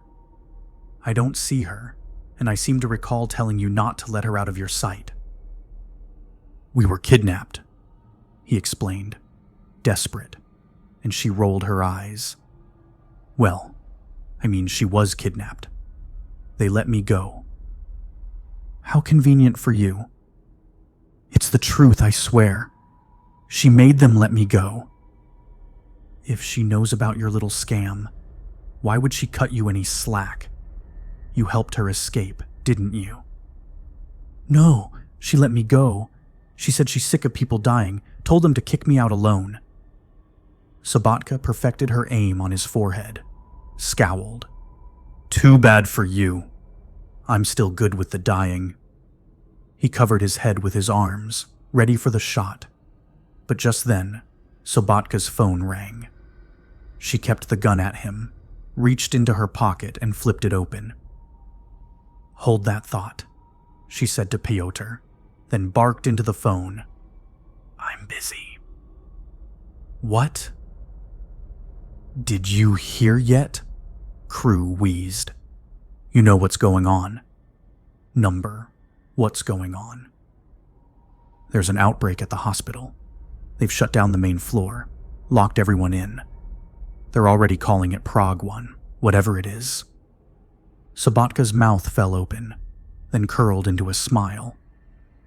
Rodri Tennant's come to town, she said. Tennant? Hell no. The healer. Oh, for the love of God, crew. It's obviously not the healer. Give it up. That's what you say, but I've got a witness that puts him tight with a doctor at the source of the outbreak. So what? A doctor is working with a healer to kill us? It kind of goes against both their philosophies, don't you think? People do stupid things, Crew said ominously. Case in point, Sobotka cracked. So I'm going it alone. You're not going to give me backup when I take this joker down. Sobotka checked Piotr, the snow-covered city outside, thought a moment. No, she said. I've got enough to cut through here. Waste time if you need to. Let me know how it goes. Crew harumphed and hung up on her. She slid the phone back into her pocket, cricked her neck, and refocused on Piotr, who hadn't found a good alternative to cowering yet. So it seems you did your job half well, she sighed. Tennant's here. He came? Gasped Piotr. How do you know? Kicked off a new outbreak. The outbreak. And God knows, he's probably looking for you now, after what you did to his girlfriend. But she isn't. I'm pretty sure a homicidal maniac isn't going to care. She interrupted, stowing her gun, offering him a hand. He looked at it, apprehensive, then reached out and let himself be pulled to his feet. He watched her, cautious. The ones who kidnapped Kolikov, did they seem friend-like or enemy-like? Piotr thought a moment, tense and spastic. I think they knew her. I never found out from where, but they're probably friends of Tennant's then. She grumbled, grabbed him by the collar and dragged him to the stairs roughly. Where are we going? He squeaked as he was thrown down the first few steps.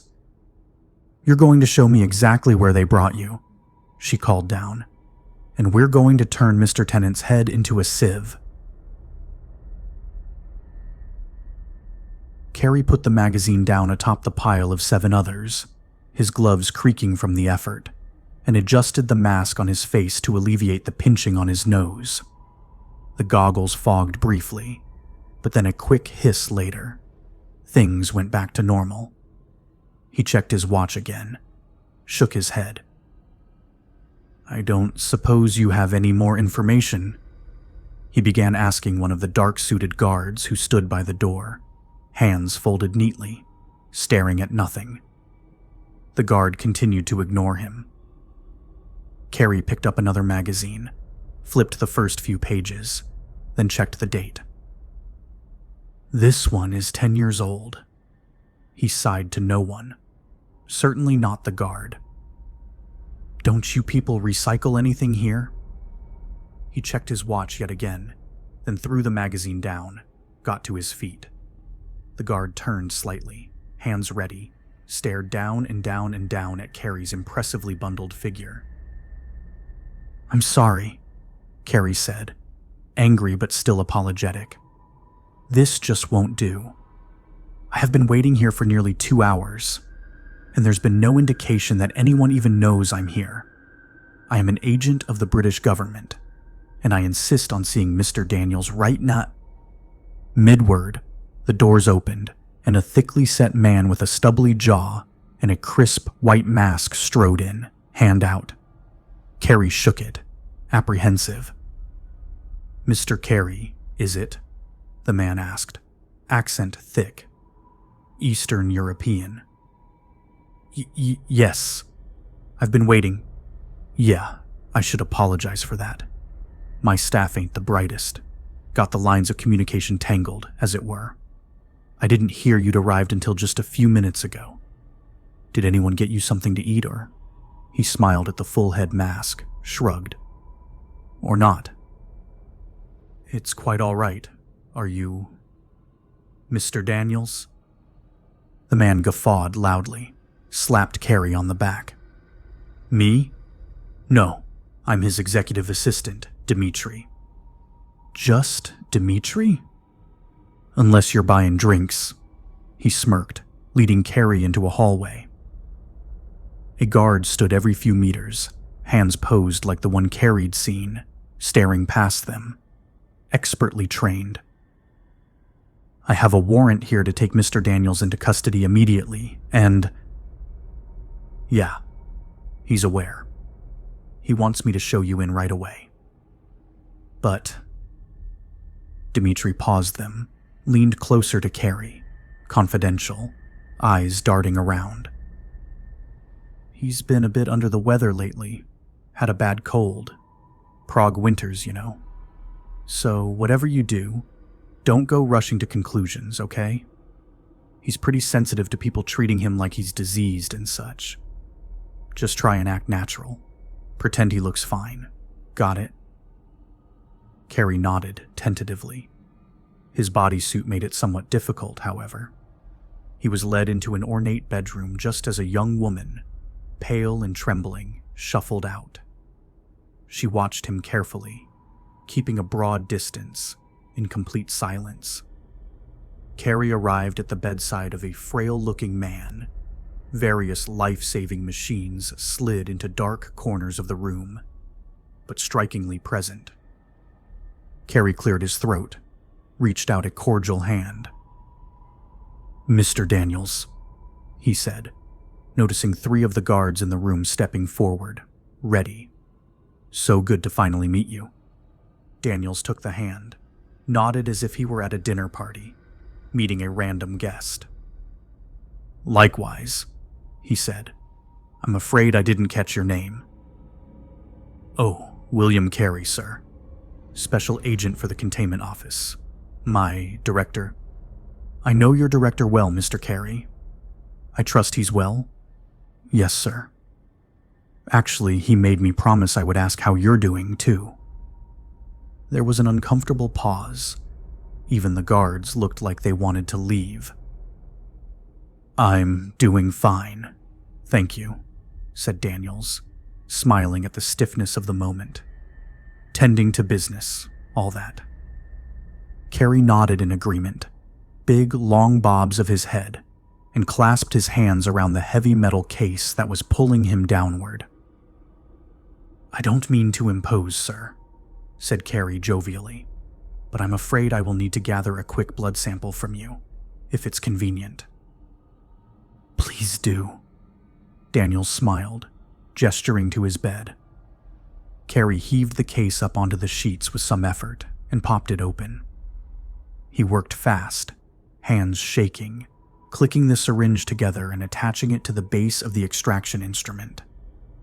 After a moment of work, he had gathered a decent sample of blood from Daniel's arm, slid the vial into the case's built-in processor. He pushed the test button, sighed a self-satisfied sigh, and nodded to Daniels. "Won't be long," he said, as if he were waiting for dinner to reheat in the microwave. Daniels put a hand on Carrie's shoulder, causing instant tension. He shifted slightly. "We are at war, Mr. Carrie," came the voice, quiet and confidential.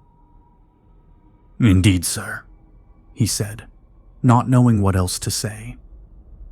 "If these viruses make it into Britain somehow, and we could have stopped them," Daniels said, his voice filling with anger.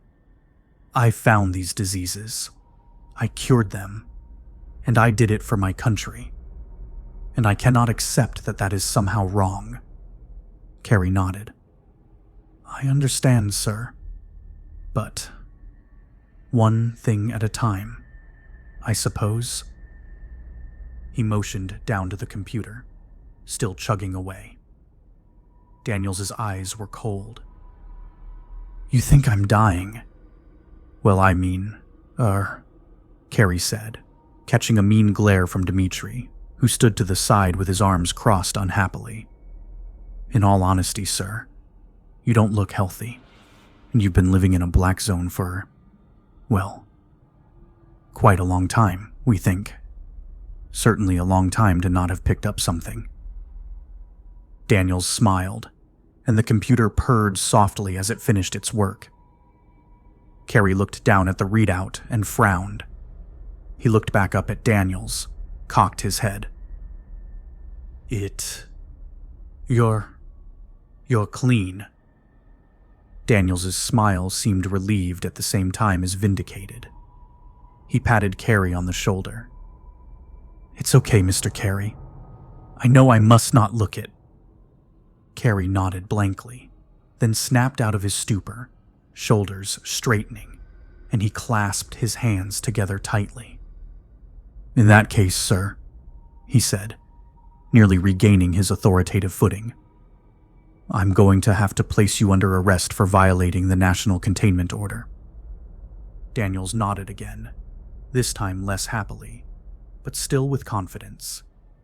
Carrie removed a pair of handcuffs from his pack, and the guards in the room began to move again, until Daniels held up a pausing hand. To them, but also to Carrie. "If you would be kind enough to wait a moment, Mr. Carrie," said Daniels kindly, stopping Carrie dead in his tracks. "I have a favor to ask of you."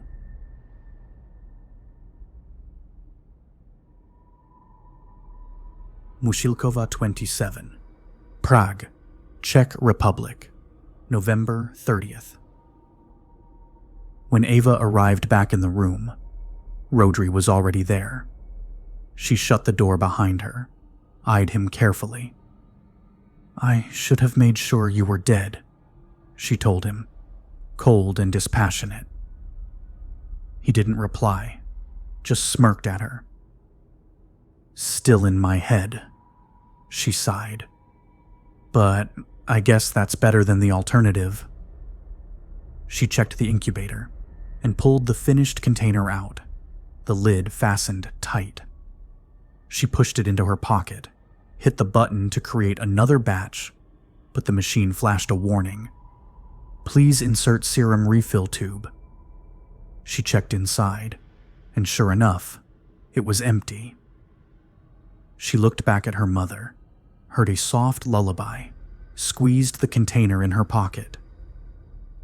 "I'll be right back, Mama," she whispered, and opened the door a crack. Outside, another guard stood with his back to her, watching the hallway carefully. He turned his head slightly at the door opening, then looked back ahead. "Go back inside," he told her. "I need some needles," she said, "so I can help my mother." He didn't move a muscle. "Stay inside," he repeated sternly, "until I say otherwise." Ava stepped into the hall, tense and angry, looked left and right, trying to find a medical station somewhere. The guard turned to her, grabbed her by the arm, tried to push her back into the room. "I said stay inside," he growled. She fought back, gripping the door frame. The guard was clearly not prepared for such an occasion, let go over her arm, and planted. His palm on her face, pushing her. She ducked away from the movement, slipped outside, and he stumbled in. She was halfway down the hall when she was caught again, dragged back off balance, and slammed against the wall. "Don't mess with me, girlie," he said angrily. "Just get in the room and shut up." She kneed him in the groin, and he fell over at once. "Don't mess with me," she seethed, stepping over him and checking down the hall. But then she heard it, the clear click of a gun ready to shoot. She looked over her shoulder, saw the guard there, carefully aiming at her, eyes narrow with pain. "That's it," he said, vein bulging in his forehead. "On your knees." Ava's face was blank with fear. She'd overstepped. And now, this. She was halfway to complying when she heard angry shouts from behind, and Dmitri rushed in, snatching the gun away from the guard and slamming him against the wall. "What the hell do you think you're doing?" he yelled into the guard's face. "I told you to watch her, not shoot her." "She was trying to leave the—" "I don't care what she was doing. There's no excuse for this." But Dmitri ripped the man's mask off his face, threw it to the ground. He grabbed him on the collar, shoved him towards Ava, onto the floor. "Get out of my sight. You're fired. If I see you again, I'll have you shot. By someone competent." The guard scrambled away, rushing down the hall, through a door and out of sight. Dmitri helped Ava to her feet, turned meekly to the others who'd come with him. "Sorry about that, Mr. Carrie," he said apologetically. "Hard to find good help round here." The masked man, whom Eva thought looked horribly like the healers she'd heard about all these years, nodded. Richard looked rattled, kept checking Ava, making sure she was okay. "It's hard to find good help pretty much everywhere," Carrie agreed. "Now, if you don't mind." He held out a small device with a needle at its point, started towards Ava. She backed up, hitting the wall. "What's going on?" she gasped. Richard put a hand on Carrie's arm, held him back. "I'm sorry, Mr. Carrie. I thought I made it clear. I was seeking asylum for my wife and stepdaughter." Ava's head swam suddenly, and she slid to the ground, looking from Richard to Carrie to Dmitri, trying to see, trying to make sense of it. It was impossible to read Carrie, but by the change in his stance, he was preparing to be tough. "You made it perfectly clear, Mr. Daniels. But I'm afraid regulations require me to check their health status before I can process them, even as refugees. They can't be admitted, even to Brighton, if they're actively infected. Listen, I have a personal facility outside London I can sequester them in if that—" "I'm afraid not, sir. It would be nearly impossible under normal circumstances. But given the particulars of the trial you'll be subject to, we wouldn't stand a chance of sneaking something like that under the rug. No chance at all. We can only mask scrutiny so far." Ava had her head in her hands, trembling. "You're married?" she said, staring at the floor. "And nobody thought to tell me?" Carrie looked to Richard, cocked his head. "Mr. Daniels?" he asked. Richard waved it off with a bit of a smile, but drowning in concern. "She's been gone for many years. Travel. I don't think she got the wedding announcement." Eva glared at Richard, cold. Dmitri, behind Carrie, gave her a very slow shake of the head. She frowned briefly, and he returned it with a wordless, urgent appeal. "If she's been traveling, I've double the reason to check her blood," Carrie said. "Now, if you don't mind, I've a schedule to keep." Ava looked to Richard, to Dmitri, desperate for advice, guidance. They both nodded to her solemnly. "Fine," she sighed, rolling up her sleeve and letting him draw the blood. When he was done, she slid her arm close to herself, backed against the wall, waited. Carrie stared at his device intently, seemingly oblivious to the rest of the tension in the cramped hallway. He looked up to Ava, then settled on Richard. "She's infected," he said, double-checking the results. "I'm afraid I can't take her with us." "You'll leave me here alone? What about my mother? She'd never agree to that if she were." "If she were what?" Carrie asked, checking between Richard and Dimitri. "Is she infected as well?"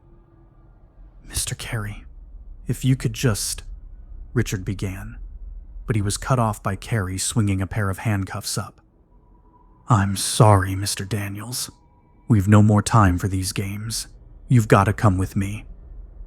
He pushed Richard against the wall, pulled one arm back, then the other, and then a gun pointed carefully at the side of his head. He almost didn't see it through the goggles.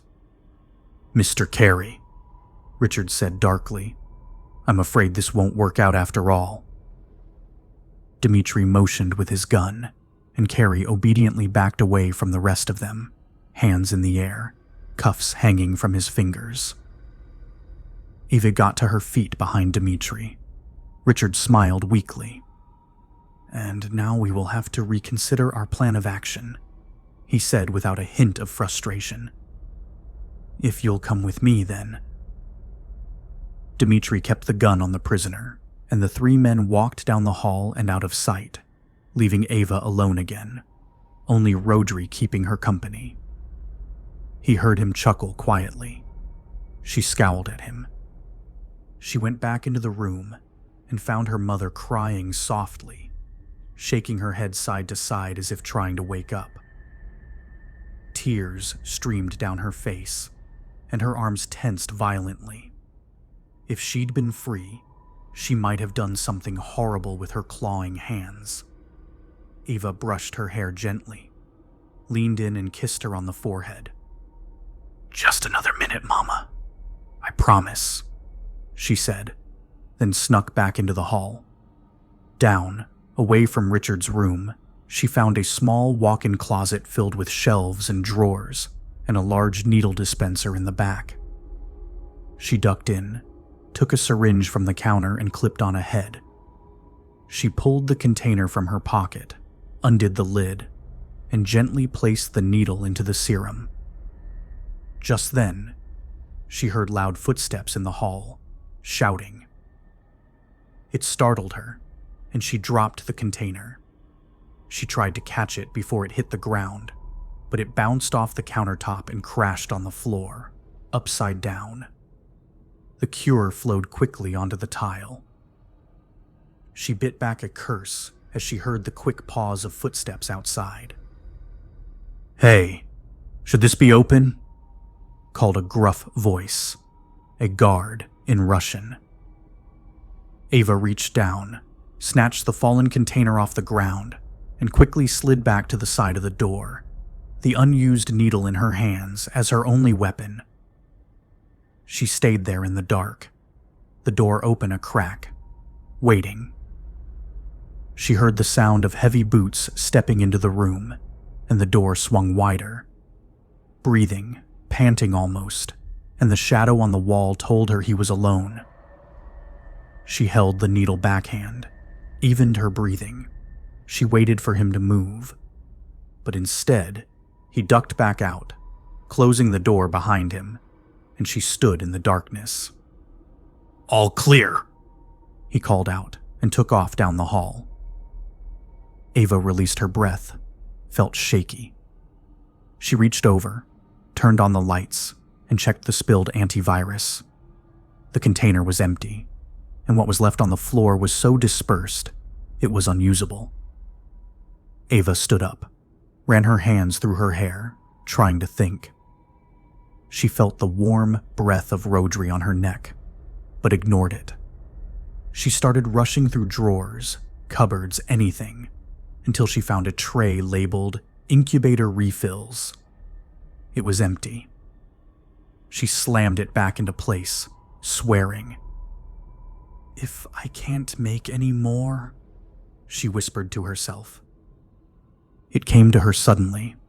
The refills at her mother's apartment. She smiled broadly and turned, hearing Rodri clapping at her, sarcastic applause.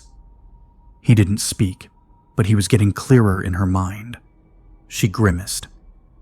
"I need to slow it down," she muttered.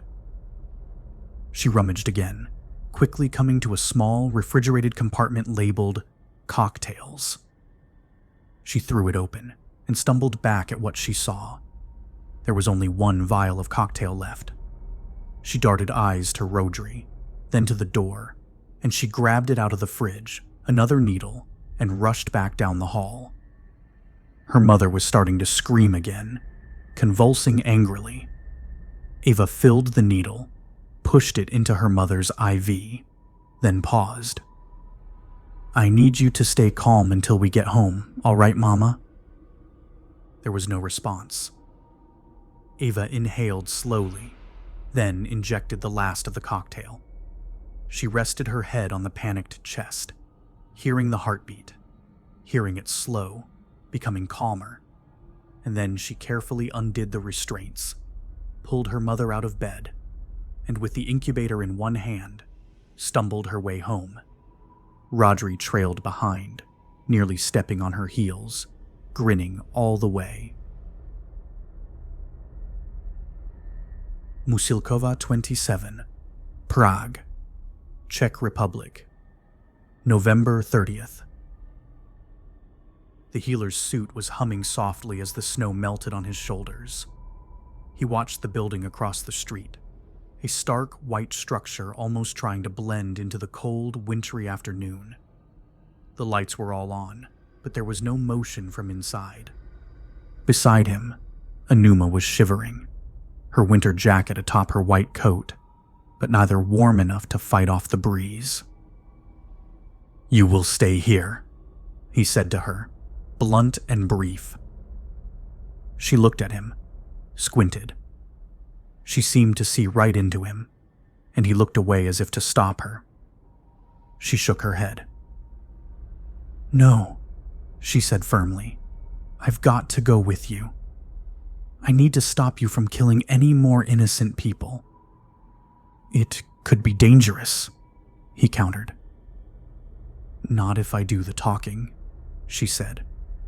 "If it were up to you, everything would be a bloodbath. Let me try." Silence. He stood beside her and the snow continued to fall. "Fine," he said bitterly, and started across the street, aware of her following close behind. They reached the main door and he reached to knock, but she moved him aside, out of sight, and knocked on the door herself. He stared at her, warning, but she kept her arms tightly locked behind herself, watching the snow, waiting.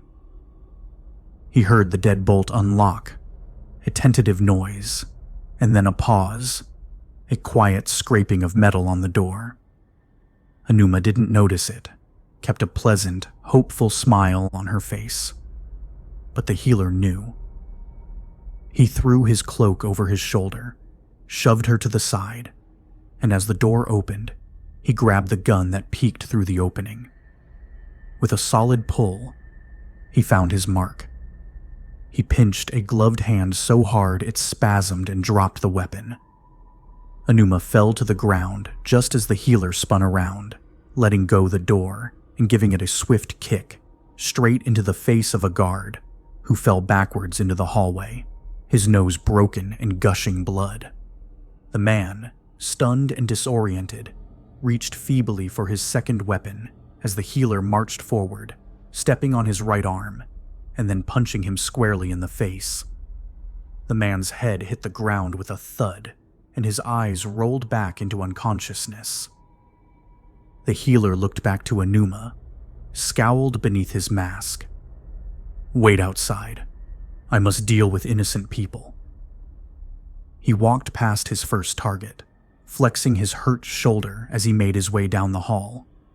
It hurt, but burned in a way that pushed him forward. As he came to the first door, on his left, he saw on the frame the quick movement of a shadow. Without losing his pace, he leapt forward into a roll, fast and low, and his machete swung out in time to catch another guard's arm in the middle as they reached out to fire. The arm wasn't cut clean off, but it hung uselessly, and the guard screamed loudly, fell down into the doorway. The healer noticed, just in time, the accomplice inside the room. Another roll helped him dodge a wide shotgun blast. He spun his weapon around in his hand, his back to the wall, out of view. The first guard, on the floor, was choking now, having cried himself into a daze. The healer heard a quick inhalation, and the second man leapt out of the room, gun firing blindly, hoping for a hit. The healer ducked down, pushed into the attack. He collided with the man, shoving him into the wall, and then hit him with his elbow, knocking some teeth out and sending the enemy sprawling. The gun skidded down the hall, out of reach, and the healer kicked the side of his head with a heavy boot. He hit the wall, left a mark of blood. The healer had just enough time to duck into the side room before a round of automatic weapons fire sprayed where he'd been standing. Inside, 2 large tables stood against the far wall, a collection of metal chairs, some beverages scattered around. He noticed the light switch next to him and flicked it downward, disappearing into the darkness. The shadows of the new assailants slid towards him, becoming sharper and sharper as they closed in. He darted across the room, upended one of the tables, and slid it towards the door, covering the opening. In a second, the table shattered in a dozen places, wood chips tossed wildly by bullets. The healer ducked around the other side of the door, out of view, silent. The light from the hallway shone through the holes in the table, streaks through the dusty air, and for a moment, all the healer could hear were the pained gasps of the bleeding guard outside. Then a hit, a crunch, another hit, and the table started to move. Another pause, and the healer turned his machete around again, backhanded, and pressed himself against the wall. A kick now, and this time the table slid into the room, and a rectangle of light hit the far wall, framing the form of a guard whose gun was aimed the wrong way. The healer swung around, catching the man in the chest with his blade. The man jerked violently as the impact ended his life. Without a pause, the healer moved forward as the wood behind him exploded, gunshots hitting the back wall harmlessly. The healer pulled the dead man's gun from his hand, came round the corner so fast the second guard had no time to react. The flow of bullets hit the guard ruthlessly in the chest, and he dropped to the ground, his face still in a state of shock. A quick movement later, the healer was on the other side of the door again, watching bodies pile in front of his exit. He flicked the light on, paused, then off. He listened, heard nothing, staggering silence. He looked down at the man with the severed arm, saw he was looking back around the corner, his whimpering all but stopped, his breathing calm, emboldened. The healer grabbed him by his jacket, and with a pained grunt, yanked him out of the doorway and into the room. The man screamed hysterically, his arm nearly coming off. At least one set of boots outside pounded loudly, coming to his rescue. The healer held the man close to him, and then, trying to think past his pain, threw the man out into the hallway. A barrage of gunfire shot out and sprayed the poor wretch with bullets, and he bounced off the wall and onto the ground, dead before he could continue his screaming. The healer used the moment of confusion to point the stolen gun round the corner and fire in an arc, and he heard the quick thuds of hits, grunts, yelps, and then heavy thumps as bodies landed on the ground. He pulled his arm back into the room, stayed tight against the wall, held the pain in his shoulder at bay. There were no sounds but the ringing in his ears, the whining noise he couldn't escape. His suit was warning him to calm down.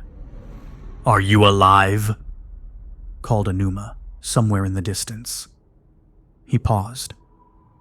"Yes," he answered simply. He heard the sound of tentative footsteps. "They're all dead," she said, voice trembling. He carefully walked into the hallway again, saw the damage all around. Anuma standing by the front door, just beyond the first sentry, stalled by the sight of so many bodies. He nodded to her painfully. "You should leave," he told her. "They are not interested in talking." "Yes," she said quietly, and she stepped away, back outside. Crew hit the brakes too late, and the car skidded sideways, slamming sidelong into the dark sedan, sending the two of them sliding on the ice until the sedan came to a rest just inches from the side of a building. When the cars stopped, Crew threw himself out, chest puffed and angry. "What the hell was that?" he shouted. "Learn to drive, you maniac." "Me?" yelled Sabatka, kicking her own door closed, Pyotr cuffed in the back seat. "What kind of idiot speeds around in these conditions?" "It's November," Crew blustered. "It'll melt." Sabatka laughed, checked her car for damage.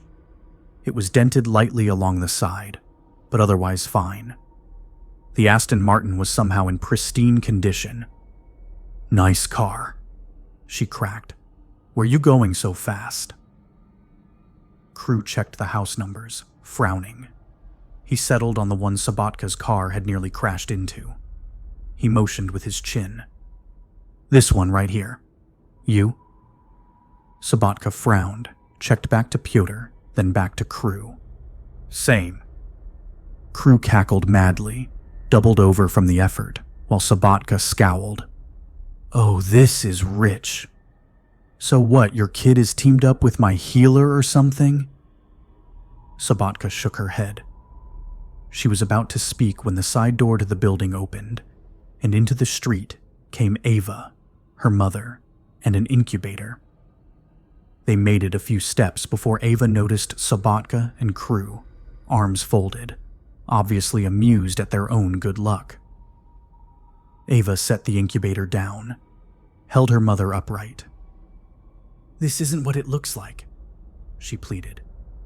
"Oh, then you've got to tell me what it is." Sabatka cackled. "Found your mother, I see," said Crew, nodding to his partner. "Good luck that."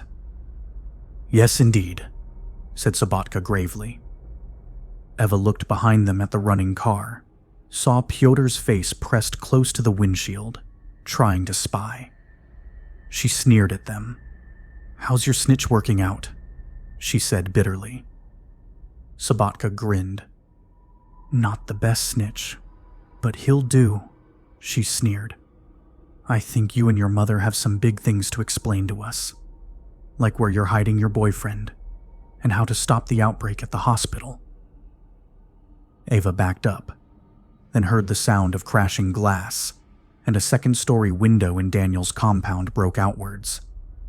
A man in a black suit flew backward and down into the windshield of the car, cracking it horribly.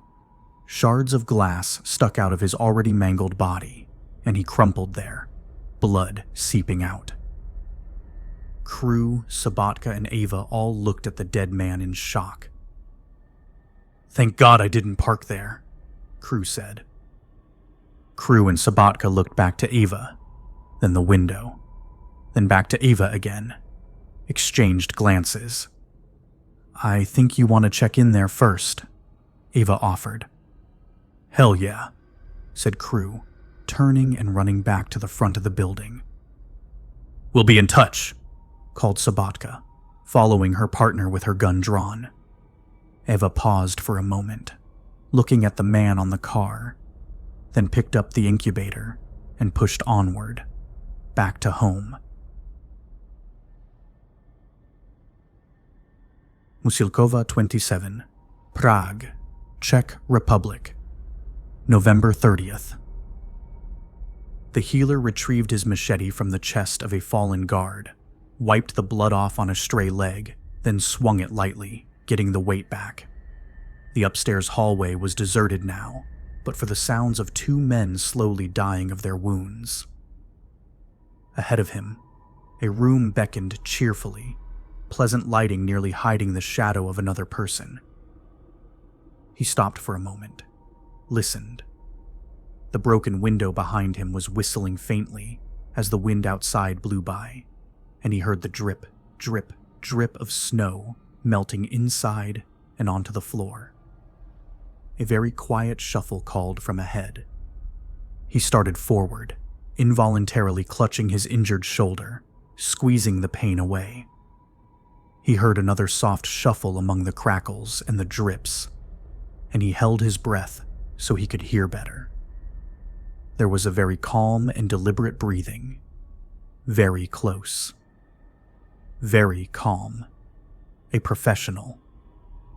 In a moment, they were engaged. A sharp sensation sliced into the healer's left arm just above his elbow, and his suit screamed out with his senses, and he knew he'd been cut. He spun himself around, his machete swinging, and the other man barely dodged. A bloodied axe wrenched from the wall. The two of them faced each other, far enough apart to be safe, but not enough to release any tension. They began again. The axe swung forward, and the healer sidestepped, swung with his machete, but both missed. The healer received a kick to the stomach that sent him flailing backwards, trying to keep from landing off his feet. The axe came back towards him in a broad arc, but he let himself fall backwards, avoiding it. He landed on the ground, and without a pause to think, dangerously swung his arm and weapon out towards the other man's legs. Felt a tug as he sliced the Achilles tendon. The man growled at the pain, tried to continue on, but his leg wouldn't hold him anymore. He dropped downward onto one knee, roaring under his breath, refusing to give in. The healer's arm was still exposed from the attack, and his enemy knew it, lurching forward with his axe, but only managing to hit the healer's cloak behind him. Pinned down, the healer tried to escape, but the man grabbed his machete hand and started beating it onto the ground, trying to break his grip. The healer braced himself with his other hand, his cut arm stinging sharply as disinfectant shifted in the wound.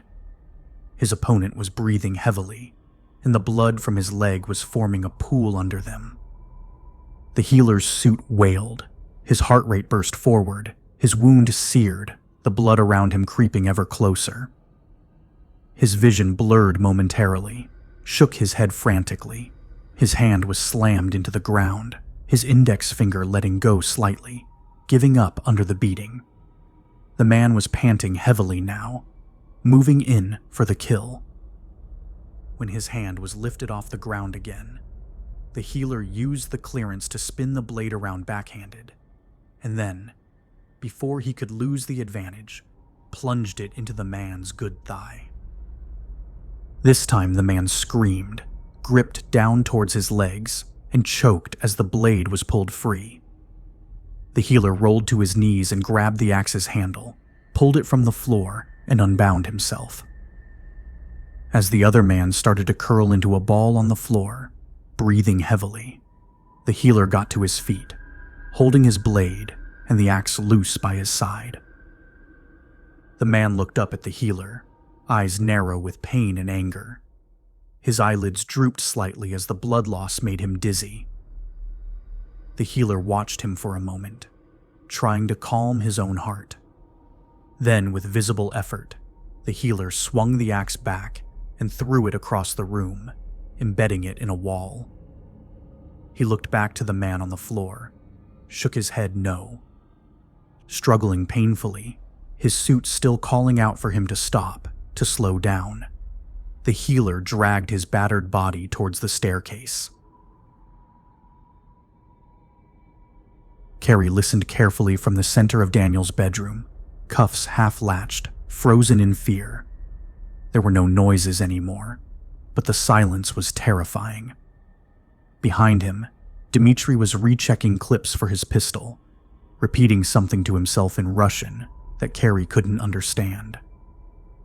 Daniels was back on his bed, quiet, waiting for word. The dresser they'd propped in front of the door was thick, but it wobbled slightly when Dmitri leaned on it, making Carrie shiver. And then, there. A creak outside the door, a soft pacing. Carrie moved further away from the door, back towards the bed. Dmitri reloaded his gun and took aim, his eyes narrow with intense focus. Carrie stumbled as he paced backwards, never taking his eyes off the danger. Knock, knock, knock. No one moved, not even to check each other's expressions. Carrie felt miserably hot in his mask, panic setting in, fumbled suddenly with the latches by his neck, but couldn't get to them. Dmitri made a quick sideways glance at him, obviously annoyed at the distraction. The latches were so tight, Carrie couldn't get a grip somehow. His fingers felt numb. And knock! He pulled uselessly at a strap, the metal links clinking quietly, but so very deafening somehow. He heard a gurgle, gasped for breath, trying to take the damn thing off. "I can't breathe," he gasped. "I can't breathe in this thing." Dmitri glared back, looking ready to waste a bullet on Carrie. But instead, his eyes were wide and he half turned, his gun lowering, face blanching. Carrie thought something must be wrong with him. A sudden panic took hold. He jerked around, trying to get free of his mask, but then he heard it again. The gurgling. A gurgling noise. He looked around and saw Daniels, flopped over on his side on the bed, blood running out of his mouth, his ears, his nose. His eyes were bloody, crying red. He gurgled again, a crimson bubble forming at his lips, and twitched slightly. Carrie gasped, staggered back. "Oh my God," he whispered. His blood was clear. His blood was clear. Then there was a loud metallic crunch, and Carrie saw a beaten blade knock the doorknob out of the door, twist round and disappear. Dmitri wasted no time. He fired into the door 7 times, backing up slightly as he did so, putting distance between himself and whatever might come through the door next. There was a moment of silence, and the sound of the shots echoed in Carrie's ears. Then, with a slow start, a bump, and then he watched with horror as the door started to slide forward, pushing the dresser with it. Dmitri moved into the corner of the room and started firing again, unloading his clip into the door. He quickly reloaded again and repeated the process with another 10 or so bullets before stopping, watching in horror as the door kept moving. The light through the holes beamed through uninterrupted, and yet somehow the door was still moving. Dmitri motioned for Carrie to stay still, and he slowly moved up and to the right of the door, staying flat against the wall and aiming carefully at the space the intruder would need to come through. He was safely out of sight, ready. Carrie realized with a jolt that he was not out of sight, and stumbled backwards, next to Daniels' limp body, and tried to stay still. There was a moment of silence, no one moving, no sign of life from any quarter. And then, slowly, Carrie saw the tip of a long, battered blade climb up along the crack in the door and across towards the light switch. He looked to Dmitri urgently, willing him to see it, but it was beyond the door, out of his line of sight. Carrie swallowed slowly, and then the room went dark. The healer knelt down next to the door, wood chips on his back. Beyond, the room was dark, silent. No movements, no shadows, no gleams or reflections.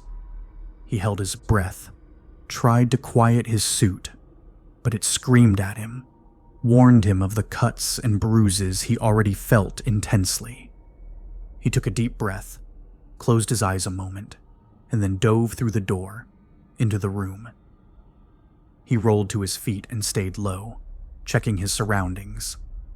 A large bed, and on it, one man covered in blood, not breathing, and behind him. The healer gasped, got to his feet as if in a daze, and stumbled forward. Across the room was another healer. The mask, the suit, it was unmistakable. He reached a hand out towards his comrade, slow and dazed, and before he could react, he heard a crack, and his arm erupted on him, sending him tumbling forward, his blood spraying out in front, hitting the goggles on his mask. Without thinking, he spun round with dazed ferocity and threw his machete out in an arc. He stumbled to one knee, shocked by the sight of a thick and rough-looking man, hidden behind the door, gun smoking slightly, the machete planted deep in his chest. "Shit," he muttered in quiet Russian, and slumped back against the wall. The healer got back to his feet, turned towards the bed, towards the other healer. "How are you here?"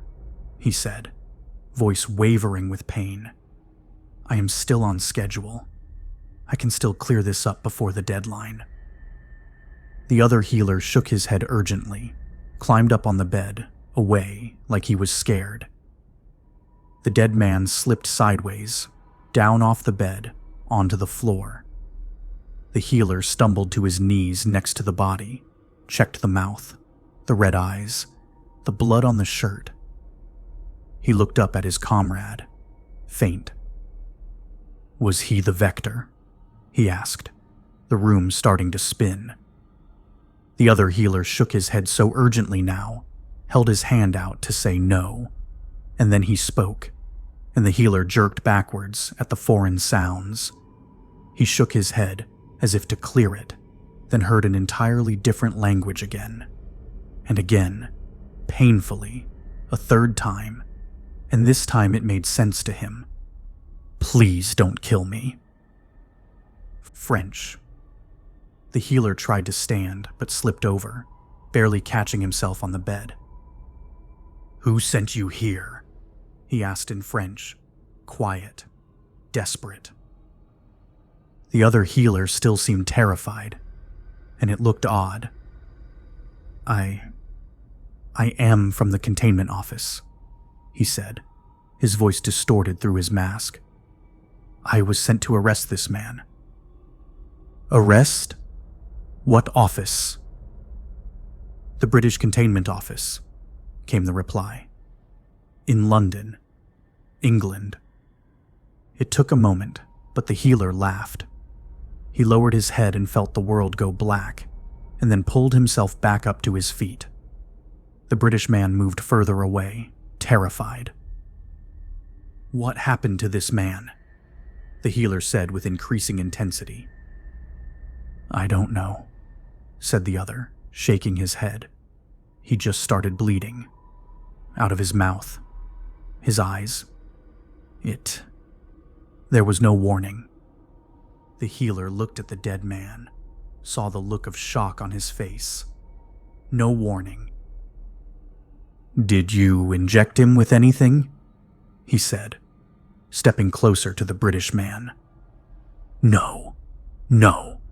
I just came and tested his blood. He had no diseases. Nothing that could cause this." The healer reached back towards his bag to remove his testing vials, and the other man screamed, covering his head with his arms. "There were others," he shouted. "The wife and the stepdaughter." The healer stopped, thought, then grabbed the British man by the neck, threw him off the bed onto the ground. He loomed over, felt the blood seeping inside his glove, warm on his skin. "Were they sick?" he boomed. "The stepdaughter was. I don't know what it was. It wasn't registered." Then they heard it, both looking up towards the door at the same time. Distant, probably on the stairwell, two voices calling to each other, the same words repeated. "Police," the healer said quietly. "They will be here soon." He grabbed the man's head in his large bloodied glove, lifting him up, making him pay attention. "Where did they go?" he demanded. The British man feebly shook his head. "I don't know. Believe me, I don't." The healer tossed the bureaucrat to the ground, marched towards him, and the man scattered back, standing, slipping and hitting the curtains of the far window, and he pulled them around him for protection. "Where did they go?" he asked again, bearing down.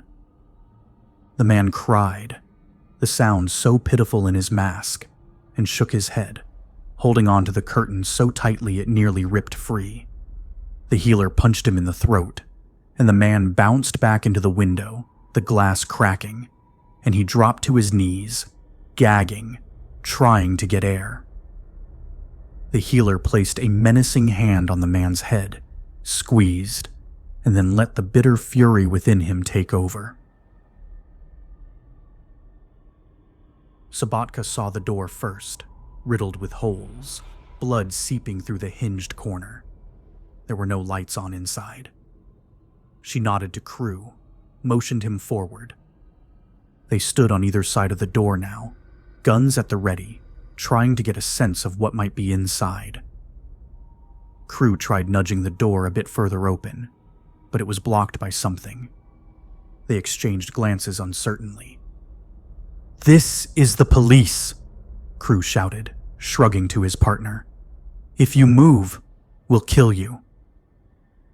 "Put your hands above your head," added Sabatka, and Crew nodded appreciatively. There was a loud crash and a pained scream, and then the sound of glass breaking, falling, and Crew's eyes opened so wide Sabatka had to put her hand out to steady him. There was scraping, some clunking, and then an uneasy silence, punctuated by gasps. Sabatka took her hand from her gun and gave Crew a silent countdown. 3, 2, 1. Crew moved into the room quickly, scanning left and arcing right, and Sabatka covered him, checking for hostiles. There was a man covered in blood just by the bed. The window was shattered out, the curtains fluttering in the wind, and the only thing left was what Crew was now closing in on. The healer, bloodied and beaten. They circled him carefully, checking for weapons. He was on his knees, his cloak soaked with blood, his hands in the air. He looked broken, almost sagging down, swaying slightly, near death. "Move a muscle and I'll blow that mask off your head," Crew said, completing his circuit. Sabatka finished checking the room and joined him there. "You're under arrest," Sabatka said sternly, and Crew shot her an angry look. She squinted it away, motioned to the healer. "I hope you've enjoyed yourself tonight because you're going to pay for it for a long, long time." The healer spoke, his voice weak, raspy almost, impossible to understand. He gasped after a bit, stopped trying to talk, seemed too tired to continue. His arms were slowly drifting downwards, his whole body collapsing in slow motion. "Don't move!" shouted Crew, and the healer sat up straight again, shook his head slightly. "You're being charged with, what, 9 counts of murder?" Sabatka asked, her gun not moving from its target. Crew nodded to her. "I'm going to check the window," she said, and he nodded slightly again. She backed up, keeping her gun ready, and as she reached the window, the curtains brushing past her, she peered outside, saw it was snowing thickly now.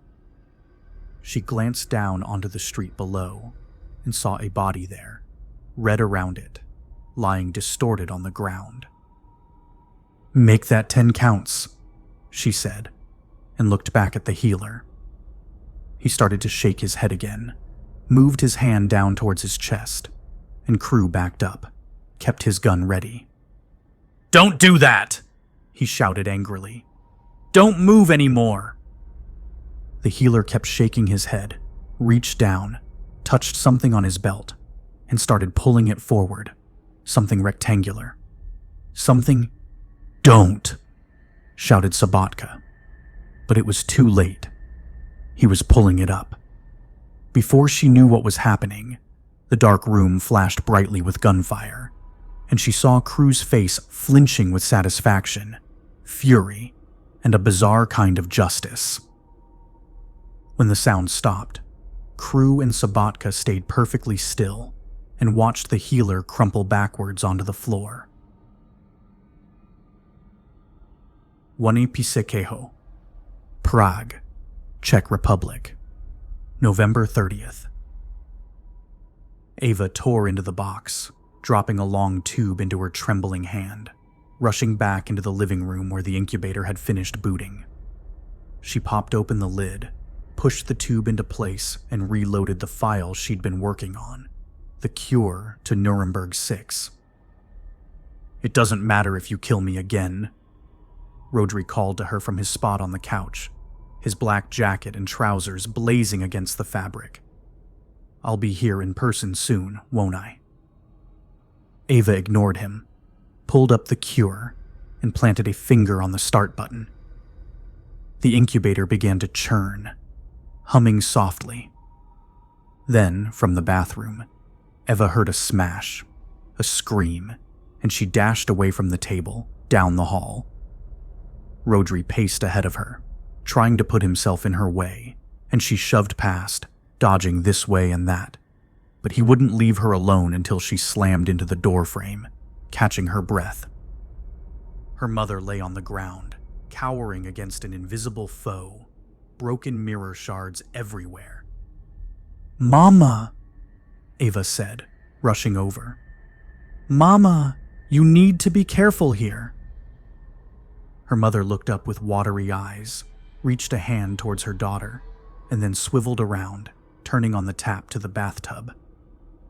Blood from her cut arm dripped into the stream, making the base briefly pink. "Shh, Mama.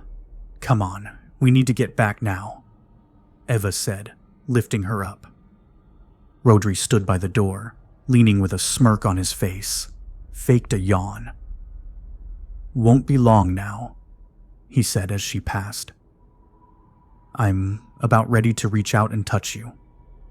Are you looking forward to it?" Ava sat her mother down on the sofa, wrapping her arms in bandages she found in the closet, pushed her head down gently, trying to urge her to sleep. Her mother sighed, rolled back and forth like she was having a nightmare, though her eyes were open. "Somebody find Ava. My poor Ava," she gasped all to herself. Ava checked the progress on the incubator. Nearly done. Warm hands once again stroked her neck, her shoulders, and she hit them away, refusing to pay attention.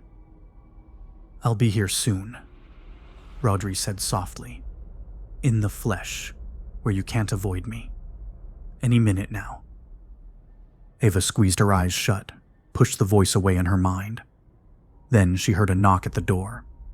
A knock at the door. She froze, hands clasping the desk desperately. She stayed perfectly still, listened, waited.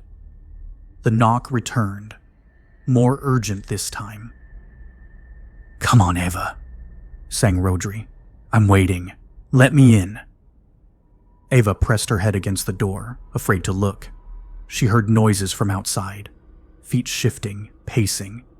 She peered through the peephole, trembling, afraid. At first, she saw nothing. And then, she saw a woman, black and just as scared as she was. "Who is it?" Eva called out. The woman turned, pushed both hands against the door, seemed so relieved to hear a voice. "I'm from the hospital," she replied. "My name is Fanta Anuma. I'm a doctor there. I need your help." Ava slammed her head into the door, grit her teeth. "Go away!" she shouted. "I can't help you. Just go away."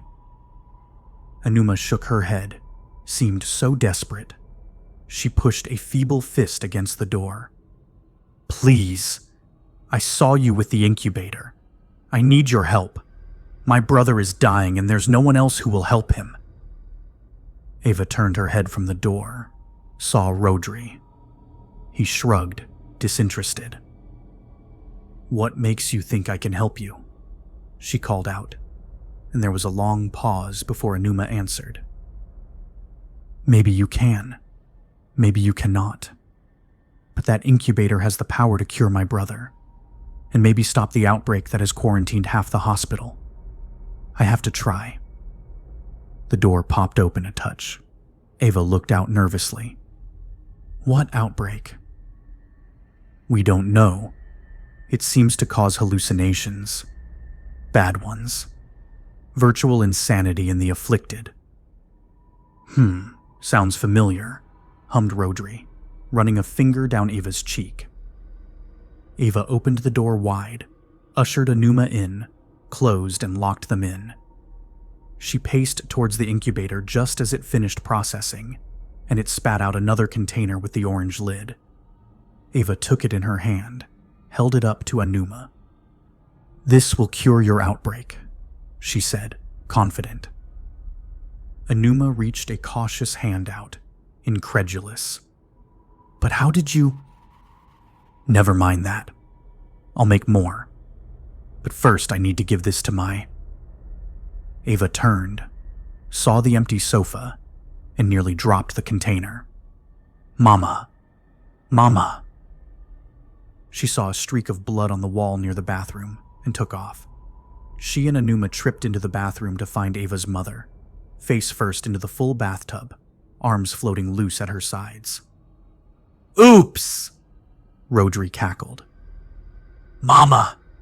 Ava screamed and pulled her mother out, laying her on the floor. Anuma pushed in, leaned close and listened. "She's not breathing. Tilt her head." Ava pushed behind her mother's neck, and Anuma began CPR, pumping, breathing, until Ava lost track of it all, just sat back and cried while her mother lay there, unconscious and fading further away. Rodri ran a hand down her thigh, and she pushed him.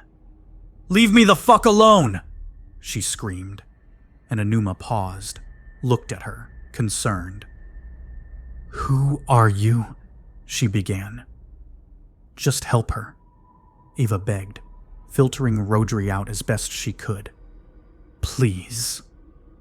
Anuma pushed down on the chest again, and this time, suddenly, water bubbled up and out of the mouth, and Ava's mother choked, gasped, spat, and was rolled to her side, and she vomited bile and water onto the floor. Anuma rubbed her back, eyeing Ava cautiously. "Mama, can you hear me? Are you okay?" Eva pleaded, down on her hands and knees next to her pale mother. "Ava," came the reply. "Eva, my baby. She's in the tub. Somebody has to find her, please." Ava pushed her forehead into the ground, let out a rattled breath. When she looked up, Anuma was staring at her seriously. "You have the virus too," she said. "You both do." Eva nodded weakly, said nothing. "Are you sure this cure works?" Anuma asked. "I'm sure," Eva said seriously, getting to her feet. "And I can prove it to you." She ran out of the bathroom, down to her mother's office, throwing junk aside until she found a box of needles. She ran back to the bathroom, uncapped the container, filled the syringe, and without a moment's hesitation, injected her mother with the cure. Crew and Sobotka sat on the bed in the dead man's room. Sobotka put her gun in her holster, rubbed her temple, trying to massage out a pending headache. "That went well," she said, gloomy. Crew snorted, then laughed. He got to his feet, stretched out, and sighed loudly. "Let's do a quick check and get back after the girl," he said. "I'm all done with my case now, so we might as well do yours too. We can leave this mess to the crime lab." He bent down over the healer's body, peeled back bits of fabric, investigating the body. Sabatka got to her feet, did a brief look around, nudged some things with a pen, but didn't touch anything. "God, it stinks in here," she gagged. "Too much blood." She pushed out to the window, leaning into the night air, the curtains flapping at either side. "So, you really think the healer was behind this? I mean, he did kill a lot of people here tonight. But if he's going to do that, why would he bother making a virus at all?" she asked, leaning out, looking at the body on the sidewalk again. "Maybe he's just a nut job," said Crew, tossing bits of paper from the body, obviously not concerned with disturbing the crime scene. "Anyone that dresses like this has got to be at least a little bit nutty." Sabatka laughed, turned back to the room, but then did a double take, spinning round and looking out again. There, a glint on the drainpipe outside. She looked further down, saw a clear streak of red down the drainpipe, the body in the snow, the drainpipe again. They weren't in the same direction. "Those two don't connect," she muttered. Crew. I think we have a problem here." She turned around to her partner, stopped dead. Crew's face was white. He looked up at her, blinking. "Oh yeah," he said. "I think so too." He held out a small leather wallet, flipped open to a bright white card. Sabatka couldn't read it, but didn't need to. In the top left corner was a very obvious Union Jack. The door exploded open, showering the room with fragments of wood, and the healer stumbled in, his arm bandaged with red-soaked gauze, clutched by a desperate hand. Anuma got to her feet, pushing Eva back, away. "I told you to stay in the stairwell," Anuma said urgently. Eva shot a confused and horrified look to the doctor. "You're with this monster?" "Oh, this is getting good," chuckled Rodri. The healer shoved Anuma aside, into the refrigerator. "Talking is too slow," came his weakened voice, distorted and delirious. He walked past Eva without effort, kneeling down at the edge of the sofa, where her mother was laying, eyes open, almost alert. With his one good hand, he grabbed her by the chin, tilted her head up, looked at her eyes. His hands were shaking, and although he was bandaged heavily, he was still dripping bright red blood on the floor. Eva stepped forward aggressively. "Stop that!" she shouted in French, clenching her fists. The healer turned his head to her, and her confidence melted. "Where is her blood?" he demanded. Eva glanced to Anuma, then back to the healer, and sneered. "Why do you need it?" she asked, defiant. He let go of her mother, lurched into a turn and bore down on Eva. She clenched her jaw, kept her eyes on his and held her ground. He looked at her, a blank fury growling from his mask. "I do not have time to play games," he said, his voice faltering slightly. "Give me her blood, or I will take it myself. My way." Eva's eye twitched. "You leave her alone," she said to him, a warning. "I will do as I please," he said, and Anuma stepped forward again to protest, but he held his hand out to her to stop her. "Give me the blood now." "It won't do you any good," Eva yelled. "I've already cured her. There's no virus left for you to diagnose." Behind her, the incubator deposited another container of serum. Her eyes darted towards it very carefully, trying not to show. "Who is that for?" he asked her, ominous. Ava watched him carefully, then made a mad dash for the incubator, grabbing towards the container, trying to get it before. The healer pulled her shoulder, threw her onto the floor in the back of the kitchen. Her sprained wrist screamed out at her, and she cradled it urgently.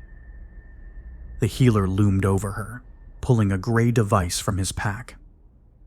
"Give me your arm, or I will cut it off and test it that way," he said. Ava looked to Anuma, who seemed just as scared as she did. She held out her arm, terrified, and the healer placed the device to her. She felt a prick, a tug, and her blood seeped away into the machine that purred softly as it worked. He turned away, watching it intently. Ava got to her feet, shaky, and Rodri was there beside her, whispering in her ear. "The knife, Ava. The knife. Cut his heart out with a knife like you would for me." Ava saw the knife there beside the rotting carrot, and she reached a cautious hand over, slipped it away, kept it close. The healer fell against the counter, stood straight again, leaving a red mark where he'd been. He kept watching his display, waiting, oblivious to anything else. Finally, the answer came, and Ava watched him carefully as his expressionless face stayed locked down. Slowly at first, he started to shake his head more broadly, and then she heard the creak of plastic in his hands, and he savagely ripped the empty vial from the bottom and threw it across the room, into a mirror, which shattered loudly onto the floor. "A new strain," he shouted, coughing at the force of his own voice. Ava acted. She flipped the knife around in her hand and swung it in a quick, precise arc at the healer's neck. He caught her arm in mid-swing, did not even turn to look. Ava trembled at the force of his rough glove on her wrist, her hand unable to move in for the kill. She ground her teeth, tried to will it forward, but it was no use. She watched him, helpless. He turned his head, looked at her calmly. "I am done with games," he said, and squeezed her arm, her hand releasing the knife against her will. She didn't make a sound. He made no more movements, just stayed there, holding her tightly. Anuma came to his side, put a hand on his shoulder, carefully, like she was scared what he might do to her, too. "Please don't," she said, her voice soft and trembling. He shook his head, slowly, dizzily. "No. She carries a new strain. It must be contained. I have my directives." "But I found the cure," Ava exclaimed, tears in her eyes. "I've already saved 2 people, and I can do more. You don't need to do this." The healer froze. He let go of her arm, but she didn't move it, not sure what he might do. He looked slowly to the incubator, then round at Ava, his bloody goggles still a frightening sight. "You cured the man Daniels?" he asked, and Ava's breath stopped in her lungs. "How did you cure him first?" Yes, maybe an hour ago," she said, tense. "What did you do to him?" The healer looked away from her, stared at her mother, didn't move. "Nothing," he said, and she breathed again, feeling less tension, less anxiety. He was already dead. The ground spun for Ava, and she fell backwards against the counter, slid down it, put her head in her hands and tried to get her breathing back under her control. There was a thumping in her ears and she couldn't focus. The healer stood over her, blood dripping from his arm onto the ground next to her. "Was he bleeding before you treated him?" he barked. Ava had trouble focusing. She shook her head vaguely, unsure. "I must see your cure," said the healer, his voice gaining strength. He pulled the container from the side of the incubator, held it towards Ava. "Is this it?" Ava didn't look, just nodded blankly. She felt so cold. He put the vial into his device and pushed another button, staring at the display as if we're the only thing in the world to see. Ava's gaze shifted from the healer to her mother, then to Rodri, who sat next to her, kissing her ear softly. Then back to her mother. She was staring past her at the countertop, blinking, somehow different than before. Suddenly, the healer dropped his device on the ground and it cracked on impact. He made no other moves, just stood there, his hand open, frozen. He spoke something to himself, a hiss that Ava had no concept of understanding. He clenched his fist, lowered his head, and shook it. Anuma looked up to him, reached a hand up to his. "What is it?" she asked. He looked past her, at Ava. "She will die too," he said without inflection. "Same as Daniel's. Massive hemorrhaging. It cannot be stopped. Your cure is too effective." And with that, he straightened himself up, groaned, and grabbed the last of the serum off the table. He grunted as he slid it into his belt, and then with a deep breath, lurched towards the door, his body giving out on him so quickly, he looked like he might disintegrate at the threshold. Ava leapt to her feet, started after the healer, shouting, "Stop! You have to do something!" The healer turned, his breaths uneven and wheezy while he looked at her. "I have no solutions," he said quietly. "Only the one you do not want." Ava watched the healer as he stood there, patiently delaying his own death for her, and she nodded to him, horribly. "End it," she pleaded quietly. "Please." The healer nodded gravely, turned and stumbled back to the counter. He removed a blue pouch from his pack and placed it on the countertop and unrolled it carefully, leaving bloody prints all over it. Ava looked away, and Rodri moved in to kiss her. She closed her eyes at it and felt the brush of his beard on her lips, the softness. She buried her head down, gasped for air, trying to block out whatever sounds she might hear. "Eva," said her mother quietly. "It's done, Eva." She opened her eyes, blinked. Her mother sat on the sofa, a gentle smile on her face, her arm still out where the healer had killed her. She motioned for Ava to come, and she obeyed, sitting on the sofa too, as if in a dream. Even Rodri stayed distant, giving them space. "Mama, I'm so sorry," she sobbed, pushing her head into her mother's arms. "I'm so sorry." "Shh, now, Eva. It's not your fault." Her mother put her hand on the side of Eva's face, brushed her cheek softly, and she met her eyes, calm and forgiving. "I'll be fine," she said, her smile radiant, comforting. "I'm just glad I got to say goodbye first." Eva cried, gasped for air. "I should have said no," Eva said darkly. "I should have trusted my instincts. I knew this wouldn't work. I didn't know what I was doing, and it killed you. I killed you." Her mother closed her eyes now, seemed to be feeling something. Her smile faded slightly, but she spoke. The reason I kept Richard from hiring you, Ava, was because I knew how terrible it can be to make mistakes in this field. It's not what I'd wish upon you. It's not what I'd wish upon anyone. And you've already suffered enough for the mistakes you've made in life. Her mother began to shake. A low, subtle shake, but it shook her whole body, and Ava held tight. "Ava," she gasped. "You did well. I'm proud of you. Don't let my death crush your spirit. You have to live on. You have to learn from your mistakes and do better. Promise me." Ava cried, nodded. "I promise, Mama," she whispered. "Good," said her mother, a slight smile on her face, but her eyes seeing nothing. "Good."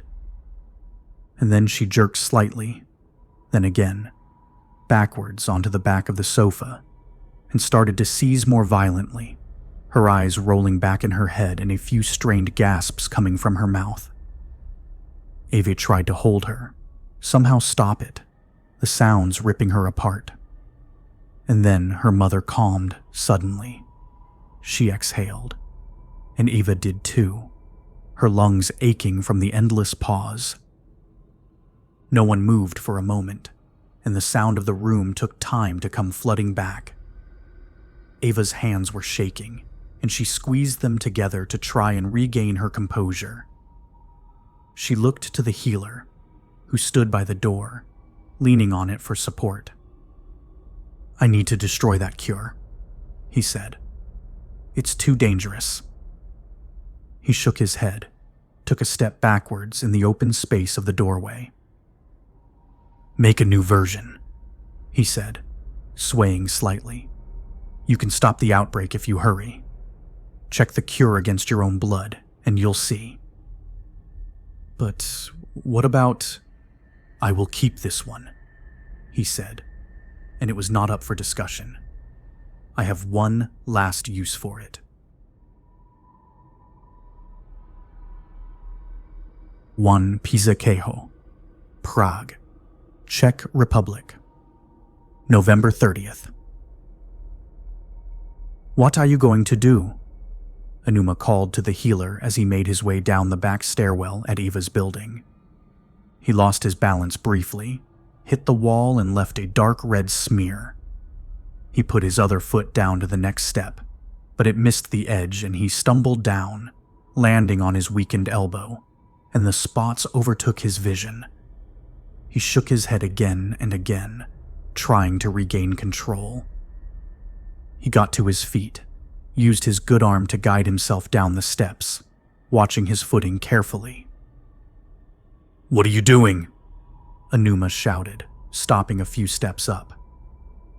The healer came to a rest, turned to face her, but missed her face. "I am going to cure your brother." The blood trail led to the front of a building Sabatka and crew knew well, so when they came within a few houses, they leapt out of Crew's car and sprinted the rest of the way, guns drawn. An old woman stood in the hallway around the corner, staring at fragments of a broken door. She was dressed in a nightgown, slippers, seemed confused and concerned. "I haven't called you yet," she said to them. "Go back inside, ma'am," said Sabatka, edging closer to the door. "She really is a nice girl," the woman said, her mind switching gears and tones suddenly. "Just like her mother, a real beauty." Sabatka nodded to the woman, trying to be patient, but Crew had no tact left. He grabbed her nightgown and dragged her back, threw her into her apartment, and closed the door. The two of them stayed by the broken door, guns ready. "Police," Sabatka called. "Keep your hands in the air and do not move." "I'm alone," cried Ava from inside, and they checked each other, confused. Sabatka peeked around the corner cautiously, then led herself and Crew in, making a sweep of the rooms. Ava's mother lay dead on the sofa, blood all over the kitchen, a knife, footprints, and water everywhere. And there sat Ava at the coffee table, hands flying madly across the trackpad of an incubator. "Miss Kolikoff, what are you—" "Listen," Ava said, eyes glued to the screen. "I need you to shut up." You can arrest me and beat me up all you like, but I've got to finish what I'm doing." Sabatka put her gun away, edged around the side. Crew kept his weapon out, but aimed at the floor, frowning. "What are you doing?" "There's an outbreak at the hospital. I have to cure it before it spreads." "How do you know about the outbreak?" Sabatka asked. "One of the doctors told me. Now seriously, shut up so I can concentrate." Sabatka slid over next to Crew, spoke in a hushed voice. "She's telling the truth? Could be that Anuma woman I was looking for. She's a friend of the healer's. Still, Kolikov and an incubator can't be a good combination." Sabatka watched Ava a moment, twitched an eye. "Call into the hospital and see what their status is. I don't trust her, but I don't want to shut this down if it can help." Crew nodded reluctantly, headed to the hall with his phone. Sabatka crouched next to Ava, watched her working. A tourniquet was still strung tight around her arm, a small drip falling around to her elbow. Ava was handling a small vial of blood, searching the side of the machine, probing with shaking hands. "I can't figure out where this thing goes in," she cursed, slamming her bandaged arm on the table in frustration, and then cursing some more. Sabatka took the vial from her, darted around the side of the machine, saw a port there, and pushed the vial in. It clicked solidly. Then the incubator rotated the blood out of sight and began to purr. "Thanks," Ava said, eyes darting wildly. "I'm having a hard time focusing right now." An alert popped onto the screen. Custom blood sample detected. Override locale settings? Ava accepted the change and threw herself into cracking the virus code once more. The healer burst into Ajobi's room, Anuma close behind, and came to a sudden stop at the base of the bed. Ajobi sat up, wary and weary and somehow sicker than before as the healer pulled another needle from his bag and started filling it with serum. His arm was stiff and awkward, and he struggled to hold himself steady. "Do you know what this is?" he asked as he filled the syringe. "This is the cure to the disease you sent me after." Ajobi seemed surprised by this, tried to sit up. "Really?" he said, his eyes wide with curiosity, but still fear. "Yes," said the healer, pulling the needle free and holding it ready. "It has killed 2 people already. Let us try for 3. He plunged the needle into Ajobi's arm and pushed the plunger down, and Ajobi groaned loudly, jerked suddenly but couldn't fight the strength of the healer. "No!" Anuma screamed, pounding on the healer's back until he was done, pulled the needle free, and stepped back. Anuma collapsed to the floor, weeping. The healer felt a powerful release. He stumbled, caught onto the railing at the side of the bed, and leaned on it, transferring all his reliance there, all the strength he'd been drawing, suddenly gone. His suit was whining in his ear that he was too excited, but he already knew. Ajobi looked down at the needle mark in his arm, the blood dripping around and onto the sheets, and then looked up at the healer with a calm stare. And then, ever so slightly, he smiled. Anuma saw her brother, saw his expression, and her crying trailed off. She got to her knees, took his hand, but he pulled it away, his smile turning into a smirk. The healer stumbled, held on to the bed tighter. "You have no vector," he said to Ajobi, faint and tired. "You are the vector." Anuma looked from Ajobi to the healer, then back. Her crying stopped, her mouth ajar, trying to understand what was going on. "What are you talking about?" she gasped. "He's sick. He was infected by someone else." He's the victim, and you've killed him." The healer didn't listen to her. He was watching Ajobi, saw the sickly man start to laugh so awkwardly it was painful. And then finally, when Ajobi calmed himself enough, he looked at the healer with intense anger. "You are clever," he said, "but I would bet you're too late." Crew burst back in the room, eyes wide with fear or excitement. "Sestak just passed down the order. They're going to gas the hospital. We've got to move." Eva and Sabatka both gaped. "They're what?" "Sestak's afraid of a major outbreak across the city. He's full-on paranoid from the sound of it. They've sealed the doors and the army is moving in to gas and burn the place down. The captain's ordered us there to provide backup, in case anyone makes it outside." "Are they insane?" Sabatka yelled, getting to her feet furiously. "All those people. There are over 10,000 people in there." Ava kept moving blocks around, pushing the cure further, watching the antibodies in her blood react horribly to every option she threw at it. "I can fix this," she said, mostly to herself. "Just give me 5 minutes. I can fix it, and we can stop the outbreak. I just need 5 minutes of quiet. Please." Sabatka looked to Crew, who didn't seem keen on the idea. She looked back to Ava. "You've got 5 minutes," she said. Eva nodded, then flinched, jabbed her elbow out and to the side. "Fuck off!" she spat. Sabatka and Crew took a cautious step backwards. "What's going on?" Sabatka asked. Ava didn't look up, rolled her eyes as she worked. "I'm gonna say some strange things for the next little while," she said darkly. "Don't worry about it. It's not going to be around for much longer." Ava ran the test, saw the familiar shapes falling and disappearing as her cure broke down Nuremberg 6. But instead of leaving no traces, the screen warned her. "Antibody conflict. See report." She clicked through, and her jaw dropped open at the sight. "Oh shit," she gasped. "What?" demanded Sabatka. "What's wrong?"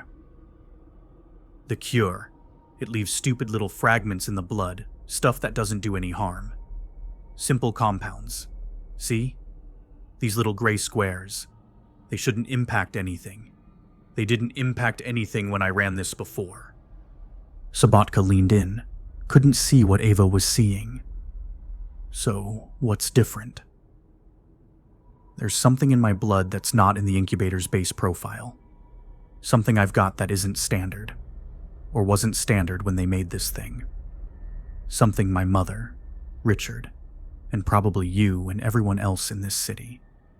Something we've all got in common. The cure is making things worse. It's too perfect. It's a trap, and I fell for it." The healer threw the syringe across the room, tried to fight the urge to strangle the man. "This is no game," he shouted. "No, it isn't," growled Ajobi, trying to sit up. "This is far too sad to be a game. You, all of you, worrying over these people, with their homemade sickness, hoping to God that you can save them, find them a cure. This is no game. This is a farce, and you need to see why." Anuma gasped, let go of Ajobi, looked to the healer, her face so overcome she had no expression. The healer composed himself, stepped back from the bed, had to focus. "You created a virus, designed it brilliantly," he said. "So the cure, the treatment, would be lethal." Ajobi smiled proudly now. "It was not easy," he said simply. "But it won't hurt you," the healer growled, "because your blood is missing the compound it needs to kill. The compounds that survive attach to something already there. Create a new virus with them. A deadly one. A terrible one. What is it? What are you targeting?" Ajobi closed his eyes, rested his head back, and took a deep breath. Anuma was now further away, looking shocked, confused. 4 years ago, said Ajobi, his voice weaker now, distant. 4 years ago I met a girl. Beautiful woman, so perfect.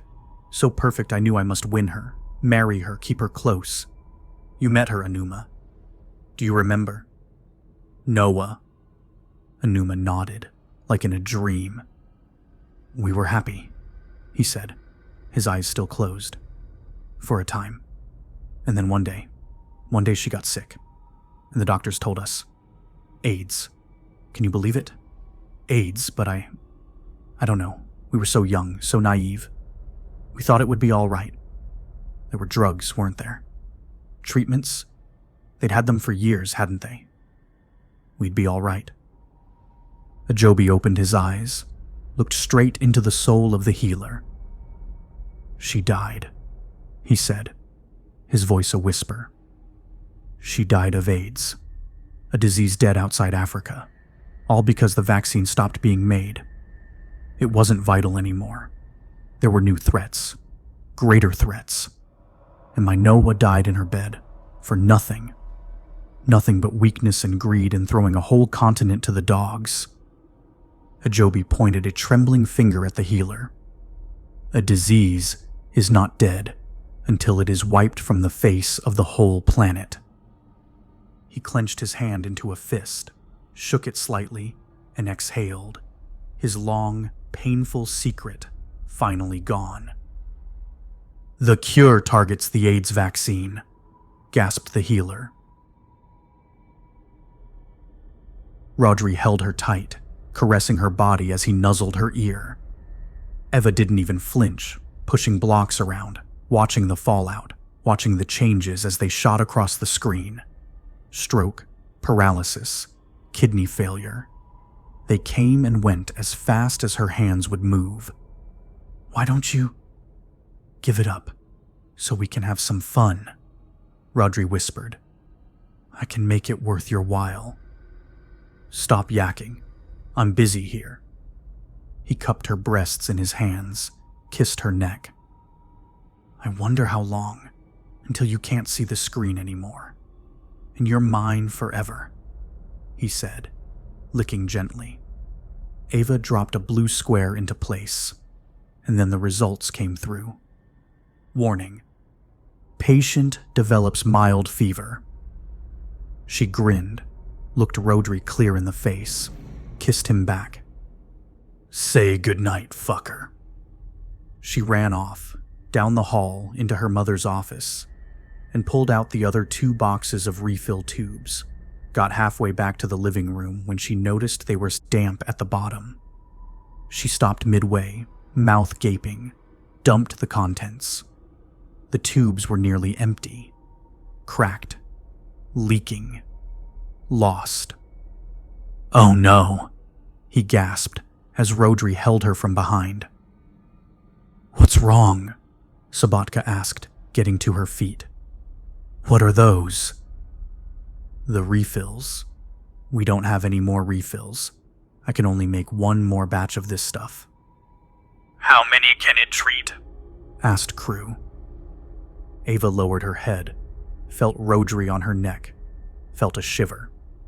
Just 1. The fix is contagious in its current form, but there's no way we'd cover everyone fast enough. There's just no way. They stood in silence.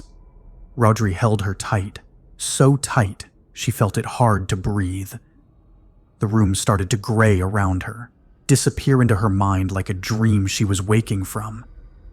She stumbled forward, onto her knees, and Rodri was before her, kneeling too, white shirt undone, biting his lip, his dead eyes shining with glee. Can you feel it, Ava? Can you feel the end? It's coming.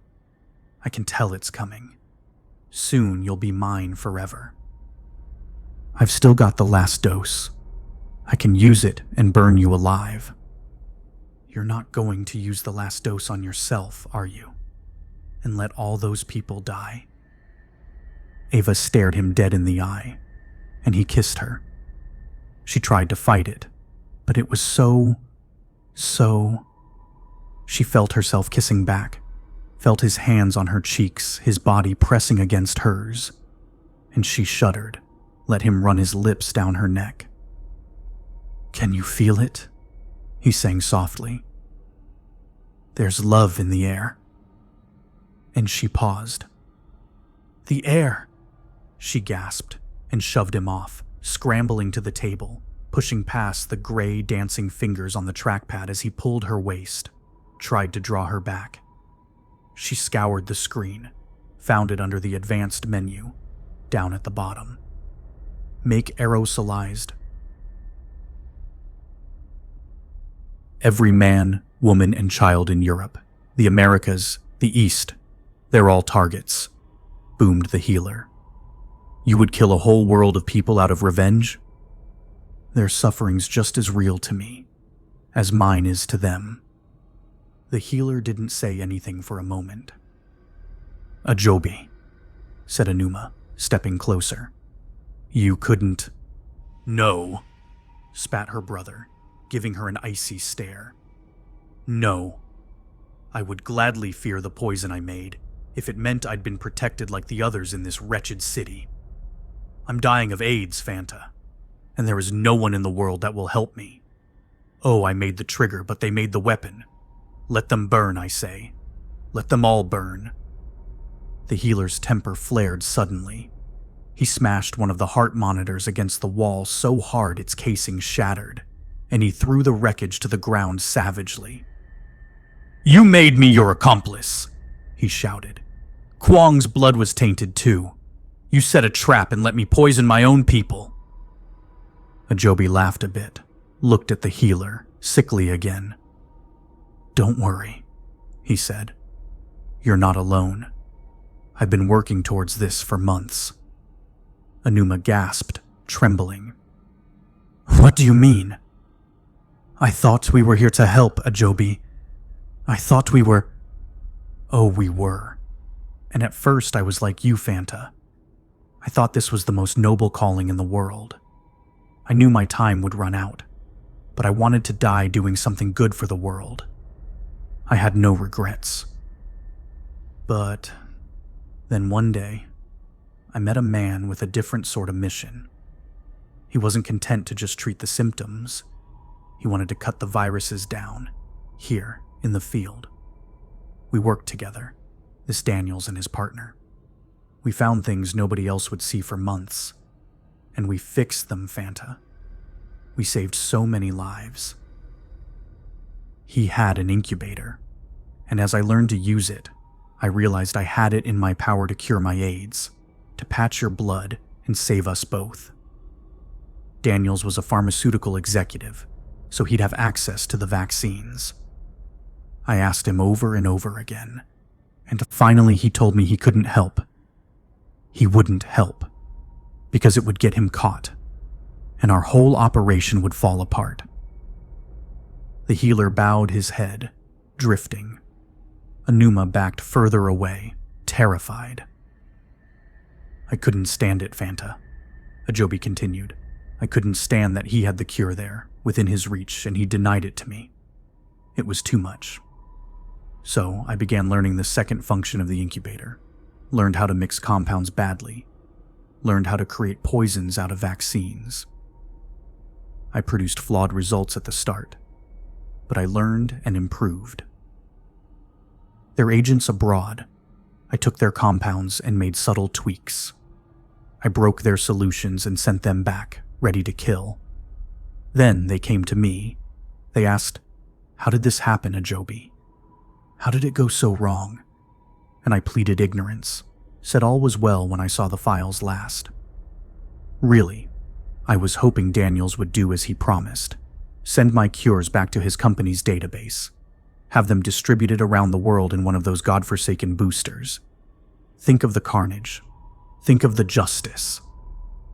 "That is not justice," roared the healer, staggering backward. "That is genocide." "Oh, that's rich, coming from you. I'm not half the monster you are. Even when the outbreak downstairs claims half the city, my conscience is like untouched snow next to yours." "The outbreak?" Anuma gasped. "That was you?" "It's not a long walk to the supply room, Fanta," he smiled. "And all it takes is a few milliliters of the virus to do the trick. In the coffee of a coworker, a nip in the arm, a small prick in the IV bag." Anuma lowered her head, crying now. "This was all supposed to take a very different path," Ajobi said, sighing. "But I knew my time was running out, and Dr. Kolikoff saw the signature from those fools at the university in my work, the ones I hired to cover my tracks, and it led her right to me. She started to investigate. I had to change things. I admit, I was afraid I wouldn't be able to see this through to the end. But I didn't expect I'd get such a gift as you," he said to the healer, who stared at him, ragged. "You gave me a unique opportunity to become a very powerful vector." He grinned uncontrollably.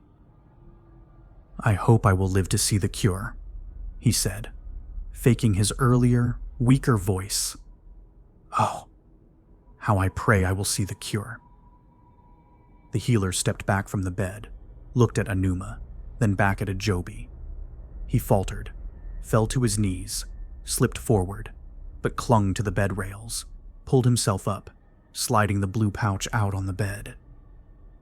"I'm ready now," Ajobi said, lifting his arm up to the healer. "Finish your duty before you die, healer. I am ready to go."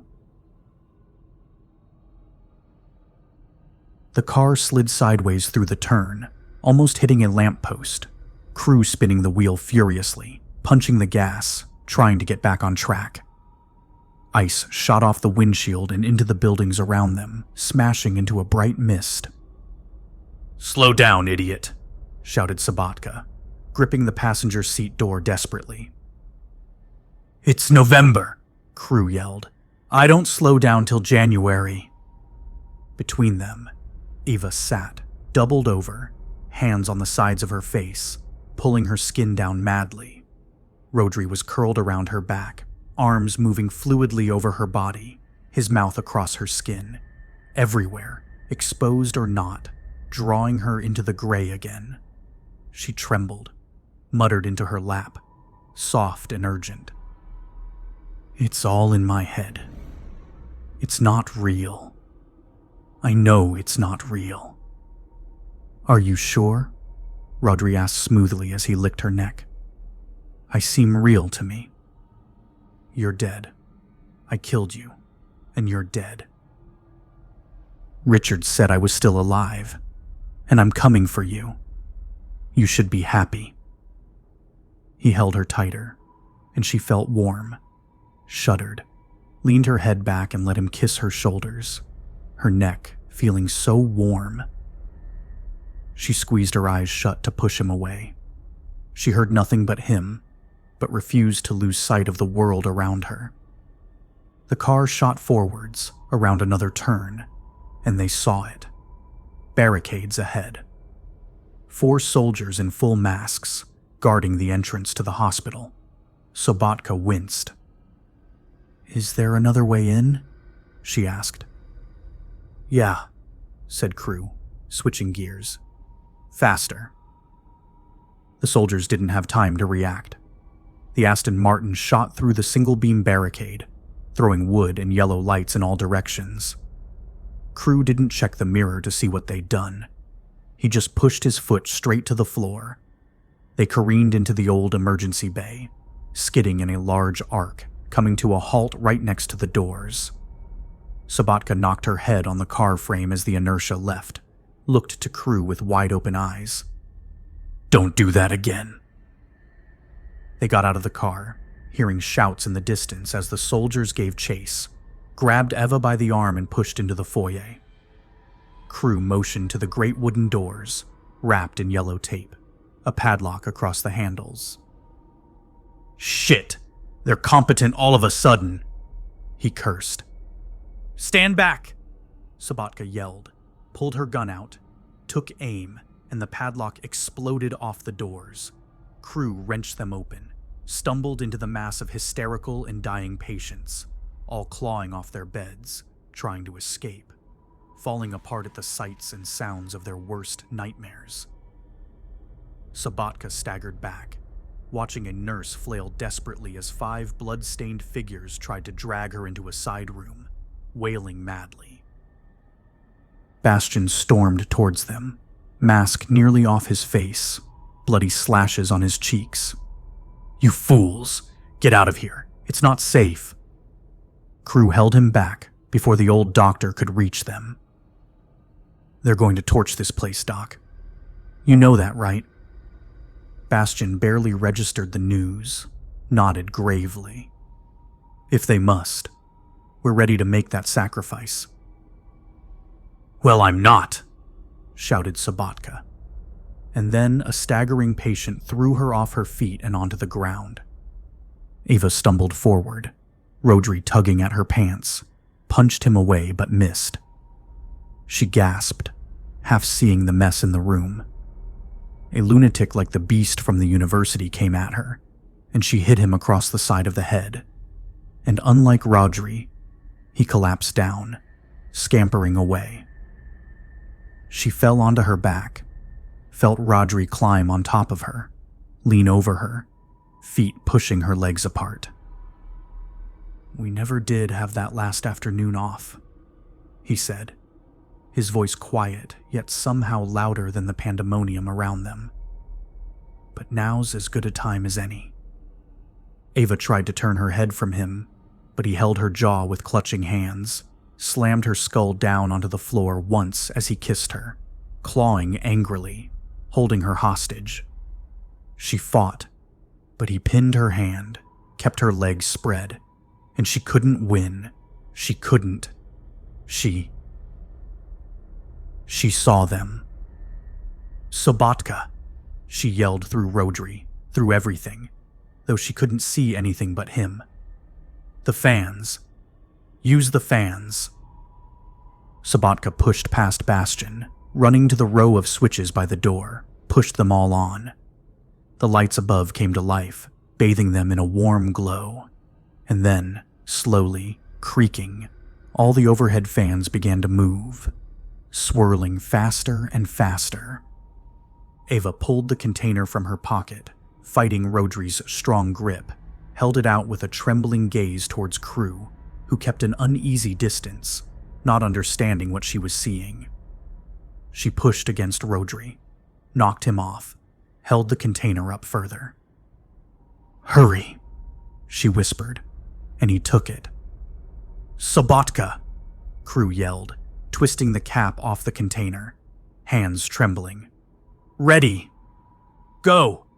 she called, and he threw the container into the air, over the beds, into the center of the room. Sabatka watched it float, almost weightless for what seemed like an eternity. And then, like a dandelion in the wind, the white dust inside began flowing out and into the air. The healer took a weak step back. "Kill me!" Ajobi screamed. "I'm dead anyway. Do it!" The healer steadied himself, hand gripping the blue pouch, the deadly serum. He stared evenly at Ajobi. "No," he said, and the sick man froze. "Mercy is not my commission." Ajobi started forward, but the healer shoved him back into bed with a bloodied hand, suddenly strong again, suddenly dominating, terrifying. "You will die here in this bed, as slow as your disease takes you. I will not be an instrument in your game any longer. I will not be an instrument for anyone's lunatic fantasies." Anuma stepped towards him, hand out, pausing. "You will die. Your end will come slowly and painfully, and there will be nothing you can do to ease your suffering. Because when all your caretakers are dead and buried by the carnage you wrought, there will be no one left to help you." And with that, the healer turned and walked towards the door.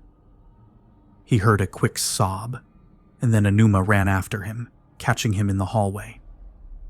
She put a hand on his shoulder, and he let himself be turned around. "I must warn my people about Kwang's blood," he gasped, faltering. "I cannot stand your tears now." She looked at him so sadly. She placed a hand on his chest and lowered her head and whispered to him, "I am sorry for what he did. I am so sorry." The healer took a deep breath, and the pain all over his body gripped him like a dull vice. "You are not his master," he said. "Do not let him be yours. I must go now. Before. He slipped onto the floor, his vision blacking. The dust caught the light as it fell in swirls around the room. Ava saw it through Rodri's strong embrace, and she smiled at it, breathed in heavily, smelled his sweat, the smell of that summer in Nuremberg. He saw her smile, and his expression changed, angrier, deranged. He wrapped a callous hand around her face, lifted her head off the ground even as his other hand stroked her gently. "You like this?" he asked. "Is this good for you?" "Yes," she whispered. "Yes, it's good." He slammed her head down on the ground, leaned in close. "Then why did you leave me? Why did you kill me, Ava? Why?" He slammed her again, but the pain passed through her, and she started to laugh. His hands were becoming fainter, his face less opaque. He noticed it too, grabbed her head with both hands, leaning in close, furious, nose to hers. "Ava!" he seethed, then suddenly his expression changed. Desperate, scared, alone. He started to cry, stroked her cheeks gently, rested his head on her chest, holding her, holding. "Ava, please, please, I love you. Please don't do this. Please don't." She lay there, unmoving, felt his hands dissolving, the breaths fainter, the weight of him on her melting away. "Ava, I love you. I love you," he said, his voice a whisper. "I know," she said. "I loved you too." Just then, a patient fell over her, legs smashing her ribs, and she rolled to her side, the sound of the room coming back full force. The screams had been replaced by quiet whimpers, calls of pain, strong commands from the medical staff as they ran through the aisles, putting things back in order. Ava got to her feet, unsteady, and was caught under the arm by Sobotka. "You okay?" she asked, and Ava nodded. "It'll take a while to go away completely. Plus the fever. But I'm fine. Thanks." Crew strode up, tossing a blood-stained patient out of his way as he went. He surveyed the damage. "So, I guess it worked," he said.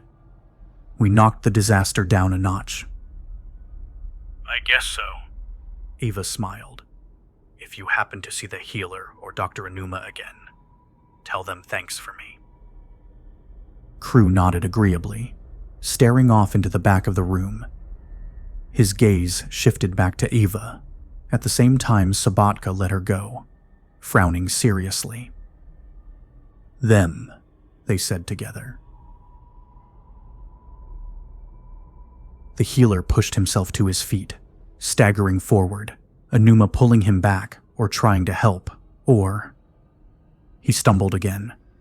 Then, down the hallway, two lights trained themselves on him. He couldn't understand the words, but knew what they meant. He stayed perfectly still, swaying slightly. Anuma called to them in Czech. They yelled something back, and she held out both her hands towards them, but they dragged her away. They grabbed him by the back of his suit and threw him, face first into the wall. They kicked his legs and he fell to his knees, his arms pulled up. He coughed out a gagging cry as his shoulder was moved, and he heard the sound of a gun clicking behind his head. There was more talking, Anuma's and the armed woman, and a deeper, angry man. Anuma was frantic in her foreign tongue. She was telling them all the deeds he'd done, all the killing, about her brother's plight. He blinked slowly, nearly fell. "Forgive me," he said softly in his native language. "May there be future generations left to curse my name. Please." And then the healer felt another grip under his arm, and he was lifted from the ground, turned towards the stairwell, and shoved so suddenly he fell onto the floor, his body exploding with pain. It was as if he'd been shot again. He stayed there for a moment, his suit deafening. But now the silence was different. He heard his own mask, heard the breaths he took, but nothing else. The sounds of the two police were distant, were fading away, and when he opened his eyes, their lights were gone too. He lay there in the dark, felt his heart beating. And when he blinked again, Anuma was leaning over him, her hand on his back, rubbing him gently. Her eyes were wet, but the look on her face was not disgust, concern. Concern? "Can you walk?" she asked quietly. He nodded, slowly. "I told them," she said, her voice wavering, her awful confession reluctantly coming forth. "I told them you need to warn your people about Ajobi's virus." She bit her lip, tried to keep from crying, refused to look back towards her brother's room. "I told them why." She helped him to his feet, and he started towards the stairwell, slipping in his own blood. He stumbled again, and she tried to catch him, but the weight was too much, and he fell down, face hitting the floor. He heard her around him, calling him back, but his vision blurred, echoed softly, and the darkness slowly soaked him away. Outside Prague, Czech Republic, December 1st. At the edge of the field was an old wooden fence, a set of splintered logs stacked on top of each other, marking a passive border no one respected anymore. The snow was untouched, smooth and perfect, a light blue color in the shade that was the hue of a perfect summer's day, the kind that seemed so alien now. The winter sky was gray, clouds slowly ebbing into the west, and in the distance, down by the city, the smoke reached upwards, out of sight. Ava watched the scene a while longer, the cold on her cheeks freezing the bandage she now wore. She squinted at the brightness of the day, adjusted her backpack over one shoulder. She reached into her pockets, pulled her mitts out and put them on, the thick wool tingling on her fingertips like a wave of needles. She looked back to Sobotka and crew, their car still humming quietly behind them, the windshield fogged. "Thanks for the ride," she said, smiling weakly. Sobotka didn't make eye contact, looked off into the distance like there was something to see. She sniffed loudly, uncomfortable. "Anything to get criminals out of town?" she said, then glanced over, smirked. Behind her, Crew shivered, stomped his feet in the snow, trying to give a hint. His breath flowed out of his mouth like smoke. "What about Pyotr?" Eva asked. "You want us to fetch him for you?" Ava thought, smiled. No, that's all right." "It's what I figured," Sobotka snorted. "Besides, in the prison he's at, he's somebody else's girlfriend now anyway." Crew chortled. Sobotka reached into her bag and pulled out a brown paper bag, taped shut along the top. She handed it over to Ava, tentative. "You sure you don't need anything else?" she asked. "I think we owe you more than this." Eva held the bag tightly, shrugged. I think we can call it even, she said, stepping backwards a step. Sabatka nodded, turned and led Crew towards the car. She stopped, glanced over her shoulder, watched Eva leaving into the snowy fields. Take care of yourself, Miss Kolikoff, she yelled. You're more useful than you look. Eva said nothing, just smiled. As the sound of the car receded into the background, Eva opened the bag again, pulling out the contents as she walked down the train tracks, off towards a distant farm. It was all there, and she nodded happily. A sketchbook, some pencils, a photo of her mother, a beginner's guide on growing your own food. Home to Green 4, came the voice, a distant crackle among the static waterfall. Your signal is faint, Green 4. My suit is damaged. What is your status? Have you located LS-411? Static. LS-411 was a trap. Green 4, please repeat. It was a trap. My earlier samples are also tainted. Do not release treatments for those samples. Static. Green 4. Our engineers discovered the flaw in your earlier samples. They were discarded. Wind. Green 4, what is your status? Can you make the journey back? Cold. Bitter cold. No, he said. I am done. And before he heard more, he dropped the phone into the snow and continued on his way.